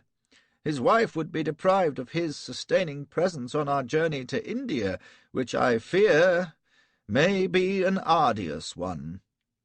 The old fool was always too considerate by half. "She will be a prey to anxiety for his safety." "He'll be as safe on the road to Kandahar as anywhere," says Mac, "and he'll ride all the harder there and back. The fewer loving couples we have on this march, the better." Mac was a bachelor, of course, one of these iron men who are married to the service and have their honeymoon with a manual of infantry drill and a wet towel round their heads. If he thought sending off Parker would cut down the number of loving couples, he was going to be mistaken. I reckoned it would increase it. So Elfie agreed, shaking his head and chuntering, and I rounded off the morning's work later by saying to Mac when we were outside that I was sorry for naming Parker, and that I'd forgotten he was a married man. "You too," says Mac. "Has Elfie infected you with his disease of worrying over everything that don't matter and forgetting those that do? Let me tell you, Flash, we shall spend so much time wagging our heads over nonsenses like Parker and Elfie's dogs and Lady MacNaughton's chest of drawers that we'll be lucky if we ever see Jalalabad." He stepped closer and looked at me with those uncomfortable, cold eyes of his. "You know how far it is? 90 miles. Have you any notion how long it will take, with an army 14,000 strong, barely a quarter of them fighting troops, and the rest a great rabble of Hindu porters and servants, to say nothing of women and children? and will be marching through a foot of snow on the worst ground on earth, with the temperature at freezing. Why, man, with an army of Highland gillies, I doubt it could be done in under a week. If we're lucky, we might do it in 2, if the Afghans let us alone, and the food and firing hold out, and Elfie doesn't shoot himself in the other buttock." I'd never seen Mackenzie in such a taking before. Usually he was as cool as a trout, but I suppose being a serious professional and having to work with Elfie had worn him thin. "I wouldn't say this to anybody but you, or George Broadfoot if he were here," says he, "but if we come through, it'll be by pure luck, and the efforts of 1 or 2 of us, like you and me, aye, and Shelton. He's a surly devil, but he's a fighting soldier, and if Elfie will let him alone, he might get us to Jalalabad. There now, I've told you what I think, and it's as near to croaking as I hope I'll ever get." He gave me one of his wintry smiles. "And you're worried about Parker." Having heard this, I was worried only about me. I knew Mackenzie. He wasn't a croaker, and if he thought our chances were slim, then slim they were. Of course, I knew from working in Elfie's office that things weren't shaping well. The Afghans were hampering us at every turn in getting supplies together, and there were signs that the Ghazis were moving out of Kabul along the passes. Pottinger was sure they were going to lie in wait for us and try to cut us up in the really bad defiles, like Kurd Kabul and Jugdaluk. But I had reasoned that an army 14,000 strong ought to be safe, even if a few fell by the wayside. Mac had put it in a different light, and I began to feel again that looseness low down in my guts and the sick sensation in my throat. I tried to tell myself that soldiers like Shelton and Mackenzie, yes, and Sergeant Hudson, weren't going to be stopped by a few swarms of Afghans, but it was no good. Burns and Iqbal had been good soldiers too, and that hadn't saved them. I could still hear the hideous chunk of those knives into Burns's body, and think of McNaughton swinging dead on a hook and Trevor screaming when the Ghazis got him. I came near to vomiting. And half an hour back I had been scheming so that I could tumble Mrs. Parker in a tent on the way back to Jalalabad. That reminded me of what Afghan women do to prisoners, and it didn't bear thinking about. I was hard put to it to keep a good face on things at Lady Sale's last gathering, 2 nights before we left. Betty was there, and the look she gave me cheered me up a little. Her lord and master would be halfway to Kandahar by now, and I toyed with the notion of dropping in at her bungalow that night, but with so many servants about the cantonment it would be too risky. Better to wait till we're on the road, thinks I, and nobody knows one tent from another in the dark. Lady Sale spent the evening, as usual, railing about Elfie and the general incompetence of the staff. There never was such a set of yea and nays. The only certain thing is that our chiefs have no mind for 2 minutes on end. They seem to think of nothing but contradicting each other when harmony and order are most needed. She said it with satisfaction, sitting in her last chair while they fed her furniture into the stove to keep the room tolerably warm. Everything had gone except her chest of drawers, which was to provide fuel to cook her meals before our departure. We sat round on the luggage, which was piled about the walls or squatted on the floor, while the old harpy sat looking down her beaky nose, her mittened hands folded in front. The strange thing was that no one thought of her as a croaker, although she complained unendingly. She was so obviously confident that she would get to Jalalabad in spite of Elfie's bungling that it cheered people up. "Captain Johnson informs me," says she, sniffing, "that there is food and fodder for 10 days at the most, and that the Afghans have no intention of providing us with an escort through the passes." "Better without 'em," says Shelton. "The fewer we see, the better I'll like it." "Indeed. And who, then, is to guard us from the bad mashes and brigands lurking in the hills?" "Good God, ma'am," cries Shelton, "aren't we an army? We can protect ourselves, I hope." "You may hope so, indeed. I am not so sure that some of your native troops will not take the first opportunity to make themselves scarce. We shall be quite without friends and food and firewood." She then went on to tell us cheerfully that the Afghans certainly meant to try to destroy our whole force. In her opinion, that they meant to get all our women into their possession, and that they would leave only one man alive, who is to have his legs and hands cut off, and is to be placed at the entrance of the Khyber Pass to deter all Ferengis from entering the country again. "My best wishes to the Afghan who gets her," growled Shelton as we were leaving. "If he's got any sense, he'll stick her up in the Khyber. That'll keep the Ferengis out with a vengeance."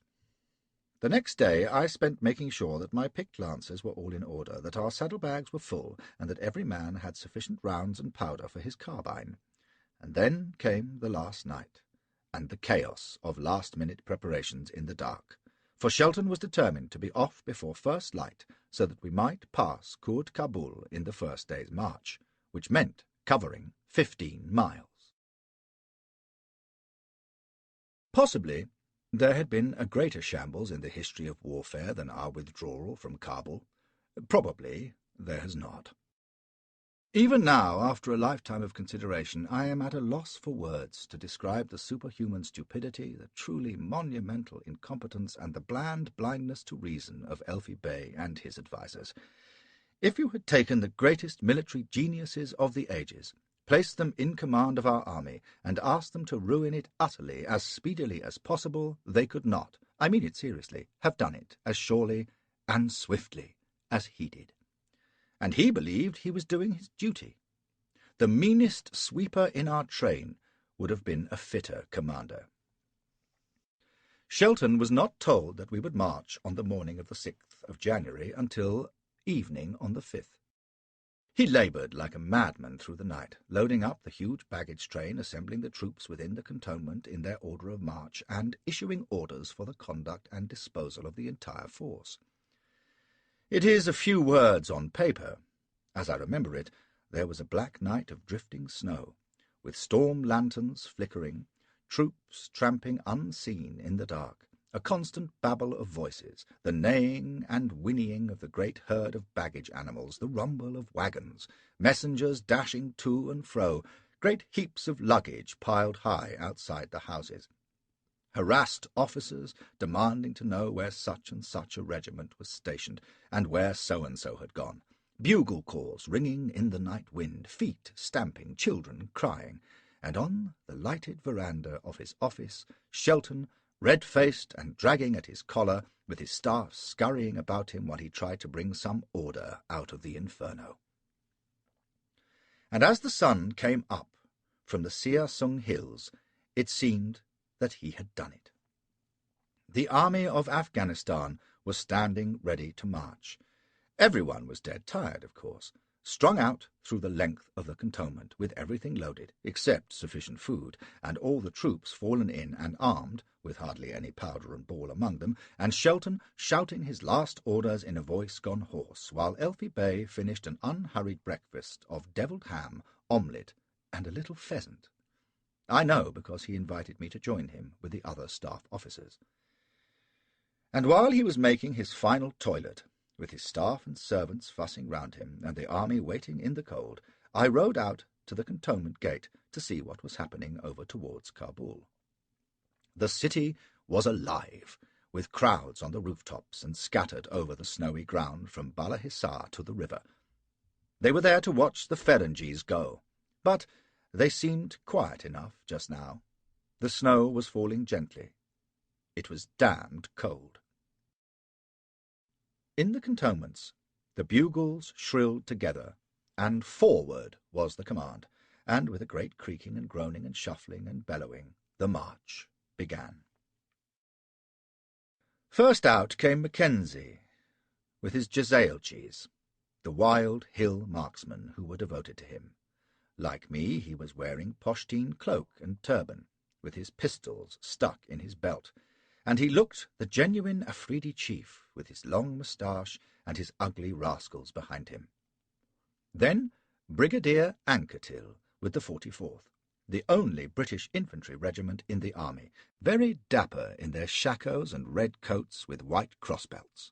They looked fit to sweep away all the hordes of Afghanistan, and my spirits rose at the sight of them. They had a few fifes, playing Yankee Doodle of all things, and stepped out smartly.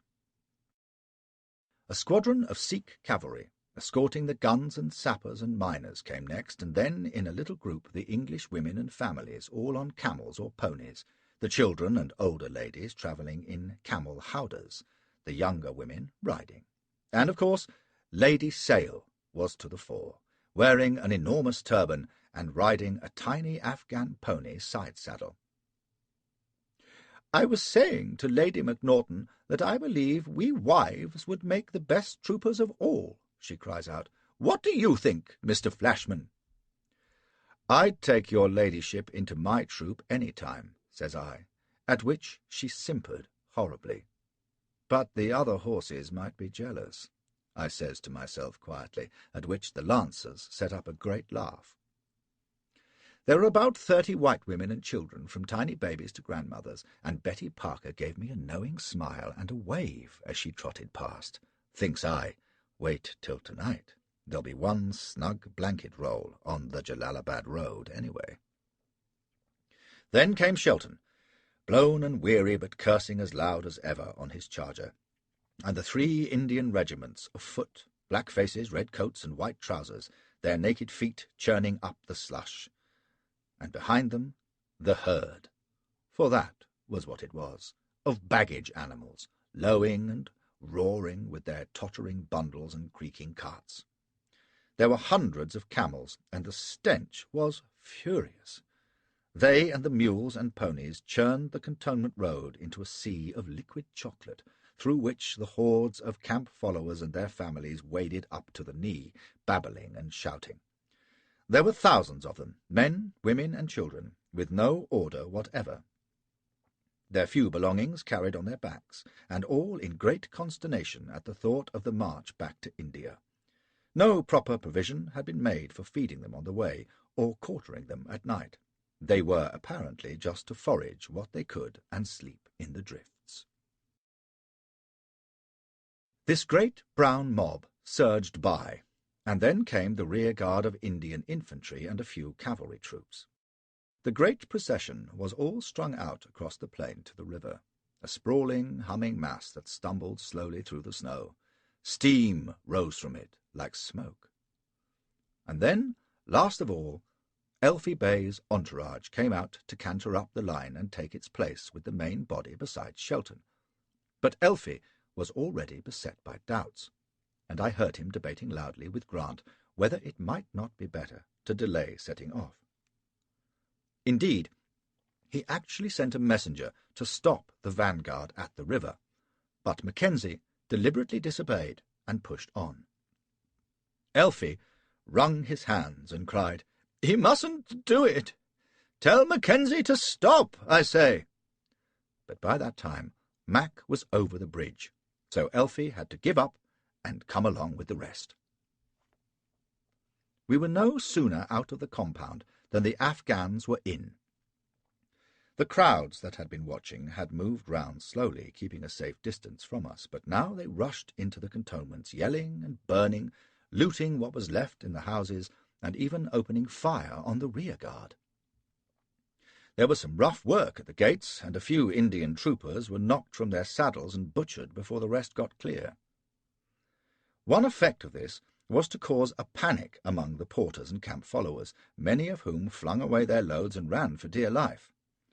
The snow on either side of the road was soon dotted with bundles and sacks, and it has been reckoned that a good quarter of our stores were lost this way before we had even reached the river. With the mob hanging on the heels of the column, we got across, marched past the Bala Hissar, and turned onto the Jalalabad road. We were travelling at a snail's pace, but already some of the Indian servants were beginning to fall out, plumping down and wailing in the snow, while the bolder spirits among the Afghan spectators came close to jeer and pelt us with stones. There was some scuffling and a shot or two, but in the main the Kabulis just seemed glad to let us go, and so far we were glad enough to be going. If we had even dreamed what lay ahead, we would have turned back as one, even if all Afghanistan had been pursuing, but we did not know. On Elfie's instructions, Mackenzie and I and our troops kept up a constant patrol along the flanks of the column, to discourage the Afghans from coming too close and prevent straggling. Some bodies of Afghans were moving along with us, but well out on either side of the road, and we kept a sharp eye on them. One of these groups, drawn up on a little knoll, took my eye. I decided to keep well clear of them, until I heard my name called, and who should be sitting at their head, large as life, but Akbar Khan. My first instinct was to turn tail for the column, but he rode a little forward from his companions, calling to me, and presently I edged my pony up to within a short pistol shot of him. He was all in his steel back and breast, with his spiked helmet and green turban, and smiling all over his face. "What the devil do you want?" says I, beckoning Sergeant Hudson up beside me. "To bid you Godspeed and a good journey, old friend," says he, quite cheerful. "Also, to give you a little advice." "If it's the kind you gave Trevor and MacNaughton, I don't need it," says I. "As God is my judge," says he, "that was no fault of mine. I would have spared him, as I would spare all of you, and be your friend. For this reason, Flashman, Huzur, I regret to see you marching off before the escort is ready that I was assembling for your safety." "We've seen some of your escorts before," says I. "We'll do very well on our own." He rode closer, shaking his head. "You do not understand. I and many of us wish you well. But if you go off to Jalalabad before I have taken proper measures for your protection on the march, why then, it is no fault of mine if you meet disaster. I cannot control the Ghazis or the Ghilzais." He seemed serious and quite sincere. To this day, I cannot be sure whether Akbar was a complete knave or a fairly honest man caught up in a stream of circumstances which he could not resist, but I wasn't trusting him in a hurry after what had happened. "What do you want us to do?" says I. "Sit down in the snow and wait for you to round up an escort while we freeze to death?" I wheeled my pony round. "If you have any proposals to make, send them to Elphistan Sahib, but I doubt if he'll listen to 'em. Man alive, your damned Kabulis have been sniping at our rear guard already. How's that for keeping faith?" I was for riding off, but he suddenly spurred up closer yet. "Flashman," says he, speaking very fast and low, "don't be a fool. Unless Elphistan Sahib lets me help him by providing an escort in exchange for hostages, you may none of you reach Jalalabad. You can be one of those hostages. I swear on the grave of my mother you would be safe. If Elphistan Sahib will wait, it shall be arranged. Tell him this, and let him send you out again with a reply." He was so earnest that I was half convinced. I imagine now that what he was chiefly interested in was hostages, but it is also possible that he genuinely believed that he could not control his tribesmen, and that we should be massacred in the passes. If that happened, Afghanistan might well see another British army the following year, and it would be shooting as it came. At the time, however, I was more concerned about his interest in me. "Why should you want to preserve my life?" says I. "What do you owe me?" "We have been friends," says he, grinning that sudden grin of his. "Also, I admired the compliments you paid me as you rode away from Muhammad Khan's fort the other day." "They weren't meant to flatter you," says I. "The insults of an enemy are a tribute to the brave," laughs he. "Think on what I have said, Flashman, and tell Elphistan Sahib." He waved and rode back up the hill, and the last I saw of his troop, they were following slowly on our flank, the tips of their spears winking on the snowy hillside.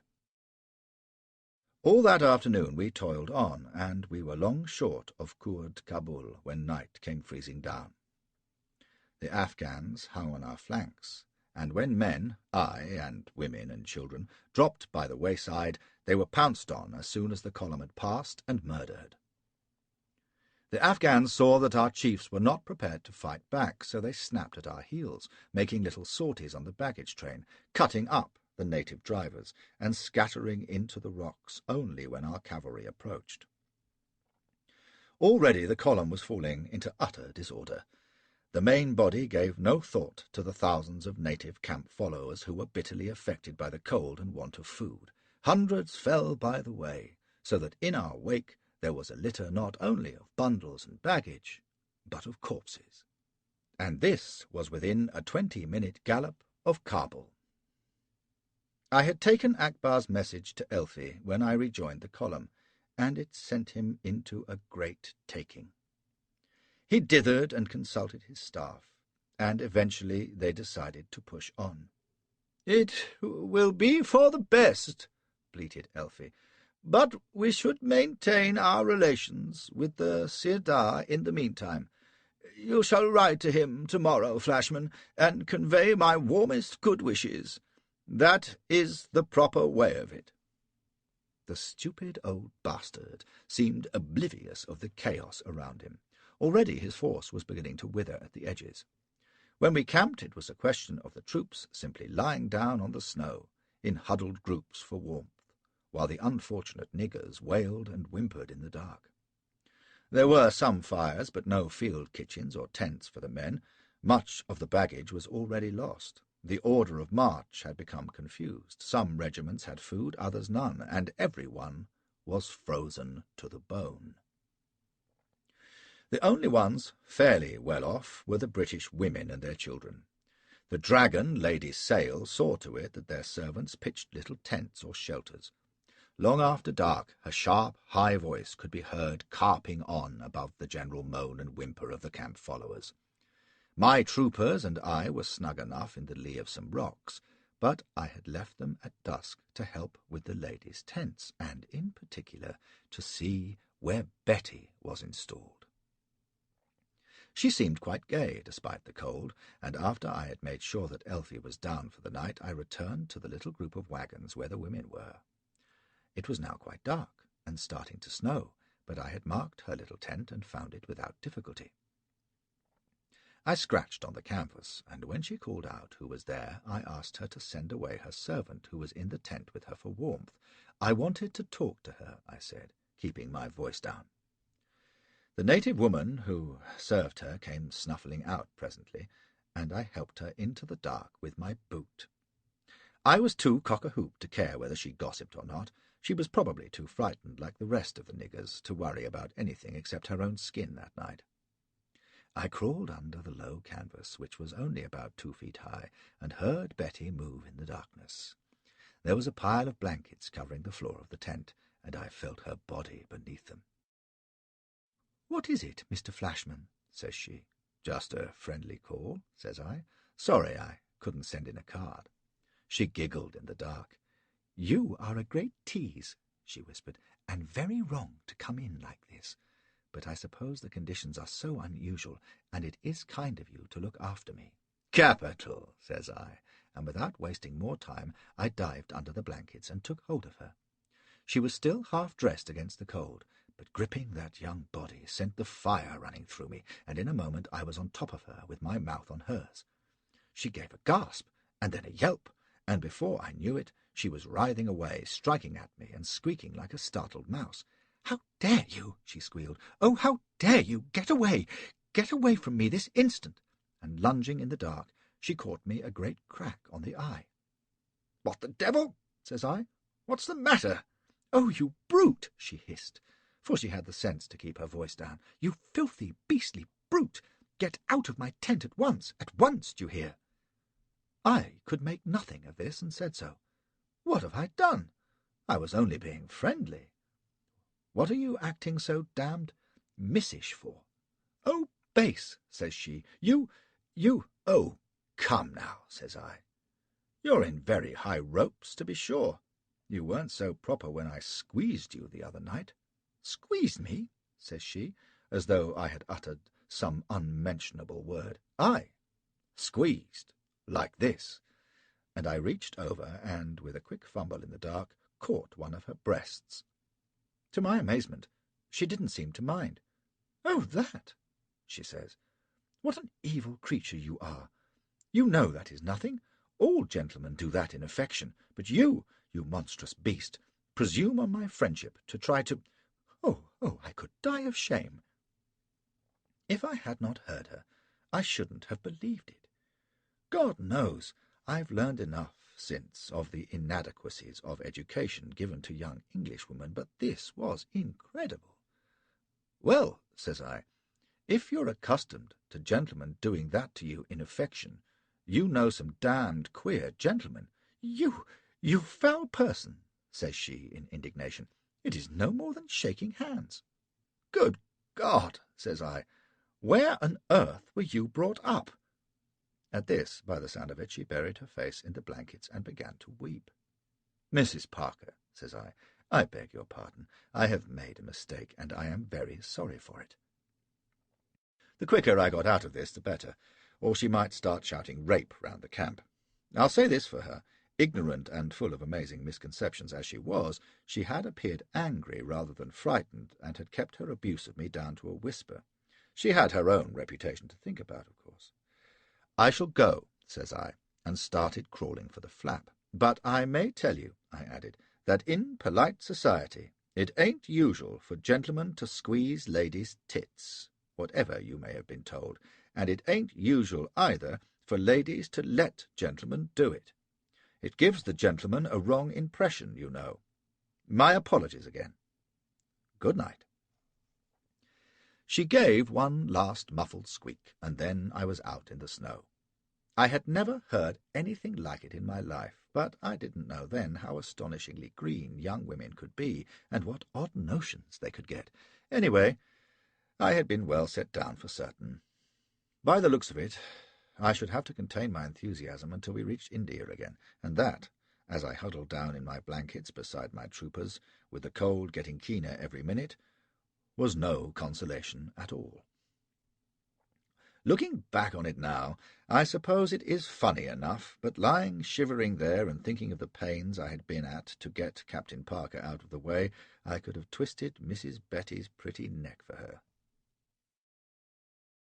It was a bitter, biting night, and there was little sleep to be had, for if the cold was not bad enough, the niggers kept up a great whining and wailing to wake the dead, and by morning not a few of the poor devils were dead, for they had no more than a few rags of clothing to cover them.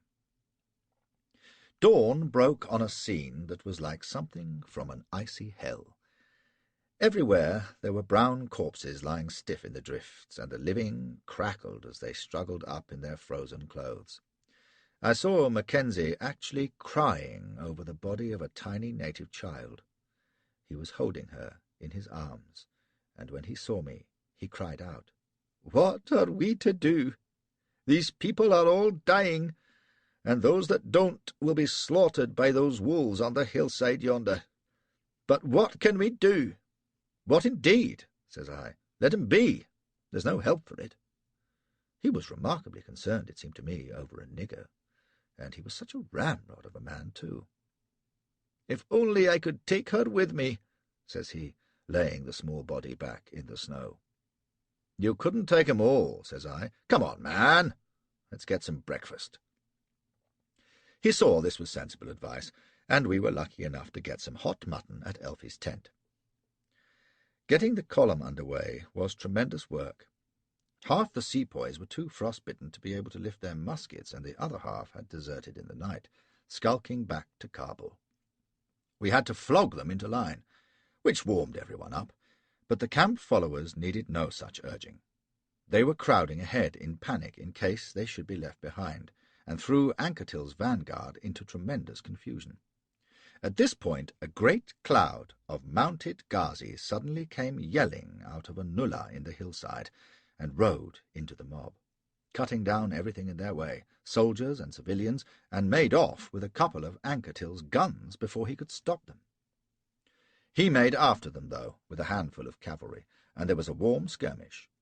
He couldn't get back the guns, but he spiked them, while the 44th stood fast and did nothing. Lady Sale damned them for cowards and hangbacks. The old baggage should have been in command instead of Elfie, but I didn't blame the 44th myself. I was farther down the column, and in no hurry to get near the action until Anquetil was riding back, when I brought my lancers up at the canter. True to life, Tom Hughes, eh?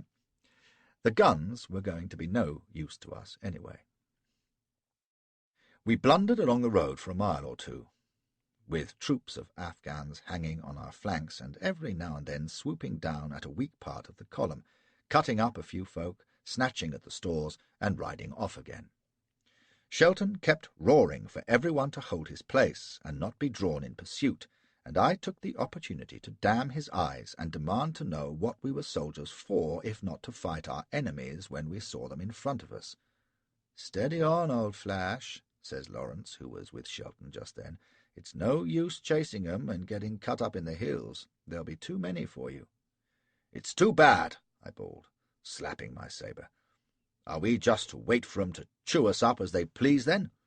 Why, Lawrence, I could clear that hillside with 20 Frenchmen or old ladies." "Bravo!" cries Lady Sale, clapping her hands. "You hear, gentlemen?" There was a knot of the staff round Elfie's palanquin, with Shelton in the middle of them, and they were none too pleased to hear the old dragon crowing at them. Shelton bristled up and told me to hold my place and do as I was told. "At your orders, sir," says I, mighty stiff, and Elfie joined in. "No, no, Flashman," says he, "the brigadier is right. We must preserve order." This in the middle of a column that was a great sprawling mass of troops and people and animals with no direction at all, and their baggage scattered. Mackenzie, coming up, told me that my party and his Jezailchis must flank the column closely, watching the likely places and driving in hard when the Afghans appeared, what the Americans call riding herd. You can guess what I thought of this, but I agreed heartily with Mac, especially when it came to picking out the most likely spots for attack so that I could keep well clear of them. It was simple enough, really, for the Afghans would only come where we were not, and at this time they were less interested in killing soldiers than in cutting up the unarmed niggers and pillaging the baggage animals. They made pretty good practice at this during the morning, running in and slitting a throat and running off again. I did pretty well, hallooing to my lancers and thundering along the line of march, mostly near the headquarters section. Only once, when I was down by the rearguard, did I come face to face with a Ghazi. The fool must have mistook me for a nigger in my poshteen and turban, for he came yelling down on a party of servants close by and cut up an old woman and a couple of brats. There was a troop of Shah's cavalry not far off, so I couldn't hang back. The Ghazi was on foot, so I let out a great roar and charged him, hoping he would sheer off at the sight of a mounted soldier. He did, too, and, like an ass, I tried to ride him down, thinking it would be safe enough to have a swipe at him. But the brute whipped round and slashed at me with his Khyber knife, and only by the grace of God did I take the cut on my sabre.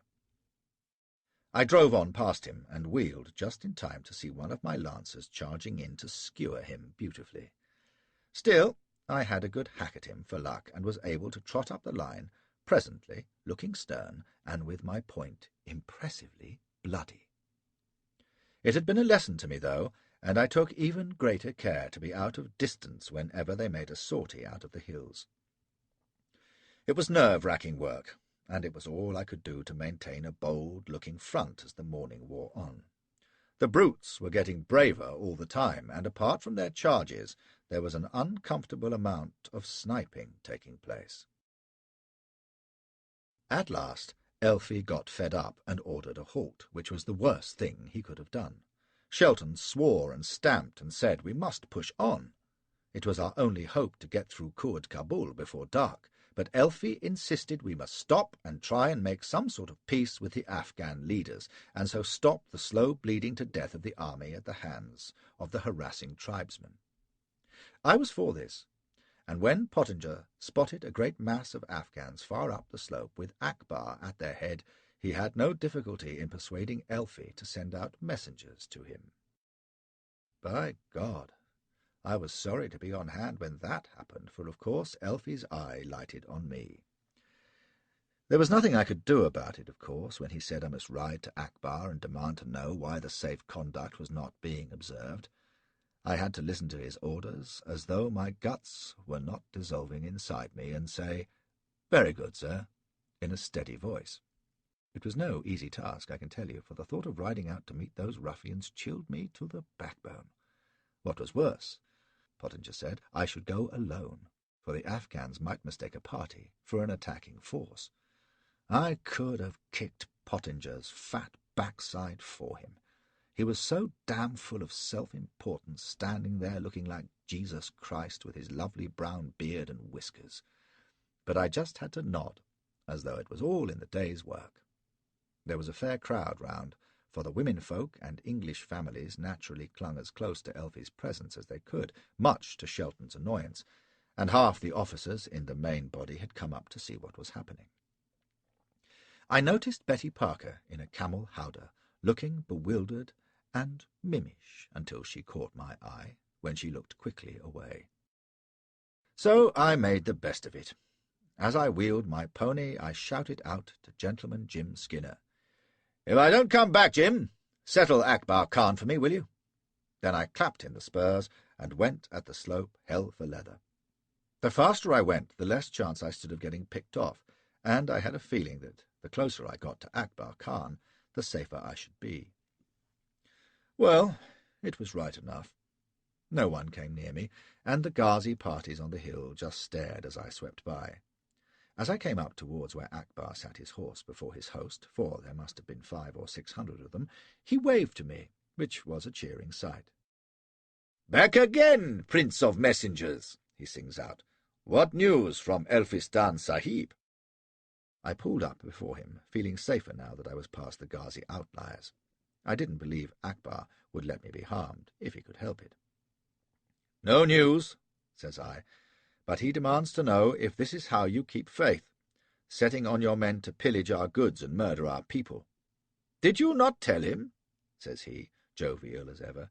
"He himself broke faith by leaving Kabul before the escort was ready for him. But here it is," and he gestured at the ranks behind him, "and he may go forward in peace and safety."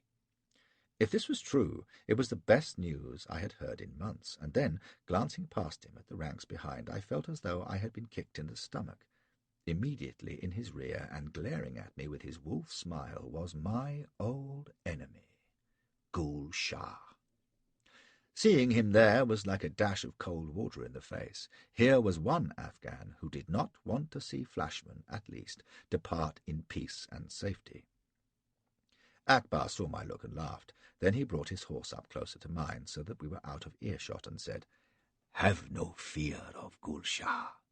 He no longer makes mistakes, such as the one which was almost so unfortunate for yourself. I assure you, Flashman, you need not mind him. Besides, his little snakes are all back in Kabul." "You're wrong," says I. "There are a damned lot of them sitting either side of him." Akbar threw back his head and laughed again, flashing those white teeth. "I thought the Ghilzais were friends of yours," says he. "Some of them," says I, "not Gul Shah's." "It is a pity," says Akbar, "for you know that Gul is now Khan of Mogala." "No? Oh, the old man died, as old men will. Gul has been very close to me, as you know, and as a reward for faithful service I granted him the lordship." "And Ilderim?" I asked. "Who is Ilderim?" "A friend of the British. It is not fashionable, Flashman, greatly though I deplore it, and I need friends myself, strong friends, like Gul Shah." Well, it didn't matter to me, but I was sorry to see Gul Shah advanced, and sorrier still to see him here, watching me the way a snake watches a mouse. "But Gul is difficult to please, you know," Akbar went on. "He and many others would gladly see your army destroyed, and it is all I can do to hold them back. Oh, My father is not yet king again in Afghanistan. My power is limited. I can guarantee you safe conduct from the country only on conditions, and I fear that my chiefs will make those conditions harsher the longer Elphistan Sahib resists them. As I understand it, says I, your word is pledged already.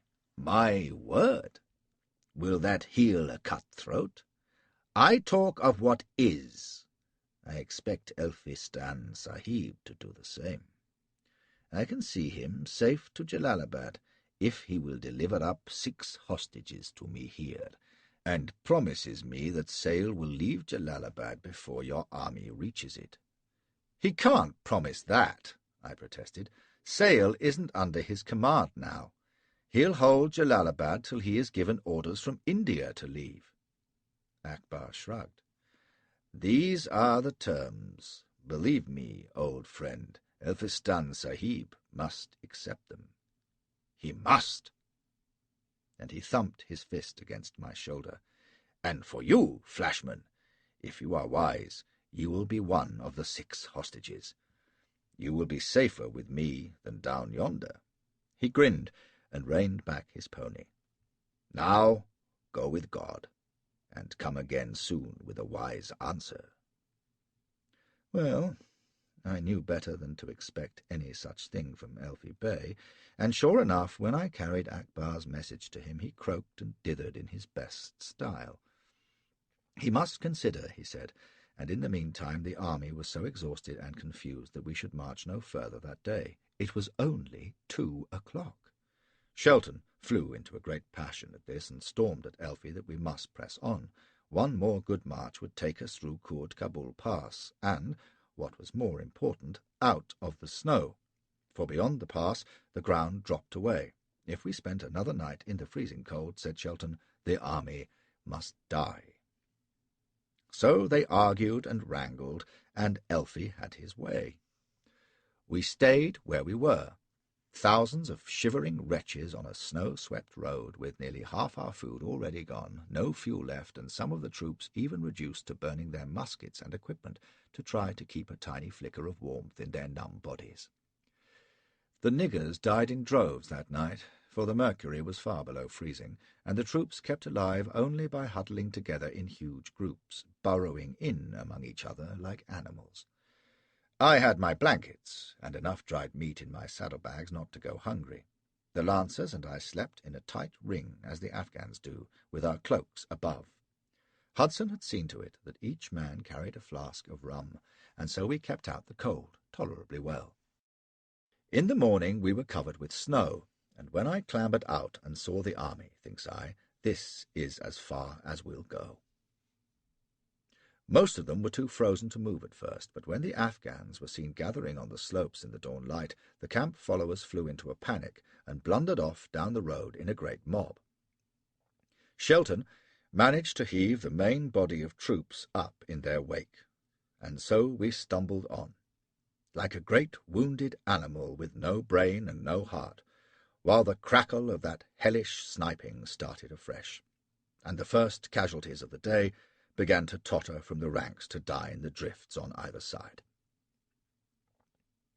From other accounts of that frightful march that I have read, mostly Mackenzie's and Lawrence's and Lady Sale's, I can fit a few of my recollections into their chronicle, but in the main it is just a terrible, bloody nightmare even now, more than 60 years after.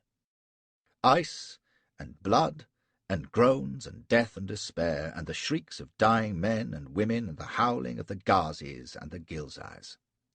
They rushed and struck again, mostly at the camp followers, until it seemed there was a slashed brown body every yard of the way. The only place of safety was in the heart of Shelton's main body, where the sepoys still kept some sort of order. I suggested to Elfie, when we set off, that I and my Lancers should ride guard on the womenfolk, and he agreed at once. It was a wise move on my part, for the attacks on the flanks were now so frequent that the work we had been doing yesterday was becoming fatally dangerous. Mackenzie's jezailchis were cut to ribbons, stemming the sorties. As we neared Kurd Kabul, the hills rose up on either side, and the mouth of that awful pass looked like a gateway into hell. Its walls were so stupendous that the rocky bottom was in perpetual twilight. The dragging tread of the army, the bellowing of the beasts, the shouts and groans and the boom of shots echoed and rang from its cliffs. The Afghans were on the ledges, and when Anquetil saw them he halted the vanguard, because it seemed certain death to go on. There was more consulting and arguing around Elfi, until Akbar and his people were seen among the rocks near the pass mouth. Then I was sent off again, and it was to tell him that at last Elfi had seen reason. We would give up 6 hostages on condition that Akbar called off his killers. He agreed, clapping me on the shoulders and swearing that all should now be well. I should come as one of the hostages, he said, and a merry time we would have of it. I was torn 2 ways about this. The farther away I could keep from Gul Shah, the better. On the other hand, how safe would it be to remain with the army? It was settled for me, for Elfi himself called on Mackenzie, Lawrence, and Pottinger to give themselves over to Akbar. They were among the best we had, and I suppose he thought Akbar would be the more impressed by them. Anyway, if Akbar kept his word, it did not matter much who remained with the army, since it would not have to fight its way to Jalalabad. Lawrence and Pottinger agreed at once. Mac took a little longer. He had been a trifle cool with me, I suppose because my lancers had not shared the fighting that day, and his folk had been so badly mauled. But he said nothing, and when Elfi put it to him, he didn't answer, but stood staring out over the snow. He was in a sad pass, with his turban gone and his hair all awry, his poshteen spattered with blood, and a drying wound on the back of his hand. Presently he drew his sword, and dropped it point first into the ground, and walked over without a word to join Pottinger and Lawrence. Watching his tall figure moving away, I felt a little chill touch me. Being a ruffian, perhaps, I know a good man when I see one better than most, and Mac was one of the mainstays of our force. A damned prig, mind you, and given to immense airs, but as good a soldier, for what that's worth, as I've met. Akbar wanted Shelton as well, but Shelton wouldn't have it. "I trust that black bastard as far as I'd trust a pea-dog," says he. "Anyway, who's to look after the army if I'm gone?" "I shall be in command still," says Elfi, taken aback. "Aye," says Shelton. "That's what I mean." This started another bickering match, of course, which ended with Shelton turning on his heel and stumping off, and Elfi whining about discipline. And then the order to march sounded again, and we turned our faces towards Kurd Kabul. At first it was well enough, and we were unmolested. It looked as though Akbar had his folk under control, and then suddenly the jezails began to crack from the ledges, and men began to fall, and the army staggered blindly in the snow. They were pouring fire into the pass at almost point-blank range, and the niggers began to scream and run, and the troops broke their ranks with Shelton bawling, and then in a moment everyone was running or riding full tilt through that hellish defile. It was just a great wild rush, and the devil take the hindmost. I saw a camel with 2 white women and 2 children shot, and it staggered into the snow and threw them out. An officer ran to help and went down with a ball in his belly, and then the crowd surged over them all.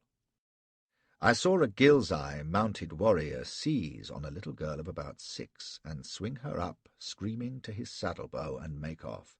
She kept shrieking, "Mummy! Mummy!" as he bore her away. Sepoys were throwing down their muskets and running blindly forward, and I saw an officer of the Shah's cavalry riding in among them, belabouring them with the flat of his sword and yelling his head off. Baggage was being flung recklessly away. The drivers were abandoning their animals. No one had any thought but to rush through the pass as fast as possible, away from that withering fire. I can't say I wasted much time myself. I put my head down to my pony's neck, dug in my heels, and went like Billy be damned, threading through the pack and praying to God I wasn't hit by a stray ball. The Afghan ponies are as sure-footed as cats, and she never stumbled once. Where my lancers were I had no idea, not that I cared. It was every man and woman for himself, and I wasn't too particular who I rode over in my flight. It was nip and tuck, like a steeplechase, with the shots crashing and echoing and thousands of voices yelling. Only once did I check for an instant, when I saw young Lieutenant Sturt shot out of his saddle. He rolled into a drift and lay there screaming, but it would have done no good to stop. No good to Flashy, anyway, and that was what mattered. How long it took to make the passage I don't know, but when the way began to widen and the mass of fugitives ahead and around began to slow down, I reined in to take stock. The firing had slackened, and Ankertill's vanguard were forming up to cover the flight of those still coming behind. Presently there was a great mob streaming out of the defile, troops and people all mixed together, and when they reached the light of day they just collapsed in the snow, dead beat. 3,000 people died in Kurd Kabul, they say, most of them niggers, and we lost all our remaining baggage. When we made camp beyond the eastern limit of the pass, we were in the middle of a snowstorm. All order was completely lost. Stragglers kept coming in after dark, and I remember one woman who arrived having carried her baby on foot the whole way. Lady Sale had been shot in the arm, and I can see her now holding her hand out to the surgeon and shutting her eyes tight while he cut the ball out. She never flinched, the tough old bitch. There was a major struggling with his hysterical wife, who wanted to go back for her lost child. He was weeping and trying to stop the blows she was aiming wildly at his chest. "No, no, Jenny," he kept saying. "She's gone. Pray to Jesus to look after her." Another officer, I forget who, had gone snowblind and kept walking about in circles until someone led him away. Then there was a British trooper, reeling drunk on an Afghan pony and singing a barrack-room song. Where he had got the liquor, God knows, but there was plenty of it, apparently, for presently he fell into the snow and lay there snoring. He was still there next morning, frozen, dead. Night was hell again, with the darkness full of crying and groaning. There was only a handful of tents left, and the English women and children all crowded into one of them. I wandered about all night, for it was freezing too bitterly to sleep, and anyway I was in a fearful funk. I could see now that the whole army was going to be destroyed, and myself with it. Being a hostage with Akbar would be no better, for I had convinced myself by this that when he had finished butchering the army, he would kill his prisoners too. There was only one hope that I could see, and that was to wait with the army until we were clear of the snow, and then strike out by night on my own. If the Afghans spotted me, I would ride for it. Next day we hardly advanced at all, partly because the whole force was so frozen and starved as to be incapable of going far, but also because Akbar sent a messenger into camp saying that we should halt so that he could have provisions brought up. Elfie believed him in spite of Shelton's protests. Shelton almost went on his knees to Elfie, urging that if we could only keep going till we were out of the snow we might come through yet, but Elfie doubted if we could get even that far. "Our only hope is that the Sidar, taking pity on our plight, will succour us at this late hour," says he. "You know, Shelton, he is a gentleman. He will keep his word." Shelton just walked away in disgust and rage. The supplies never came, of course, but the following day comes another messenger from Akbar, suggesting that since we were determined to march on, the wives and families of the British officers should be left in his care. It was just this suggestion, made back in Kabul, that had provoked such indignation, but now every married man leapt at it. Whatever anyone might say openly, however much Elfie might talk as though he still expected to march to Jalalabad, everyone knew that the force as it stood was doomed. Frostbitten, starving, cluttered still with camp followers like brown skeletons who refused to die, with its women and children slowing it down, with the Ghazis and Ghilzais sniping and harrying. Death stared the army in the face. With Akbar, at least, the women and children would stand a chance. So Elfie agreed, and we watched the little convoy on the last of the camels set off into the snow, the married men going along with their wives. I remember Betty riding bareheaded, looking very pretty with the morning sun shining on her hair, and Lady Sale, her wounded arm in a sling, poking her head out of a camel howdah to rebuke the nigger who was trotting alongside, carrying the last of her belongings in a bundle. But I didn't share the general satisfaction that they were leaving us. I was keeping as well out of harm's way as I could by staying next to Elfie, but even that was not going to be safe for long. I still had dried mutton enough left in my saddlebags, and Sergeant Hudson seemed to have a secret store of fodder for his horse and those of the lancers who survived. There were about half a dozen left of my original party, I think, but I didn't count. But even clinging to Elfie's palanquin on the pretext of riding bodyguard, I was in no doubt of what must happen eventually. In the next 2 days the column was under constant attack. In about 10 miles we lost the last of the camp followers, and in one terrible affray, which I heard behind us but took good care not to see, the last of the sepoy units were fairly wiped out. To tell the truth, my memories of that period are hazy. I was too exhausted and afraid to pay much heed. Some things, though, are clear in my mind, images like coloured pictures in a magic lantern that I shall never forget. Once, for example, Elfie had all the officers of the force line up at the rearguard to show a united front, as he called it, to our pursuers. We stood there for a full half-hour like so many scarecrows while they jeered at us from a distance, and 1 or 2 of us were shot down. I remember Grant, the adjutant general, clapping his hands over his face and shouting, "I'm hit! I'm hit!" and falling down in the snow, and the young officer next to me, a boy with yellow side whiskers covered with frost, saying, "Oh, poor old fellow." I saw an Afghan boy once, chuckling to himself as he stabbed and stabbed again at a wounded sepoy. The boy was not over 10 years old. And I remember the glazed look in the eyes of dying horses. A pair of brown feet marching in front of me that left bloody footprints on the ice.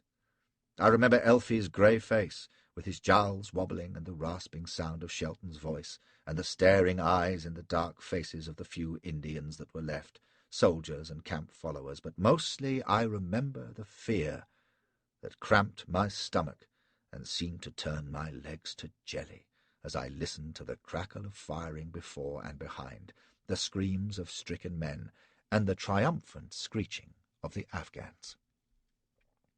I know now that when we were 5 days out from Kabul and had reached Jugdaluk, the army that had been 14,000 strong was just over 3,000, of whom a bare 500 were fighting troops. The rest, apart from a few hostages in the hands of the enemy, were dead. And it was here that I came to my senses, in a barn at Jugdaluk, where Elfie had made his quarters. It was as though I came out of a dream to hear him arguing with Shelton and some of the staff over a proposal that had come from Akbar that Elfie and Shelton should go to see him under a flag of truce to negotiate. What they were to negotiate, God knows, but Shelton was dead against it. He stood there, his red cheeks fallen in, but his moustache still bristling, swearing that he would go on for Jalalabad if he had to do it alone. But Elfie was for negotiating. He would go and see Akbar, and Shelton must come too. He would leave Anquetil to command the army. I, thought I, and somehow my brain was as clear as ice again. This is where Flashman takes independent action. They would never come back from Akbar, of course. He would never let such valuable hostages go. If I, too, let myself fall into Akbar's hands, I would be in imminent danger from his henchman, Gul Shah. If I stayed with the army, on the other hand, I would certainly die with it. One obvious course suggested itself. I left them wrangling and slipped out in search of Sergeant Hudson. I found him dressing his horse, which was so thin and jaded now it looked like a run-down London hack. "Hudson," says I, "you and I are riding out." He never blinked. "Yes, sir," says he. "Where to, sir?" "India," says I. "Not a word to anyone. These are special orders from General Elphinstone." "Very good, sir," says he, and I left him knowing that when I came back he would have our beasts ready, saddle-bags as full as he could manage, and everything prepared. I went back to Elfie's barn, and there he was, preparing to leave to see Akbar. He was fussing as hard as ever over such important matters as the whereabouts of his fine silver flask, which he intended to take as a gift to the Siddar. This while the remnants of his army were dying in the snow round Jugdaluk. "Flashman," says he, gathering his cloak round him and pulling his woolen cap over his head, "I am leaving you for only a little time, but in these desperate days it is not wise to count too far ahead. I trust I find you well enough in a day or two, my boy. God bless you." And God rot you, you old fool, I thought. You won't find me in a day or two, not unless you ride a damn sight faster than I think you can. He sniffed some more about his flask and shuffled out, helped by his valet. Shelton wasn't yet ready, apparently, and the last words I heard Elfie say were, "It is really too bad." They should be his epitaph. I raged inwardly at the time, when I thought of how he had brought me to this. Now, in my maturer years, I have modified my view. Whereas I would have cheerfully shot him then, now I would hang, draw, and quarter him for a bungling, useless, selfish old swine. No fate could be bad enough for him. Hudson and I waited for night, and then we simply saddled up and slipped off into the dark, striking due east. It was so easy I could have laughed.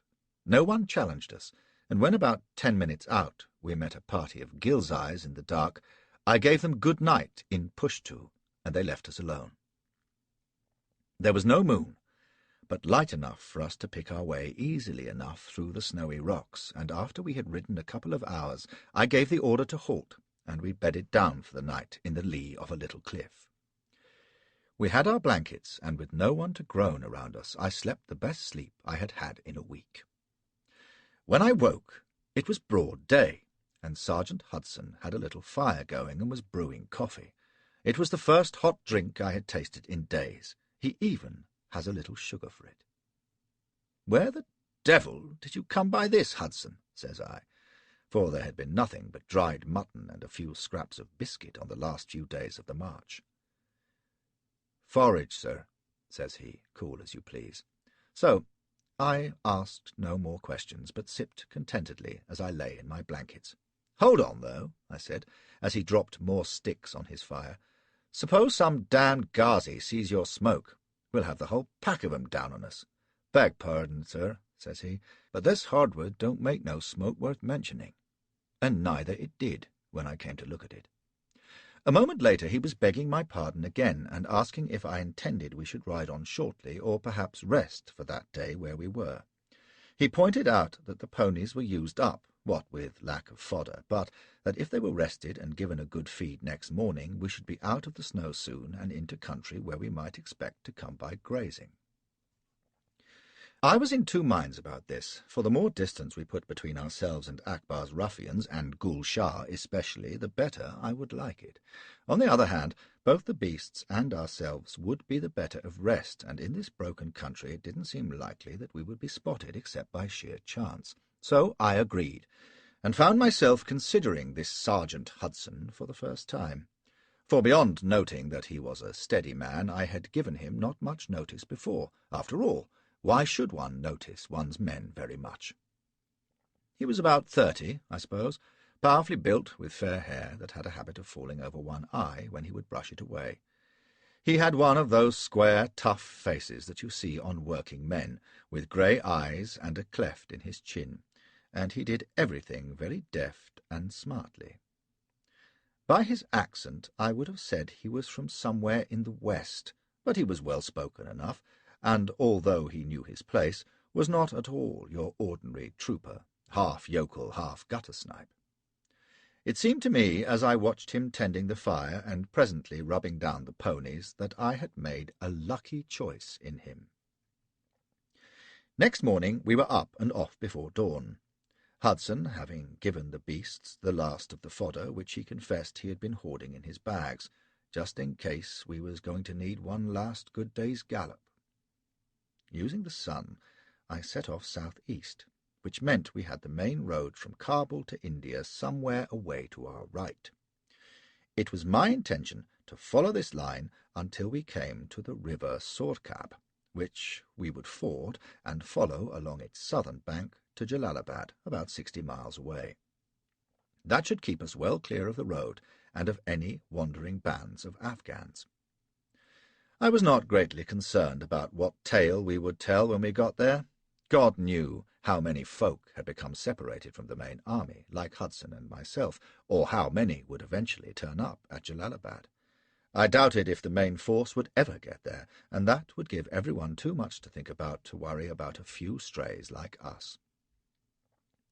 At need, I could say we had become separated in the confusion. Hudson wasn't likely to blab my remark about being dispatched on orders from Elfie, and God knew when Elfie would return to India, if he ever did. So I was in excellent fettle as we threaded our way through the little snowy passes, and well before noon we crossed the Surkab and made capital speed along its southern shore. It was rocky enough, to be sure, but there were occasional places where we could raise a gallop, and it seemed to me that at this rate we should soon be out of the snows and onto easier, drier going. I pressed on hard, for this was Ghilzai country, and Mogala, where Gul Shah lorded it when he was at home, was not far away. The thought of that grim stronghold with the crucifixes at the gates cast a shadow over my mind. And at that moment Sergeant Hudson edged his pony up beside mine. "Sir," says he, "I think we're being followed." "What do you mean?" says I, nastily startled. "Who is it?" "Don't know," says he, "but I can feel it, if you know what I mean, sir." He looked round us. We were on a fairly clear stretch, with the river rumbling away to our left, and broken hills to our right. "Maybe this way isn't as lonely as we thought." I'd been long enough in the hills to know that when a seasoned soldier has that instinct he is generally right. A less experienced and less nervous officer might have pooh-poohed his fears, but I knew better. At once we turned away from the river and up a narrow gully into the hill country. If there were Afghans behind us, we would let them pass on while we took a long loop into the hills. We could still hold our course for Jalalabad, but midway between the Sorkab and the main road. It was slower going, of course, but after an hour or so Hudson said he felt we were clear of whoever had been behind us. Still, I kept well away from the river, and then another interruption came. From far away to our right, very faint on the afternoon air, came the sound of firing. It was ragged, but there was enough of it to suggest that a fair-sized force was involved. "By God," says Hudson, "it's the army, sir." The same thought struck me. It might be that the army, or what was left of it, would have got this far on the road. I guessed that Gandamak would be somewhere up ahead of us, and as I knew that the Sorkab swings south in that area, we had no choice but to ride towards the firing if we were not to risk running into our mysterious pursuers on the river. So we pushed on, and always that damned firing came closer. I guessed it couldn't be more than a mile off now, and was just about to call to Sergeant Hudson, who had forged ahead, when he turned in his saddle and waved to me in great excitement. He had come to a place where two great rocks reared up at the mouth of a gully that ran down steeply in the direction of the Kabul road. Between them we had a clear view down from the heights, and as I reined in and looked, I saw a sight I shall never forget. Beneath us, and about a mile away, lay a little cluster of huts, with smoke rising from them, that I guessed must be Gandermack village. Close by, where the road swung north again, was a gentle slope strewn with boulders, rising to a flat summit about 100 yards across. That whole slope was crawling with Afghans. Their yells came clearly up the gully to us. On the summit of the slope was a group of men, maybe a company strong. At first, seeing their blue Pashtuns, I took them for Afghans. But then I noticed the shakos, and Sergeant Hudson's voice, shaking with excitement, confirmed me. "That's the 44th. Look at 'em, sir. It's the 44th, poor devils." They were in a ragged square, back to back on the hilltop, and even as we watched, I saw the glitter of bayonets as they levelled their pieces, and a thin volley crashed out across the valley. The Afghans yelled louder than ever, and gave back, but then they surged in again, the Khyber knives rising and falling as they tried to hack their way into the square. Another volley, and they gave back yet again, and I saw one of the figures on the summit flourishing a sword as though in defiance. He looked for all the world like a toy soldier, and then I noticed a strange thing. He seemed to be wearing a long red, white and blue waistcoat beneath his Pashtun. I must have said something of this to Hudson, for he shouted out, "By God, it's the colours! Damn the black bastards! Give it to 'em, 44th! Give 'em hot hell!" "Shut up, you fool," says I, although I needn't have worried, for we were too far away to be heard. But Hudson stopped shouting, and contented himself with swearing and whispering encouragement to the doomed men on the hilltop. For they were doomed.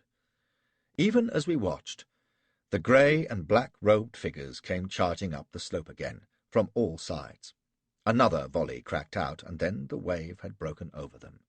It boiled and eddied on the hilltop, the knives and bayonets flashing, and then it rolled slowly back with one great wailing yell of triumph, and on the hilltop there were no figures standing up.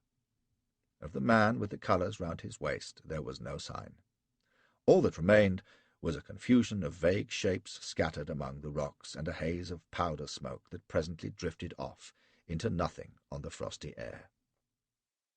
Somehow I knew that I had just seen the end of the army of Afghanistan. Of course, one would have expected the 44th to be the last remnant, as the only British regiment in the force, but even without that I would have known. This was what Elfie Bay's fine army of more than 14,000 had come to in just a week. There might be a few prisoners. There would be no other survivors. I was wrong, as it turned out. One man, Dr. Bryden, cut his way out and brought the news to Jalalabad, but there was no way of knowing this at the time. There is a painting of the scene at Gandermack which I saw a few years ago, and it is like enough the real thing as I remember it. No doubt it is very fine and stirs martial thoughts in the glory-blown asses who look at it. My only thought when I saw it was, "You poor bloody fools," and I said so, to the disgust of other viewers. But I was there, you see, shivering with horror as I watched, unlike the good Londoners, who let the roughnecks and jailbirds keep their empire for them. They are good enough for getting cut up at the Gandermacks, which fools like Elfie and MacNaughton bring 'em to, and no great loss to anybody. Sergeant Hudson was staring down with tears running over his cheeks. I believe, given a chance, he would have gone charging down to join them. All he would say was, "Bastards, black bastards," until I gave him the right about, pretty sharp, and we hurried away on our path, letting the rocks shut off the hellish sight behind us. I was shaken by what we had seen, and to get as far away from Gandermack as we could was the thought that drove me on that day at a dangerous pace. We clattered along the rocky paths, and our ponies scrambled down the screes in such breakneck style that I go cold to look back on it. Only darkness stopped us, and we were well on our way next morning before I would rein in. By this time we had left the snow line far behind us, and feeling the sun again raised my spirits once more. It was as certain as anything could be that we were the only survivors of the army of Afghanistan still moving eastward in good order. This was a satisfactory thought. Why shouldn't I be frank about it? Now that the army was finished, there was little chance of meeting hostile tribesmen further east than the point where it had died. So we were safe, and to come safe out of a disaster is more gratifying than to come safe out of none at all. Of course, it was a pity about the others, but wouldn't they have felt the same gratification in my place? There is great pleasure in catastrophe that doesn't touch you, and anyone who says there isn't is a liar.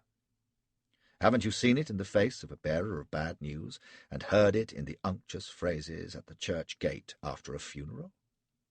So I reflected, and felt mighty cheery, and perhaps this made me careless.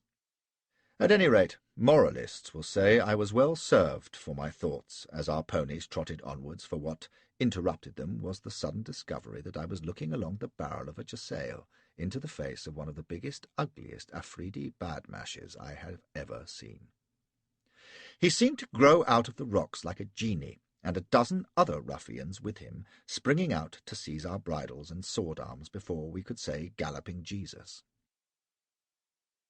"Garbadar, Sahib," says the big Jasailchi, grinning all over his villainous face, as though I needed telling to be careful. "Get down," he added, and his mates hauled me from the saddle and held me fast. "What's this?" says I, trying to brave it out. "We are friends, on our way to Jalalabad. What do you want with us?" "The British are everyone's friends," grins he, "and they are all going to Jalalabad, or were." And his crew cackled with laughter. "You will come with us." And he nodded to my captors, who had a thong round my wrists and tied to my own stirrup. In a trice. There was no chance of putting up a fight, even if all the heart had not gone out of me. For a moment I had hoped they were just broken men of the hills who might have robbed us and let us go, but they were intent on holding us prisoner. For ransom? That was the best I could hope for. I played a desperate card. "I am Flashman Huzur," cries I, "the friend of Akbar Khan Sirdar. He'll have the heart and guts of anyone who harms Bloody Lance." "Allah protect us," says the Jasailchi, who was a humorist in his way, like all his lousy kind. "Guard him close, Raizul, or he'll stick you on his little spear, as he did to the Ghilzais at Mogala." He hopped into my saddle and grinned down at me. "You can fight, Bloody Lance. Can you walk also?" And he set the pony off at a brisk trot, making me run alongside and shouting obscene encouragement. They had served Hudson the same way, and we had no choice but to stumble along, jeered at by our ragged conquerors. It was too much. To have come so far, to have endured so much, to have escaped so often, to be so close to safety, and now this. I wept and swore, called my captor every filthy name I could lay tongue to in Pushtu, Urdu, English, and Persian, pleaded with him to let us go in return for a promise of great payment, threatened him with the vengeance of Akbar Khan, beseeched him to take us to the Sirdar, struggled like a furious child to break my bonds, and he only roared so hard with laughter that he almost fell from the saddle. "Say it again," he cried. "How many lakhs of rupees? Yallah, I shall be made for life. What was that? Noseless bastard offspring of a leprous ape and a gutter-descended sow? What a description! Note it, Raizul, my brother, for I have no head for education, and I wish to remember. Continue, Flashman Huzur. Share the riches of your spirit with me." So he mocked me, but he hardly slackened pace, and soon I could neither swear nor plead nor do anything but stumble blindly on. My wrists were burning with pain, and there was a leaden fear in my stomach. I had no idea where we were going, and even after darkness fell the brutes still kept going until Hudson and I dropped from sheer fatigue. Then we rested a few hours, but at dawn they had us up again, and we staggered on through the hot, hellish day, resting only when we were too exhausted to continue, and then being forced up and dragged onwards at the stirrups. It was just before dusk when we halted for the last time, at one of those rock forts that are dotted on half the hillsides of Afghanistan. I had a vision of a gateway with a rickety old gate swung back on rusty hinges, and beyond it an earth courtyard. They did not take us so far, but cut the thongs that held us and shoved us through a narrow door in the gatehouse wall. There were steps leading down, and a most fearsome stink coming up. But they pushed us headlong down, and we stumbled onto a floor of mixed straw and filth and God knows what other debris. The door slammed shut, and there we were, too worn out to move. I suppose we lay there for hours, groaning with pain and exhaustion, before they came back, bringing us a bowl of food and a chatty of water. We were famished, and fell on it like pigs, while the big Jesalchi watched us and made funny remarks. I ignored him, and presently he left us. There was just light enough from a high grating in one wall for us to make out our surroundings, so we took stock of the cellar, or dungeon, whichever it was. I have been in a great variety of jails in my life, from Mexico, where they are truly abominable, to Australia, America, Russia, and dear old England, and I never saw a good one yet. That little Afghan hole was not too bad all round, but it seemed dreadful at the time. There were bare walls pretty high, and a roof lost in shadow, and in the middle of the filthy floor 2 very broad flat stones like a platform that I didn't like the look of. For above them, swinging down from the ceiling, was a tangle of rusty chains, and at the sight of them a chill stabbed through me, and I thought of hooded black figures and the Inquisition and torture chambers that I had gloated over in forbidden books at school. It's very different when you are actually in one. I told Hudson what I thought of them, and he just grunted and spat and then begged my pardon. I told him not to be such a damned fool, that we were in a frightful fix, and he could stop behaving as though we were on horse guards. I've never been one to stand on ceremony anywhere, and here it was just ridiculous. But it took Hudson time to get used to talking to an officer, and at first he just listened to me, nodding and saying, "Yes, sir," and "Very good, sir," until I swore with exasperation. For I was in a funk, of course, and poured out my fears to him. I didn't know why they were holding us, although ransom seemed most likely. There was a chance Akbar might get to hear of our plight, which was what I hoped, but at the back of my mind was the awful thought that Gul Shah might hear of us just as easily. Hudson, of course, didn't understand why I should be so horrified at this until I told him the whole story. About Nariman, and how Akbar had rescued me from Gul's snakes in Kabul. Heavens, how I must have talked. But when I tell you that we were in the cellar a week together, without ever so much as seeing beyond the door, and myself in a sweat of anxiety about what our fate might be, you will understand that I needed an audience. Your real coward always does, and the worse his fear, the more he blabs. I babbled something sickening in that dungeon to Hudson. Of course, I didn't tell him the story as I've told it here. The Bloody Lance incident, for example, I related in a creditable light. But I convinced him, at least, that we had every reason to fear if Gul Shah got wind that we were in Afghan hands. It was difficult to tell how he took it. Mostly he just listened, staring at the wall, but from time to time he would look at me very steady, as though he was weighing me up. At first I hardly noticed this, any more than one does notice a common trooper looking at one, but after a while it made me feel uncomfortable, and I told him pretty sharp to leave off. If he was scared at the fix we were in, he didn't show it, and I admit there were 1 or 2 occasions when I felt a sneaking regard for him. He didn't complain, and he was very civil in his speech, and would ask me very respectfully to translate what the Afridi guards said when they brought us our food, for he had no Pushtu or Hindustani. This was little enough, and we had no way of telling how true it was. The big Jaselji was the most talkative, but mostly he would only recall how badly the British had been cut up on the march from Kabul so that not a single man had been left alive, and how there would soon be no Ferengis left in Afghanistan at all. Akbar Khan was advancing on Jalalabad, he said, and would put the whole garrison to the sword, and then they would sweep down through the Khyber and drive us out of India in a great jihad that would establish the true faith from Peshawar to the sea. And so on, all bloody wind and water, as I told Hudson, but he considered it very thoughtfully and said he didn't know how long Sale could hold out in Jalalabad if they laid proper siege to it. I stared at this, an ordinary trooper passing opinion on a general's business.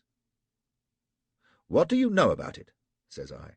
"Not much, sir," says he, "but with respect to General Elphinstone, I'm powerful glad it's General Sale that's laying in Jalalabad and not him." "Is that so, and be damned to you," says I. "And what's your opinion of General Elphinstone, if you please?" "I'd rather not say, sir," says he. And then he looked at me with those grey eyes. "He wasn't with the 44th at Gandamak, was he, sir? Nor a lot of the officers wasn't." "Where were they, sir?" "How should I know? And what concern is that of yours?" He sat looking down for a moment. "None at all, sir," says he at last. "Beg pardon for asking." "I should damn well think so," says I. "Anyway, whatever you think of Elfie Bey, you can rely on General Sale to give Akbar the right about turn if he shows his nose at Jalalabad, and I wish to God we were there too, and away from this hellish hole and these stinking Afridis. Whether it's ransom or not, they don't mean us any good, I can tell you." I didn't think much of Hudson's questions about Gandamak and Elfie at the time. If I had done, I would have been as much amused as angry, for it was like a foreign language to me then. But I understand it now, although half our modern generals don't. They think their men are a different species still. Fortunately, a lot of them are, but not in the way that generals think. Well, another week went by in that infernal cell, and both Hudson and I were pretty foul by now and well bearded, for they gave us nothing to wash or shave with. My anxieties diminished a little, as they will when nothing happens, but it was damn boring with nothing to do but talk to Hudson, for we had little in common except horses. He didn't even seem interested in women. We talked occasionally of escape, but there was little chance of that, for there was no way out except through the door, which stood at the top of a narrow flight of steps. And when the Afridis brought our food, one of them always stood at the head of them, covering us with a huge blunderbuss. I wasn't in any great hurry to risk a peppering from it, and when Hudson talked of trying a rush, I ordered him to drop it. Where would we have got to afterwards, anyway? We didn't even know where we were, except that it couldn't be far to the Kabul road. But it wasn't worth the risk, I said. If I had known what was in store for us, I'd have chanced that blunderbuss and 100 like it. But I didn't. God, I'll never forget it. Never. It was late one afternoon, and we were lying on the straw dozing when we heard the clatter of hoofs at the gate outside and a jumble of voices approaching the door of the cell. Hudson jumped up, and I came up on my elbow, my heart in my mouth, wondering who it might be. It might be a messenger bringing news of ransom, for I believed the Afridis must be trying that game, and then the bolts scraped back, and the door burst open, and a tall man strode in to the head of the steps. I couldn't see his face at first, but then an Afridi bustled past him with a flaring torch, which he stuck in a crevice in the wall, and its light fell on the newcomer's face. If it had been the devil in person, I'd have been better pleased, for it was a face I had seen in nightmares, and I couldn't believe it was true. The face of Gul Shah. His eye lit on me, and he shouted with joy and clapped his hands. I believe I cried out in horror and scrambled back against the wall. "Flashman!" he cried, and came half down the steps like a big cat, glaring at me with a hellish grin. "Now, God is very good. When I heard the news, I could not believe it, but it is true. And it was just by chance, aye, by the merest chance, that word reached me you were taken." He sucked in his breath, never taking his glittering eyes from me. I couldn't speak. The man struck me dumb with cold terror. Then he laughed again, and the hairs rose on my neck at the sound of it. "And here there is no Akbar Khan to be importunate," says he. He signed to the Afridis and pointed at Hudson. "Take that one away above and watch him." And as two of them rushed down on Hudson and dragged him struggling up the steps, Gul Shah came down into the room and with his whip struck the hanging shackles a blow that sent them rattling. "Set him," and he points at me, "here. We have much to talk about." I cried out as they flung themselves on me and struggled helplessly, but they got my arms over my head and set a shackle on each wrist, so that I was strung up like a rabbit on a poulterer's stool. Then Gul dismissed them and came to stand in front of me, tapping his boot with his whip and gloating over me. "The wolf comes once to the trap," says he at last, "but you have come twice. I swear by God you will not wriggle out of it this time. You cheated me once in Kabul, by a miracle, and killed my dwarf by foul play. Not again, Flashman. And I am glad, glad it fell out so, for here I have time to deal with you at my leisure, you filthy dog." And with a snarl he struck me back-handed across the face. The blow loosened my tongue, for I cried out, "Don't! For God's sake, what have I done? Didn't I pay for it with your bloody snakes?" "Pay?" sneers he. "You haven't begun to pay. Do you want to know how you will pay, Flashman?" I didn't, so I didn't answer, and he turned and shouted something towards the door. It opened, and someone came in, standing in the shadows. "It was my great regret last time that I must be so hurried in disposing of you," says Gul Shah. "I think I told you then, did I not, that I would have wished the woman you defiled to share in your departure. By great good fortune I was at Mogala when the word of your capture came, so I have been able to repair the omission. Come," says he to the figure at the top of the steps. And the woman, Nariman, advanced slowly into the light. I knew it was she, although she was cloaked from head to foot and had the lower half of her face shrouded in a flimsy veil. I remembered the eyes, like a snake's, that had glared up at me the night I took her in Mogala. They were staring at me again, and I found them more terrifying than all Gul's threats. She didn't make a sound, but glided down the steps to his side. "You do not greet the lady?" says Gul. "You will, you will. But of course she is a mere slut of a dancing girl, although she is the wife of a prince of the Ghilzai."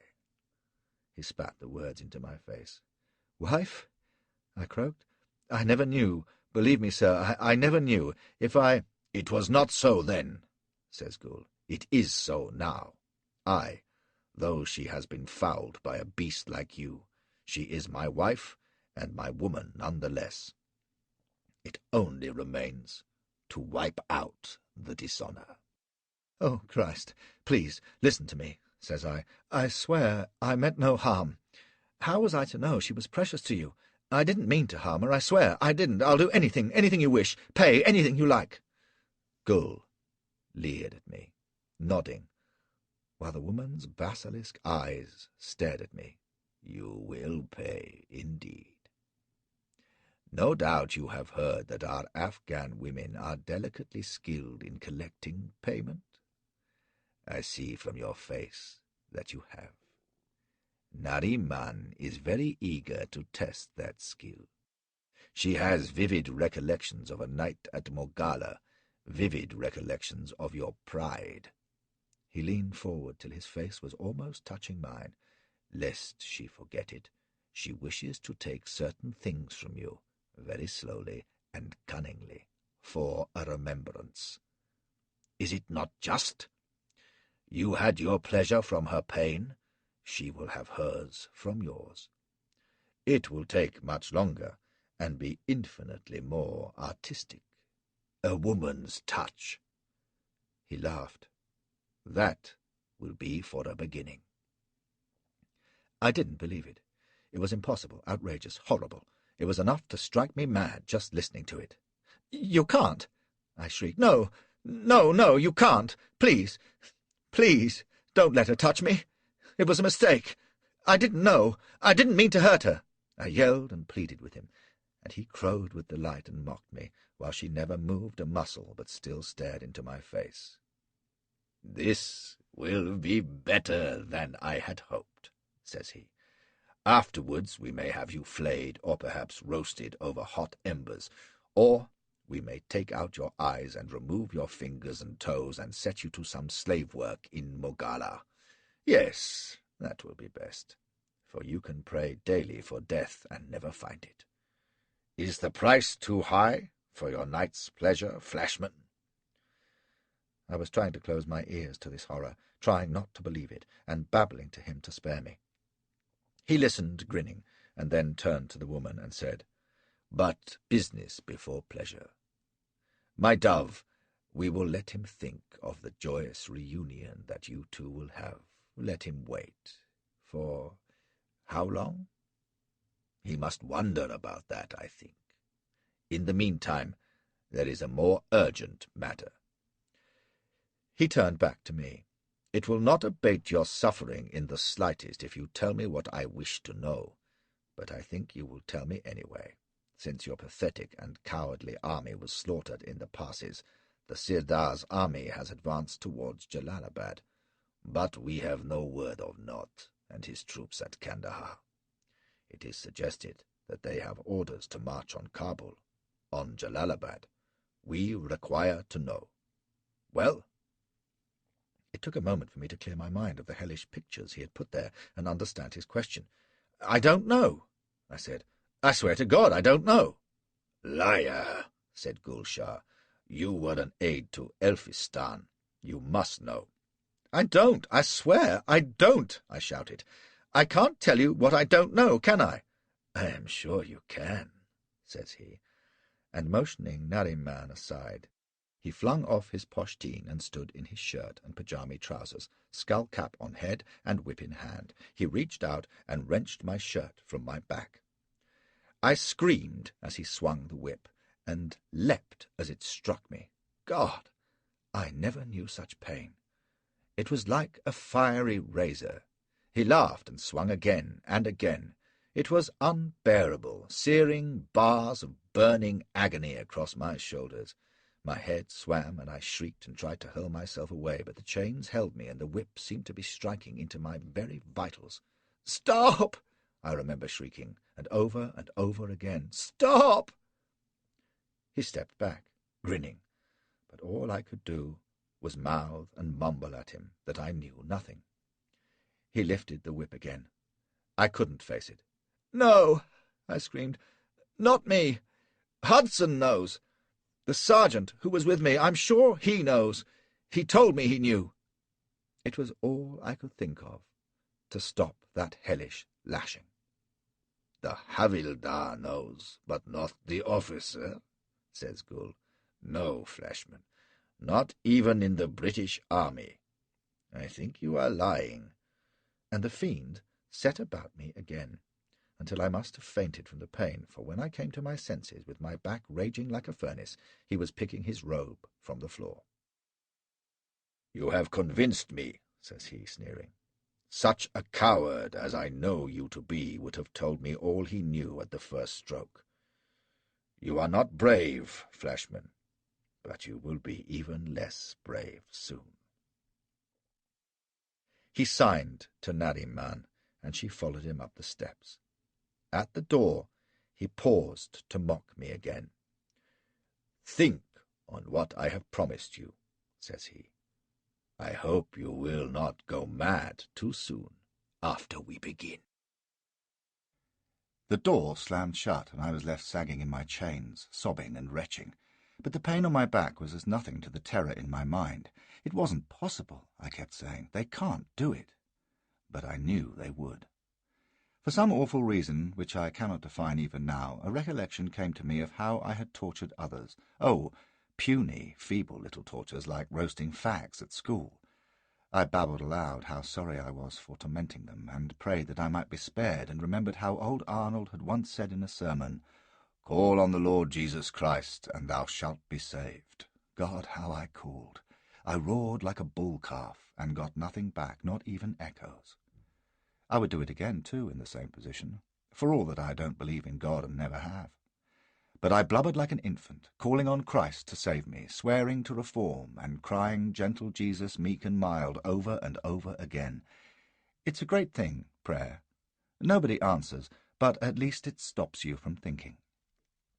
Suddenly I was aware of people moving into the cell, and shrieked in fear, closing my eyes, but no one touched me, and when I opened them, there was Hudson again, chained up beside me, with his arms in the air, staring at me in horror. "My God, sir," says he, "what have the devils done to you?" "They're torturing me to death," I roared. "Oh, dear Saviour!" And I must have babbled on, for when I stopped he was praying too, the Lord's Prayer, I think, very quietly to himself. We were the holiest jail in Afghanistan that night. There was no question of sleep. Even if my mind had not been full of the horrors ahead, I could not have rested with my arms fettered wide above my head. Every time I sagged, the rusty manacles tore cruelly at my wrists, and I would have to right myself with my legs aching from standing. My back was smarting, and I moaned a good deal. Hudson did his best to cheer me up with the kind of drivel about not being done yet and keeping one's head up, which is supposed to raise the spirits in time of trouble. It has never done a damn thing for mine. All I could think of was that woman's hating eyes coming closer, and Ghoul smiling savagely behind her, and the knife pricking my skin and then slicing. Oh, Jesus! I couldn't bear it. I would go raving mad. I said so at the top of my voice, and Hudson says, "Come on, sir. We ain't dead yet." "You bloody idiot," I yelled at him. "What do you know, you clod? They aren't going to cut your bloody pecker off. I tell you, I'll have to die first. I must." "They haven't done it yet, sir," says he, "nor they won't. While I was up yonder, I see that half them Afridis have gone off to join up with the others at Jalalabad, I reckon, and there ain't above half a dozen left, besides your friend and the woman. If I can just—" I didn't heed him. I was too done up to think of anything except what they would do to me. When? The night wore away, and except for one visit at noon next day, when the Jazalchi came to give us some water and food, no one came near us before evening. They left us in our chains, hanging like stuck pigs, and my legs seemed to be on fire one minute and numb the next. I heard Hudson muttering to himself from time to time, as though he was working at something, but I never minded. Then, just when the light was beginning to fade, I heard him gasp with pain and exclaim, "Done it, by God!" I turned to look, and my heart bounded like a stag. He was standing with only his left arm still up in the shackle. The right one, bloody to the elbow, was hanging at his side. He shook his head fiercely, and I was silent. He worked his right hand and arm for a moment, and then reached up to the other shackle. The wrist pieces were kept apart by a bar, but the fastening of the manacles was just a simple bolt. He worked at it for a moment, and it fell open. He was free. He came over to me, an ear cocked towards the door. "If I let you loose, sir, can you stand?" I didn't know if I could, but I nodded, and 2 minutes later I was crouched on the floor, groaning with the pain in my shoulders and legs that had been cramped in one position so long. He massaged my joints and swore softly over the wheals that Ghoul Shah's whip had left. "Filthy nigger bastard," says he. "Look'ee, sir, we've got to look sharp. They don't take us unawares. When they come in, we've got to be standing up, with the chains on our wrists, pretending we're still trussed up like." "What then?" says I. "Why, sir, they'll think we're helpless, won't they? We can take 'em by surprise." "Much good that'll do," says I. "You say there's half a dozen apart from Ghoul Shah." "They won't all come," says he. "For God's sake, sir, it's our only hope." I didn't think it was much of one, and said so. Hudson said, well, it was better than being sliced up by that Afghan tart, wasn't it? Begging my pardon, sir, and I couldn't disagree. But I guessed we would only get slaughtered for our pains at best. Well, says he, we can make a bloody good fight of it. We can die like Englishmen, stead of like dogs. What difference does it make whether you die like an Englishman or like a bloody Eskimo, says I, and he just stared at me, and then went on chafing my arms. Pretty soon I could stand and move as well as ever, but we took care to stay close by the chains, and it was as well we did. Suddenly there was a shuffling at the door, and we barely had time to take our positions, hands up on the shackles, when it was thrown back. "Leave it to me, sir," whispered Hudson, and then drooped in his fetters. I did the same, letting my head hang but watching the door out of the corner of my eye. There were 3 of them, and my heart sank. First came Gul Shah, with the big Jezelchi carrying a torch, and behind was the smaller figure of Nariman. All my terrors came rushing back as they descended the steps. "It is time, Flashman," says Gul Shah, sticking his sneering face up to mine. "Wake up, you dog, and prepare for your last love play." And he laughed and struck me across the face. I staggered, but held tight to the chains. Hudson never moved a muscle. "Now, my precious," says Gul to Nariman, "here he is, and he is yours." She came forward to his side, and the big Jezelchi, having placed the torch, came on her other side, grinning like a satyr. He stood about a yard in front of Hudson, but his eyes were fixed on me. The woman, Nariman, had no veil now.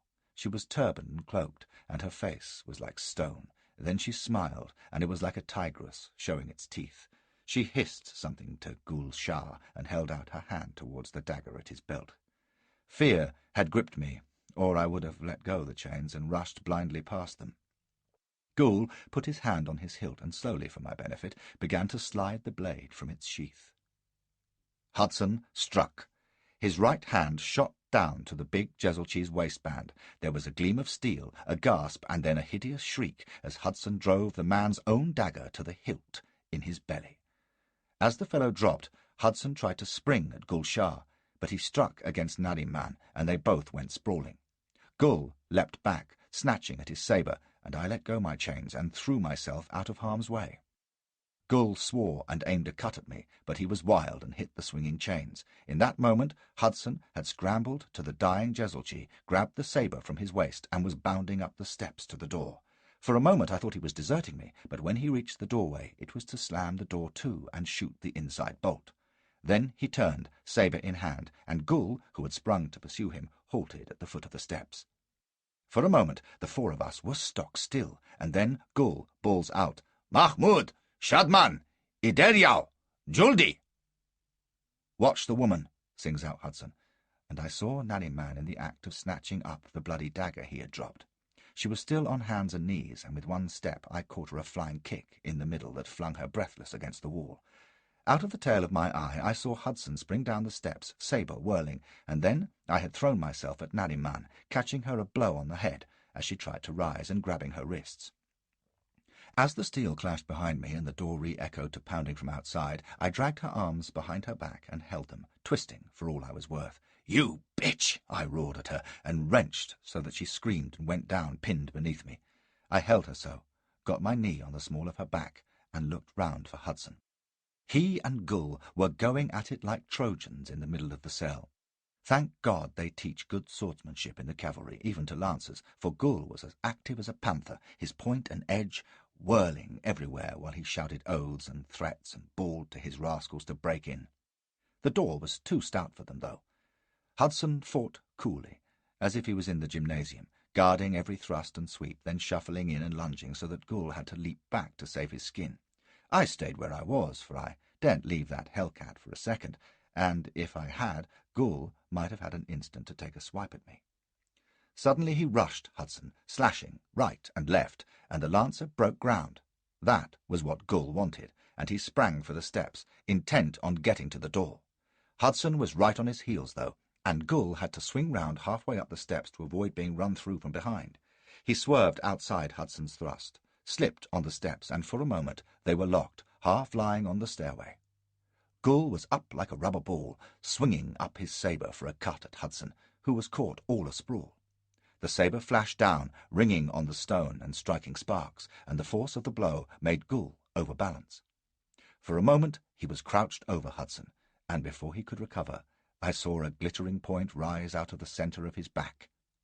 He gave a choked, awful cry, straightened up, his head hanging back, and crashed down the steps to the cell floor. He lay there, writhing, mouth gaping, and eyes glaring. Then he was still. Hudson scrambled down the steps, his sabre red to the forte. I let out a yell of triumph. "Bravo, Hudson, bravo! Shabash!" He took one look at Gull, dropped his sabre, and to my amazement began to pull the dead man out of the middle of the floor to the shadowy side of the cellar. He laid him flat on his back, then hurried over to me. "Make her fast, sir," says he, and while I trussed Nanny Man's arms with the Jesualchi's belt, Hudson stuffed a gag into her mouth. We dropped her on the straw, and Hudson says, "Only one chance, sir. Take the sabre, the clean one, and stand guard over that dead bugger.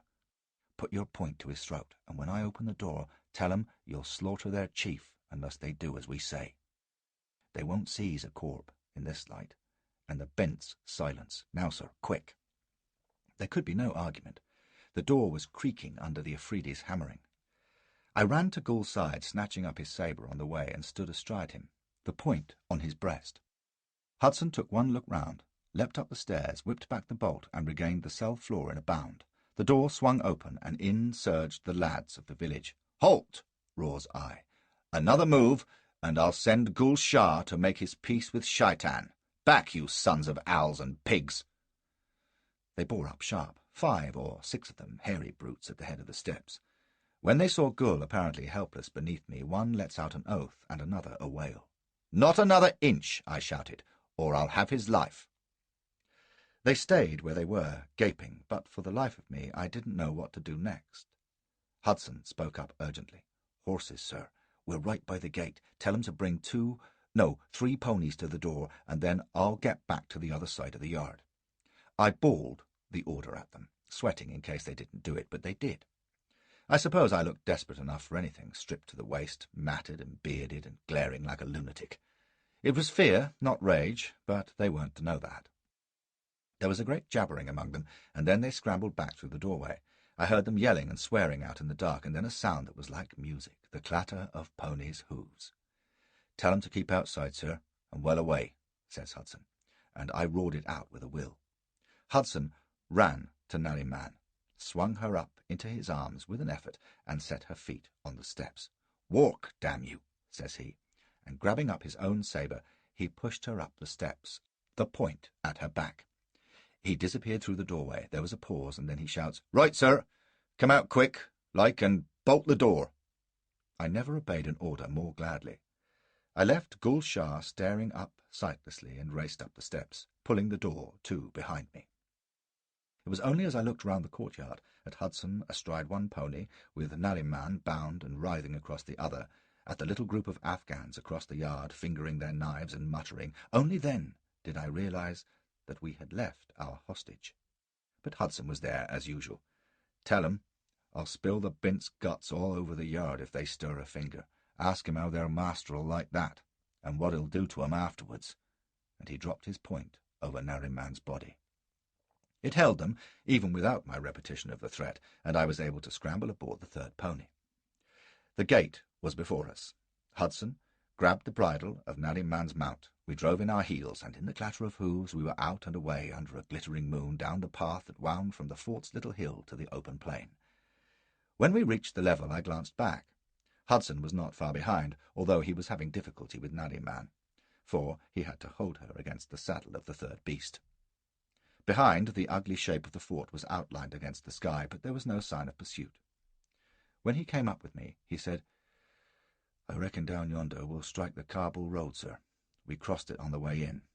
Think we can chance it, sir?" I was so trembling with reaction and excitement that I didn't care. Of course we should have stayed off the road, but I was for anything that would get that damned cellar far behind us, so I nodded and we rode on.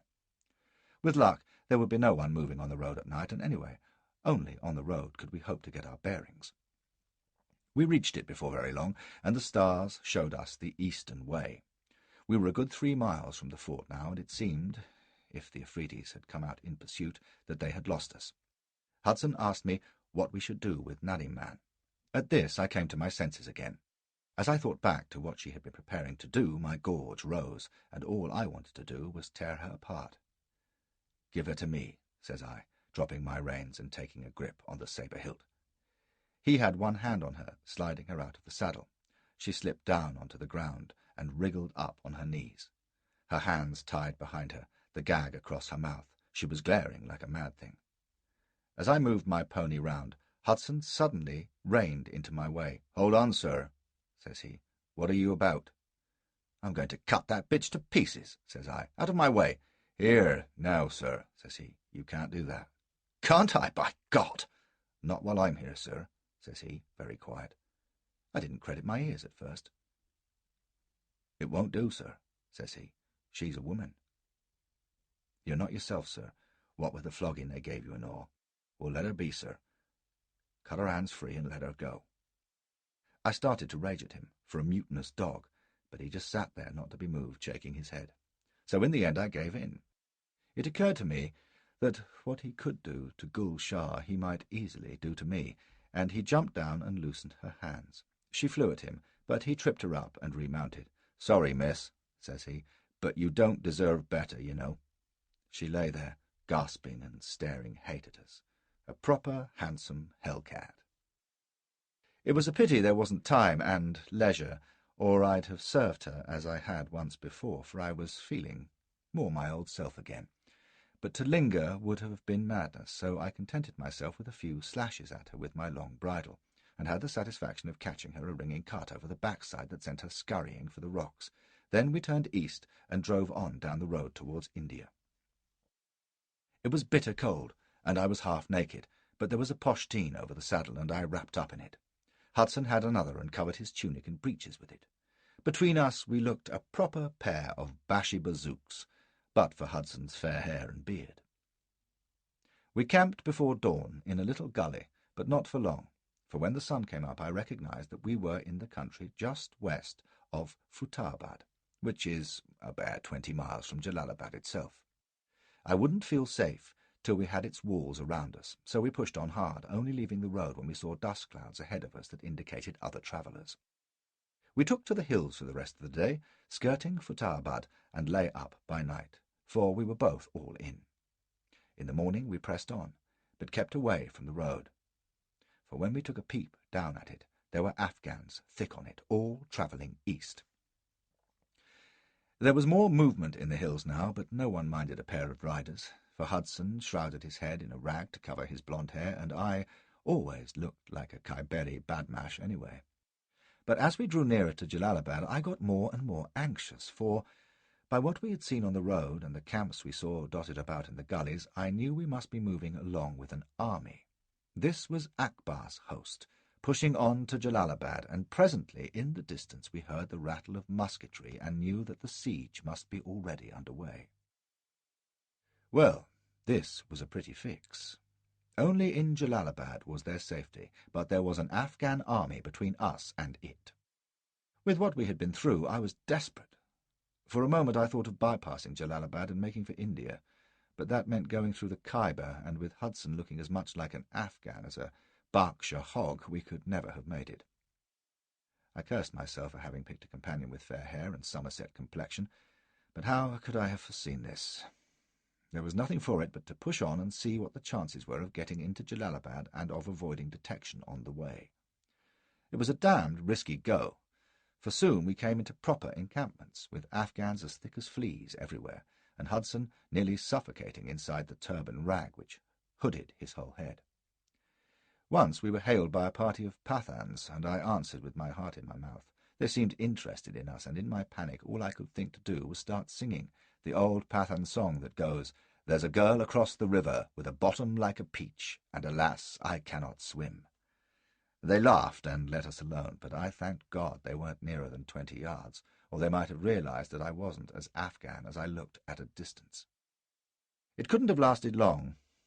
I was sure that in another minute someone would have seen through our disguise, but then the ground fell away before us, and we were sitting our ponies at the top of a slope, running down to the level, and on the far side of it, maybe 2 miles away, was Jalalabad, with the Kabul River at its back. It was a scene to remember. On the long ridge on either side of us there were Afghans lining the rocks and singing out to each other or squatting round their fires. Down in the plain there were thousands of them, grouped any old way except near Jalalabad, where they formed a great half-moon line facing the city. There were troops of cavalry milling about, and I saw guns and wagons among the besiegers. From the front of the half-moon you could see little prickles of fire and hear the pop-pop of musketry, and further forward, almost up to the defences, there were scores of little sangars dotted about, with white-robed figures lying behind them. It was a real siege, no question, and as I looked at that tremendous host between us and safety, my heart sank. We could never get through it. Mind you, the siege didn't seem to be troubling Jalalabad unduly. Even as we watched, the popping increased, and we saw a swarm of figures running hell for leather back from before the earthworks. Jalalabad isn't a big place and had no proper walls, but the sappers had got some good-looking ramparts out before the town. At this the Afghans, on the heights on either side of us, set up a great jeering yell, as though to say they could have done better than their retreating fellows. From the scatter of figures lying in front of the earthworks it looked as though the besiegers had been taking a pounding. Much good that was to us, but then Hudson sidled his pony up to mine and says, "There's our way in, sir."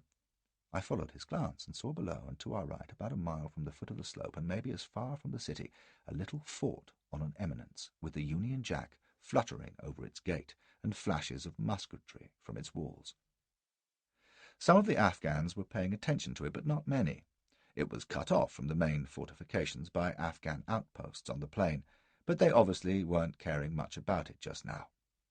We watched as a little cloud of Afghan horsemen swooped down towards it and then sheered off again from the firing on its walls. "If we ride down slow, sir," says Hudson, "to where them niggers are lying round sniping, we could make a dash for it." "And get shot from our saddles for our pains," thinks I. "No, thank ye." But I had barely had the thought when someone hails us from the rocks on our left, and without a word we put our ponies down the slope. He bawled after us, but we kept going, and then we hit the level, and we were riding forward through the Afghans who were lying spread out among the rocks watching the little fort. The horsemen who had been attacking were wheeling about to our left, yelling and cursing, and one or two of the snipers shouted to us as we passed them by, but we kept on, and then there was just the last line of snipers, and beyond it the little fort, 3/4 of a mile off, on top of its little hill with its flag flying. "Now, sir," snaps Hudson, and we dug in our heels and went like fury, flying past the last sangars. The Afghans there yelled out in surprise, wondering what the devil we were at, and we just put our heads down and made for the fort gate. I heard more shouting behind us and thundering hoofs, and then shots were whistling above us from the fort. Damn it! Oh, Jesus, thinks I, they'll shoot us for Afghans, and we can't stop now with the horsemen behind us. Hudson flung off his poshteen and yelled, rising in his stirrups. At the sight of the blue lancer tunic and breeches there was a tremendous yelling behind, but the firing from the fort stopped, and now it was just a race between us and the Afghans. Our ponies were about used up, but we put them to the hill at top speed, and as the walls drew near, I saw the gate open.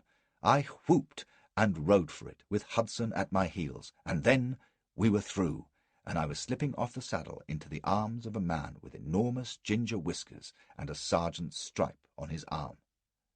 "Damn!" he roars. "Who the hell are ye?" "Lieutenant Flashman," says I, "of General Elphinstone's army," and his mouth opened like a cod's. "Where's your commanding officer?" "Blow me," says he. "I'm the commanding officer, so far as there is one. Sergeant Wells, Bombay Grenadiers, sir. But we thought you was all dead."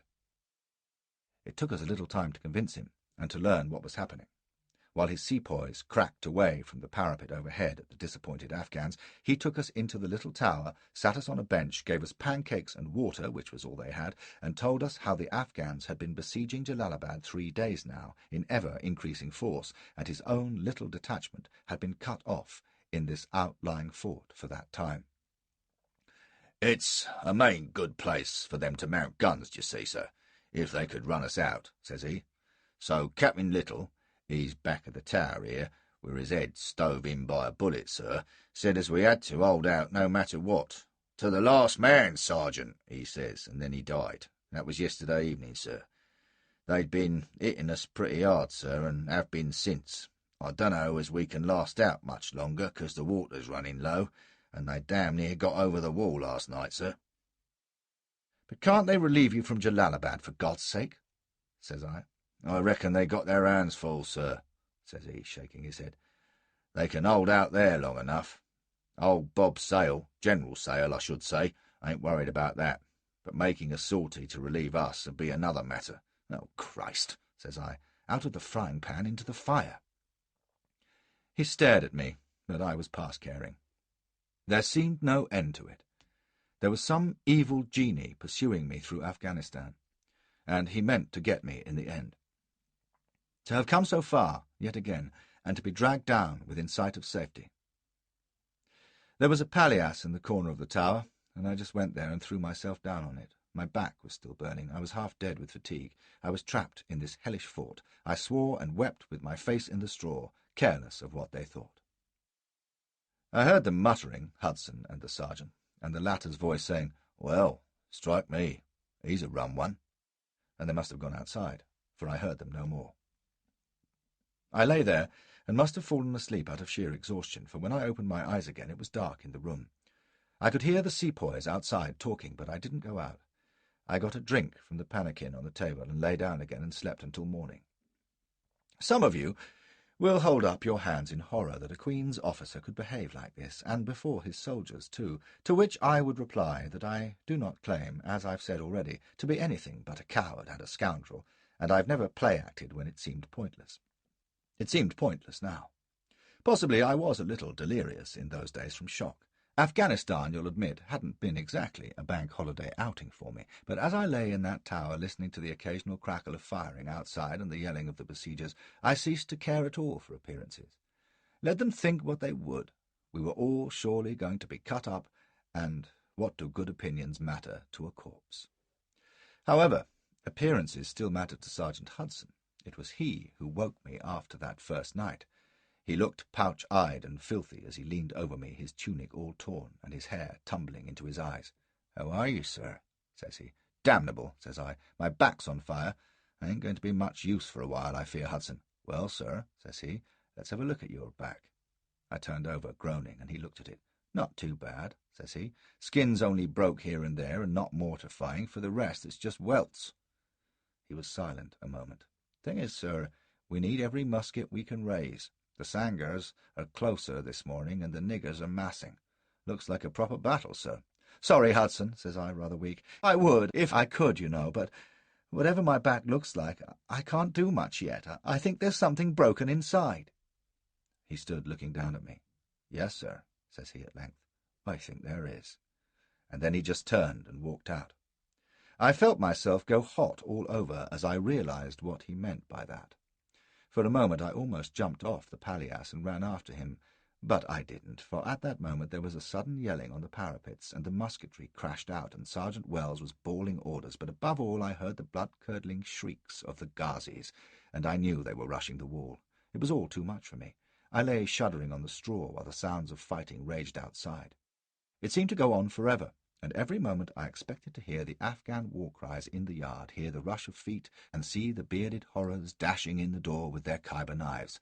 I could only hope to God that they would finish me off quickly. As I say, I may genuinely have had a shock or even a fever at this time, although I doubt it. I believe it was just simple fear that was almost sending me out of my mind. At all events, I have no particular idea of how long that fight lasted, or when it stopped and the next assault began, or even how many days and nights passed by.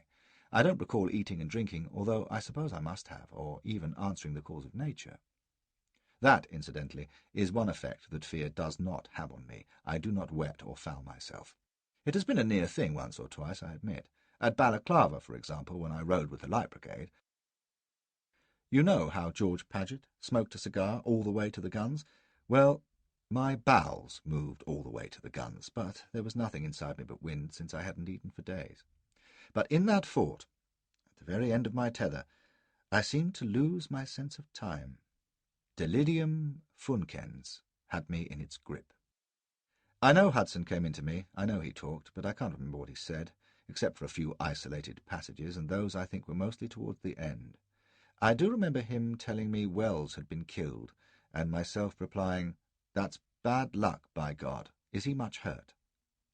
For the rest, my waking moments were less clear than my dreams, and those were vivid enough. I was back in the cell with Gul Shah and Nariman, and Gul was laughing at me and changing into Bernier with his pistol raised, and then into Elfie Bey, saying, "We shall have to cut off all your essentials, Flashman. I'm afraid there is no help for it. I shall send a note to Sir William." And Nariman's eyes grew greater and greater, until I saw them in Elsbeth's face. Elsbeth smiling and very beautiful, but fading in her turn to become Arnold, who was threatening to flog me for not knowing my construe. "Unhappy boy, I wash my hands of you.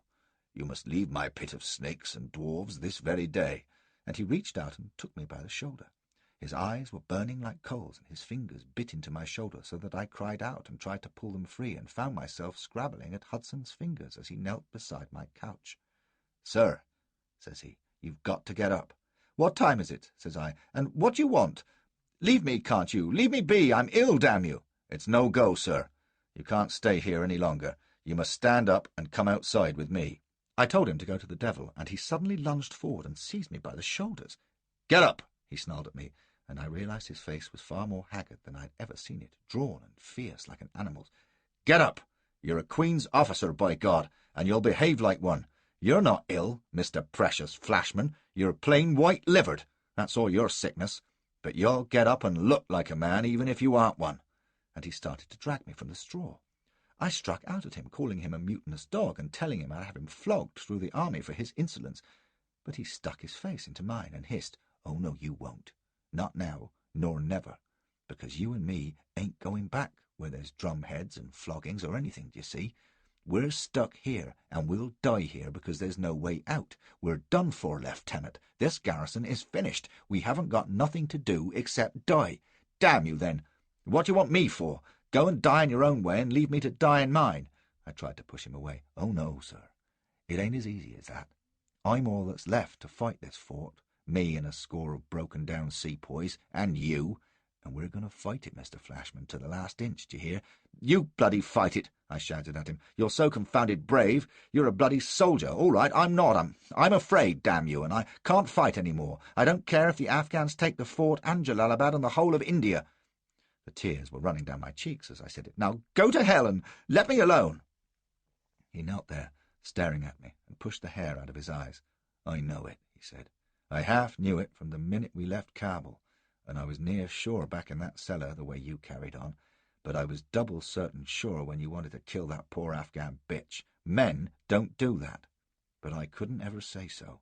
You're an officer and a gentleman, as they say. But it doesn't matter now, sir, does it? We're both going so I can speak my mind." "Well, I hope you enjoyed doing it," says I. "You'll kill a lot of Afghans that way." "Maybe I will, sir," says he. "But I need you to help, and you will help, for I'm going to stick out here as long as I can." "You poor ninny," says I. "What good'll that do if they kill you in the end?" "This much good. That I'll stop those niggers mounting guns on this hill. They'll never take Jalalabad while we hold out, and every hour gives General Sale a better chance. That's what I'm going to do, sir." One meets them, of course. I've known hundreds. Give them a chance to do what they call their duty, let them see a hope of martyrdom, they'll fight their way onto the cross and bawl for the man with the hammer and nails. "My best wishes," says I. "I'm not stopping you." "Yes, you will, sir, if I let you. I need you.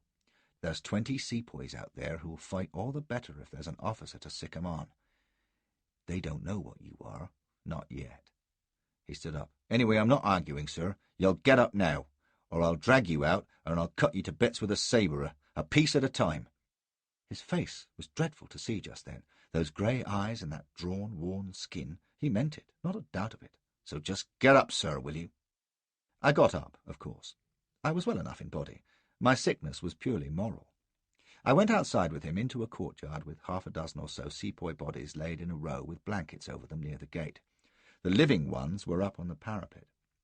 They looked round as Hudson and I went up the rickety ladder to the roof, their black faces tired and listless under their shakos, their skinny black hands and feet ridiculous, protruding from red uniform jackets and white trousers. The roof of the tower was no more than 10 feet square, and just a little higher than the walls surrounding it. They were no more than 20 yards long. The place was less a fort than a toy castle. From the tower roof I could see Jalalabad a mile away, apparently unchanged, except that the Afghan lines seemed to be closer. On our own front they were certainly nearer than they had been, and Hudson hustled me quickly under cover before the Afghans could get a bead on us. We were watching them, a great crowd of horsemen and hillmen on foot, milling about out of musket shot, when Hudson pointed out to me a couple of cannon that had been rolled up on their right flank. They had been there since dawn, he said, and he expected they would start up as soon as powder and shot had been assembled. We were just speculating when this might be, or rather Hudson was, for I wasn't talking to him, when there was a great roar from the horsemen, and they started to roll forward towards our fort. Hudson thrust me down the ladder across the yard and up to the parapet. A musket was shoved into my hands, and I was staring through an embrasure at the whole mob surging at us. I saw then that the ground outside the walls was thick with dead. Before the gate they were piled up like fish on a slab. The sight was sickening, no doubt, but not so sickening as the spectacle of those devils whooping in towards the fort. I reckon there were about 40 of them, with footmen trailing along behind, all waving their knives and yelling. Hudson shouted to hold fire, and the sepoys behaved as though they'd been through this before, as they had. When the chargers were within 50 yards, and not showing any great enthusiasm, it seemed to me, Hudson bawled, "Fire!" The volley crashed out, and about 4 went down, which was good shooting. At this they wavered, but still came on, and the sepoys grabbed up their spare muskets, rolling their eyes at Hudson. He roars, "Fire!" again, and another half-dozen were toppled, at which the whole lot sheered off.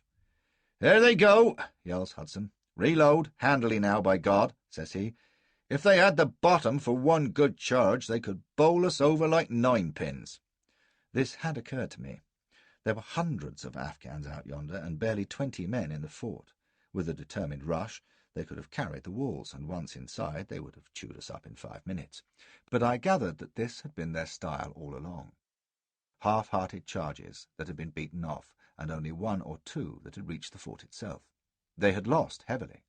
I believe that they didn't much care about our little place, really, but would rather have been with their friends attacking Jalalabad, where the loot was. Sensible fellows. But it was not going to last, I could see that. For all that our casualties had not been heavy, the sepoys were about done. There was only a little flour left for food, and barely a pannikin of water a man in the big butt down by the gate.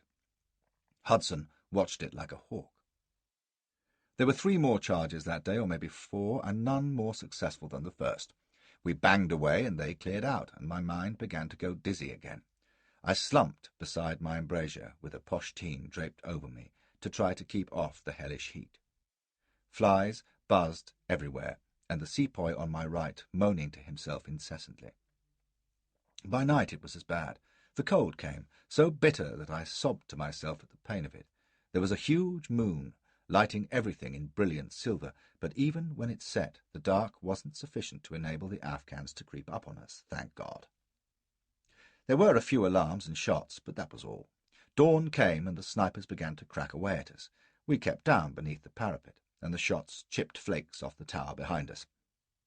I must have been dozing, for I was shaken awake by an almighty crash and a thunderous explosion. There was a great cloud of dust swirling about, and as it cleared I saw that a corner of the tower had gone, and a heap of rubble was lying in the courtyard. "The cannon!" shouts Hudson. "They're using the cannon!" Out across the plain, there it was, sure enough. One of their big guns directed at the fort, with a mob of Afghans jostling round it. 5 minutes it took them to reload, and then the place shook as if an earthquake had hit it, and there was a gaping hole in the wall beside the gate. The sepoys began to wail, and Hudson roared at them to stand fast. There was another terrific crash, and then another. The air was full of flying dust and stones. A section of the parapet along from me gave way, and a screaming sepoy went down with it. I launched myself for the ladder, slipped, and rolled off into the debris, and something must have struck my head, for the next thing I knew I was standing up, not knowing where I was, looking at a ruined wall beyond which there was an empty plain with figures running towards me. They were a long way away, and it took me a moment to realize that they were Afghans. They were charging, sure enough, and then I heard a musket crack, and there at the ruined wall was Hudson, fumbling with a ramrod and swearing, the side of his face caked with blood. He saw me and bawled, "Come on! Come on! Lend a hand, man!" I walked towards him, my feet weighing a ton apiece. A red-coated figure was moving in the shadow of the wall beside the gate. It was one of the sepoys. Curiously, the wall had been shot in on either side, but the gate was still standing, with the flag trailing at its staff on top and the cords hanging down. As the shrieks of the Ghazis drew nearer, a thought entered my head, and I stumbled over towards the gate and laid hold of the cords. "Give in!" I said, and tugged at the cords. "Give in and make 'em stop!" I pulled at the cords again, and then there was another appalling crash. The gates opened as though a giant hand had whirled them inwards. The arch above them fell, and the flagstaff with it. The choking dust swirled up, and I blundered through it, my hands out to grab the colours that were now within reach. I knew quite clearly what I wanted to do. I would gather up the flag and surrender it to the Afghans, and then they would let us alone. Hudson, even in that hellish din and horror, must have guessed somehow what was in my mind, for I saw him crawling towards the colours too. Or perhaps he was trying to save them, I don't know.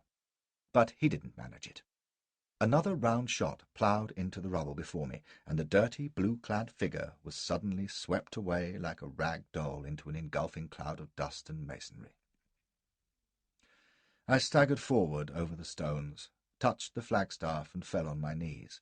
The cloth of the flag was within reach, and I caught hold of it and pulled it up from the rubbish. From somewhere there came a volley of musketry, and I thought, well, this is the finish, and not half as bad as I thought it would be, but bad enough for all that, and God, I don't want to die yet. There was a thunder like a waterfall, and things were falling on me. A horrible pain went through my right leg, and I heard the shriek of a Ghazi almost in my ear. I was lying face down, clutching at the flag, mumbling, "Here, take the bloody thing. I don't want it. Please, take it. I give in." The musketry crashed again. The roaring noise grew louder, and then sight and hearing died. There are a few wakenings in your life that you would wish to last forever, they are so blissful. Too often you wake in a bewilderment and then remember the bad news you went to sleep on. But now and then you open your eyes in the knowledge that all is well and safe and right, and there is nothing to do but lie there with eyes gently shut, enjoying every delicious moment. I knew it was all fine when I felt the touch of sheets beneath my chin and a soft pillow beneath my head. I was in a British bed somewhere, and the rustling sound above me was a punkah fan.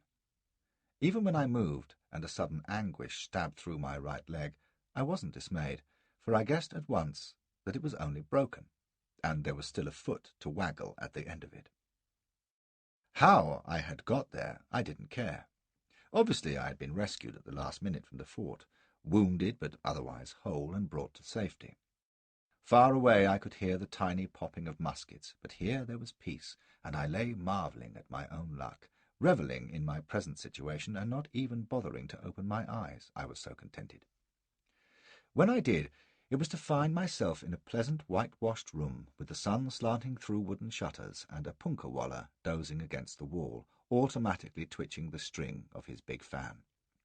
I turned my head, and found it was heavily bandaged. I was conscious that it throbbed at the back, but even that didn't discourage me. I had got clear away from pursuing Afghans and relentless enemies and beastly-minded women and idiot commanders. I was snug in bed, and anyone who expected any more from Flashy, well, let him wish he might get it. I stirred again, and my leg hurt, and I swore, at which the punkah-wallah jumps up squeaking and ran from the room, crying that I was awake.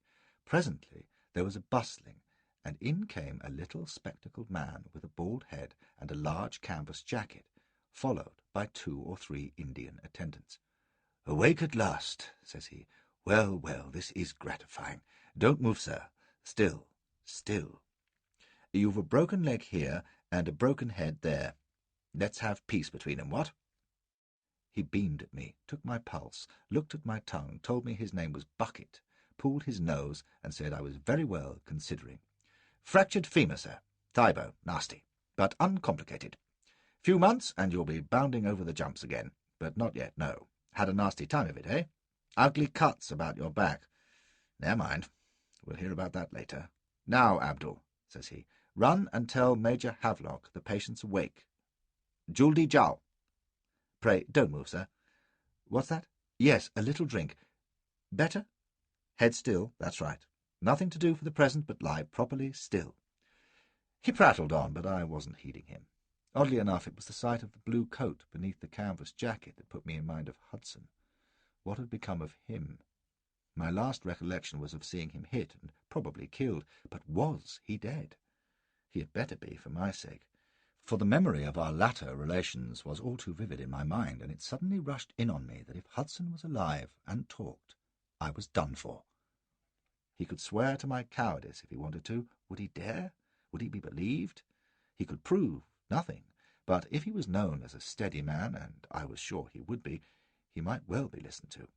It would mean my ruin, my disgrace, and while I hadn't cared a button for these things when I believed death was closing in on me and everyone else in that fort, well, I cared most damnably for them now that I was safe again. Oh, God, says I to myself, let him be dead. The sepoys, if any survived, don't know and wouldn't talk if they did or be believed, but Hudson, he must be dead. Charitable thoughts, you'll say. Aye, it's a hard world, and while bastards like Hudson have their uses, they can be most inconvenient too.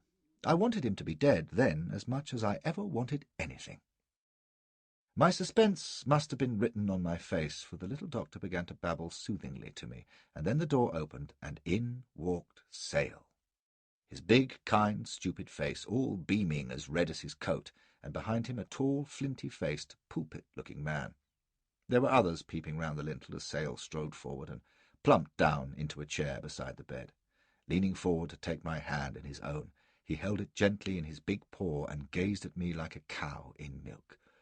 "My boy," says he, almost in a whisper, "my brave boy." Hello, thinks I, this don't sound too bad at all, but I had to find out, and quickly. "Sir," says I, and to my astonishment my voice came out in a hoarse quaver. It had been so long unused, I suppose. "Sir, how is Sergeant Hudson?" Sale gave a grunt as though he had been kicked, bowed his head, and then looked at the doctor and the grave-digger fellow with him. They both looked damn solemn. "His first words," says the doctor, hauling out a handkerchief and snorting into it. Sale shook his head sadly, then looked back at me.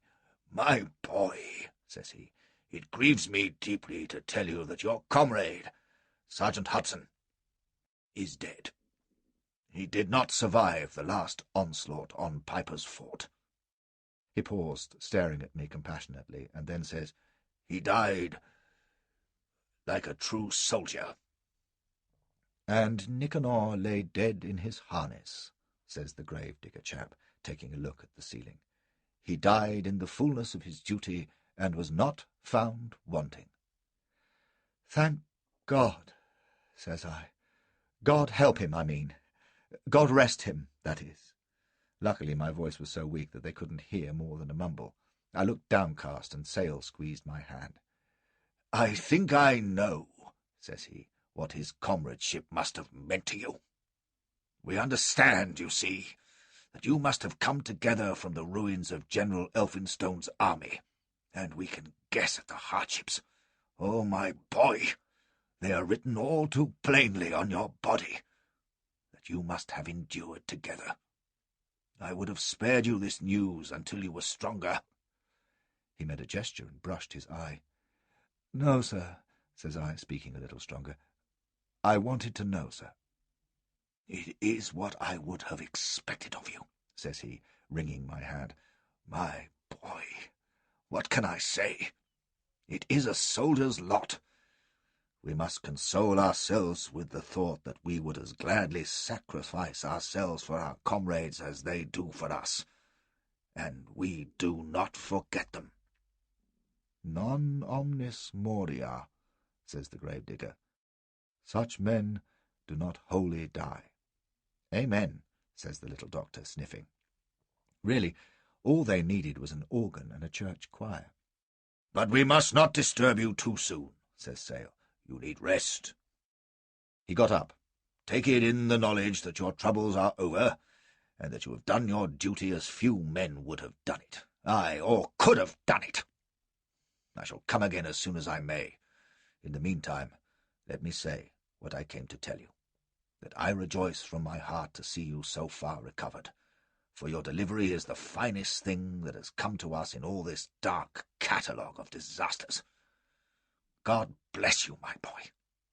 Come, gentlemen." He stumped out, with the others following. The grave-digger bowed solemnly, and the little doctor ducked his head and shooed the nigger attendants before him, and I was left not only relieved but amazed by what Sale had said. Oh, the everyday compliments of people like Elfie Bay are one thing, but this was Sale, after all, the renowned Fighting Bob, whose courage was a byword, and he had said my deliverance was the finest thing, and that I had done my duty as few could have done it. Why, he had talked as though I was a hero, to be reverenced with that astonishing, pussy-footing worship which, for some reason, my century extended to its idols.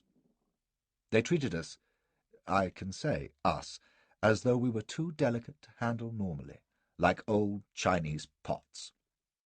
Well, I had thought when I woke up that I was safe and in credit, but Sale's visit made me realize that there was more to it than I had imagined. I didn't find out what, though, until the following day, when Sale came back again with the grave-digger at his elbow.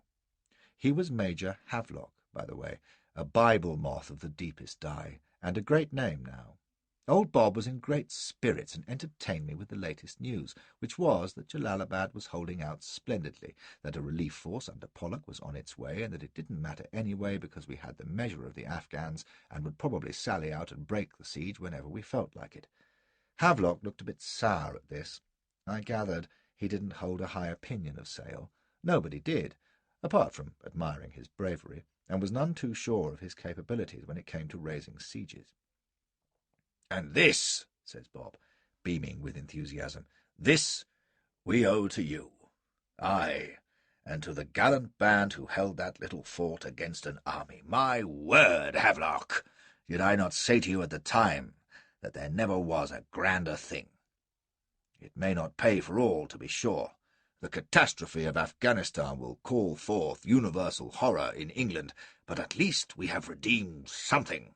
We hold Jalalabad, and will drive this rabble of Akbars from our gates, aye, and be back in Kabul before the year is out, and when we do—" And he swung round on me again. "It will be because a handful of sepoys, led by an English gentleman, defied a great army alone and to the bitter end."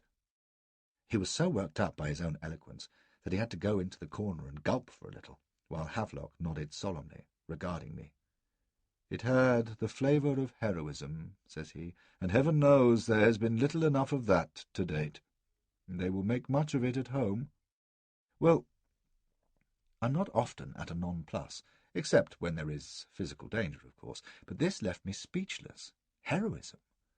Well, if they care to think so, let 'em. I wouldn't contradict them, and it struck me that if I did, if I were idiot enough to let them know the truth, as I am writing it now, they would simply have thought me crazy as a result of my wounds.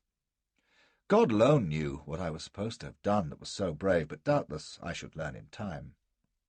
All I could see was that somehow appearances were heavily on my side, and who needs more than that? Give me the shadow every time, and you can keep the substance. It's a principle I followed all my life, and it works if you know how to act on it. What was obvious was that nothing must now happen to spoil Sale's lovely dream for him. It would have been cruel to the old fellow, so I addressed myself to the task at once. "We did our duty, sir," says I, looking uncomfortable, and Havelock nodded again, while old Bob came back to the bed. "And I have done mine," says he, fumbling in his pocket, "for I conceived it, no less, in sending my latest dispatch to Lord Ellenborough, who now commands in Delhi, to include an account of your action. I'll read it," says he, "because it speaks much more clearly than I can at present, and will enable you to see how others judged your conduct." He cleared his throat and began. Let's see. Afghans in strength. Demands that I surrender. Sharp engagement by Denny. Here we have it. I had dispatched a strong guard under Captain Little to Piper's Fort, commanding an eminence some way from the city, where I feared the enemy might establish gun positions. When the siege began, Piper's Fort was totally cut off from us, and received the full force of the enemy's assault. In what manner it resisted I cannot say in detail, for of its garrison only 5 now survive, 4 of them being sepoys, and the other an English officer, who is yet unconscious with his wounds, but will, as I trust, soon recover. How he came in the fort I know not, for he was not of the original garrison, but on the staff of General Elphinstone. His name is Flashman, and it is probable that he and Dr. Bryden are the only survivors of the army so cruelly destroyed at Jugdaluk and Gandamak. I can only assume that he escaped the final massacre, and so reached Piper's Fort after the siege began. He looked at me. You shall correct me, my boy, if I go wrong, but it is right you should know what I have told His Excellency. You're very kind, sir, says I, humbly. Too kind, by a damned sight, if only you knew.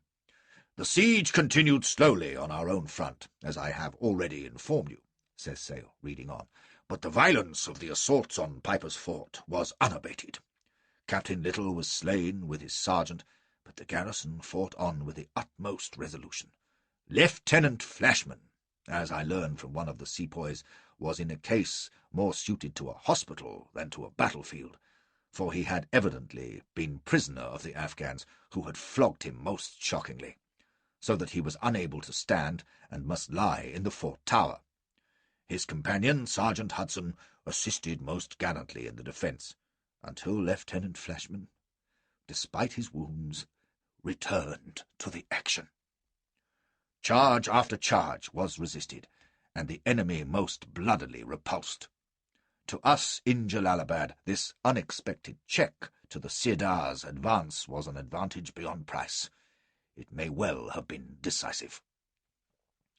Well, Hudson, thinks I, that was what you wanted, and you got it, for all the good it did you.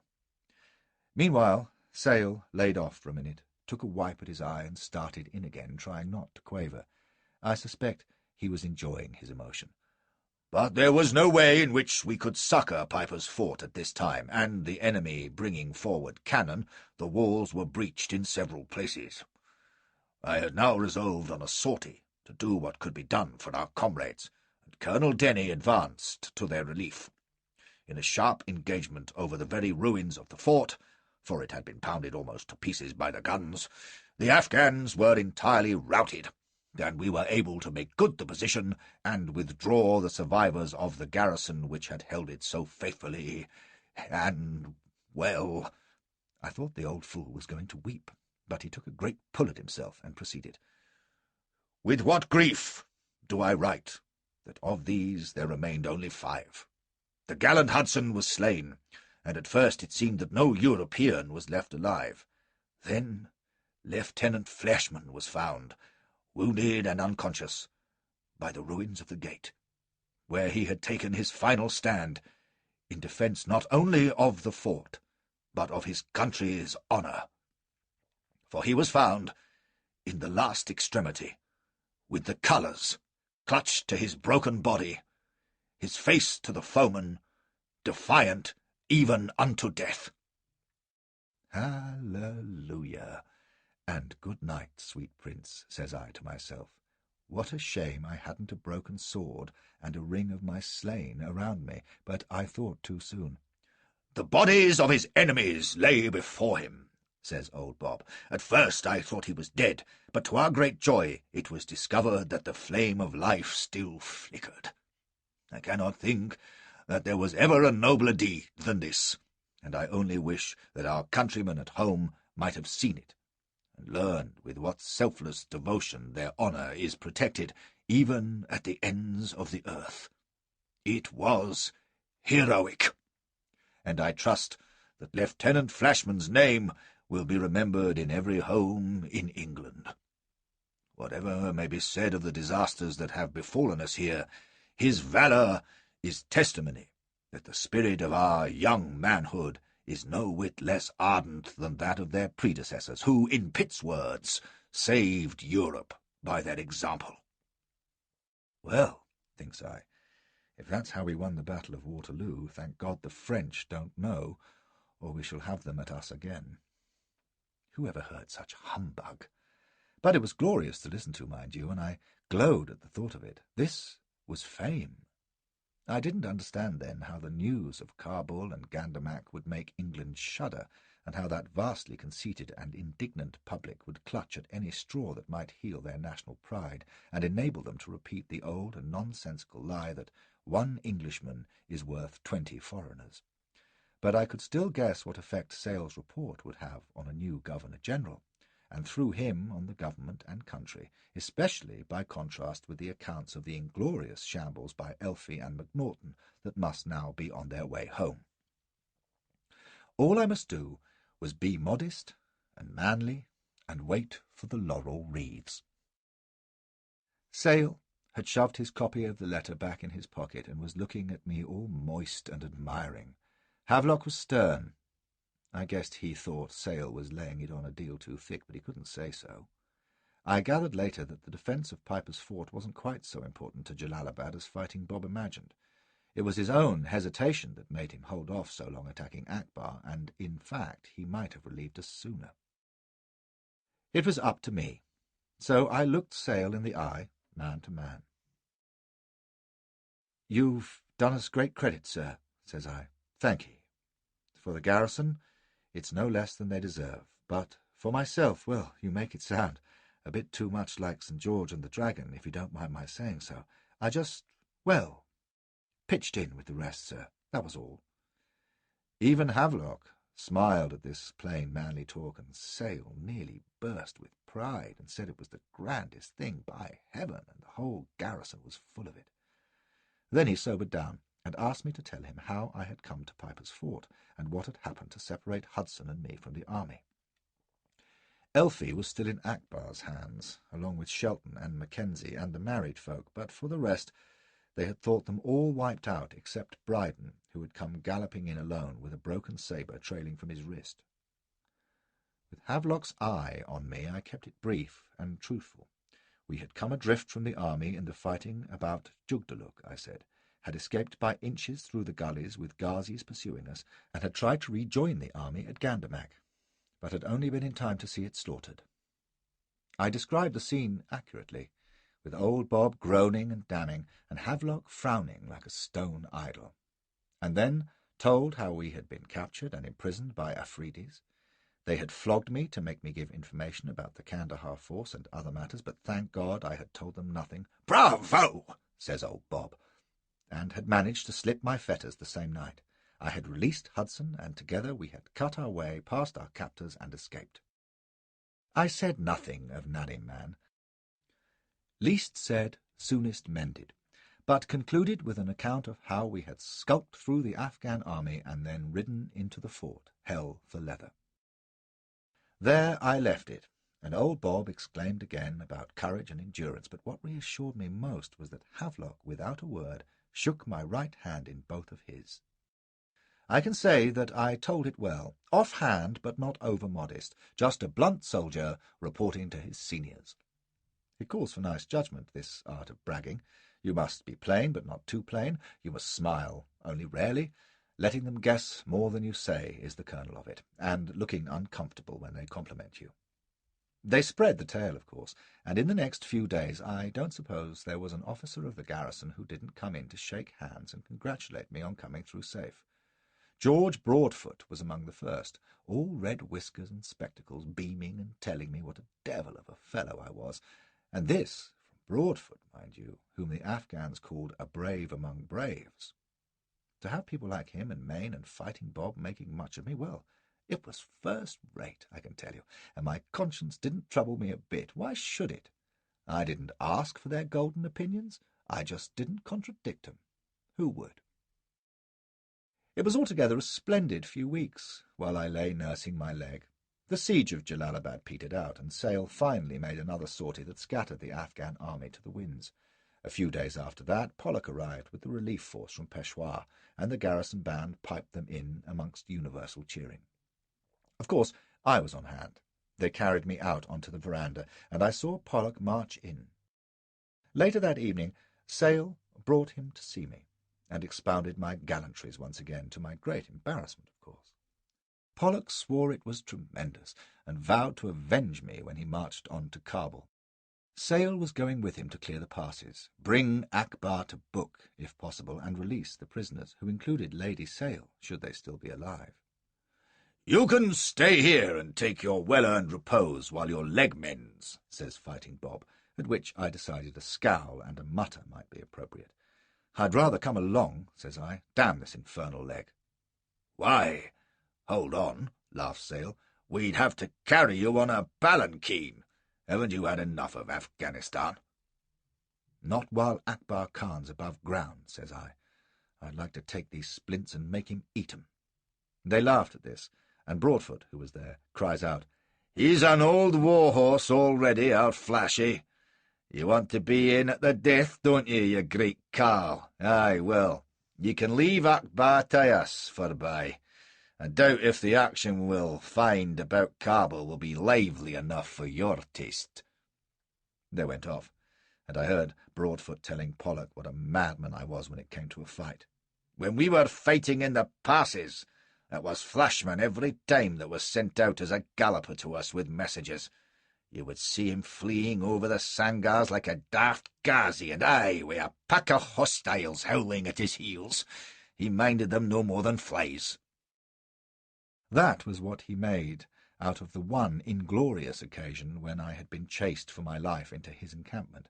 But you will have noticed, no doubt, that when a man has a reputation, good or bad, folk will always delight in adding to it. There wasn't a man in Afghanistan who knew me, but who wanted to recall having seen me do something desperate, and Broadfoot, quite sincerely, was like all the rest. Pollock and Sale didn't catch Akbar, as it turned out, but they did release the prisoners he had taken, and the army's arrival in Kabul quieted the country.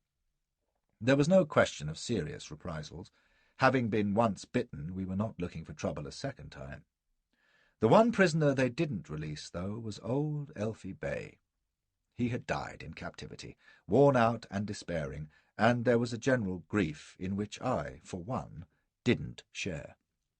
No doubt he was a kindly old stick, but he was a damned disaster as a commander. He, above all others, murdered the army of Afghanistan, and when I reckon up the odds against my own survival in that mess, well, it wasn't Elfie's fault that I came through. But while all these stirring things were happening, while the Afghans were skulking back into their hills, and Sale and Pollock and Knott were showing the flag and blowing up Kabul Bazaar for spite, while the news of the catalogue of disasters was breaking on a horrified England, while the old Duke of Wellington was damning Auckland's folly for sending an army to occupy rocks, sands, deserts, ice, and snow, while the general public in Palmerston were crying out for vengeance, and the Prime Minister was retorting that he wasn't going to make another war for the sake of spreading the study of Adam Smith among the Pathans, while all this was happening, I was enjoying a triumphal progress back to India. With my leg still splinted, I was being borne south as the hero, or, at least, the most convenient of a few heroes of the hour. It is obvious now that the Delhi administration regarded me as something of a godsend. As Greville said later of the Afghan war, there wasn't much cause for triumph in it, but Ellenborough in Delhi was shrewd enough to see that the best way to put a good gloss on the whole horrible nonsense was to play up its few creditable aspects, and I was the first handy one. So while he was trumpeting in orders of the day about the illustrious garrison who had held Jalalabad under the noble Sale, he found room to beat the drum about gallant Flashman, and India took its cue from him. While they drank my health, they could pretend that Gandamag hadn't happened. I got my first taste of this when I left Jalalabad in a palanquin to go down the Khyber with a convoy, and the whole garrison turned out to hurrah me off. Then, at Peshawar, there was old Abitabili, the Italian rascal, who welcomed me with a guard of honour, kissed me on both cheeks, and made me and himself riotously drunk in celebration of my return. That night was memorable for one thing. I had my first woman for months, for Abertabili had in a couple of lively Afghan wenches, and we made splendid beasts of ourselves. It isn't easy, I may say, handling a woman when your leg is broken, but where there's a will, there's a way, and in spite of the fact that Abertabili was almost sick laughing at the spectacle of me getting my wench buckled to, I managed most satisfactorily. From there it was the same all the way. At every town and camp there were garlands and congratulations and smiling faces and cheering, until I could almost believe I was a hero. The men gripped my hand full of emotion, and the women kissed me and sniffled. Colonels had my health drunk in their messes.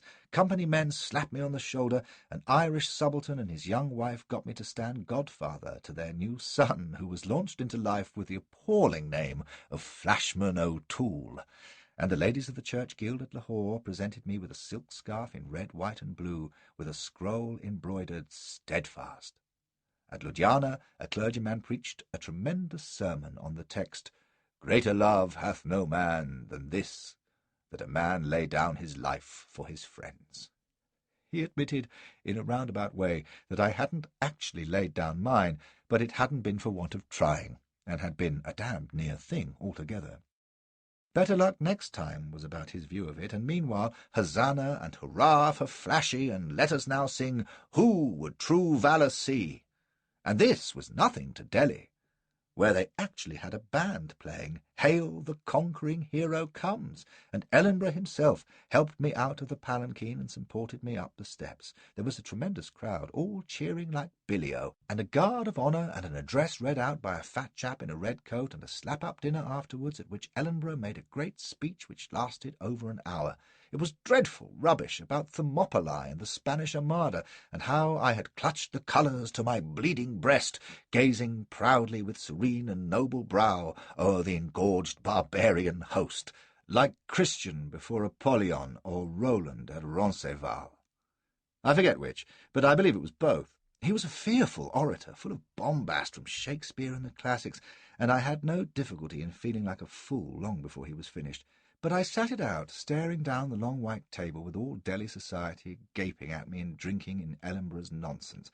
I had just sense enough not to get drunk in public, and by keeping a straight face and frowning, I contrived to look noble. I heard the women say as much behind their fans, peeping at me and no doubt wondering what kind of a mount I would make, while their husbands thumped the table and shouted "Bravo!" whenever Ellenborough said something especially foolish. Then, at the end, damned if he didn't start croaking out, "For he's a jolly good fellow," at which the whole crowd rose and roared their heads off, and I sat red-faced, trying not to laugh, as I thought of what Hudson would have said if he could have seen me.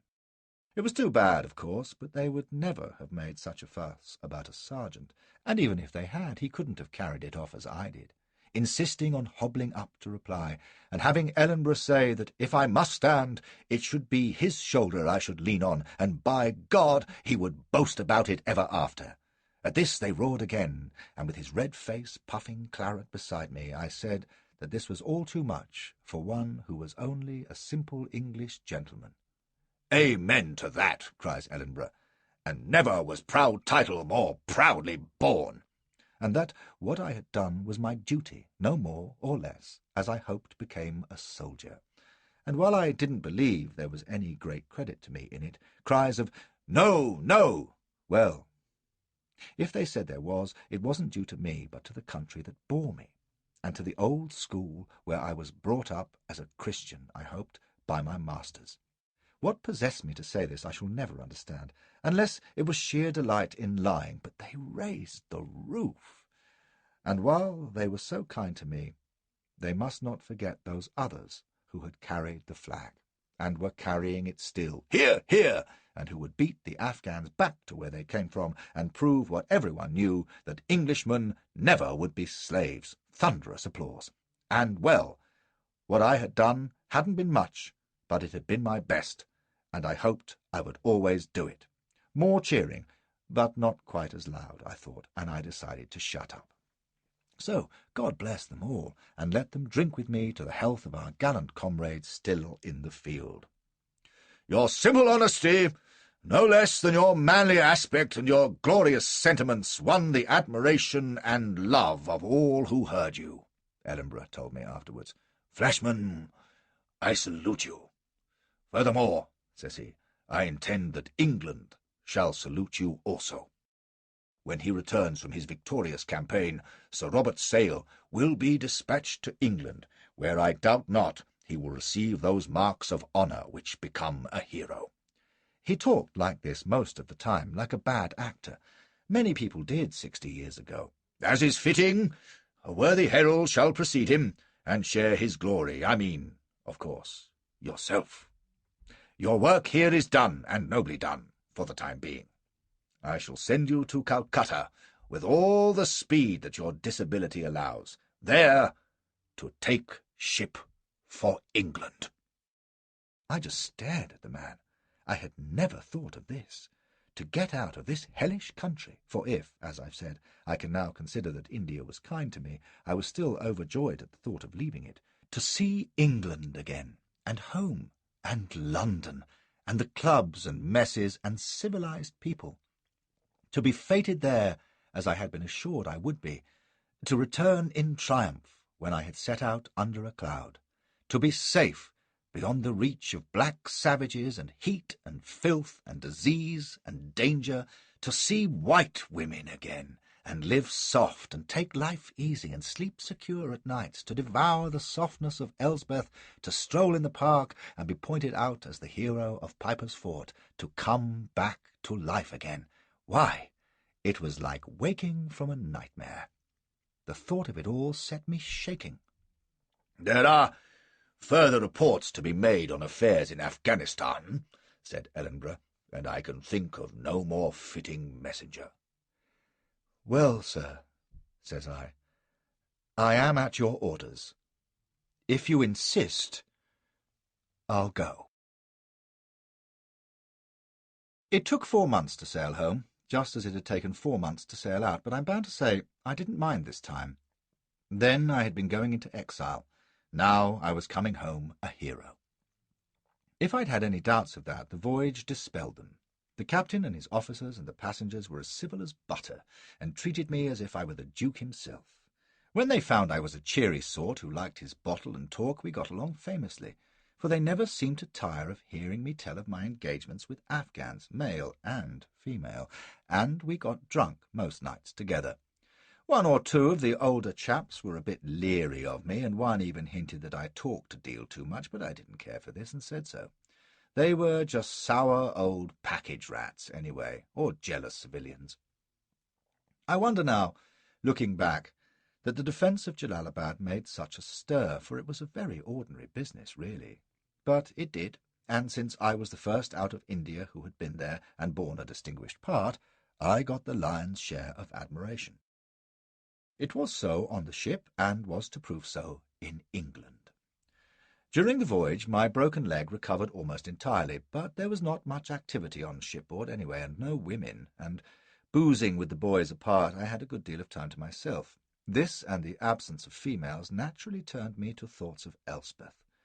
It was strange and delightful to think of going home to a wife, and I got that queasy feeling deep in my bowels whenever I found myself dreaming about her. It wasn't all lust, either. Not more than about 9/10. After all, she wasn't going to be the only woman in England, but when I conjured up a picture of that lovely placid face and blonde hair, I got a tightness in my throat and a trembling in my hands that was quite apart from what the clergy call carnal appetites. It was the feeling I had experienced that first night I rattled her beside the Clyde, a kind of hunger for her presence and the sound of her voice and the dreamy stupidity of her blue eyes. I wondered if I was falling in love with her, and decided that I was, and that I didn't care anyway, which is a sure sign. So in this moonstruck state I whiled away the long voyage, and by the time we docked among the forest of shipping in London Pool I was in a fine sweat, romantic and horny all at once. I made great haste for my father's house, full of excitement at the thought of surprising her, for of course she had no idea that I was coming, and banged the knocker so hard that passers-by turned to stare at the big brown-faced fellow who was in such a devilish hurry. Old Oswald opened, just as he always did, and gaped like a sheep as I strode past him, shouting. The hall was empty, and both strange and familiar at once, as things are after a long absence. "Elspeth!" I roared. "Hello, Elspeth! I'm home!" Oswald was gabbling at my elbow that my father was out, and I clapped him on the back and pulled his whiskers. "Good for him," says I. "I hope they have to carry him home tonight. Where's your mistress, Elspeth? Hello!" He just went on clucking at me between delight and amazement, and then I heard a door open behind me and looked round, and who should be standing there but Judy? That took me aback a bit. I hadn't thought she would still be here. "Hello," says I, not too well pleased, although she was looking as handsome as ever. "Hasn't the governor got a new whore yet?" She was about to say something, but at that moment there was a step on the staircase, and Elspeth was standing there staring down at me. God, what a picture she was! Corn gold hair, red lips parted, blue eyes, wide breast, heaving. No doubt she was wearing something, but I couldn't for the life of me remember what it was. She looked like a startled nymph. And then the old satyr, Flashy, was bounding up the stairs, grabbing her and crying, "I'm home! I'm home, Elspeth! I'm home!" "Oh, Harry," says she, and then her arms were round my neck and her lips were on mine.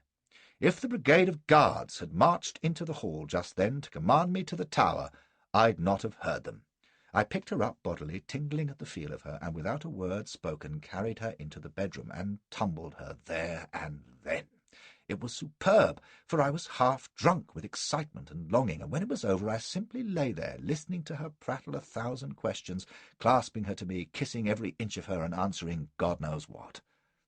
How long we spent there I can't imagine, but it was a long, golden afternoon, and ended only when the maid tapped on the door to say that my father was home again and demanding to see me. So we must get dressed and straighten ourselves, giggling like naughty children, and when Elsbeth had herself in order, the maid came tapping again to say that my father was growing impatient. Just to show that heroes weren't to be hurried, I caught my darling up again, and in spite of her muffled squeals of protest, mounted her once more, without the formality of undressing. Then we went down. It should have been a splendid evening with the family welcoming the prodigal Achilles, but it wasn't. My father had aged in 2 years. His face was redder and his belly bigger, and his hair was quite white at the temples. He was civil enough, damned me for a young rascal, and said he was proud of me. The whole town had been talking over the reports from India, and Ellenborough's eulogies for myself and Sale and Havelock were all over the place. But his jollity soon wore off, and he drank a good deal too much at dinner and fell into a silence at last. I could see then there was something wrong, although I didn't pay him much heed. Judy dined with us, and I gathered she was now entirely one of the household, which was bad news. I didn't care for her any better now than I had 2 years before, after our quarrel, and I made it pretty plain. It seemed rather steep of my father to keep his dolly at home with my wife there and treat them as equals, and I decided to speak to him about it. But Judy was cool and civil, too, and I gathered she was ready to keep the peace if I did. Not that I minded her or my father much. I was all over Elspeth, revelling in the dreamy way she listened to my talk. I had forgotten what a ninny she was, but it had its compensations. She sat wide-eyed at my adventures, and I don't suppose anyone else got a word in edgeways all through the meal. I just bathed myself in that simple, dazzling smile of hers, and persuaded her of what a wonderful husband she had, and later, when we went to bed, I persuaded her more so. It was then, though, that the first little hint of something odd in her behaviour crossed my mind.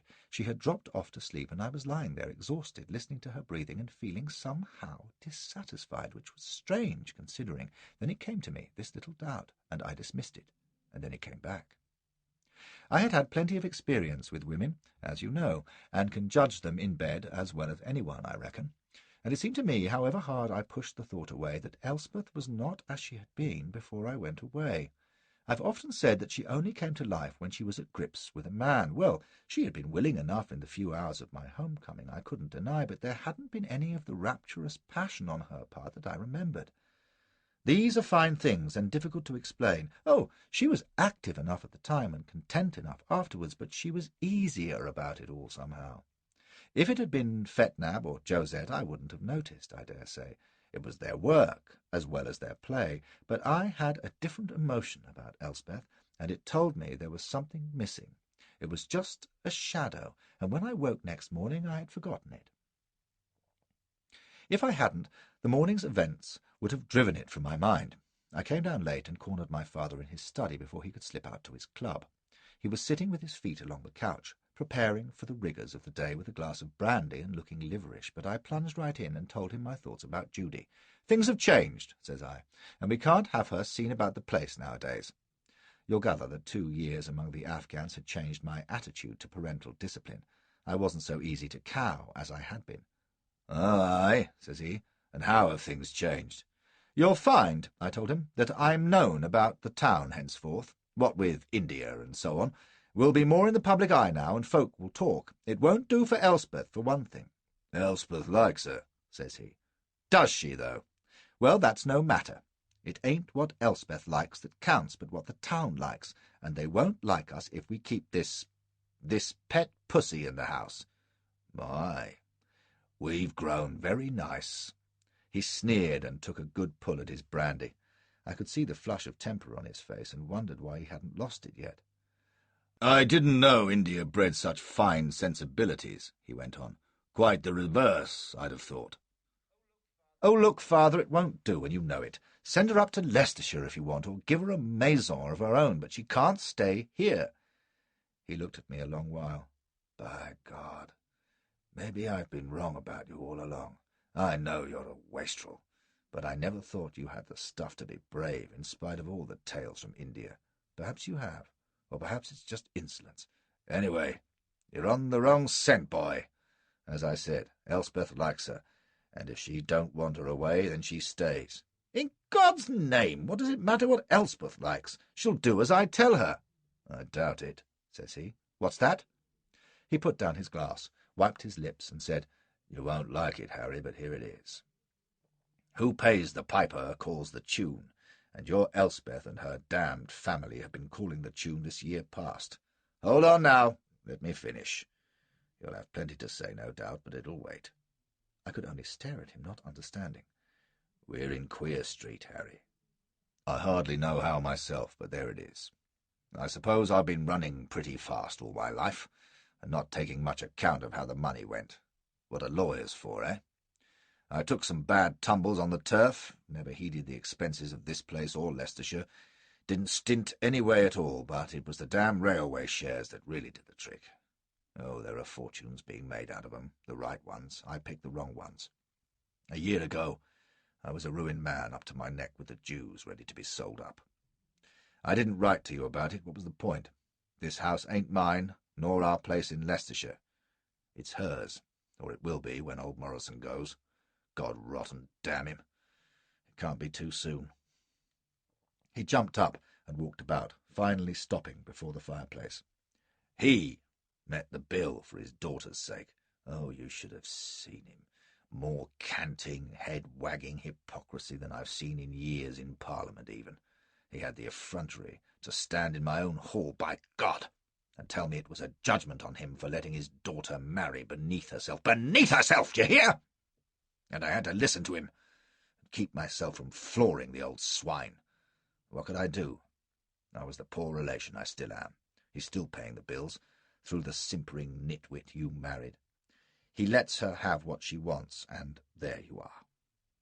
"But if he settled an allowance on her—" "He's settled nothing. She asks him, and he provides. Damned if I would if I was him, but there, perhaps he thinks it's worth while. He seems to dote on her, and I'll say this for the chit. She's not stingy, but she's the pay-mistress, Harry, my son, and you'd best not forget it. You're a kept man, d'ye see? So it don't become you or me to say who'll come and who'll go, and since your Elspeth is astonishingly liberal-minded, why, Miss Judy can stay and be damned to you." I heard him out, flabbergasted at first, but perhaps because I was a more practical man than the governor, or had fewer notions of gentility, through having an aristocratic mother, I took a different view of the matter. While he splashed more brandy into his glass, I asked, "How much does he let her have?" "Eh? I told you, whatever she wants. The old bastard seems to be warm enough for 10, but you can't get your hands on it, I tell you." "Well, I don't mind," says I. As long as the money's there, it don't signify who draws the orders." He gaped at me. "Jesus," he said in a choked voice, "have you no pride?" "Probably as much as you have," says I, very cool. "You're still here, ain't you?" He took on the old, familiar, apoplectic look, so I slid out before he threw a bottle at me and went upstairs to think. It wasn't good news, of course, but I didn't doubt I could come to a good understanding with Elspeth, which was all that mattered. The truth was, I didn't have his pride. It wasn't as if I should have to sponge off old Morrison, after all.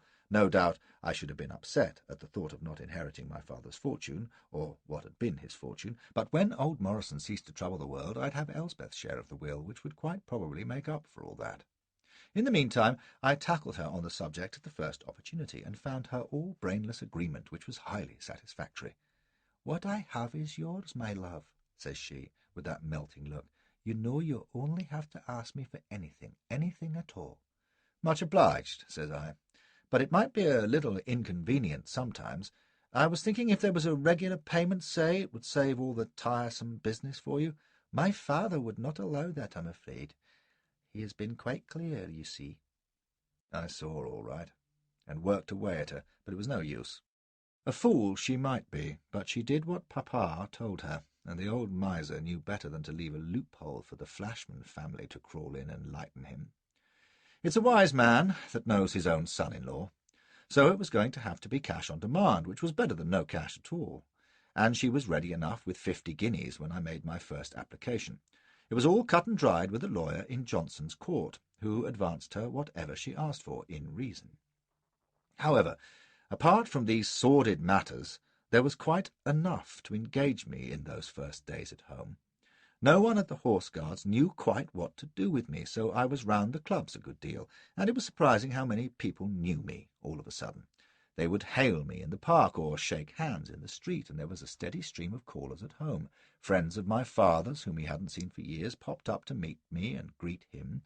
Invitations were showered on us, letters of congratulation piled up on the hall table and spilled onto the floor. There were paragraphs in the press about the first of the returned heroes from Kabul and Jalalabad, and the new comic paper, Punch, had a cartoon in its series of pencilings which showed a heroic figure, something like me, wielding an enormous scimitar like a pantomime bandit, with hordes of blackamoors.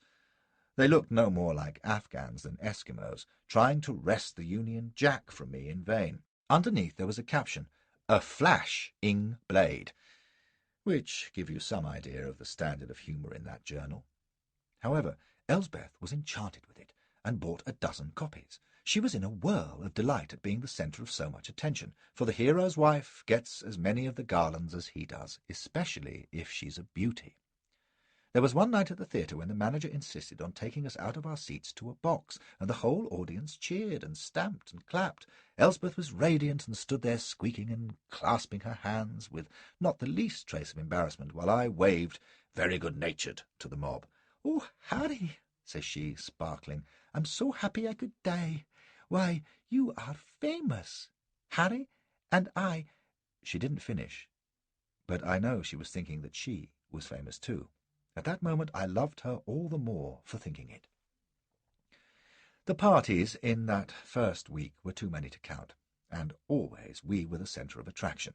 They had a military flavour, for thanks to the news from Afghanistan and China, where we had also been doing well, the army was in fashion more than usual.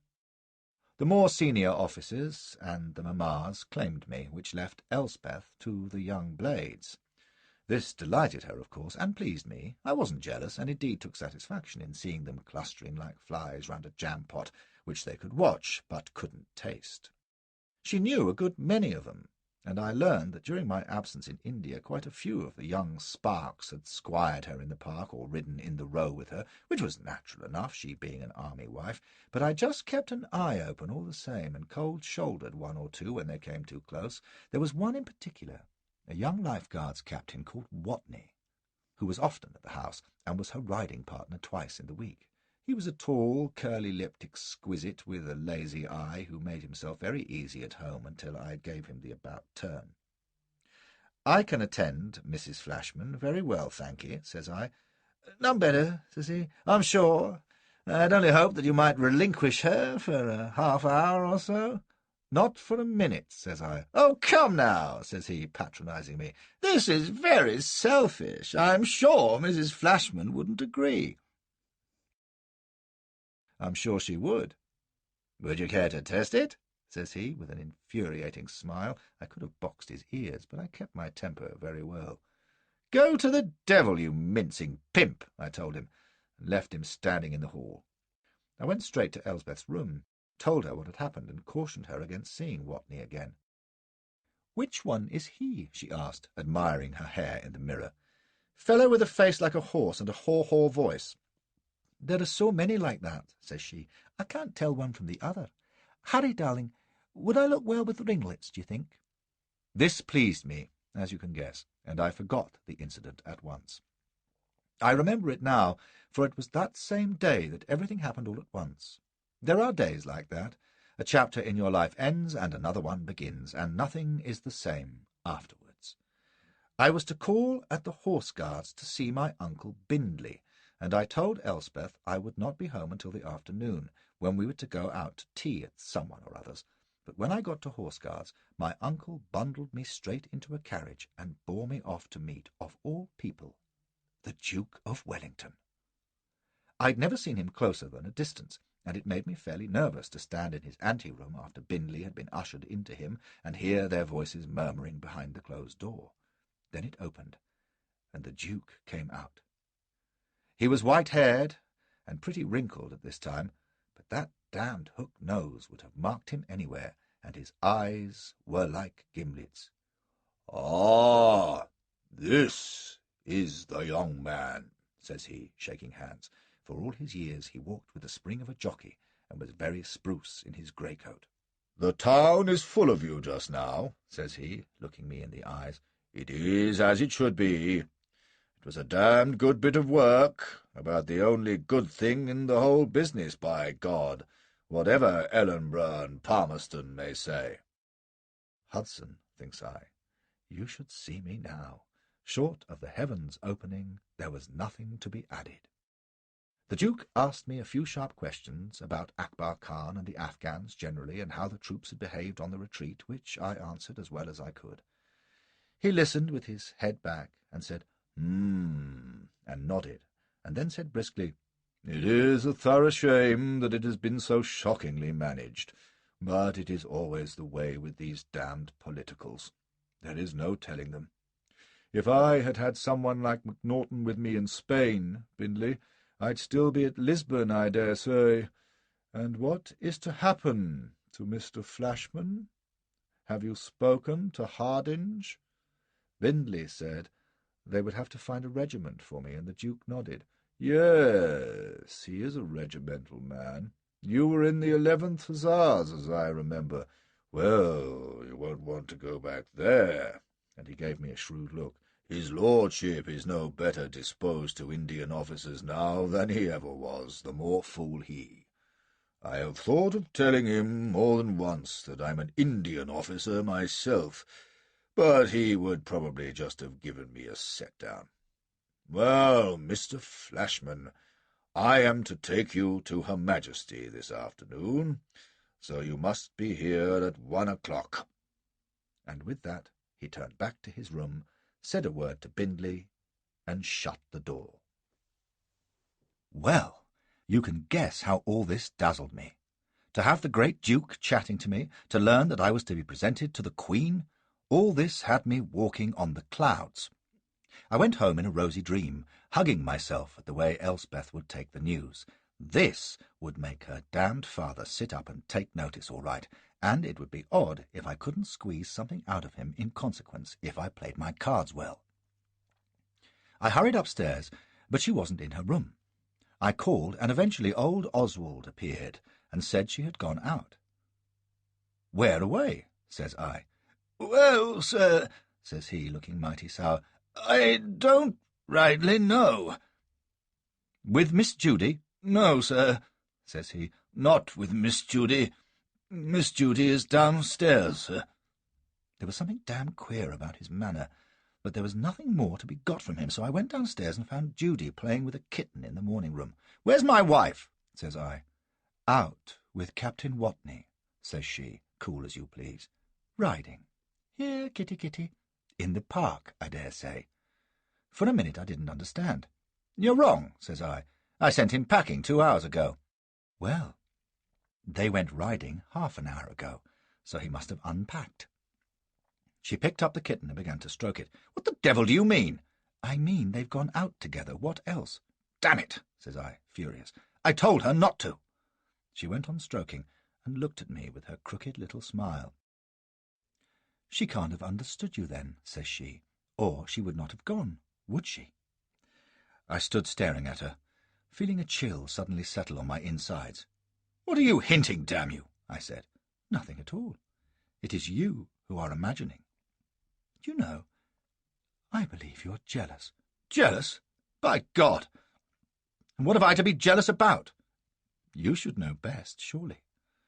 I stood looking thunder at her, torn between anger and fear of what she seemed to be implying. "Now, looky here," I said. "I want to know what the blazes you're at. If you have anything to say about my wife, by God, you'd best be careful." My father came stumping into the hall at that minute, curse him, and calling for Judy. She got up and walked past me, the kitten in her arms. She stopped at the door, gave me a crooked, spiteful smile, and says, "What were you doing in India? Reading? Singing hymns? Or did you occasionally go riding in the park?" And with that she slammed the door, leaving me shot to bits with horrible thoughts growing in my mind. Suspicion doesn't come gradually. It springs up suddenly and grows with every breath it takes. If you have a foul mind, as I have, you think foul thoughts readier than clean ones, so that even as I told myself that Judy was a lying bitch trying to frighten me with implications and that Elsbeth was incapable of being false, at the same time I had a vision of her rolling naked in a bed with her arms round Watney's neck. God! It wasn't possible. Elspeth was an innocent, a completely honest fool, who hadn't even known what fornication meant when I first met her. That hadn't stopped her bounding into the bushes with me, though, at the first invitation. Oh, but it was still unthinkable. She was my wife, and as amiable and proper as a girl could be. She was utterly different from swine like me. She had to be. I couldn't be as wrong in my judgment as that, could I? I was standing torturing myself with these happy notions, and then common sense came to the rescue. Good God! All she had done was go riding with Watney. Why, she hadn't even known who he was when I warned her against him that morning. And she was the most scatter-brained thing in petticoats. Besides, she wasn't of the metal that trollops are made of, too meek and gentle and submissive by half. She wouldn't have dared. The mere thought of what I'd do would have terrified. What would I do? Disown her? Divorce her? Throw her out? By God, I couldn't. I didn't have the means. My father was right. For a moment I was appalled. If Elspeth was making a mistress for Watney or anyone else, there was nothing I could do about it. I could cut her to ribbons. Oh, aye, and what then? Take to the streets? I couldn't stay in the army, or in town even, without means. Oh, but to the devil with this. It was pure moonshine, aye, and deliberately put into my mind to make me jealous by that brown-headed slut of my father's. This was her making mischief to get her own back for the hammering I'd given her 3 years ago. That was it. Why, I didn't have the least reason to think ill of Elspeth. Everything about her denied Judy's imputations, and by God, I'd pay that cow out for her lies and sneers. I'd find a way, all right, and God help her when I did. With my thoughts back in more genial channels, I remembered the news I'd been coming home to tell Elspeth. Well, she would have to wait for it until after I'd been to the palace. Serve her right for going out with Watney, damn him. In the meantime, I spent the next hour looking out my best clothes, arranging my hair, which was grown pretty long and romantic, and cursing Oswald as he helped me with my cravat. I'd have been happier in uniform, but I didn't have a decent one to my name, having spent my time in mufti since I came home. I was so excited that I didn't bother to lunch, but dandied myself up to the nines and then hurried off to meet his nose ship. There was a brougham at his door when I arrived, and I didn't have to wait 2 minutes before he came down, all dressed and damning the secretary and valet, who were stalking along behind him. "There probably isn't a damned warming pan in the place," he was barking, "and it is necessary that everything should be in the finest order. Find out if Her Majesty takes her own bed linen when she travels. I imagine she does, but don't, for God's sake, go inquiring indiscreetly. Ask Arbuthnot, he'll know. You may be sure that something will be amiss in the end, but it can't be helped. Ah, Flashman!" And he ran his eye over me like a drill sergeant. "Come along, then." There was a little knot of urchins and people to raise a cheer as he came out, and some shouted, "There's the Flash Cove! Hurrah!" by which they meant me. There was a little wait after we got in, because the coachman had some trouble with his reins, and a little crowd gathered while the Duke fretted and swore. "Damn it, Ronson," growls he. "Hurry up, or we shall have all London here." The crowd cheered, and we rolled off in the pleasant autumn sunshine, with the gutter snipes running behind, whooping, and people turning on the pavements to lift their hats as the great Duke passed by.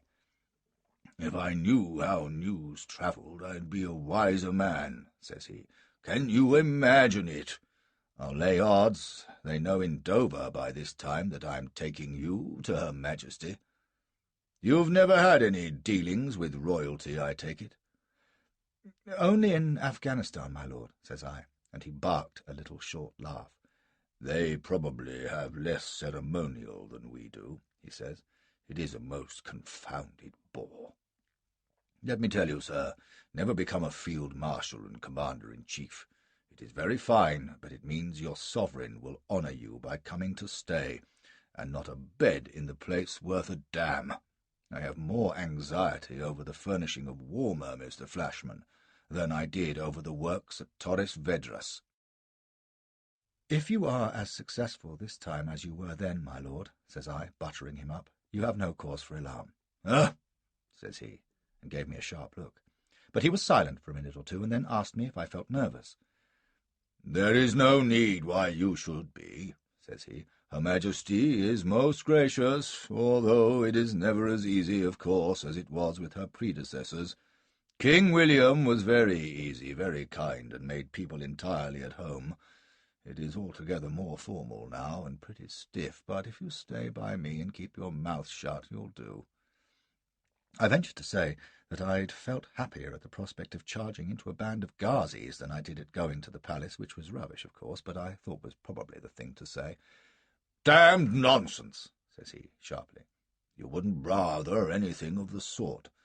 But I know that the feeling is much the same, for I've experienced both myself. The important thing is never to show it, as I am never tired of telling young men. Now tell me about these Ghazis, who I understand are the best soldiers the Afghans can show." He was on my home ground there, and I told him about the Ghazis and Ghilzais and Pathans and Duranis, to which he listened very carefully until I realized that we were rolling through the palace gates, and there were the guards presenting arms and a flunky running to hold the door and set the steps, and officers clicking to attention, and a swarm of people about us. "Come on," says the Duke, and led the way through a small doorway, and I have a hazy recollection of stairs and liveried footmen and long carpeted corridors and great chandeliers and soft-footed officials escorting us, but my chief memory is of the slight, grey-coated figure in front of me, striding along, and people getting out of his way.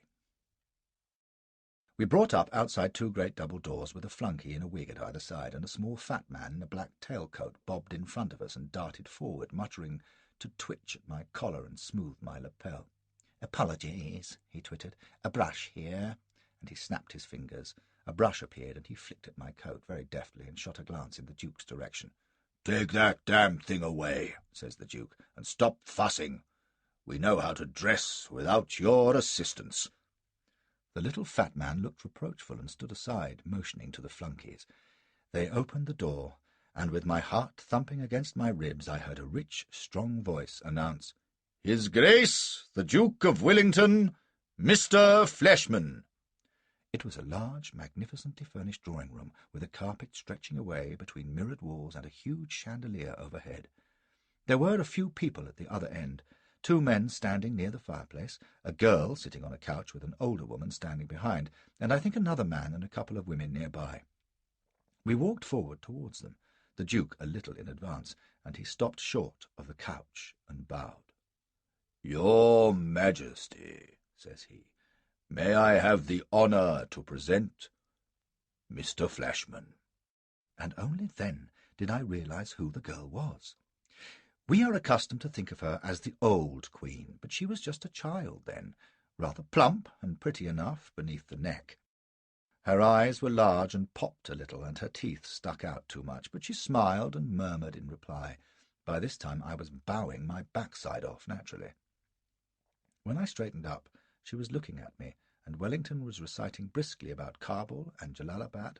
"Distinguished defence, Mr. Flashman's notable behaviour," are the only phrases that stay in my mind. When he stopped, she inclined her head at him, and then said to me, "You are the first we have seen of those who served so bravely in Afghanistan, Mr. Flashman. It is really a great joy to see you return safe and well. We have heard the most glowing reports of your gallantry, and it is most gratifying to be able to express our thanks and admiration for such brave and loyal service." Well, she couldn't have said fairer than that, I suppose, even if she did recite it like a parrot. I just made a rumbling sound in my throat and ducked my head again. She had a thick, oddly accented voice and came down heavy on her words every now and then, nodding as she did so. "Are you entirely recovered from your wounds?" she asked. "Very well, thank you, Your Majesty," says I. "You are exceedingly brown," says one of the men, and the heavy German accent startled me. I'd noticed him out of the tail of my eye, leaning against the mantel with one leg crossed over the other. So, this is Prince Albert, I thought. What hellish-looking whiskers. "You must be as brown as an Afghan," says he, and they laughed politely. I told him I had passed for one, and he opened his eyes and said did I speak the language, and would I say something in it.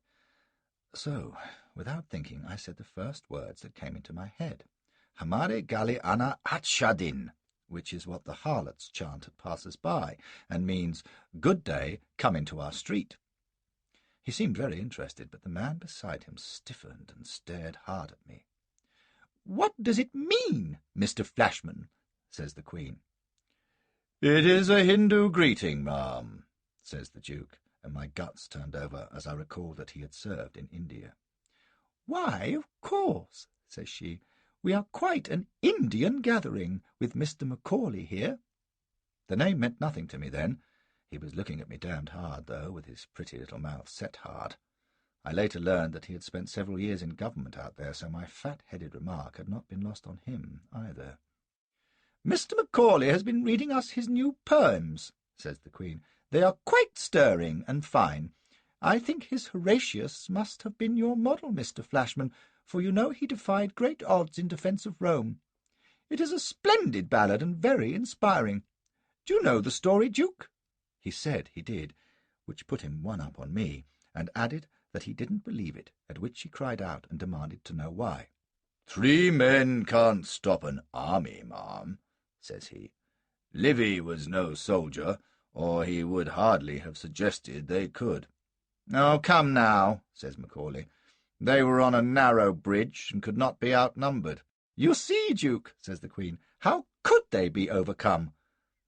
"Bows and arrows, ma'am," says he. "Slings, shoot 'em down. That's what I'd have done." At this, she said that the Tuscans were more chivalrous than he was, and he agreed that very likely they were. "Which is perhaps why there are no Tuscan empires today, but an extensive British one," says the Prince quietly, and then he leaned forward and murmured something to the Queen, and she nodded wisely and stood up. She was very small, and signed to me to come forward in front of her. I went, wondering, and the Duke came to my elbow, and the Prince watched me with his head on one side. The lady, who had been behind the couch, came forward and handed something to the Queen, and she looked up at me from not a foot away. "Our brave soldiers in Afghanistan are to have 4 medals from the Governor-General," she said. "You will wear them in course of time, but there is also a medal from their Queen, and it is fitting that you should wear it first of all." She pinned it on my coat, and she had to reach up to do it. She was so small. Then she smiled at me, and I felt so overcome I didn't know what to say. Seeing this, she went all soulful about the eyes. "You are a very gallant gentleman," says she. "God bless you." Oh, law, I thought, if only you knew, you romantic little woman, thinking I am a modern Horatius. I made a point of studying Macaulay's Lays later, and she wasn't too far off, really, only the chap I resembled was false Sextus, a man after my own heart. However, I had to say something, so I mumbled about Her Majesty's service. "England's service?" said she, looking intense. "The same thing, ma'am," says I, flown with inspiration as she cast her eyes down wistfully.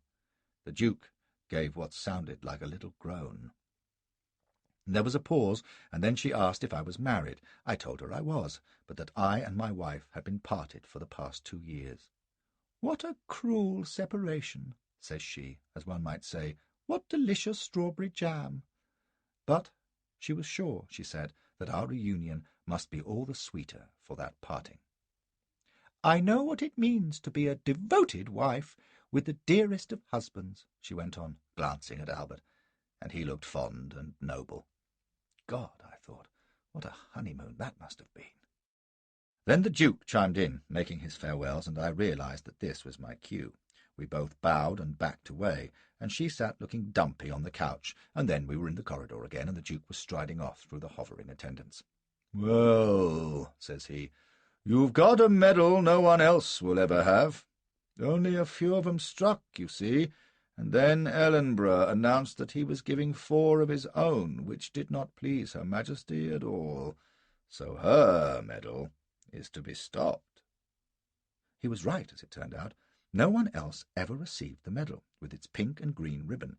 I suspect Albert chose the colours, and I wear it on ceremonial days along with my Victoria Cross, my American Medal of Honor, for which the Republic graciously pays me $10 a month, my San Serafino Order of Purity and Truth, richly deserved, and all the other assorted tinware which serves to disguise a cowardly scoundrel as a heroic veteran.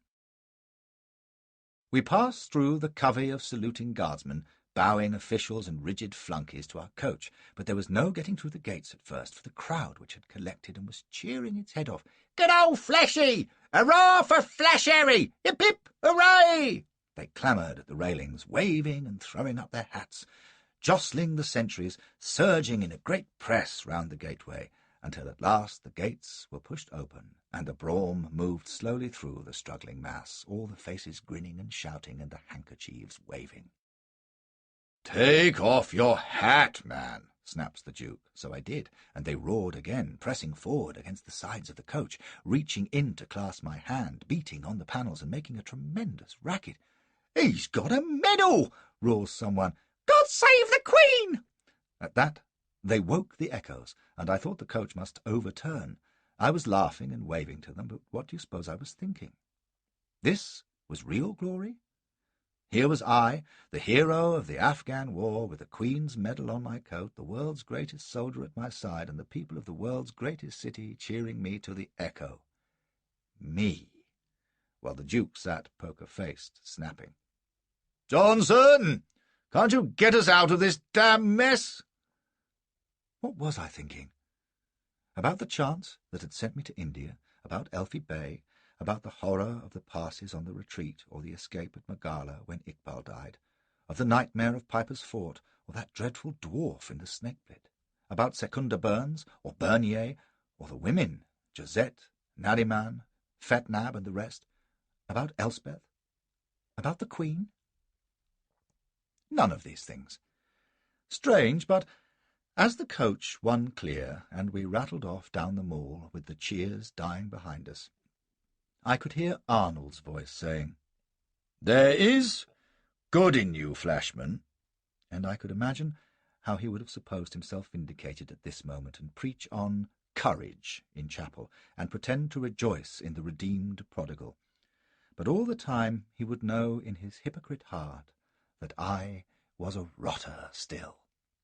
But neither he nor anyone else would have dared to say so.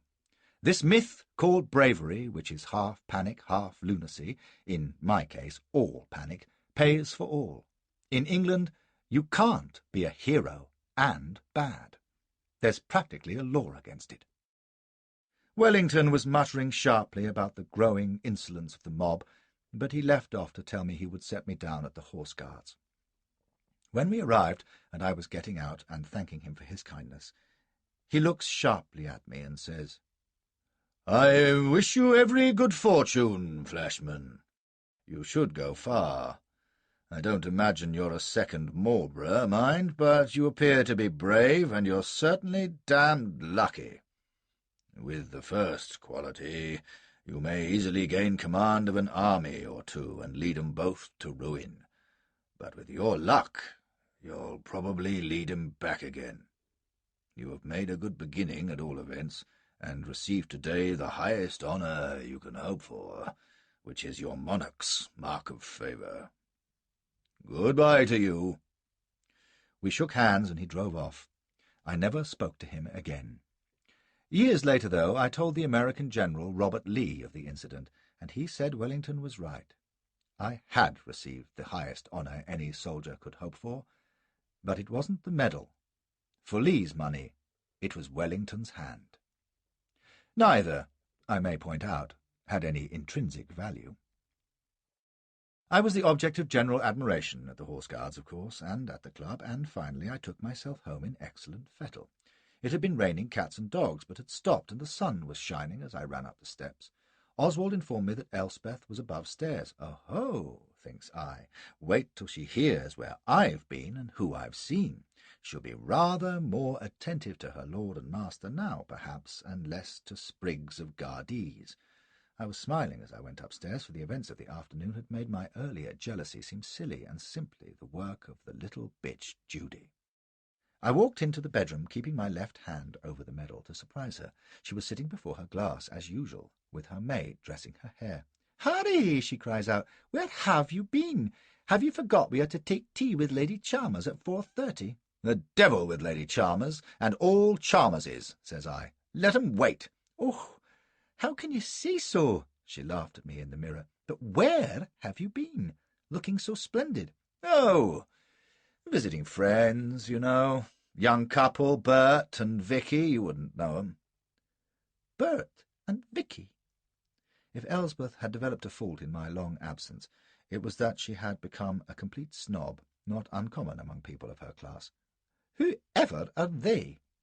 I stood behind her, looking at her reflection, and exposed the medal. I saw her eyes light on it and widen, and then she swung round. "Harry! What?" "I've been to the palace with the Duke of Wellington. I had this from the Queen, after we had chatted a little, you know, about poetry and—" "The Queen!" she squeals. "The Duke! The palace!" And she leapt up, clapping her hands, throwing her arms round my neck, while her maid clucked and fussed, and I, laughing, swung her round and kissed her. There was no shutting her up, of course. She rained questions on me, her eyes shining, demanding to know who was there, and what they said, and what the Queen wore, and how the Queen spoke to me, and what I replied, and every mortal thing. Finally I pushed her into a chair, sent the maid packing, and sat down on the bed, reciting the whole thing from start to finish. Elsbeth sat round-eyed and lovely, listening breathlessly and squealing with excitement every now and then. When I told her the Queen had asked about her, she gasped and turned to look at herself in the mirror, I imagined to see if there was a smut on her nose. Then she demanded that I go through it all again, and I did, but not before I had stripped off her gown and pulled her on top of me on the bed, so that between gasps and sighs the breathtaking tale was retold. I lost track of it several times, I admit. Even then she was still marvelling at it all, until I pointed out that it was after 4 o'clock, and what would Lady Chalmers say? She giggled and said we had better go, and chattered incessantly while she dressed, and I lazily put myself in order. "Oh, it is the most wonderful thing," she kept saying. "The Queen, the Duke, oh, Harry!" "Aye," says I. "And where were you, eh?" "Sparking in the Row all afternoon with one of your admirers." "Oh, he is the greatest bore," says she, laughing. "Nothing to talk of but his horses. We spent the entire afternoon riding in the park, and he spoke of nothing else for 2 hours on end." "Did he, by gad?" says I. "Why, you must have been soaked." She was in a cupboard by now, among her dresses, and didn't hear, and idly I reached out, not thinking, and touched the bottle-green riding-coat that lay across the end of the bed. I felt it, and my heart suddenly turned to stone. The coat was bone dry. I twisted round to look at the boots standing by a chair. They shone glossy, with not a mark or a splash on them. I sat feeling sick, listening to my heart thumping while she chatted away. It had rained steadily from the time I had left Wellington at the Horse Guards until I had left the club more than an hour later and come home. She could not have been riding in the park in that downpour. Well, where the devil had she and Watney been, then? And what? I felt rage mounting inside me, rage and spite, but I held myself in, telling myself I might be wrong. She was patting her face with a rabbit's foot before the glass, never minding me, so I said, very easy-like, "Whereabouts did you go for your ride?" "Oh, in the park, as I said. Nowhere at all in particular." Now that's a lie for certain, thinks I, and yet I couldn't believe it. She looked so damned innocent and open, so feather-headed and full of nonsense as she went on and on about my wonderful, wonderful hour at the palace. Why, only 10 minutes ago she had been coupling with me on the bed, letting me. Suddenly the ugly thought of the first night home came rushing back to me. How I had fancied she was less ardent, and I remembered her.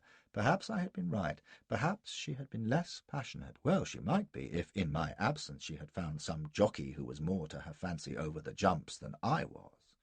By God, if that were true, I would. I sat there, shaking, my head turned away so that she would not see me in the mirror. Had that slut Judy been hinting at the truth, then? Was Watney cuckolding me, and heaven knew who else besides him? I was fairly boiling with shame and anger at the thought, but it couldn't be true. No, not Elsbeth. And yet there was Judy's sneer, and those boots winking their wickedness at me. They hadn't been near the park this afternoon, by God! While the maid came back and attended to Elsbeth's hair again, and I tried to close my ears to the shrill feminine trilling of her talk, I tried to take hold of myself. Maybe I was wrong. Oh, God, I hoped so. It wasn't just that strange yearning that I had about Elsbeth. It was my honour, if you like. Oh, I don't give a damn about what the world calls honour, but the thought of another man or men frolicking in the hay with my wife! Who should have been unable to imagine a more masterful or heroic lover than the great Flashman, the hero whose name was on everyone's lips? God help us! The thought of that! Pride is a hellish thing. Without it there isn't any jealousy or ambition, and I was proud of the figure I cut, in bed and in barracks, and here was I, the lion of the hour, medal and all, the Duke's handshake and the Queen's regard still fresh, and I was gnawing my innards out about a gold-headed filly without a brain to her name. And I must bite my lip and not say a word for fear of the row there would be if I let slip a breath of my suspicions. Right or wrong, the fat would be in the fire, and I couldn't afford that. "Well, how do I look?" says she, coming to stand in front of me in her gown and bonnet. "Why, Harry, you've gone quite pale." "I know. It is the excitement of this day, my poor dear." And she tilted up my head and kissed me. No, I couldn't believe it. Looking into those baby blue eyes. Aye, and what about those baby black boots? "We shall go out to Lady Chalmers," said she, "and she will be quite over the moon when she hears about this. I expect there will be quite a company there, too. I shall be so proud, Harry, so proud. Now let me straighten your cravat. Bring a brush, Susan. What an excellent coat it is. You must always go to that tailor. Which is he again? There now. Oh, Harry, how handsome you look. See yourself in the glass." I looked, and seeing myself so damned dashing, and her radiant and fair beside me, I fought down the wretchedness and raged. No, it couldn't be true. "Susan, you have not put away my coat, silly girl. Take it at once before it creases." By God, though, I knew it was. Or I thought I knew. To the devil with the consequences. No little ninny in petticoats was going to do this to me. "Elsbeth," says I, turning, "hang it carefully now when you've brushed it. There. Yes, my love. Elsbeth. Oh, Harry, you look so strong and fierce, on my word. I don't think I shall feel easy in my mind when I see all these fancy London ladies making eyes at you. and she pouted very pretty and touched her fingers on my lips. "Elspeth, I had nearly forgot. You had better take some money with you. Susan, bring me my purse, in case of any need that may arise. 20 guineas, my love." "Much obliged," says I. What the devil? You have to make do as best you can. If the tide's there, swim with it and catch on to whatever offers. You only go by once. "Will 20 be sufficient, do you think?" "Better make it 40. At this point, the first packet of the Flashman papers ends abruptly. That was Flashman by George MacDonald Fraser, read by Colin Mace. This programme was produced by ID Audio for Harper Audio. Text copyright George MacDonald Fraser, 1969. Production copyright 2015 by HarperCollins Publishers. All rights reserved. George MacDonald Fraser asserts the moral right to be identified as the author of this work. Thank you for listening.